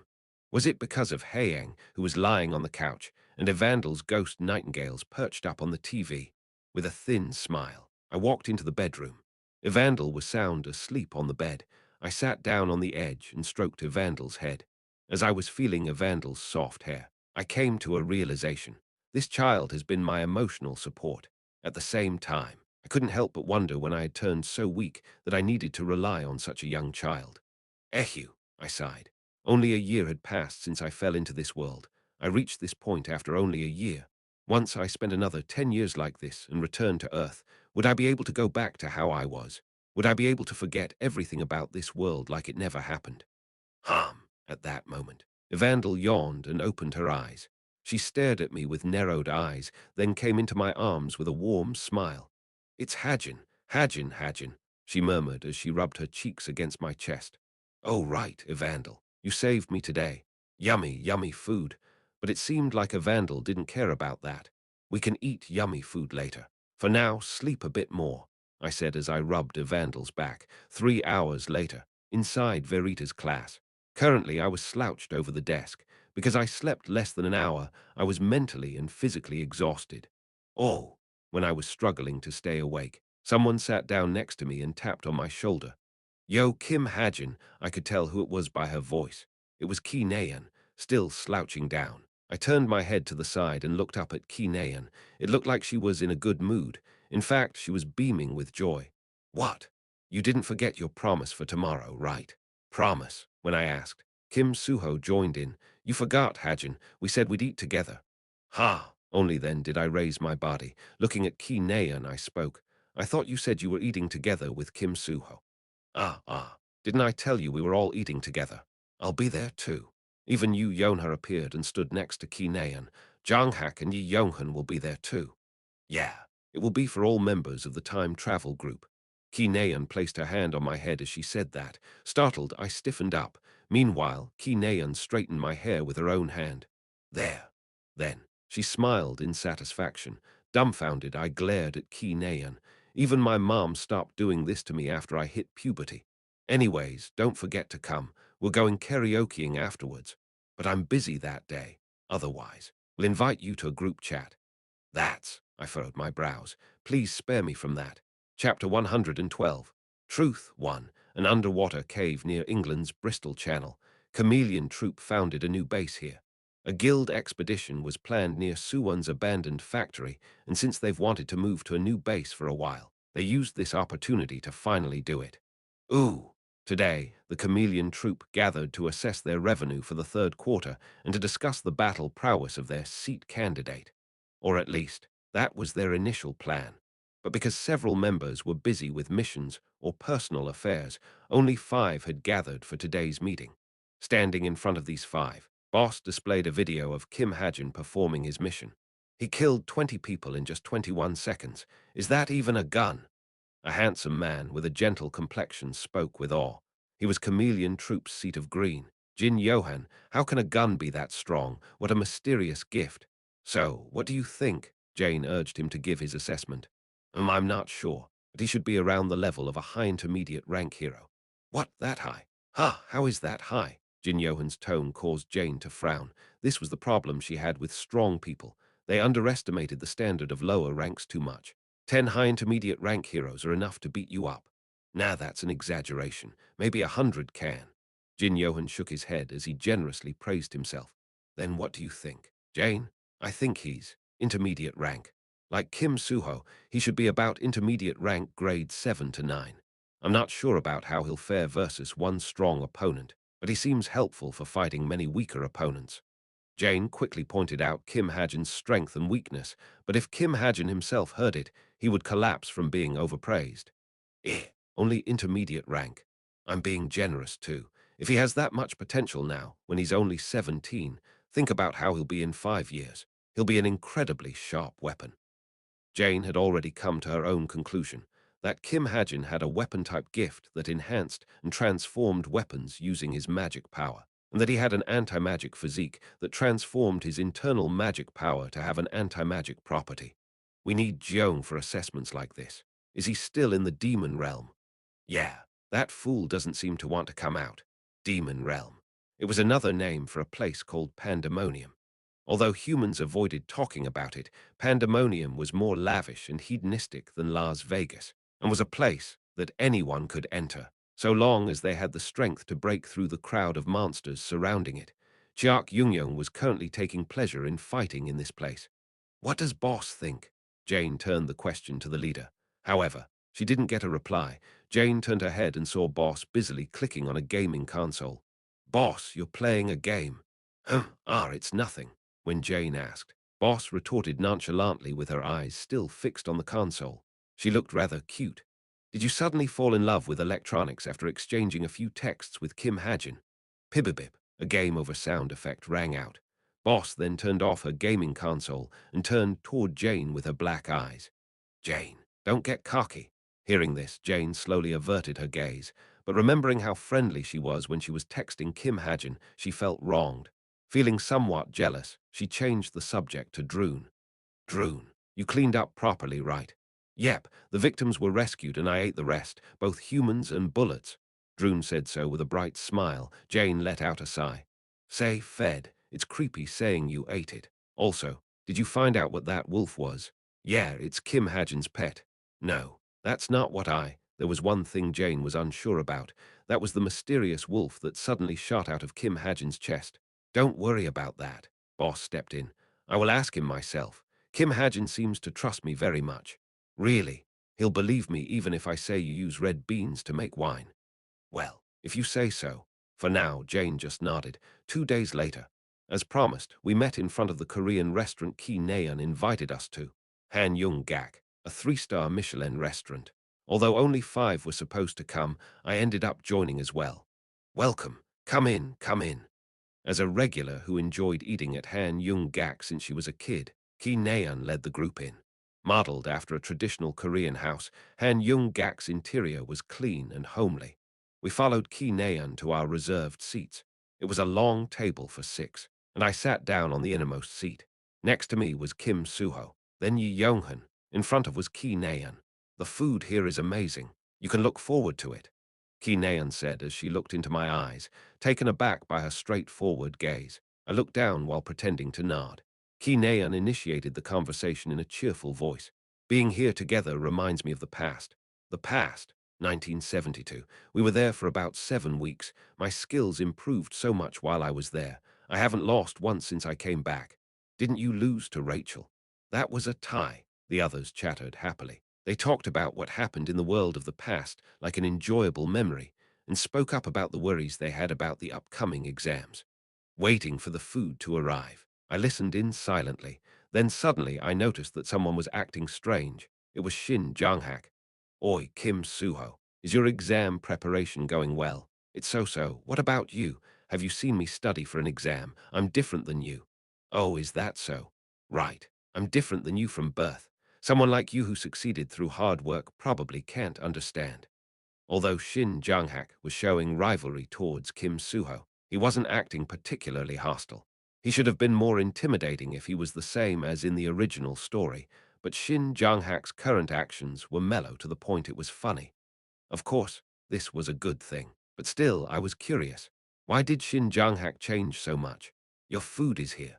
A waiter came into our private room, cutting off my thought. All sorts of dishes like braised short ribs, soy sauce, marinated crab, kimchi, and stone pot rice were placed on the table. They were your typical Korean food. Of the over dozen side dishes, only the grilled short rib patty was limited 1 per person. As it was also my favorite food, I picked up and took a bite. Wow, this is amazing.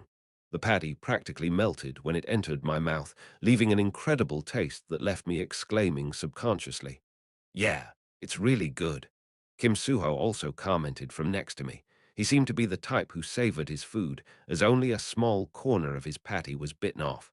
However, I wasn't that type. I put the entire patty in my mouth. It's good, right? Right. See, I told you it was going to be good. Seeing me chew the patty, Ki Naeun cheered ecstatically. It's good, right? It is. So quiet down. Hoo-hoo. I swallowed the patty and went back to observing Shin Jong-hak. He was staring at Kim Suho with hawk-like eyes. He seemed to be on the lookout for any breach of table manners so he could nitpick and attack. But soon he gave up and focused on his own food. I also looked down at my plate. What? For some reason, there was another grilled short rib patty on my plate. What happened? Did I spit it back out? After looking at the patty in bewilderment, I raised my head. At that moment, my eyes met Ki Naeun's. She was smiling at me contently, so this was her doing. When I pointed at the patty with my chopsticks, Ki Naeun moved her mouth without making a sound. You can have it. Her kindness was a bit burdening. However, the patty's savory smell tickled my nose. Gulp. I swallowed hard. In the end, I surrendered to the patty and took a bite.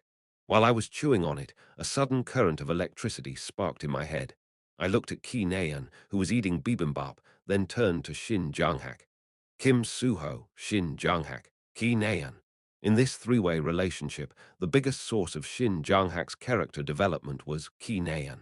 I stared intently at Ki Naeun. Did giving her the time capsule affect her too much?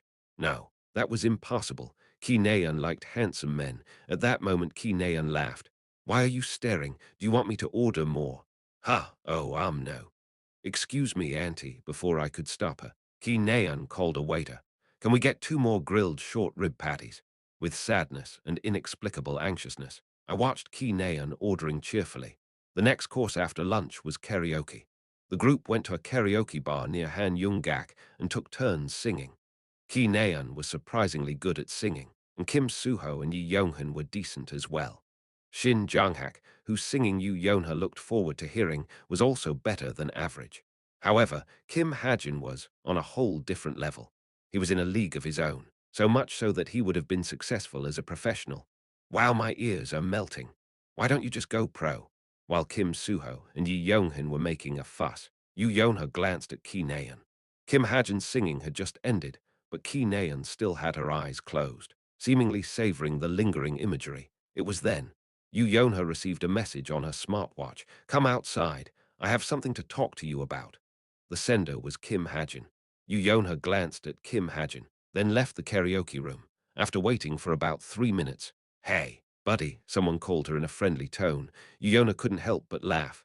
"Buddy, what's up with the sudden English one? It means friend, don't you know? Do you think I wouldn't?" "Well, anyways, you know how I am, right?" Kim Hajin laughed and nodded, cutting straight to the chase. Yu Yonha wasn't the type who liked small talk. "Of course. I do. I need you to make me some bullets."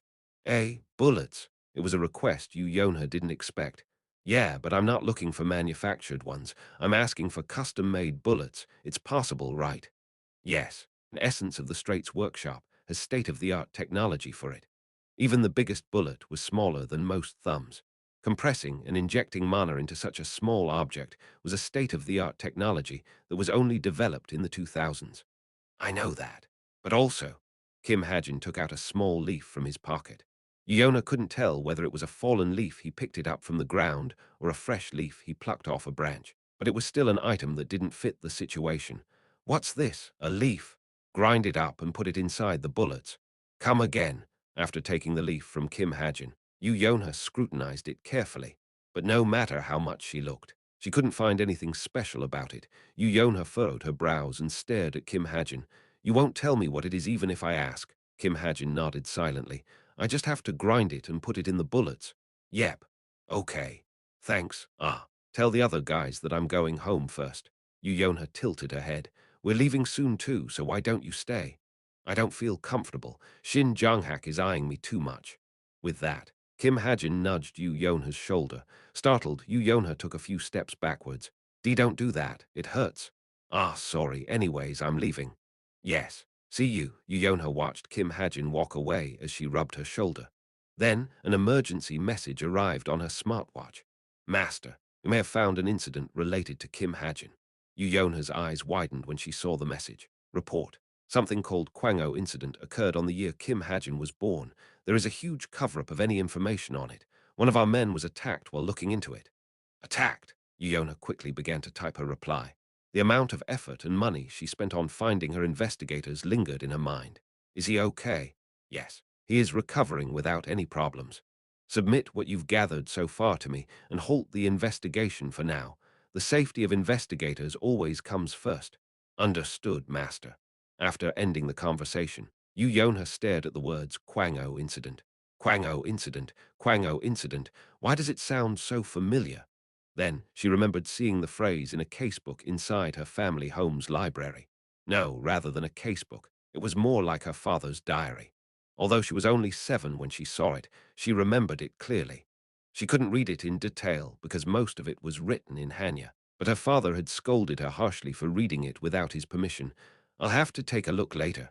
Since father is going on a trip this Friday, I can sneak a peek then." Hoo-hoo. Yona felt proud. Now, she felt like she could properly return the favor to her ally. When she turned around joyfully, she saw Ki Naeun glaring at her. "Hick!" Yona jumped in surprise. Hey, Naeun. What's up? I was wondering where you went." With her chin, Ki Naeun gestured her to come back into the karaoke room. Yeah. Oh, Naeun. That person said he's leaving first." "What? Why? What did he talk about with you?" Ki Naeun furrowed her brows and asked. Finding this side of her quite cute, Yona poked her side with her finger. What is it?" "Geez, you don't have to look at me like that." "Like hey, stop." Yona kept poking her, starting from her side to a more sensitive area. Stop poking me." "What was that?" Really?" Hey." Unable to endure it any longer, Ki Naeun covered her breasts with her hands. "Why are you poking me there? Are you mad?" "It's because I'm jealous." Even as she explained, Yona kept her eye out for an opening. She couldn't help but wonder how someone could have such a perfect figure with such a perfect squishiness and softness. On top of all this, her skin was milky white as well. Poke, poke. Stop, don't. I'm ticklish, stop." Kinean ran away from Yonha's sensitive fingering with a flushed face. 1. In case it wasn't clear, Hajin says, "Hey, buddy," in English. Chapter 113. Truth. 2. I returned home before it was too late in the night. As soon as I opened the door, Evandel and Haeng ran up to me. By now, I was used to Evandel's, Hajin, and Haeng's meowing. I hugged the two children and sat down on the couch. I bought an animated movie, which I promised Evandel, and put it on TV. Evandel and Haeng both became silent the moment the film distributor's logo popped up on screen. No matter how much I thought about it, Haeng's intelligence seemed to be at the level of humans. Not only did she refuse to eat normal cat food, she knew to be absolutely obedient to this household's ruler, me. Wait a minute. Suddenly, I caught sight of the ring on my finger and Haeng's wagging tail. I had a strange idea. Who said only humans could wear rings? Homer's ring, artifact, awakened a ring that was worn by Homer in the past. Resonates with nature and endows its wearer with a crystal clear energy intelligence increase. Increases the wearer's intelligence by 0.001 points every 24 hours up to a maximum of 0.365 points. High rank magic power amplification out of curiosity. I modified the ring's setting. Intelligence increase increases the wearer's intelligence by 0.001 points every 24 hours up to a maximum of 0.365 points. For one selected non-human target, the increase becomes 0.01 point per 12 hours. 40 SB will be used. Ha! This works. I tried calculating in my head. With 0.02 points per day, 18 days were enough to obtain the maximum stat increase. Plus, the required SB was small. What if I got rid of the non-human part? The rate of intelligence increase will double for the first person who wears it. 250 SB will be used. The required SB was 250. It seemed the gap between a human and an animal was big. I fell into thought for a moment. The cost was 40 SB and 18 days worth of time. Would Haeng be able to help me more if she was smarter? I looked at Haeng, who was in Evandel's arms. Although she might not be able to help me, she should be able to help Evandel. It probably wouldn't hurt. I put the ring on Haeng's tail. Haeng turned and looked at me, then found the ring on her tail. 1 second, 2 seconds, 3 seconds. She stared at the ring fixedly, then wagged her tail, seemingly satisfied by the ring's sparkle. Let's see how smarter you are in 2 weeks. I stroked Haeng's back. Because of Haeng, I thought of the wolf Evandel gave me. I turned on my laptop and checked the wolf stats. Ghost wolf servant intermediate rank. The first servant created by the witch. Evandel. Basic stats strength 5.35, bite force 6.15, speed 7.55, perception 7.605, vitality 2.75, magic power 3.85, special skills intuition advanced, ability to sense danger. Absorption low, strengthens itself through absorption. Tattooification low, merges into its master's body in the form of a tattoo, charging its magic power and strengthening its master's stats. First servant, its growth potential and hierarchical rank is superior to other servants. Unity of soul grows stronger to match the level of its creator, which wow. First, I was surprised by its stats. Its speed and perception stats were especially incredible. If its vitality and stamina stats increased, I could even ride it instead of my bike. What caught my attention next was the word servant. So that's why. Then I understood why it was so strong. The ability to create servants was one of a witch's authority. In doing so, a witch would separate a part of her soul to create a clone of sorts. As a result, servants were stronger than a witch's normal creations, and a witch was only able to create 3 to 5 servants throughout her life. In the original story, Evandel's most notorious servant was the three-headed dog, Cerberus. I remember taking special care in describing it, a huge body burning with black flames, or something like that. I'll have to give the under armor to him. This wolf had the potential to grow into a real Fenrir, but why did Evandel choose a wolf? Did I resemble one like Boss said? Haha, look at that, Haeng. I could hear Evandel's giggling. She was focused on watching the animated movie. She laughed at the funny scenes, stared in shock at the serious scenes, teared up at the sad scenes, and moved her head side to side for racing scenes. Woong, I received a message. Traveling club, this Saturday. We will go to a festival in Busan. Please RSVP to say whether you are going or not. I furrowed my brows. To be frank, the traveling club would get involved in some sort of trouble every time it went out. Vroom, Evandel tilted her head to the right, following the car on TV. I carefully placed my hand on her head. Evandel, yeah, let's go out and play this Friday. The traveling club's destination was Busan. Since the festival was Saturday and Sunday, I should be able to grab a hotel room and play with Evandel on Friday. Play? Evandel's eyes sparkled. Yeah, it looks like I'll have time on Friday. Since we went to Disneyland last week this week, we will. Evandel's eyes sparkled with anticipation. Go to a festival. Friday, 2 p.m. Combat magic is important, yet simple. Currently, I was in the middle of combat magic and high-rank magic application class. I glanced at Toma, who was sitting next to me. She was jotting down notes as though she wasn't affected in any way. Recently, I was talking with Toma a lot. Toma stealthily asked me questions on Agus Benjamin, like what kind of relationship I had with him and what kind of a person he was. As I replied to her questions, I set up devices to bring Toma to my side. The cremation urn of Toma's father should currently be surrounded by flowers I gifted. Most spells require you to refine the magic power inside your body. However, there are spells where this is unnecessary. The most well-known example is the barrier spell. The class continued, seemingly without end. Just when I was about to doze off, Toma tapped on my shoulder. When I wiped away my drool and turned to the side, she gave me a piece of paper. How did you get close to that person? I looked at the paper, then at Toma's face. She had a serious expression. I cleared my throat and began to jot down the reply. It wasn't easy. So how? The nurses said even they couldn't get close to him. Well, he didn't have a family. We were in similar situations. With that, I passed the paper back. Toma looked like she didn't understand what I meant as she began to jot down her next question. What do you mean by similar? Oh, right. However, she stopped writing mid-sentence. Since she should have investigated my background, she would know that I'm an orphan. Toma glanced at me with sympathy, then scratched out her previous sentence and wrote a new one. Got it. Next, I took the lead. You've been asking about him since last week. Why? That person is my biological father. I wanted to poke her a bit, but I never expect her to drop the bomb. I was seriously taken aback. I know what you're thinking. I feel the same way. I never thought I'd find someone who knew him either. Toma jotted down quickly. That person abandoned me and ran away. That's why I've been looking for him. I closed my mouth. Unlike Toma, I knew the truth. Toma's father didn't abandon her and run away. It was the opposite. He had protected her by leaving. The reason he killed his wife was because she became a djinn and tried to sell off their daughter. So, I'm wondering, did that person leave a will or keepsake behind? The South American culture back then was to kill off all relatives related to jinns. Because of this witch hunt culture, Toma's father had chosen to become a criminal. Although he ran away to protect his daughter, he had always missed her and wanted to see her.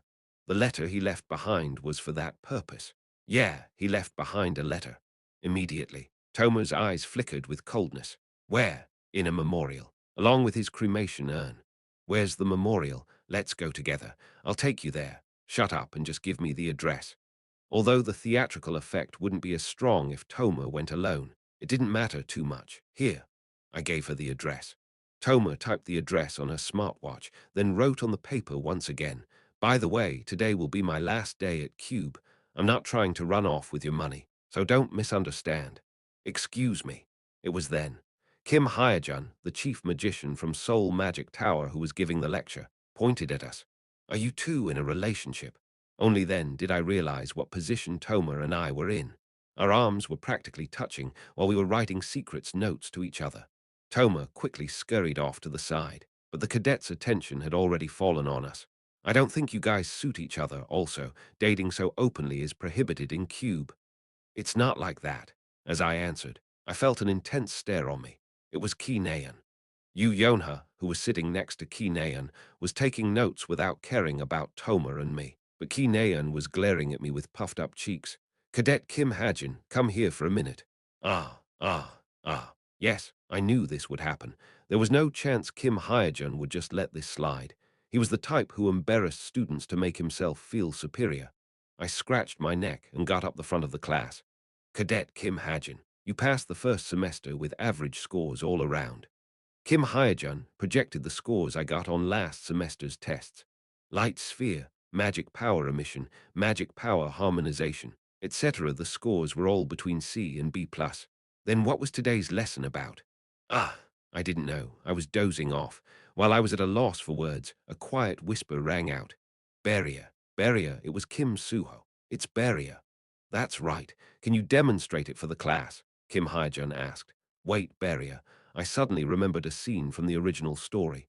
Seoul Magic Tower's chief magician Kim Hajin, just like I explained in the first semester. Kim Hajin was a jealous, petty prick who bothered Kim Suho in various ways. Barrier. Yes, try it. Feeling a bit nervous. My lips parched up. I activated Stigma's magic power and created a barrier that was only big enough to cover my upper body. Doing so cost 1.5 streaks of Stigma. A clear and glaringly blue magic power formed a pentagon that covered my upper body. In my eyes, it looked quite decent. The pentagonal barrier had a vein-like circuit that efficiently transported magic power across the barrier. As magic power passed through, the magic power circuit glowed with a pretty blue color. Although I didn't mean to, what I created was a perfect barrier. Kim Hajin made a somewhat displeased expression, but he soon put on a fake smile and praised me. It looks good. The magic power's transparency is especially noteworthy. However, he quickly added negative remarks. But it's weak, too weak. Everyone, do you know what the problem is with a cadet like him? He suddenly turned to the class and lectured as though I did something deplorable. It looks pretty on the outside. In fact, it's extremely pretty, as if its appearance is all that matters. No, that's the truth. I glanced at my barrier. It was just what Stigma gave me. Cadet Kim Hajin, suddenly. Kim Hajin pointed fingers at me. You are not a celebrity. A barrier must be sturdy, even if its appearance isn't the best. Kim Hajin ignited a fireball on his palm. The barrier you created will be blown away by even this tiny fireball. I stared at the fireball. To be honest, I didn't think it would penetrate my barrier. Cadet Kim Hajin, are you ready? Yes. Yes. Then I will now demonstrate why a barrier shouldn't just be pretty. Kim Hajin didn't throw the fireball. An instantaneous combustion of magic power sent the fireball quickly flying toward me on its own. Boom! A small explosion erupted, along with a light smoke. However, my barrier was perfectly fine, and the fireball scattered when it touched my barrier.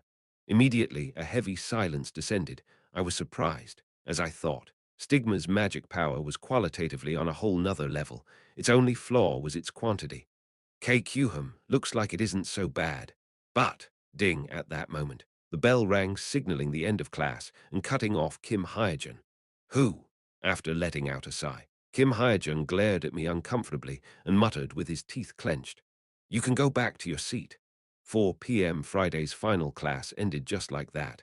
5 o'clock p.m., a large 1,500 square meter mansion located in Gangnam, Seoul. This Western-style castle, which took up land that was tens of billions of won, was the family house of the famous Yu clan. Yu Yonha came here today as soon as class ended. Welcome home, young lady. When she approached the front door, a butler greeted her politely. It's been a while, so are father and mother home, Yu Yonha whispered. Master is on a business trip, and mistress left for a seminar. Oh, how unfortunate. I dropped by to see them. Should I give them a call? Mistress left not too long ago. Yes. No. You don't need to do that. Yona smiled happily as she gave her baggage to the butler. With even her mother gone, the situation was better than she expected. I have exams coming up, so I'll go up to the library to read father's books. Yes, young lady. Although she knew her father and mother weren't home, she still tiptoed upstairs to her father's library. It was to look for information regarding the Kwango incident. I haven't been here in such a long time. Her father's library was filled with tens of thousands of books. The entire collection would be just as expensive as their family house. However, Yu Yonha's attention was elsewhere. She pushed aside her father's desk and moved the carpet that was underneath it. A secret vault revealed itself. It needs a password now. 10 years ago, it was only a simple box. Yu Yonha thought for a moment, then pushed 4 numbers, 429. It wasn't Yu Yonha's birthday, 816. It wasn't her mother's birthday either. Yu Yonha thought harder. Although there was a skilled hacker among her investigators, this vault wasn't connected to the internet, so it was impossible to hack into it. Did she have to give up after coming all the way here? 4,290,816. Suddenly remembering something, she put together her birthday with her mother's. Bingo, pee-beep, the vault opened. Let's see. Inside, she found an old and thick diary. It was the diary her father kept for 20 years. Flipping through pages of the diary, Yonha looked for the word Kwango. Kwango, Kwango, Kwango. Ah, here it is. Today, I received a report on Kwango. September 9th, 2008. Yonha began to read the diary happily. Chapter 114. Truth 3. Today, I received a report on Kwango. As soon as she read the first line, her investigators sent her a message saying that Kim Hajin was admitted to an orphanage near the Kwango evacuation shelter. Yonha felt sad that she didn't have potato chips with her as she slowly turned the page. Now that she was older, she could easily read Hanya, which her father often used to write. The media reported last night's incident as Jin attack on Kwango evacuation shelter. That civilians and 9 heroes who evacuated to the shelter were massacred by a single Jin. I would never be able to forget what happened that day in Kwango for the rest of my life. At first, it seemed like a simple recount of the Kwango evacuation shelter massacre. However, starting from the next paragraph, the tone of the writing changed. President Kim Suk-ho declared Jin Youngwon, who troubled him, to be a secret agent of the Jins. However, I knew that Jin Youngwon was an honest man. His only flaw was that he was too honest, and perhaps Kim Suk-ho didn't want his embarrassing secrets to leak out. However, Ki Juchul agreed that Jin Youngwon was a Jin. Ki Juchul also wished for Jin Youngwon's death, but Jin Youngwon was a trusted man with many loyal subordinates. If he was assassinated when he was alone, it would have surely raised suspicions. As such, Ki Juchul ordered for a massacre, hiring a skilled assassin and leaving me to oversee the plan. Yonha turned the page back and read it once again, but she couldn't understand the content even after reading it a second time. Thinking that she misinterpreted a few words, she even translated it with a smartwatch app. However, the content was unchanged, and Yonha continued reading her father's confession in confusion. On that day, I received a transmission from Jin Youngwon. His voice was urgent, but it was me who concocted that monster invasion. I told Jin Youngwon that saving civilians came first and drove them to a corner. Kwango evacuation shelter. Jin Youngwon tried to protect the civilians in that place. The neat handwriting Yonha recognized pricked her eyes. Yonha felt a strong headache.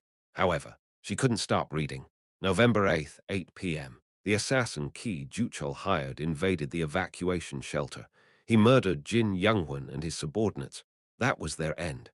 I wanted to bury this incident in my heart. But the very next day, I received the assassin's report. That one of Jin Youngwon's subordinates was with his pregnant wife. Pregnant wife. Yonha froze when she read this word. Pregnant. Kim Hajin was admitted to an orphanage the day after Kwango incident. There was another interesting matter in the report, that an umbilical cord was found at the site. Even in the face of death, the mother had given birth. The corpse of the baby was never found. When Yonha reached this part, she fully realized what happened. Although there was no evidence, her heart was screaming. Yonha squeezed her chest, hoping that the baby wasn't Kim Hajin. This baby was fated to die. Even if he extended his life by a little bit, he would have no future. So I set out to find him and kill him.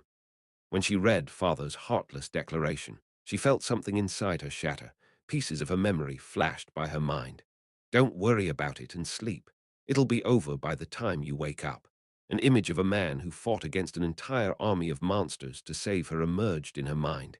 He had put his life on the line to save her. However, her father had led his parents to death and had tried to kill him as well. But I suddenly remembered April 29th, when my daughter was born. Although she couldn't do anything by herself, just her existence brought me great happiness. I called the assassin and asked what happened. He said that he threw away the baby without killing him. Yonha dropped her head and tightly clenched her trembling hands. At that moment, a familiar voice rang out in her head. Hey, don't you think we can become good allies? It was her own voice. For the first time in her life, she had asked someone to become her ally. Though insignificant, it was her way of showing her gratitude. In the end, I omitted information about that child from the report. However, I killed his parents and didn't help him live. Left alone on the cold ground. He might be slowly dying at this very moment. I have no intention of denying this. Buddy means friend, don't you know? In a not-so-distant past, he had acknowledged her as an ally. His voice from that time transformed into a sharp blade that struck her heart. Yu-Yonha's fingers trembled. She no longer had the courage to turn another page. Her heart began to beat violently. She felt an unknown emotion rising from the depth of her heart. Guilt, resentment, anguish. She couldn't think, and she didn't want to either. Cold sweat formed on her forehead. Her vision turned blurry as a world-shattering exhaustion engulfed her body. I've lived the life of a coward. Even if I dirtied myself more, it would make no difference. So I decided to forget, for my daughter and for my clan. But I am leaving the truth behind in this diary. Was I just trying to appease my guilty conscience? Or was it to spite Ki Juchul? That I didn't know. Kim Hajin's face and her father's confession joined together to form an image of a monster. Yu-Yonha couldn't withstand this monster. Kim Hajin, Kim Hajin, Kim Hajin, his name flickered in her vision like an apparition. She choked up, and her heart ached. The torrent of emotions was too much for her to bear. Seoho Memorial, on a dark night, a crescent moon shone down cold light. Toma was standing alone under this pale light. She had already dealt with all of her personal affairs before coming here. She couldn't predict what her days would be like going forward. She lived her life for revenge. But now that revenge was impossible to achieve. It was entirely possible that she tears her father's will apart and takes her own life. Kick! Toma roughly opened the silent memorial's door and looked for Agus Benjamin's name. Soon, she found a cabinet engraved with his name, which stood out from the rest. Agus Benjamin. Inside the small, square cabinet was a cremation urn with the name Agus Benjamin written in Spanish. Because of the flowers surrounding the urn, it didn't look so lonely. What's this? Dumbfounded at the number of flowers inside the cabinet, Toma pulled the cabinet all the way out and picked one of them up. On it was a small card.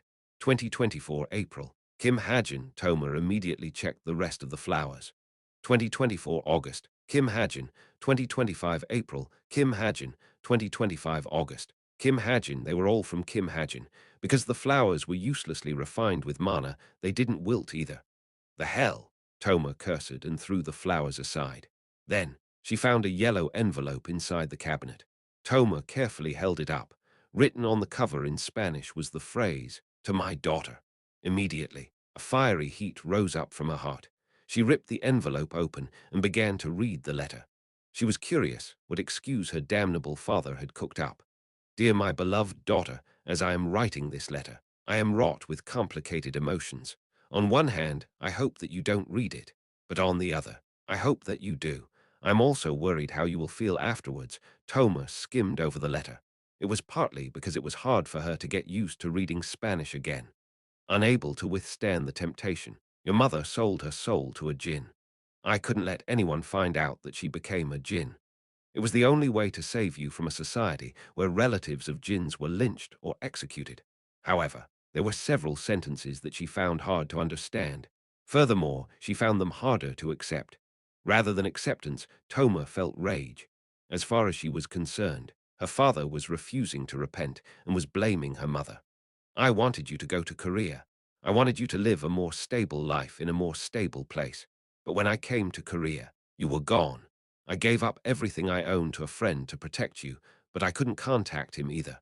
Feeling like everything in the world betrayed me, I thought to end my worthless life. Toma crumpled the letter without reading it until the end. She considered it a lie and was about to tear it apart. It was then that two items fell on the ground from inside the envelope. A rusty brooch.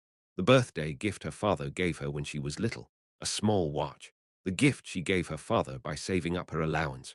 Toma stared at the two items in a daze. At the same time, she felt the foundation of her being rumbling. Toma leaned against the wall and opened up the crumpled letter. Collecting her thoughts, she began to read the letter again. This time, slowly and thoroughly. The Lotus Inn, Busan. Currently, I was staying at the presidential suite of this luxury hotel. On the balcony of this 500-square-meter room, I was sipping on a glass of wine. Usually, a suite like this was hard to come by even with money. But because someone cancelled right before I made the reservation, I was able to do so cheaply. Though it was still a room that cost 8 million won a night. In any case, luck made my daily life comfortable to no end. What a beautiful view! Sitting on the balcony, I stared into the horizon. The beach was within my view, and as it was the night before the festival, the streets were lit up with beautiful colors.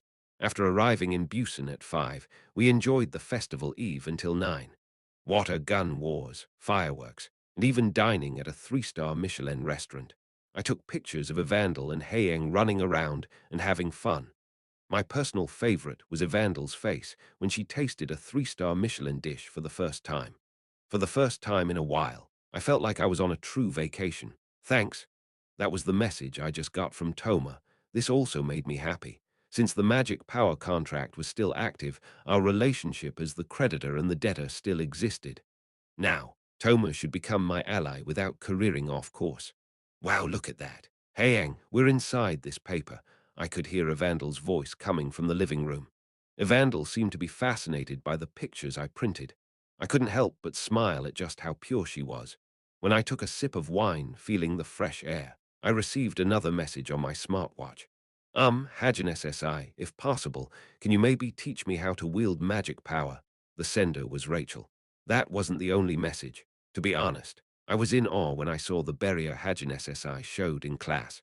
Recently, I've also been feeling like I hit a wall. Hangul, ko yu anus, Hangul, ko yu anus. Although I found her message cute, there wasn't anything I could do for her. I didn't know a thing about barrier, since Stigma created it for me. Rather than that, a wall, was the bracelet not working?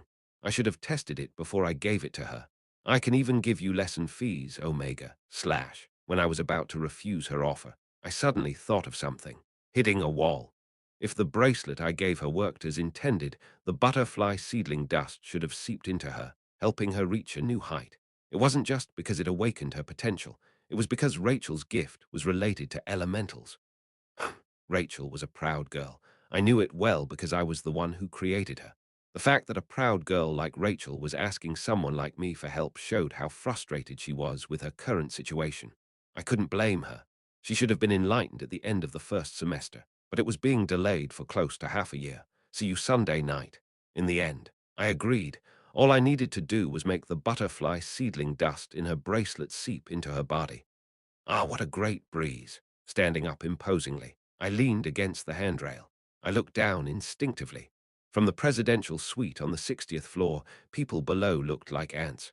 While I was observing the people walking by, my eyes fell on a man walking by a seemingly average street. No, to be precise, the man caught my eyes. He was dressed more fancily and brightly than anyone else. Black hair, tall nose, and well-defined facial lines. This handsome man seemingly resembled Legolas. At that moment, I was struck with an ominous sensation. I stared at the man intently. The man looked up as though he felt my gaze. Although an ordinary person would have never been able to discover me with the distance between us, I could tell that he was directly looking at me. The man smiled almost as though he was trying to confirm something. Feeling my heart tremble, I returned a relaxed smile. Then the smile on his face became even thicker. For some reason, I felt like I knew who he was. My intuition, as the original author of this world, was screaming.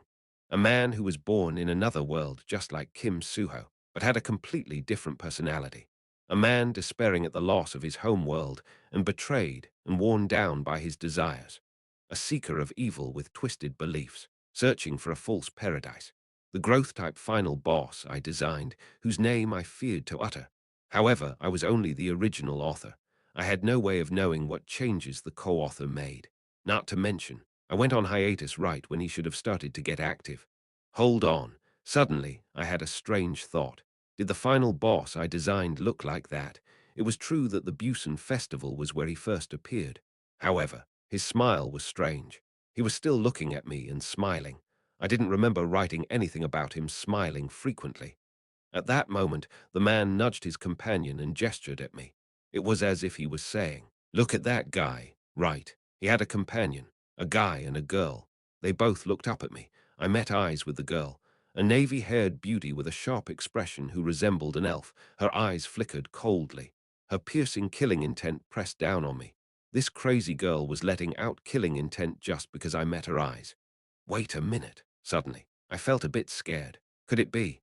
The final boss was supposed to be the polar opposite of Kim Suho. Could it be that he became a she? Although it wasn't implausible, I hoped that the co-author had enough common sense to not let that happen. Chapter 115. The First Encounter. 1. I calmly and carefully observed the final boss party to find out which of them was the final boss and whether that person was a he or a she. The party started talking to each other while pointing their fingers at me. With my gift, I could hear their voices. Sahyuk, what do you think about him? The man called the girl, who was still glaring at me, Sahyuk. In that case, her last name should be Jin. Jin Sahyuk. I couldn't help but sigh. I pressed down on my temple. The final boss had the same name I gave her. I held up my smartwatch, but there were no messages to explain this situation as I had hoped. Meanwhile, they continued to talk. Is he really looking at us? Glaring at me, Jin Sahyuk asked the man. Of course. Our eyes met. Really, but he didn't look like someone who was strong. Jin Sahyuk was designed to be the growing final boss, having the same or perhaps higher potential than Kim Suho. She would grow faster than Kim Suho and become the final boss by the end of the story. In a way, she was Kim Suho's true rival. Even though she was now a girl, her fate shouldn't have changed. If I had the bullet refined with Misteltine's leaf, she was an enemy I would kill even if I had to consume all of my SB. Sahyuk, train your discernment ability. Someone with the eyesight to look down at us from that distance and the courage to glare back at you couldn't possibly be average. Just like the man said, my eyesight was special. To have the same level of eyesight as me, one's perception stat needed to at least be 15. And look at that beard. He looks strong too. I rubbed my beard. I left it alone because I was getting SB just by walking around Cube, but it seemed it was time for me to cut it. Didn't you tell me not to judge a book by its cover? Jin Sahyuk glared at the man. However, the man only laughed in response. I grew more and more curious about the man's identity. In the original story, Jin Sahyuk only had his lackeys beside him. Ehu, never mind. This world was different. I needed to stop crying about the original story. Ahem, that's because I have good discernment and you don't. Listen, brat. Stop glaring at him. Are you trying to pick a fight? He glared at me first. In fact, he's still glaring at me. I'm sure he's just attracted to you. Why don't you wink at him instead? Show off your beauty. What about a death wink? I can shoot a beam of magic power at him. I flinched. This crazy bitch, thankfully. The man reacted sensibly and stopped Jin Sahyuk. Then he waved at me and began to walk away. I watched them leave to an unknown place. Although I was caught off guard, I was able to ascertain the girl's identity. But who was that man? Who could be standing beside her as her equal or perhaps even a superior? Hajin can Haeyang and I go swimming together. At that moment, Evandal's cheerful voice rang out. I turned around. Evandal was swinging her legs inside the presidential suite's indoor swimming pool while Haeyang was happily swimming around. Sure, but do you know how to swim? Of course. Of course, Evandal jumped into the pool boasting. She didn't need to change into a swimsuit because her clothes were made of magic power. Haeyang, let's race, hearing Evandal. Haeyang swam to the starting point. I could clearly see that this mystical cat was getting smarter. It will be ready, start. Then go, okay, ready. Evandal dragged out her word and observed Haeyang's posture. Then suddenly, start. She quickly shouted and got a head start. Surprised by her cheap tactic, Haeyang quickly moved her tiny feet and chased after her. I smiled warmly as I watched them. Was this what having a daughter felt like? Though, of course, I wouldn't be able to have a child like a vandal with my genes. Saturday morning. Rather than returning to Cube, I went to the new apartment I purchased. Located in Seoul's Siacho district, each of the apartment's rooms was about 160 square meters on average. By buying this apartment, I realized that my financial power wasn't anything to be proud of. Even though I became a multi-billionaire through the stock market, buying this apartment cost half of my entire savings. Of course, the cost of the land had to be considered. Despite being a superpower in this world, Korea was a tiny country. Hajin, where is this? It's so big. It's our new house. We'll be staying here from time to time. You can think of it as a villa. Aha, just as she liked to do in Cube's dorm room, Evandal ran and sat down on the couch. On the other hand, Haeyang walked around the room, looking for somewhere high to climb to. I should have brought the nightingales, Evandal murmured as she rolled around on the couch. Just to be clear, Nightingales referred to all the birds Evandel created. Although they all looked different, Evandel called all birds nightingales, most likely because that's what I called them. Evandel, play with Hayeng here. We have Legos, dolls, a video game console, and a TV here, and there are food and snacks in the fridge. Uncle is going to be out for a bit. Meow, because I played with them all night yesterday. Evandel and Hayeng happily agreed. I left the room and got on Augusta, listening to its clear engine noise. I raced through the road and arrived at Seoul Portal Station at 8 p.m. It was an hour before the promised time. I parked the bike and sat down on a bench inside the Portal Station's waiting room. As time passed, people began to arrive. First was Oh Han-hyun. As soon as he saw me, he widened his eyes, clearly surprised that I was here early. You're already here, Hajin SSI. Yep. Kim Suho, who was the next person to arrive, also reacted the same way. He was also dragging along Yi Yonghun, who still seemed to be half asleep. Hajin, why are you here so early? No reason. I guess I was just looking forward to it. Ah, I get it. Cuckoo. That's cute, Kim Suho laughed. Then, as though he suddenly remembered it, he spoke to Oh Han-hyun. Oh, right, Senior Oh Han-hyun, Yu Yonha says she will come later tonight. Apparently, she's not feeling well. What? I was the first one to be surprised. Yu Yonha coming late? Why wasn't she feeling well? There shouldn't have been any incident that would make her ill. Do you know why? Apparently she's hospitalized. What? Hospitalized? My surprise turned into shock. Yu Yonhan replied as he yawned. I think it was gastritis caused by stress. You know, she's kind of sensitive. Ki Naeun even went to visit her yesterday. Speaking of the devil, Ki Naeun just came into the station. Yo, with a bright smile. Ki Naeun waved her hand and ran up to us. I was puzzled. Ki Naeun wasn't the type to smile so joyfully when her friend was sick. I heard you Yonha's sick. Oh, Yonha, she's fine now thanks to me staying up with her all night. Her complexion isn't pale anymore either. She told me to go ahead. Did she? In that case, she must have just eaten something bad. After all, Yu Yonha liked to secretly eat junk food. All right, everyone, let's go. Oh Han-hyun smiled brightly and led us through the portal. It only took 10 steps for us to get from Seoul to Busan. Once we left the Busan portal station, Busan's scenery was in full view. Busan was fully deserving of being called the second capital of Korea. A blue sky, a variety of shops lined up on the streets. People of all nationalities were lined up in front of them, but they all spoke Korean. Today we'll go on a street tour. Busan is full of street shops, clothing shops, miscellaneous item shops, weapon shops, antique shops, and others. It's my hometown, so just follow me. Oh Han-hyun confidently took on the role of a guide, and we followed after him. Busan, Busan, Busan seagulls, Ki Naeun hummed happily and came next to me. Hey, have you been to Busan? Yeah, obviously. I see. Oh, look, that must be Busan Street Shop Road. Ki Naeun nudged my arm and pointed at a road filled with street vendors. Together as a group, we walked in.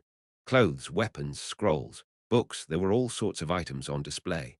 Ki Naeun looked around with her eyes opened wide, then disappeared like the wind. After about 5 minutes, hey, try this. Ki Naeun brought a hat from somewhere. What's this? Try it on. Before I could say anything, she put the hat on my head, then glanced at me from top to bottom. Oh, not bad. Do you want me to buy it for you? No, I'm good. But I already bought it, so just keep it on. With that, she disappeared once again. I looked at the price tag that was still on the hat. What kind of a hat was 350,000 won? Since it was gifted, I kept it on and continued looking around the shops. I was looking for a proper antique shop, hoping to score some valuable items like I did in Clancy Islet. At that moment, Ki Naeun appeared once again. This time, with a hot dog in hand. Hey, eat this. Where did you? Before I could even speak, Ki Naeun stuffed the hot dog in my mouth. Why aren't you eating? I'll get sick if I do. Ki Naeun looked at me eating a hot dog and giggled like a child. I stared back at her silently. She was cheerful and energetic. Her brightness and positivity were making me tired. Was she like this because Ki Jinyun's condition improved, or was it because she suddenly? I felt my stomach churn. A fundamental question rose up in my head. Was I allowed to be this friendly with Ki Naeun, an uncomfortable acquaintance?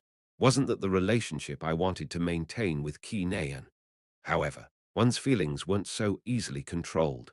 Now, a dark thought that has been sleeping inside me began to emerge, that it was okay as long as she never found out. Hey, try putting this on. It's going to get cold soon. After disappearing once again, Ki Naeun reappeared with a scarf, then put it around my neck. Where do you keep getting these things from? Take it off. Ah, but it's going to get cold soon. Hey, Kim Hajin, where are you going? I ran away as quickly as I could. I was exhausted. The day went by while we were having fun, and it was already evening. Because it was autumn, the sun set fairly early, and darkness had descended. Today's final course is Busan Disneyland. We stood in front of our last destination for the day, Disneyland. Inside Disneyland, smugglers should be conducting a trade secretly. But soon, they would get into a conflict that would devolve into chaos. Kim Suho would then run into Jin Sahyuk while trying to suppress the mess. When we were just about to go in, Ki Naeun raised her hand after checking her smartwatch. Ah, Yonha says she's here now. Immediately afterward, a limousine stopped in front of Disneyland's entrance. The door opened, and Yonha came out. Ki Naeun hopped toward her and asked, "Are you feeling better now?" "Yeah." With a short reply, Yonha walked past Ki Naeun and Kim Suho, stopping when she reached me. Yonha stared at me lifelessly. Unlike her usual self, she seemed weak and fragile. Was her food poisoning that bad? "Does it still hurt?" Yonha shook her head. At that moment, Oh Han-hyun spoke up. "Oh right, we'll be traveling in pairs inside Disneyland." "You go with me," Yonha spoke before Oh Han-hyun even explained how the pairs would be formed. "Huh, me? What are you doing?" "Yonha," Ki Naeun gave her an odd look, but Yonha tightly grabbed onto my sleeve. I was also wondering why she was acting this way, but since it looked like she had something important to say, I agreed. "Sure." Just like that, I became paired with Yonha and entered Disneyland. Once we were inside, it felt like we were in a fairy tale. But even while we walked through this world of hopes and dreams, Yonha was silent, sighing and stealing glances at me from time to time. Wondering why she was so down, I brought her to a roller coaster to cheer her up. As I expected, Yonha panicked as the roller coaster went up and looked completely lifeless by the time the ride ended. "Are you feeling better now? If not, we'll go on it again." No. I'm fine. Eso, let's skip this and I'll ride that."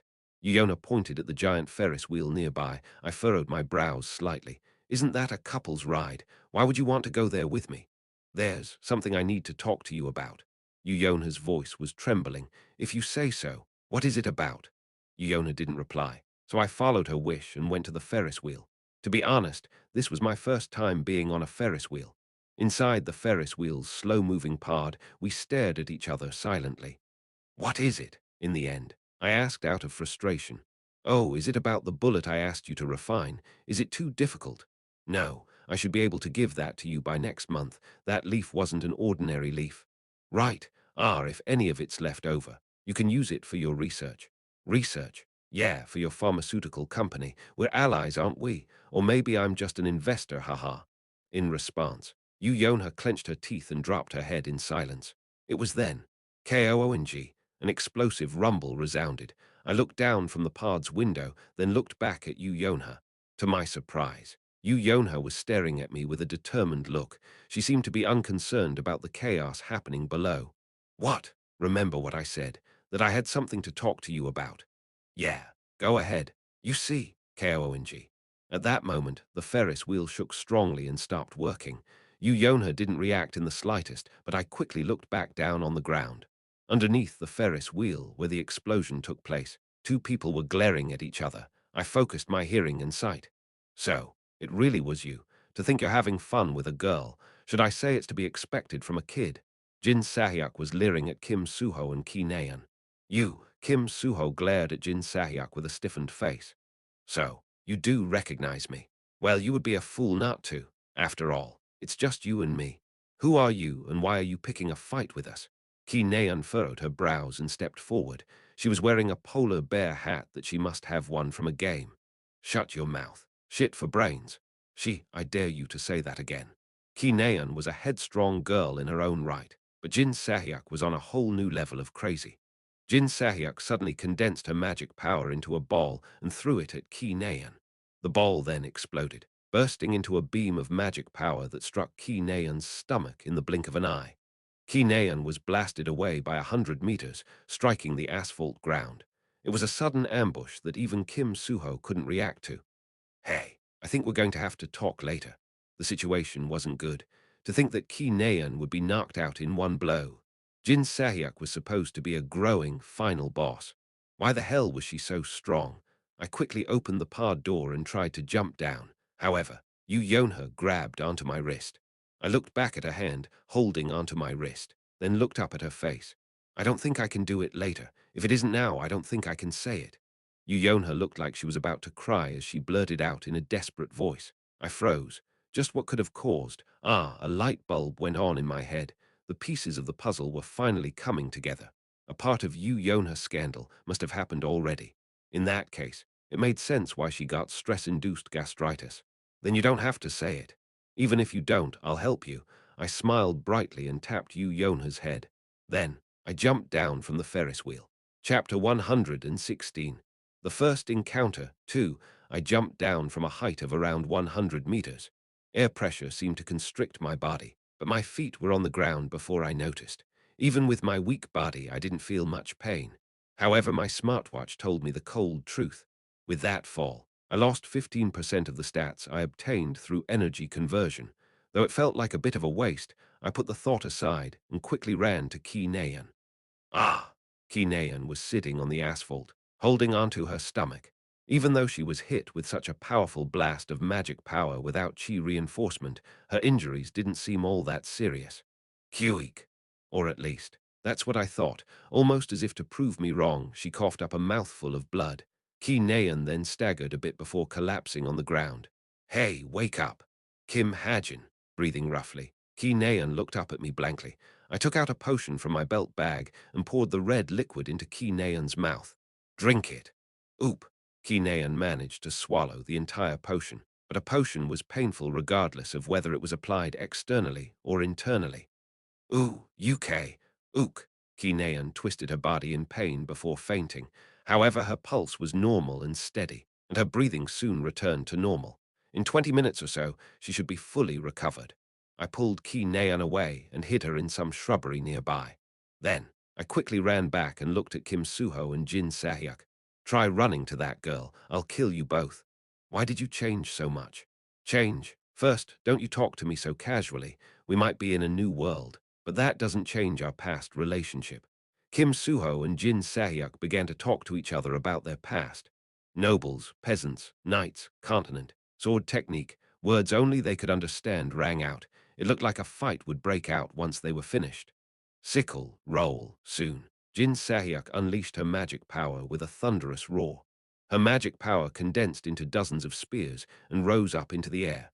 The magic power weapons flashed with a cold light as they targeted Kim Suho.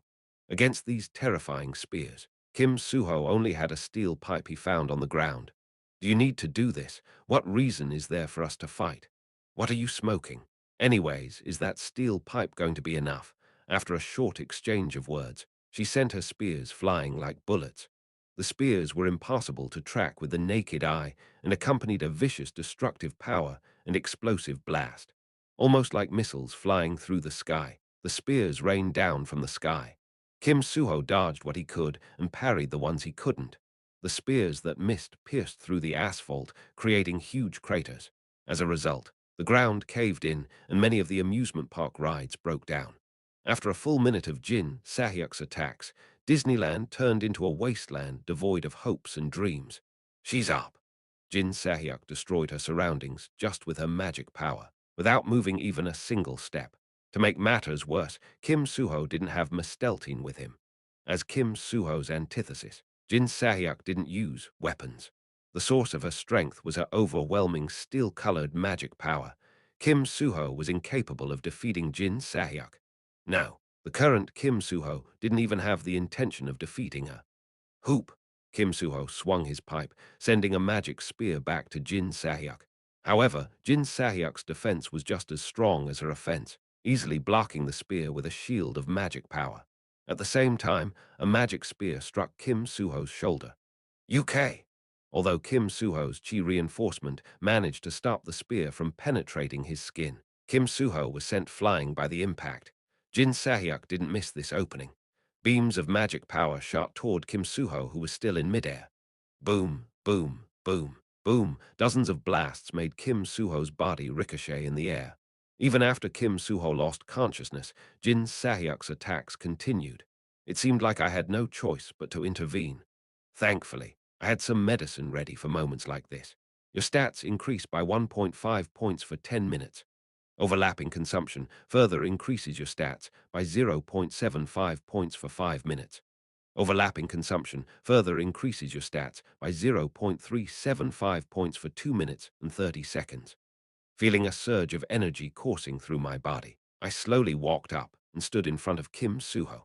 I couldn't help but wonder what I was doing as a supporting character, but reality had deviated from the script long ago. As the character who was inserted into this new scenario, I had to correct it, give it a rest. Who are, oh, the guy from yesterday. Perhaps because of our eye contact yesterday, Jin Sahyuk stopped attacking for a moment. You're his teacher. Teacher. Ah, I guess I didn't look like a high schooler with my beard. I smirked and opened my mouth to correct her.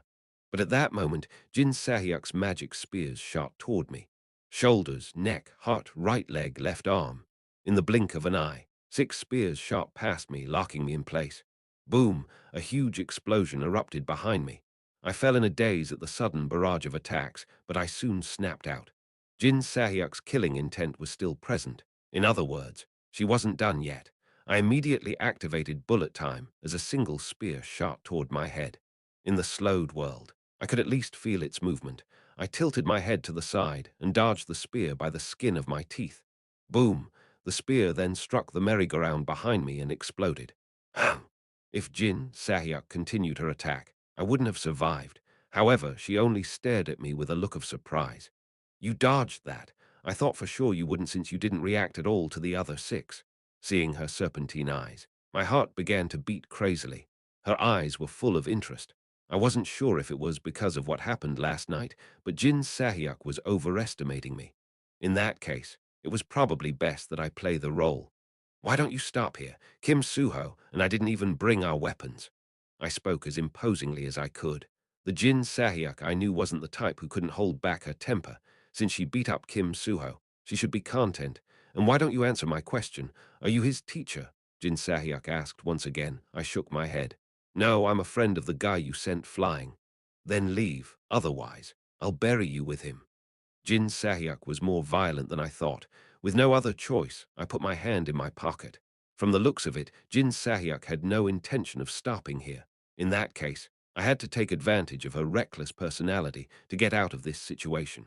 I compressed ether into a 501 coin and scanned it. As I slowly took it out of my pocket, I looked at the number inscribed on it, 40%. What's that? Jin Sahyuk furrowed her brows looking at the 501 coin. I told you I didn't bring my weapon. So, I'll just have to throw this at your face. When I said that with a shrug, Jin Sahyuk began to snicker. Thankfully, her arrogant personality seemed to have stayed the same. I let out a dry cough and asked carefully, "Can I try?" PFDT, try it if you think you can hit me. She stretched her arms out, showing her willingness to take on my attack. I smiled inwardly as I gripped the 501 coin. I only had one chance. I had to strike her head with the coin. I wrapped the coin with all of Stigma's magic power with the property of anti-magic and added one more item to it. Ginseng pill seeps into emitted magic power and strengthens it. It was a similar method to what I used in the past to kill a vandal and obtain ether. I melted the ginseng pill into the anti-magic power, enveloping the coin. Then I glared at Jin Sahyuk. She was watching me with eyes full of anticipation. While she was showing no signs of defending, the anti-magic power began to let out a bright blue light after infusing with the ginseng pill. Oh ho, that's quite an interesting hoop. Without showing any hesitation, I mustered all the power I had into my right arm. The muscles on my right arm puffed up as I squeezed out every single drop of Stigma's magic power and threw the coin. Pishu. The coin shot toward Jin Sahyuk, spinning fiercely. Stigma's magic power enhanced the coin's power many times over. Jin Sahyuk watched the coin's movement at ease and created a magic power shield. Anyone could see at first glance that there was something unique about her magic power. The clearness and toughness of her shield was proof of it. But no matter how strong her magic power was, it was magic power in the end. Dia-ra-ra-ra-ra. Using its centrifugal and rotational force, the anti-magic coin drilled a hole in Jin Sahyuk's shield, continuing through and striking the area between her eyebrows. What? The coin began to push her back fiercely. Jin Sahyuk kept her eyes open as she withstood the coin's force. As she was being pushed back, her feet plowed through the asphalt. Fuck! The coin eventually came to a stop, but Jin Sahyuk wasn't even showing signs of fainting. Clang! The coin fell to the ground. At the same time, two streams of blood flowed down from her forehead. That hurt. Jin Sahyuk condensed her magic power while giving me a deathly glare. However, my coin certainly succeeded in damaging her brain. The brain was a vital organ in wielding magic power.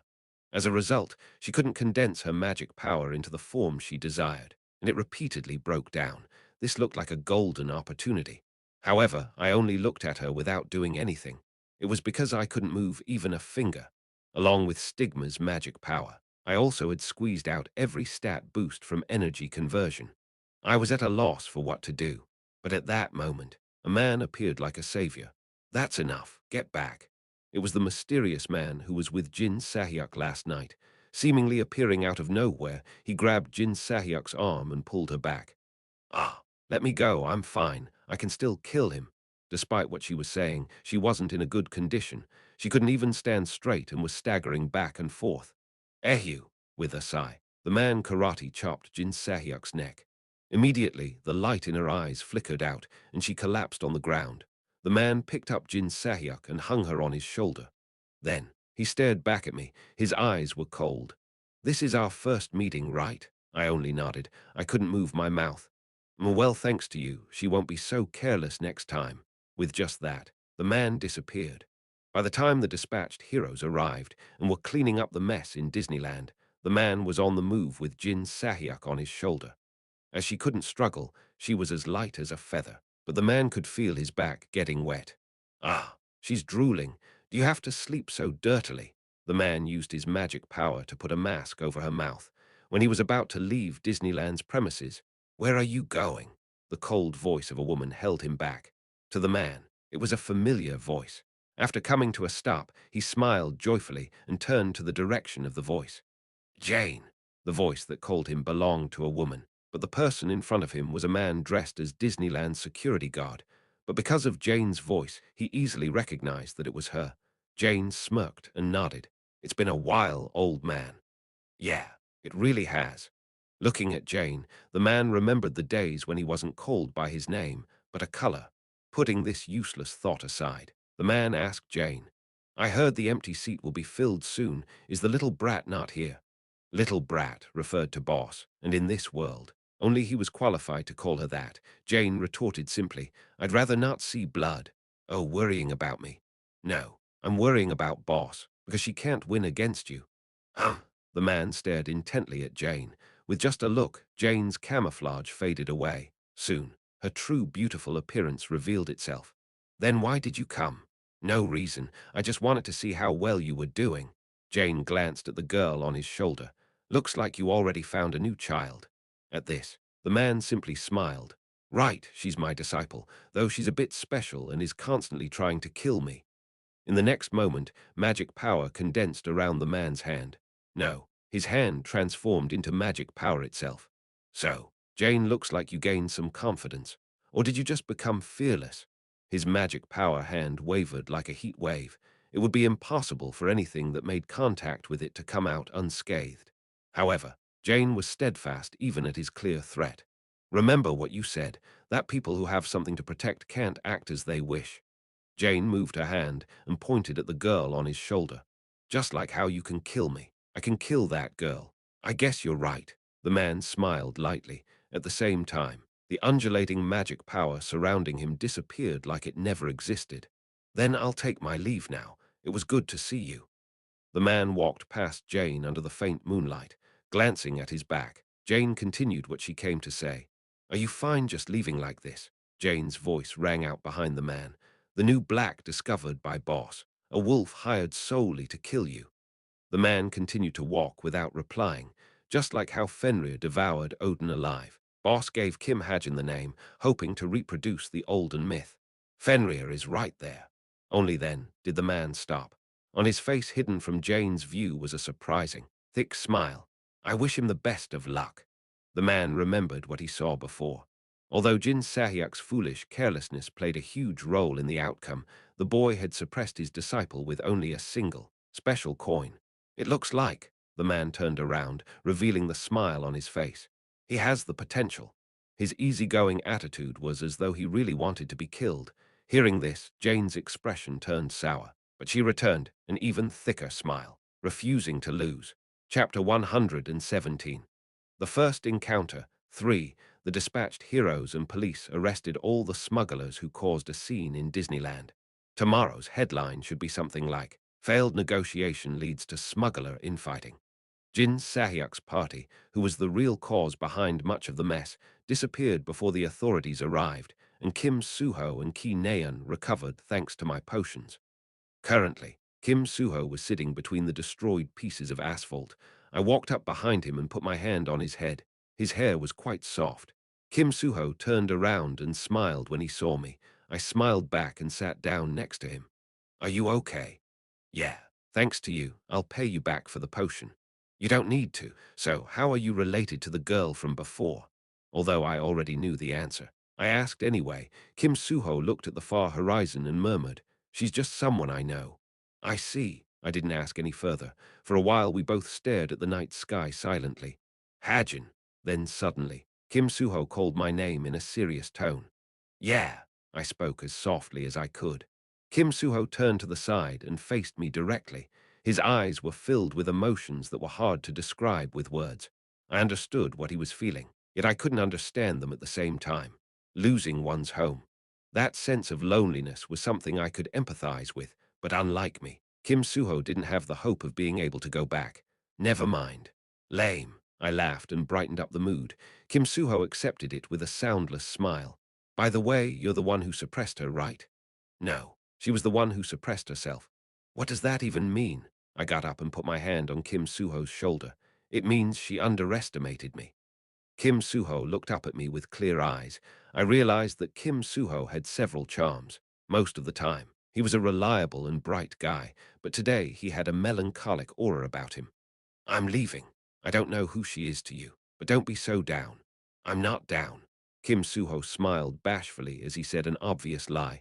Finding this side of him a bit unpleasant, I ruffled his hair strongly. ARW, what are you doing? I'm leaving for real now. What? Hey! With his hair puffed up like a lamb, Kim Suho glared at me half smiling. I received his look with a playful smile as I walked back to the hotel. Busan Luxury Hotel's two-person room. Yu Yonha was currently deep in thought. Today was an especially complicated night.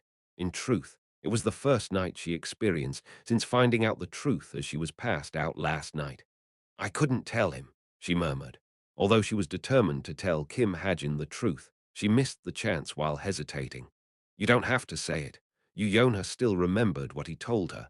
However, he didn't know what confession she would make.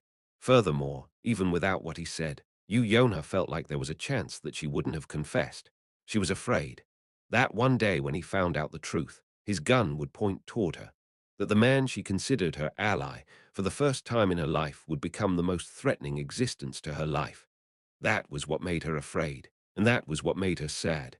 Ah, that felt great at that moment. Ki Naeun came out of the shower and interrupted Yu Yonha's somber thoughts. Yu Yonha looked back at her. Ki Naeun was in the middle of putting on her underwear. Yu Yonha asked, Does it hurt anywhere? Ha! Oh, it's fine. Apparently, the emergency treatment was good. The immediate consumption of a potion and the toughness of her body made it so that her internal injuries were easily healed. Hugh! Ki Naeun sat down on the edge of her bed wearing nothing but her underwear. Yu Yonha glanced at her. There was a cartoon cat drawn on her underwear, but she didn't look childish because of her excellent figure. Ki Naeun picked up her smartwatch instead of putting on clothes. Seeing her typing on a holographic keyboard, Yu Yonha asked, What are you doing? Oh, I'm texting Kim Hajin. I thought I should thank him. Yu Yonha watched her silently. Ki Naeun respected Ki Juchul, her grandfather, but Ki Juchul played an even greater role than Yu Jinwoong in the tragedy Kim Hajin suffered. Of course, Ki Juchul wouldn't have shown his ugly side to his granddaughter. However, the longer Ki Juchul remained a good grandfather, the more Ki Naeun would feel betrayed when she found out. Should I tell her about Kim Hajin's past? that the one who killed Kim Hajin's parents, robbed him of his family, and forced him to live in solitude was Ki Juchul, the one she admired the most. Or should I just remain silent? Yona spoke her name. Nayan. Yeah. Ki Nayan didn't know anything about Kim Hajin's twisted and tangled past, and if possible, Yona wanted her to remain oblivious. Yona knew Ki Nayan well, as someone who knew the pain of losing one's family. Ki Nayan would undoubtedly feel more guilty and sad than Yona. Who was that person? What do you mean? The person who attacked you? Oh, I don't know. You didn't tell the police? Yeah, I was too lazy. Ki Nayan didn't tell the police that she was attacked. It was likely because she was afraid of her father finding out and causing a mess.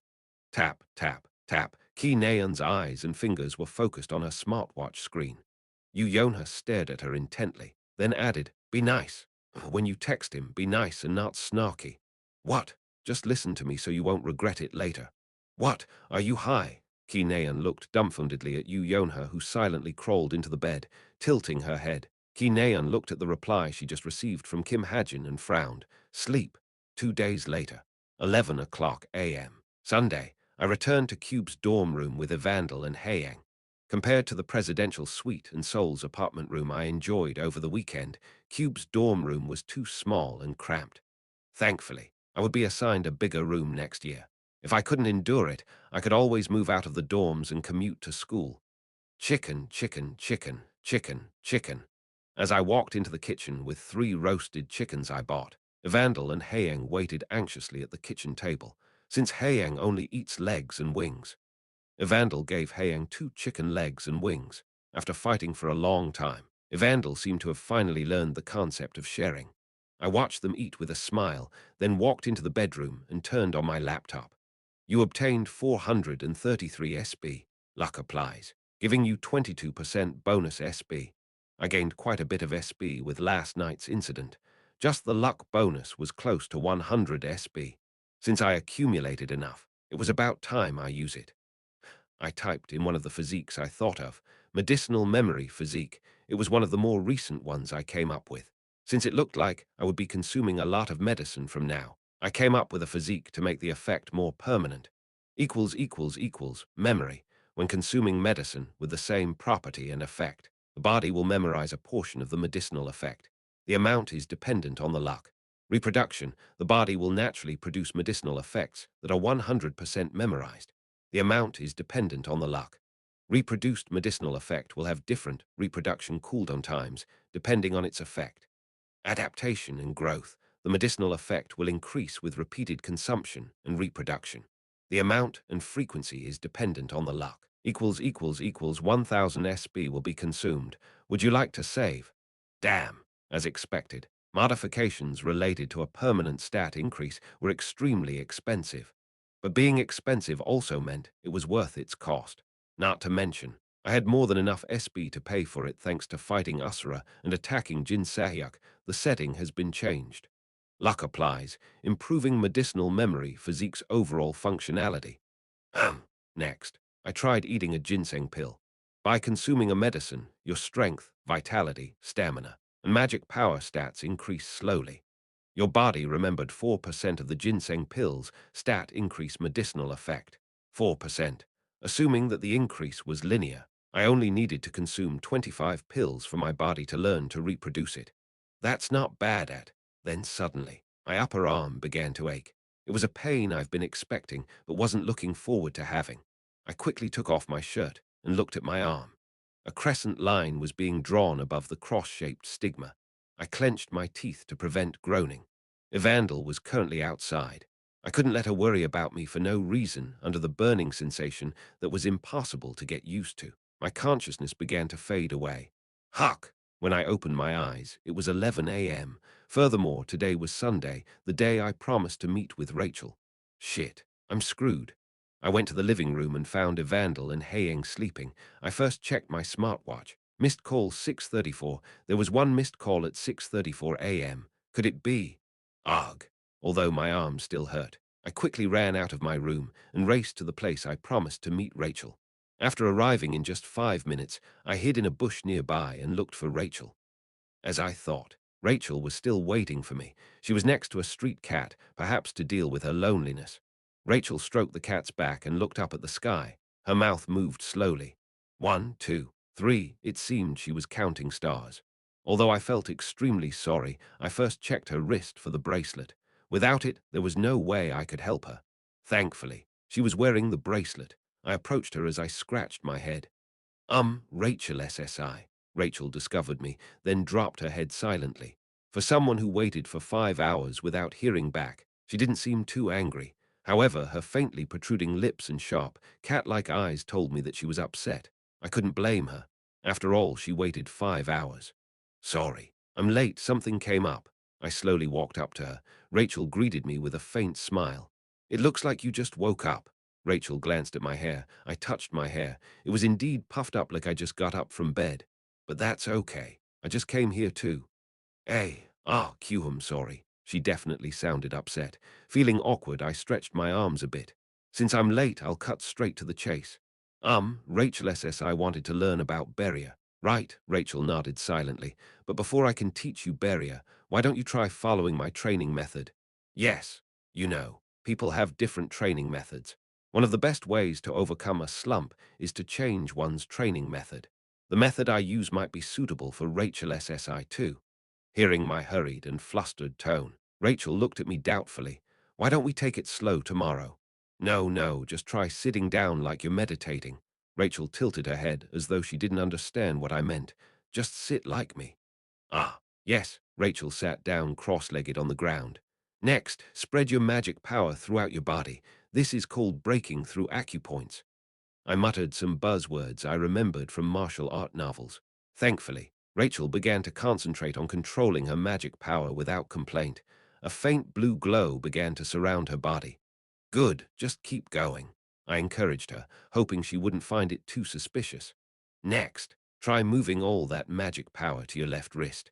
We're going to make it go around your body afterward. This was the most important part. The moment her magic power opened the bracelet on her left wrist, this useless training method would become the greatest training method. Put strength into your left wrist, kind of like you're emitting magic power from it. PSSSSSH. The bracelet began to shake from the vibration of magic power.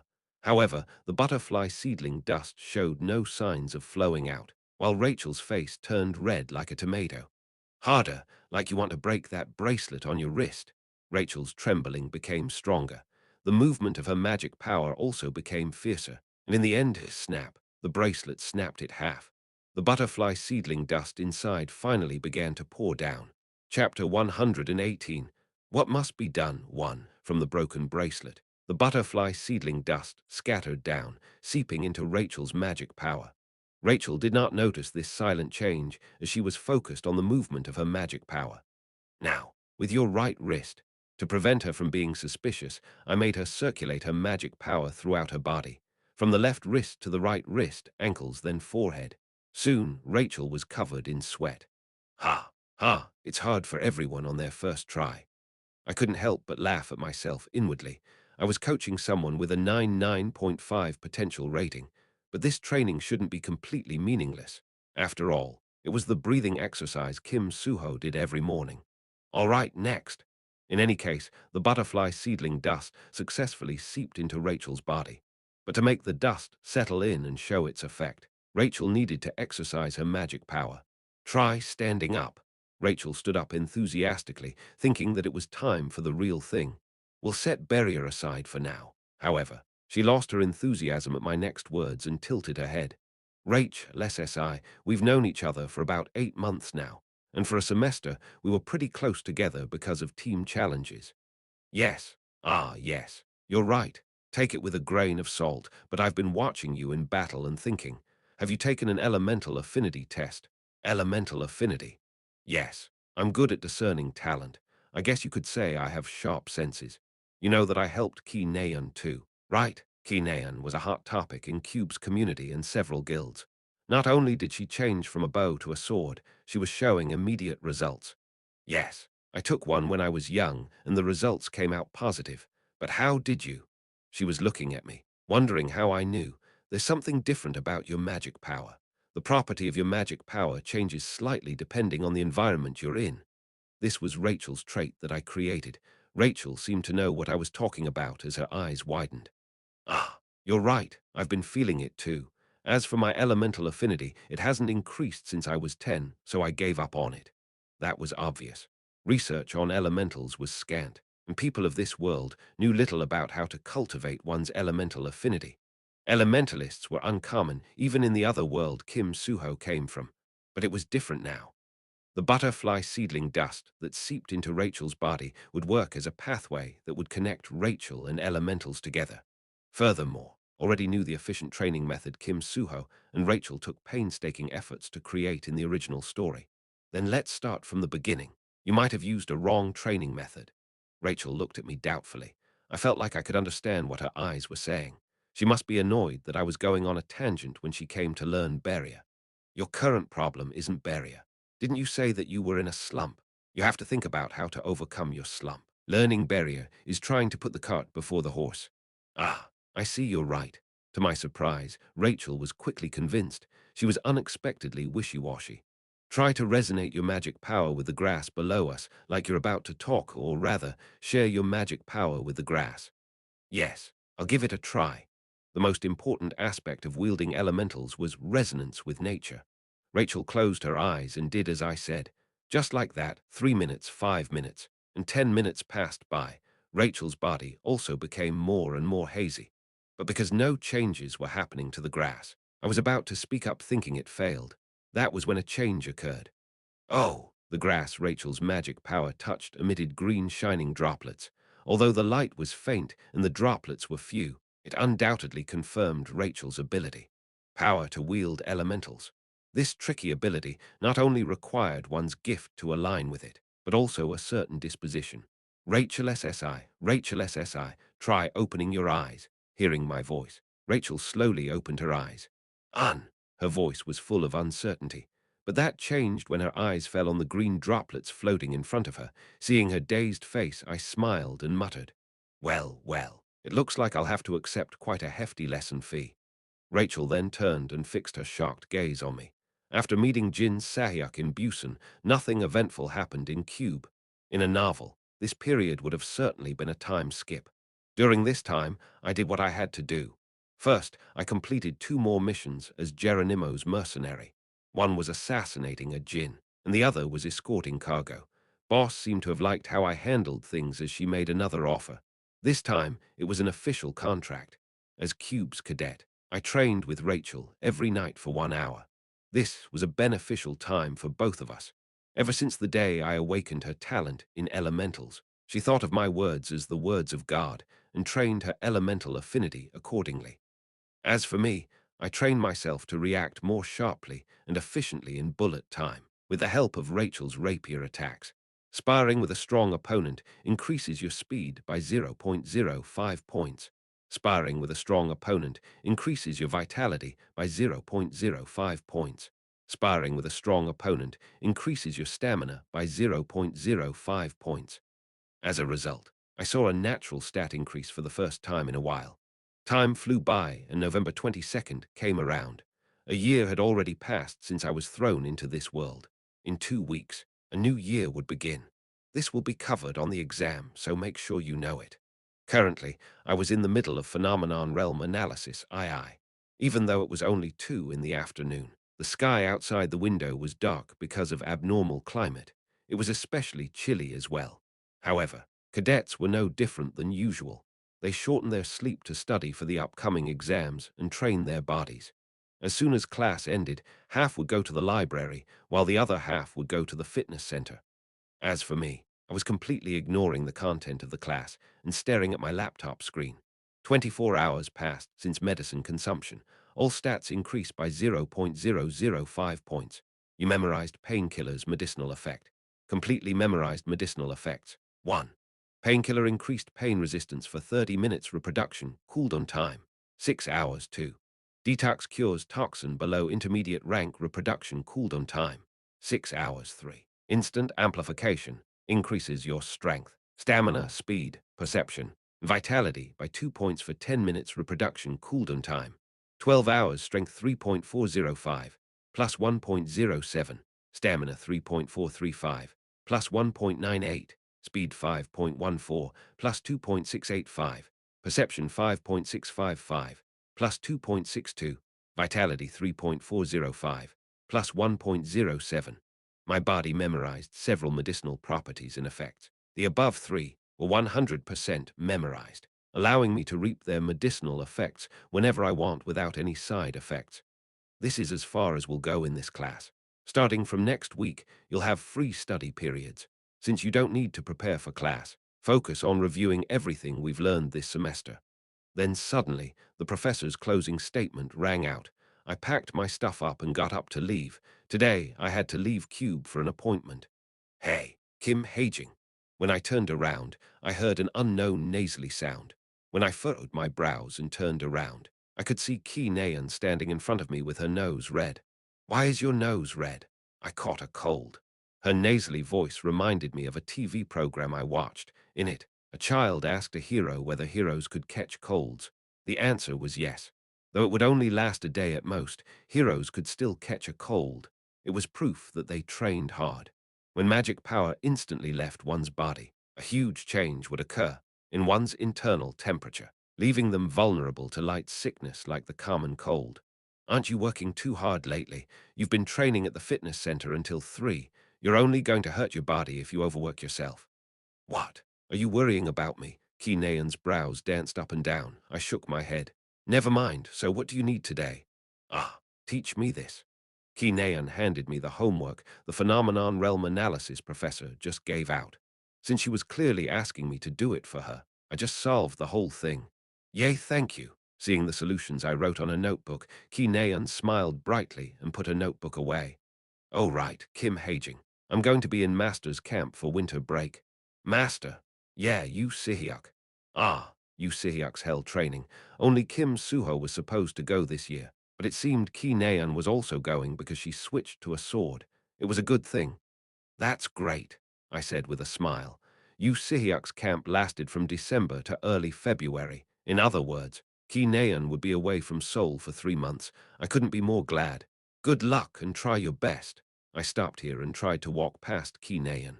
Hey, by the way, but Ki Naeun grabbed onto my sleeve. Pulling on it here and there, she continued.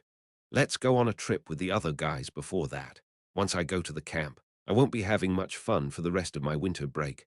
I don't think I'll have time. Come on, let's go. I'll pay for everything. She kept pulling on my sleeve, smiling happily. However, I refused her resolutely. I can't go. Really? Yeah, I don't have time. Hearing the same reply I gave before, Ki Naeun let go of my sleeve and pouted. Fine. You don't have to if you don't want to, she muttered with a disappointed face, then left the classroom before me. Feeling the gazes I was receiving, I looked around. Kim Suho, Yi Yonghun, and Yu Yonha were giving me strange looks. Hey, Yi Yonghun, he's playing hard to get. Right, no doubt about it. I could hear Kim Suho and Yi Yonghun whispering to themselves. 3 hours later, Gangwon-do Field. Bite! I sounded like an owner training his dog, but the outcome of the single word I uttered was massive. A giant wolf shot out of my chest, raced forward and bit down on a troll. Kiig! The troll struggled to pull the wolf off, but Evandal's servant was several tens of times stronger than a low intermediate rank troll. Not long afterwards, the troll collapsed on the ground. Owu, after taking care of the troll, the wolf howled loudly, expressing his joy. I checked my smartwatch. Ghost Wolf absorbs troll's blood, acquiring lowest rank regenerative power. By killing a troll, he acquired its regenerative ability.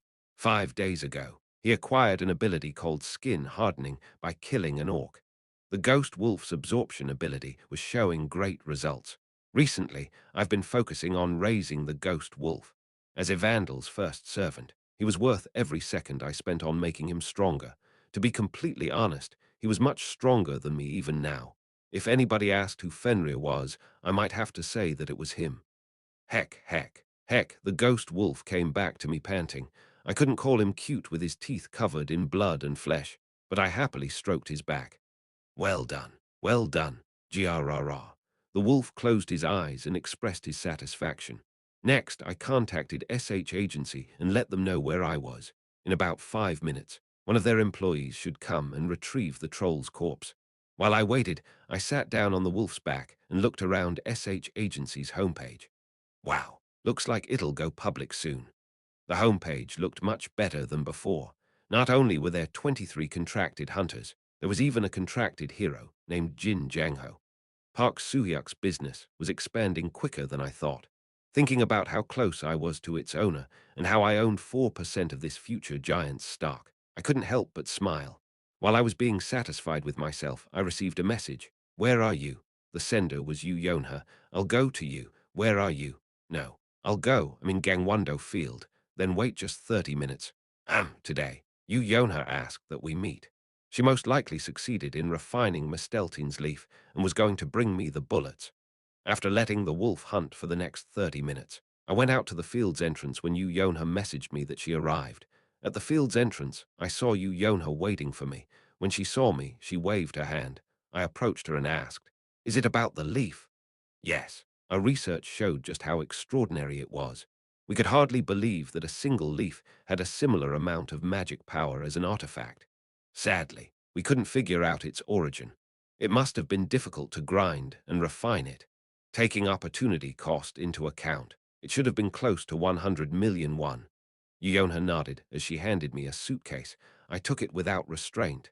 5 bullets. We had enough left over to make 3/10 of a bullet, but we used it for research like you suggested. Thanks. Yona bit her lips in response to my thoughtless praise. Don't thank me. Then what, you want me to sue you or something? No, I'm just sorry. Anyways, was it really okay to use such a precious leaf to make handgun bullets? Yeah, I told you, these are just for looking. All 5 bullets were made for my Desert Eagle handgun. Since I could modify their size with setting intervention, it didn't matter all that much. Please, I'm not that gullible. Those bullets even have medicinal effects in them. I can hardly believe you won't actually use them. Really, you could have given me the medicine later when things are going well. It's going well. Yu Yonha interrupted me. We already set up our potion brewing chain with cultivated ginseng, and although they're only novices, we have 3 ginseng diggers contracted. Yu Yonha smiled as she said that. However, her smile lacked sincerity and looked more like a smile to hide sadness. Well, that's good. There aren't other problems. I put my hand in my pocket and grabbed an envelope. It was a list containing the names of traitors related to Yu Yonha scandal and the misdeeds they committed. It cost me 150 SB to obtain all this through hacking. I tried to give it to her, but Yu Yonha cut me off. No, there's none. None. Did Yu Yonha's scandal not happen yet? I let go of the envelope in my hand. I have things to do, so I'll be leaving now. If you need anything else, feel free to ask me whenever. I'll do my best to meet your need. She couldn't be more reliable. It was convenient to have the future Queen of Seoul as my ally. Oh, I'm about to head out too. Do you want to grab lunch together? No, like I said, I have things to do. Seeing you, Yonha, turning around coldly, I said just 3 words, Sundiguk or hamburger. You, Yonha, flinched momentarily, then leered at me strangely.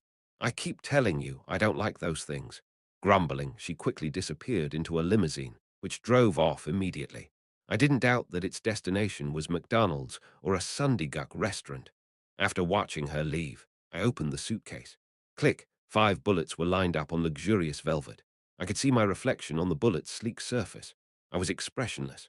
Refined Misteltein bullet, partial divine grade, null attribute, 44 Macon platinum bullet with highly pure magic power and compressed Misteltein. It seems to contain a portion of god-slaying powers. Attack power 9/10, attack power of 9. This was undoubtedly enough. I closed the suitcase. Its black surface was incapable of reflecting light, and I couldn't tell what kind of a face I was making. But the important thing was that the preparation was finished. Now, it was time to make the request. Chapter 119. What must be done, too, last Friday night. I sent Boss a message. I said that I wanted to negotiate. Boss was silent for a week until she messaged me today. The content of the message was a coordinate pointing to an intermediate rank danger zone on the outskirts of Gyeonggi-do. She was clearly telling me to come. Ha! When I arrived, I saw an abandoned house standing alone in the middle of a dense forest. It was a stone house that often appeared in scary movies, with stone bricks with fading color covered in moss and vines, and darkness shining through the broken window. I went inside. The sound of footsteps echoed out from darkness. I got goosebumps on my skin every time a chilly wind blew. Hello, the moment I voiced out. Something large dropped down from the ceiling. Evandel's ghost wolf shot out of my chest in response, and I opened my eyes to grasp the situation. A bat, flying nightmare. A giant bat was being crushed by Fenrir. Wait. I was Fenrir. Ka-ra-ra-ra, ka-ra-ra-ra. Gwaha. The giant bat struggled as hard as it could under the ghost wolf, but its neck was quickly bitten and twisted like a stringless puppet. The flying nightmare should be an intermediate rank grade 6 monster, but it was helpless against the ghost wolf. I guess I'll leave close-ranged combat to him. I could just shoot from long range, and the wolf could take care of anything that neared me. It was the perfect combination. Kiek soon. The door behind me opened and small footsteps rang out. I turned around. As expected, it was Boss. She looked back and forth between the dead bat and the wolf and asked, "Is it your pet?" "Yes. Ah, yes. Something like that. It's cute. First, take a seat." Boss pointed at a table, which was the only furniture in the house. I sat down in front of it. With the wolf lying next to me, I asked Boss, "Did you leave the bat here on purpose?" "No, many monsters live around here. It must have come in on its own. Anyways, I heard you wanted to negotiate." "Yes. Let's hear it. What condition didn't you like?" Boss took out the contract once again, an official mercenary contract. It was a good offer with a salary which mercenaries rarely received. However, what I wanted couldn't be written down on a contract, nor was it allowed to. I like the conditions. "Then what? There's one request I'd like to make." Boss tilted her head with a puzzled look, with a thin smile. I told her what must be done. "I need you to help me kill someone." Silence descended. I couldn't even hear Boss breathing. I did my research, and the result was conclusive. It was impossible for me to kill Ki Jin-yoon alone. Dihyun Hospital's VIP ward couldn't be underestimated. Each room was a fortress that could withstand a full-powered attack from high-intermediate rank heroes, and Ki Jin-yoon's room even had 3 powerful mercenaries protecting it in shifts. The situation was still better than when he was first hospitalized, when even a high-intermediate rank hero was guarding him. Regardless, I had no way of penetrating their defense, and even if I somehow managed to do so, my identity would certainly be discovered. The Ki clan could easily make use of Yu Jinhyuk. There was simply no way I could avoid his gift. As selfish as it may be, I still wanted to stay together with the few comrades I've come to rely on. "You want to kill someone?" "Yes." With a stiff expression, I gave Boss an envelope. Boss stared at the envelope for a moment, then grabbed it with a light sigh. Her small hand entered my sight. She opened the envelope. Pictures of Ki Jin-yoon and information about him fell down. Immediately, Boss' expressionless face changed. With widened eyes, Boss looked at me and asked, "Is there a specific reason?" I nodded. "What is it?" "For the sake of world peace." Although what I said was the truth, Boss made a sullen face. I couldn't do anything about it, since it wasn't that I had personal grudge against him. Boss was silent for a while. It was undoubtedly because Ki Jin-yoon was a difficult target, even for her. Ki Jin-yoon's clan. To be exact, "I'll be the one to kill him. You just have to create the opportunity." I didn't plan on asking her to kill him. She probably wouldn't agree in the first place. Seeing her completely silent, I added a secret word. "Boss." For this day, I purposely avoided calling her boss. Immediately, Boss' eyebrows twitched. She was trying to keep her imposing manner, but I could see the corner of her lips curling her faintly. On the other hand, the past family, excluding Kim Hajin, was meeting in a coffee shop. Although the purpose was to study for the final exams that would start in a week, Yu Yonha was the only one actually studying. Even Kim Suho was busy texting on his smartwatch. Ki Naeun stared at Kim Suho suspiciously. "Kim Suho, you're texting Seung-arani, aren't you?" "Ha, I knew it. So that's why she kept asking me about you." Kim Suho flinched. "Ah, we're just talking normally." Yu Yonha cut in. "Isn't that stranger? A cadet having personal conversations with a guild's vice leader, and she's currently the most popular hero too." No, it's not like that." Taken aback, Kim Suho began to ramble. Luckily for him, the subject of the conversation quickly changed. Yi Yonghan mischievously teased Ki Naeun, who was sitting in a daze. "Why are you so quiet? Are you thinking about Kim Hajin?" Why would Ki Naeun be thinking about that idiot? But it was Shin Jonghak who reacted first, and Yu Yonha also frowned at his language. "Jonghak, don't call him an idiot. He's rank 1 in theory." "Right, Jonghak, didn't you ask him for help yesterday?" "What? Don't make things up. Kim Suho, have you finally gone mad? I saw you ordering Kim Horak to ask for you." Kim Suho remembered seeing Shin Jang-hak awkwardly handing Kim Horak his notebook and Kim Horak going to Kim Hajin with it. That was just him asking what he didn't understand. What nonsense is that? Shut up. Stop being so loud. I'm tired and annoyed by my recent hellish training. Ki Naeun quickly suppressed Shin Jang-hak's delirium. On the other hand, Yu Yonha smiled bitterly and closed her textbook. No one seemed to be interested in studying. So, all three of you are going to Sihyuk camp, then you'll be a league above the other cadets once you come out. Yeah, we'll come back early March. Then when should we go on our trip? The best part of being students was being able to go on trips with friends. Hearing Yu Yonha's words, Ki Naeun replied in a better mood. December 17th, a week after finals. Oh, that day doesn't work for me. I have a promise with Hajin. What? Ki Naeun's eyes widened at Kim Suho's unexpected words. What promise? Ah, we're going. Kim Suho paused. Last week, Kim Hajin said that he found a dungeon and invited him to come. Kim Suho felt that it was something he shouldn't reveal to others. We're going on a drive together. A drive. Ah, yeah, I've been wanting to try riding his bike. PFT, what a fitting duo. Shin Jang-hak sneered, while Ki Naeun suddenly began to bang her head against the backseat of the couch in a fit of rage. Ha ha ha, I can't believe this. Ha ha ha. After repeating this woodpecker-like motion for a bit, Ki Naeun suddenly shot up. Hey, I'm going first, Kim Suho asked. Where are you going? Training. I'm going training. Don't follow me. Shin Jang-hak. Kyuhum. Shin Jang-hak, who was stealthily trying to get up, sat back down. Kung, kung. Ki Naeun then stomped out angrily for no determinable reason. 9 p.m. after talking with boss. I met with Rachel as soon as I returned to Cube. This was our standard one-on-one training time. By the way, why did you ask me to help you with Beria? I'm only rank 334. Before the start of training, I suddenly got curious and asked. Rachel looked at me for a minute, then spoke with a sheepish smile. I'm not that stupid. I already know that Hajin SSI is staying at that rank on purpose. Yes. Ah, well, I shrugged at Rachel's surprisingly high evaluation of me. Thinking about it carefully, she wasn't wrong. If I utilized Stigma's magic power well, I felt like I could easily climb to rank 30. Any higher made me doubtful because of my stats. 0.7 from Ether, 0.3 from Under Armor, and 0.1 from Ghost Wolf. Even with a total of 1.1 points from items, my stats still weren't great. Let's start. Try activating Barrier. Rachel nodded with a look of determination. She stood up straight and invoked Barrier. Although it looked a bit jagged, it was still covering her upper body, and its defensive capability looked high even at a glance. Now, I'll try attacking.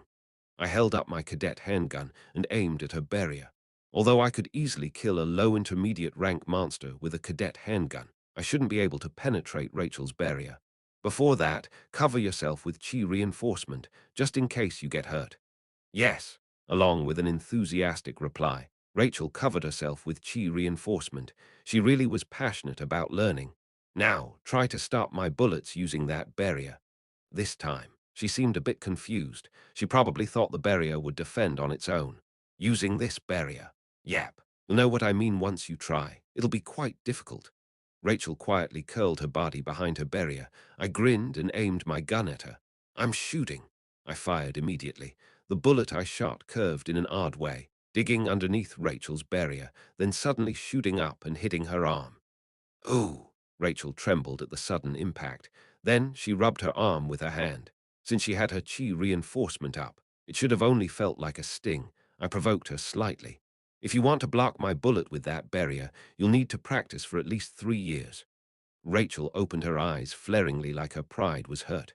I want to try again. Of course. The decision Rachel made to deal with my bullet was enlarging the size of her barrier. With a small smile, I aimed where her barrier couldn't cover. Her toe, tang. Oh, ow. Her chi reinforcement must have been weaker around her feet as she fell to the ground holding her foot. Then, with teary eyes, she glared at me with a wronged face. That was mean. What do you mean? That was Rachel S.C.'s fault. Why try to block a bullet with just a barrier? Hey, try asking the grass. Or the wind. I remembered a scene I described. A breathtaking scene from the future where Rachel would ask her elementals to cast hundreds of barriers. Using this fairy tale-like power, she would save thousands of people and overcome her trauma at the same time. Of course, that was in the future. The present time 17-year-old Rachel was only glaring at the grass, unable to understand what I meant. Buzz, suddenly, my smartwatch rang. This buzz was an alarm function I added to notify me whenever a change happened to me. 24 hours passed since consuming a ginseng pill. All stats increased by 0.0012 point. Medicinal effect. Physical body reinforcement has been 100% memorized. 4. Physical body reinforcement increases all stats by 0.0010.02 point. The increase is only dependent on luck. Your physical stats will not affect it in any way. Reproduction cooldown time, 24 hours. After eating Yonha's ginseng pill every day, I finally obtained its medicinal effect. Although the ginseng pill's effect permanently increased its user's stats by 0.0010.02 point, the upper limit was only achievable by children or the elderly. I've only been able to get 0.0015 point at max with each max. But now that I had this physical body reinforcement effect, my stat increase would take a new turn. Assuming I only gained 0.0018 point per day, a year would give me 0.657 point, and 10 years would give me 6.57 points. After nodding in satisfaction, I held up my gun once more. All right, let's go, Aga. It was then. PSSSH. PSSSH. I could hear the rustling of leaves behind me. Who was it? I quickly turned around, but the person who was watching us seemed to have run away. However, my 1,000-mile eyes could easily see through the forest and find the person running away. Ha! A familiar silhouette with brown hair. It was Ki Nayan. Time flew by like a river, and the hellish finals began for Cube's cadets. But just like always, I breezed through the written exams. What most cadets were concerned about were the combat exams. Listen up. For the final exam, everyone will start from an equal position. Today was December 8th. All first-year cadets were gathered in Jeonjido for the final exam. The final exam will be tower climbing. Today's exam was tower climbing, but I didn't know much about it, since I skipped writing about most of Cube's exams after the first semester. I suddenly regretted it. This is a common training program used by guilds before attempting to conquer towers. Up to 1,500 people can enter at a time. The building in front of us was too square to be called a tower. I looked up at this building in a daze. Although it only looked like a 10-story building, it should be much bigger on the inside. This tower's entrance is a magic-engineered device that's similar to a portal. Once you go inside, you'll be sent to a random predetermined location, so don't be alarmed. After the instructor's explanation, cadets began to enter the tower one by one. When it was my turn, I went in with my eyes closed. Sensations similar to a portal enveloped me, and in the next moment, I could clearly feel that I was transported to another space. Even when I opened my eyes, all I saw was darkness. I looked around using my 1,000-mile eyes. Although there was darkness all around me, my extraordinary eyes could see everything as though it was day. I was in a small white room with only a small pathway to my right. Finding my way out of this room seemed to be my first goal.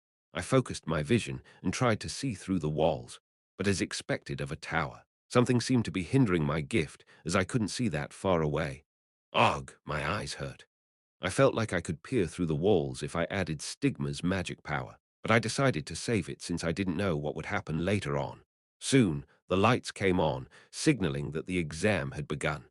At the same time, glowing sentences appeared on the white walls.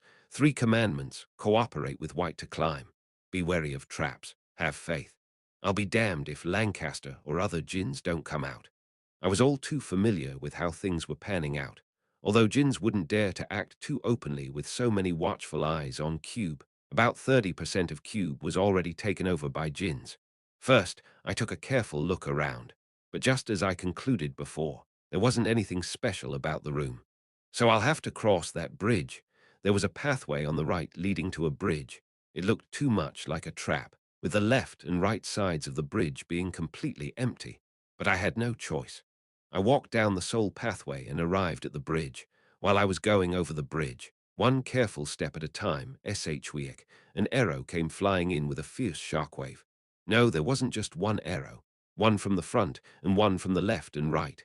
However, All three arrows lost their speed 3 steps in front of my head. Compared to Rachel's rapier, these arrows were like turtles. Under bullet time, which I was now all too familiar with, I grabbed the 2 arrows flying in from the sides, then dodged the one from the front by lightly tilting my head. Then I chucked the arrows forward, destroying the crossbow that fired the arrow. Ah ha ha! After clearing the first trap with ease, I laughed imposingly. However, douche, the sound of a door opening rang out. What? And the bridge I was standing on dropped down. Chapter 120. What must be done 3 KOONG. I touched the ground with a rough thud. However, I wasn't hurt thanks to covering my back with ether. I quickly got up and looked around. I was in an empty cave-like complex. The only thing even remotely noteworthy were the rocks on the ground. The tower, I know, isn't like this. In truth, there was only one tower that I carefully designed. Tower of Wish, the largest tower in history that was on a league of its own compared to other towers. The place would be called an alternate world, and it was the place I would go in the future. In fact, I had to go, but that was for a future time.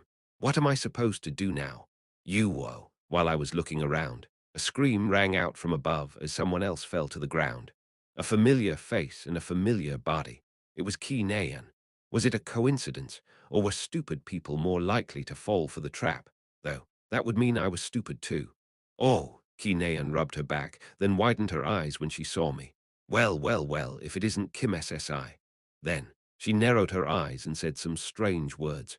Is your head hurt? I put my hand forward. Ki Nayan seemed to hesitate for a moment, but she soon grabbed my hand and got up. She dusted off the dirt on her butt and back, then asked, Where are we? How would I know? Rather, how did you fall down? Well, a crossbow shot an arrow at me. When I destroyed it, the floor suddenly collapsed. Crossbow, come to think of it, the color of that crossbow was white. One of the 3 commandments was cooperate with white. But how the hell were we supposed to cooperate with a crossbow that tried to kill us? Wait a minute. I widened my eyes and looked forward. My 1,000-mile vision quickly expanded out. About a kilometer past the empty cave complex, I could see a group of dwarves at work. They were standing in front of a stone door, diligently pulling on a rope connected to it. I found the way. Follow me. I gestured at Ki Nayan and walked forward. Ki Nayan looked at me somewhat grumpily, then began to follow me. Where are we going? There are NPCs up ahead. NPCs, Tower NPCs, beings created by the tower's magic power that can only live inside the tower. These magic power existences were officially called tower residents, but people like to call them by the gaming language. NPC. There are even NPCs in this tower. I don't see why not. Even an artificial tower like this one was still a mystical space. In any case, the 2 of us walked together in a running pace. After about 5 minutes, we could see the dwarf NPCs. Wow, your eyes really are amazing. Just say freakish. It wasn't like her to use more kid-friendly language. What do you mean? I'm always like this. Ki Nayan dodged my eyes as she flipped her hair over, ignoring her. I observed the NPCs up ahead. They were all wearing the same green clothes, but that was the only special thing about them. Who is it? Once we walked a bit closer, one of the NPCs found us, causing the others to also look over. They must be here to help us. Oh, venerable giants, please open this door for us. The dwarves ran up to us and pleaded. What do we do? Hold on. One of the 3 commandments was have faith. I didn't know what that meant exactly, but I couldn't be too careless. What are your names? I'm 1, I'm 7, I'm 12. Never mind then. I counted the dwarves. 1, 2, 3, 7. I couldn't tell if I was supposed to trust them. Is there anyone else? We have other brothers. How many? 100. When it was a stupid play on words, but that's what made it more believable. Fine. I'll help you. I looked at Ki Nayan, signaling to her that it was her turn. Ki Nayan grabbed the rope hanging on the stone door. I just have to pull on this. Yes, but it'll be difficult to open alone. You hear that? Without a choice, I also grabbed the rope. When we pulled on the rope after a count of 3, the stone door opened easily. The problem was what was inside. As soon as the door was opened, a giant praying mantis jumped out. From its black carapace, I could surmise that it was a fairly high-ranked insect-type monster. Swinging its front legs, the praying mantis charged toward us. However, Ki Nayan took out her sword before the praying mantis could get anywhere near us. Moving faster than light, she slashed out in a clean motion. The magic power extending from her sword cleanly cut the praying mantis shoulder. Kineon then kicked the shrieking mantis abdomen and slashed at it again as it flew backwards. Swish, a crescent wave of magic power plowed through the ground, obliterating the mantis upon contact. Kineon closed her eyes and put her sword back in its scabbard, her short hair softly fluttering from the wind caused by the attack. I blinked several times as I watched her display of power. She was crazy strong. Thank you, the dwarf NPC spowed and walked through the door. We probably had to go in as well. Let's go. Take the lead, Kim SSI. We quickly walked through the stone door, however. What lied past the stone door was completely different than what it looked like from the outside. In the blink of an eye, we found ourselves in a forest, with the dwarves waddling forward. Following the dwarves, we reached a town. Are towers normally like this? Towers have intelligence, so I'm sure they can change their structures however they want. According to my settings, towers had intelligence exceeding that of humans. The only problem was that the goal of their intelligence wasn't survival, but another reason. Let's follow those NPCs. It looks like there are other cadets in the town. Sure. Kim SSI, Ehu. We followed the NPCs into the town. The town had all sorts of facilities, such as inns, restaurants, and weapon shops. Like I mentioned, there were other cadets here as well. Oh, it's Nayan, one of the cadets shouted after seeing Ki Nayan. Nayan, it was a high-ranking supporter, Yijun. Yijun, what is this place? How do you climb up? Hearing Ki Nayan's barrage of questions, Yijun pointed at the notice board in front of the town's community hall. Take a look at that first. I began to read the notice board. Ki Nayan also joined in, standing right beside me. Stage, Dwarven Town. Dwarves are being terrorized by enemies and are seeking outside help. If you would like to join the war effort, please leave a thumbprint here.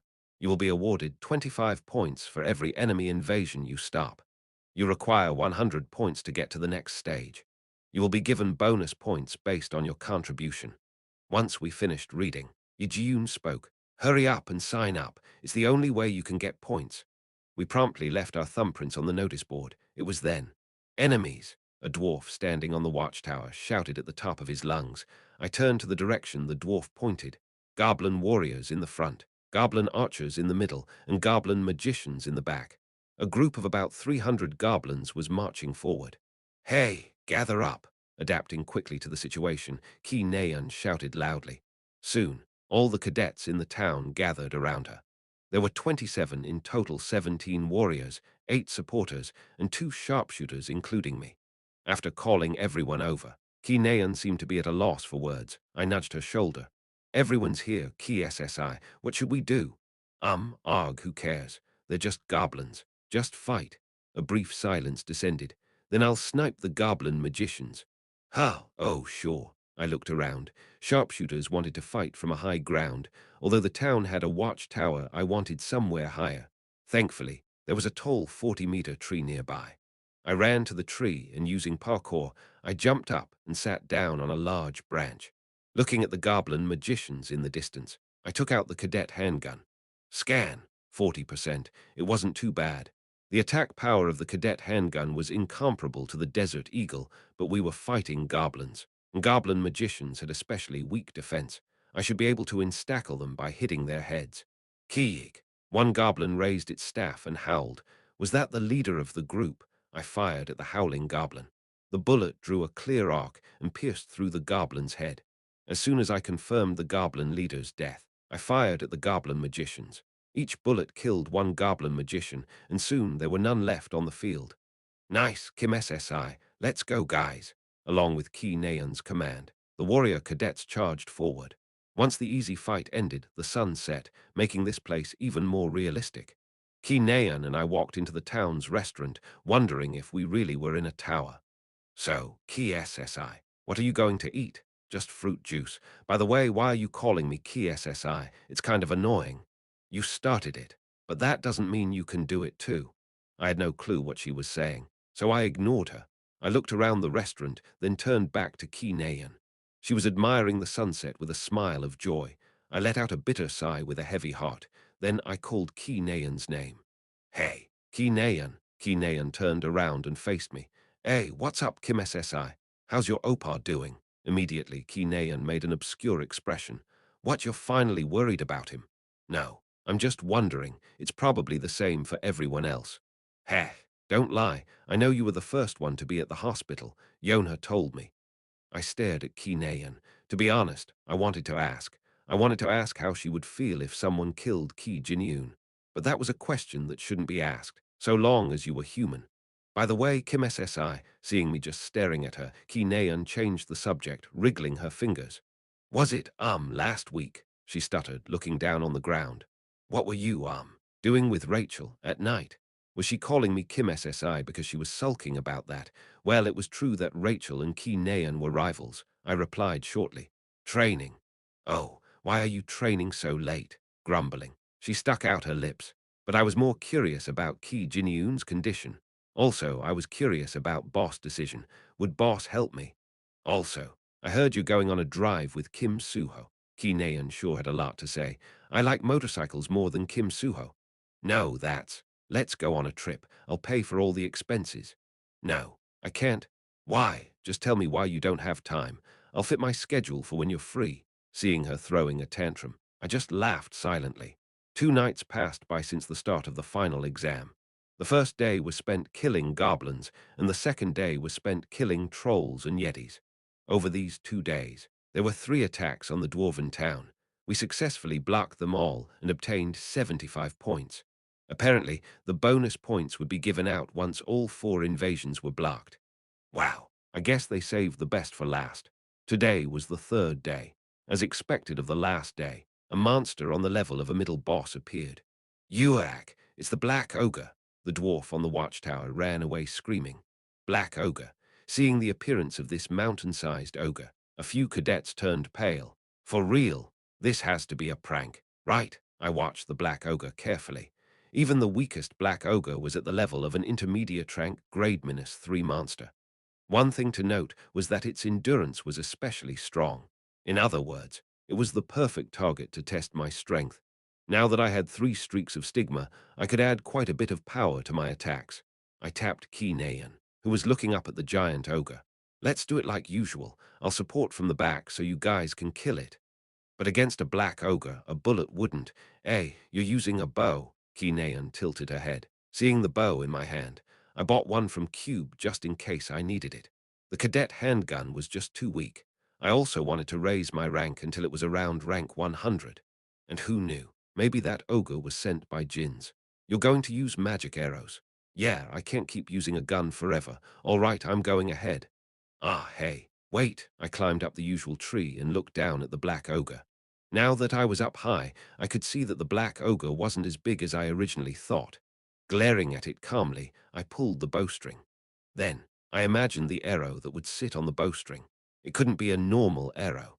The tip had to be jagged to increase its attack power, and the entire arrow had to be perfectly balanced like a spear. I should be able to use the arrow as a weapon itself. SSSS, sucking in the surrounding air. Stigma's magic power gathered around the bowstring. Repeating back and forth between compression and condensation, Stigma's magic power formed the image of an arrow. It was exactly the same as the arrow I imagined. The attribute I infused was light. As a result, the arrow shone with a brilliant light. However, I let out a sigh. This single arrow was all I could make using almost all 3 streaks of stigma. Of course, that meant its destructive power was unimaginable. I pulled the bowstring using all the power I could muster. The light shining from the arrow swirled like a tornado, and the light only grew brighter. After a short breath, I let go of the bowstring. The arrow shot forward like a beam of light.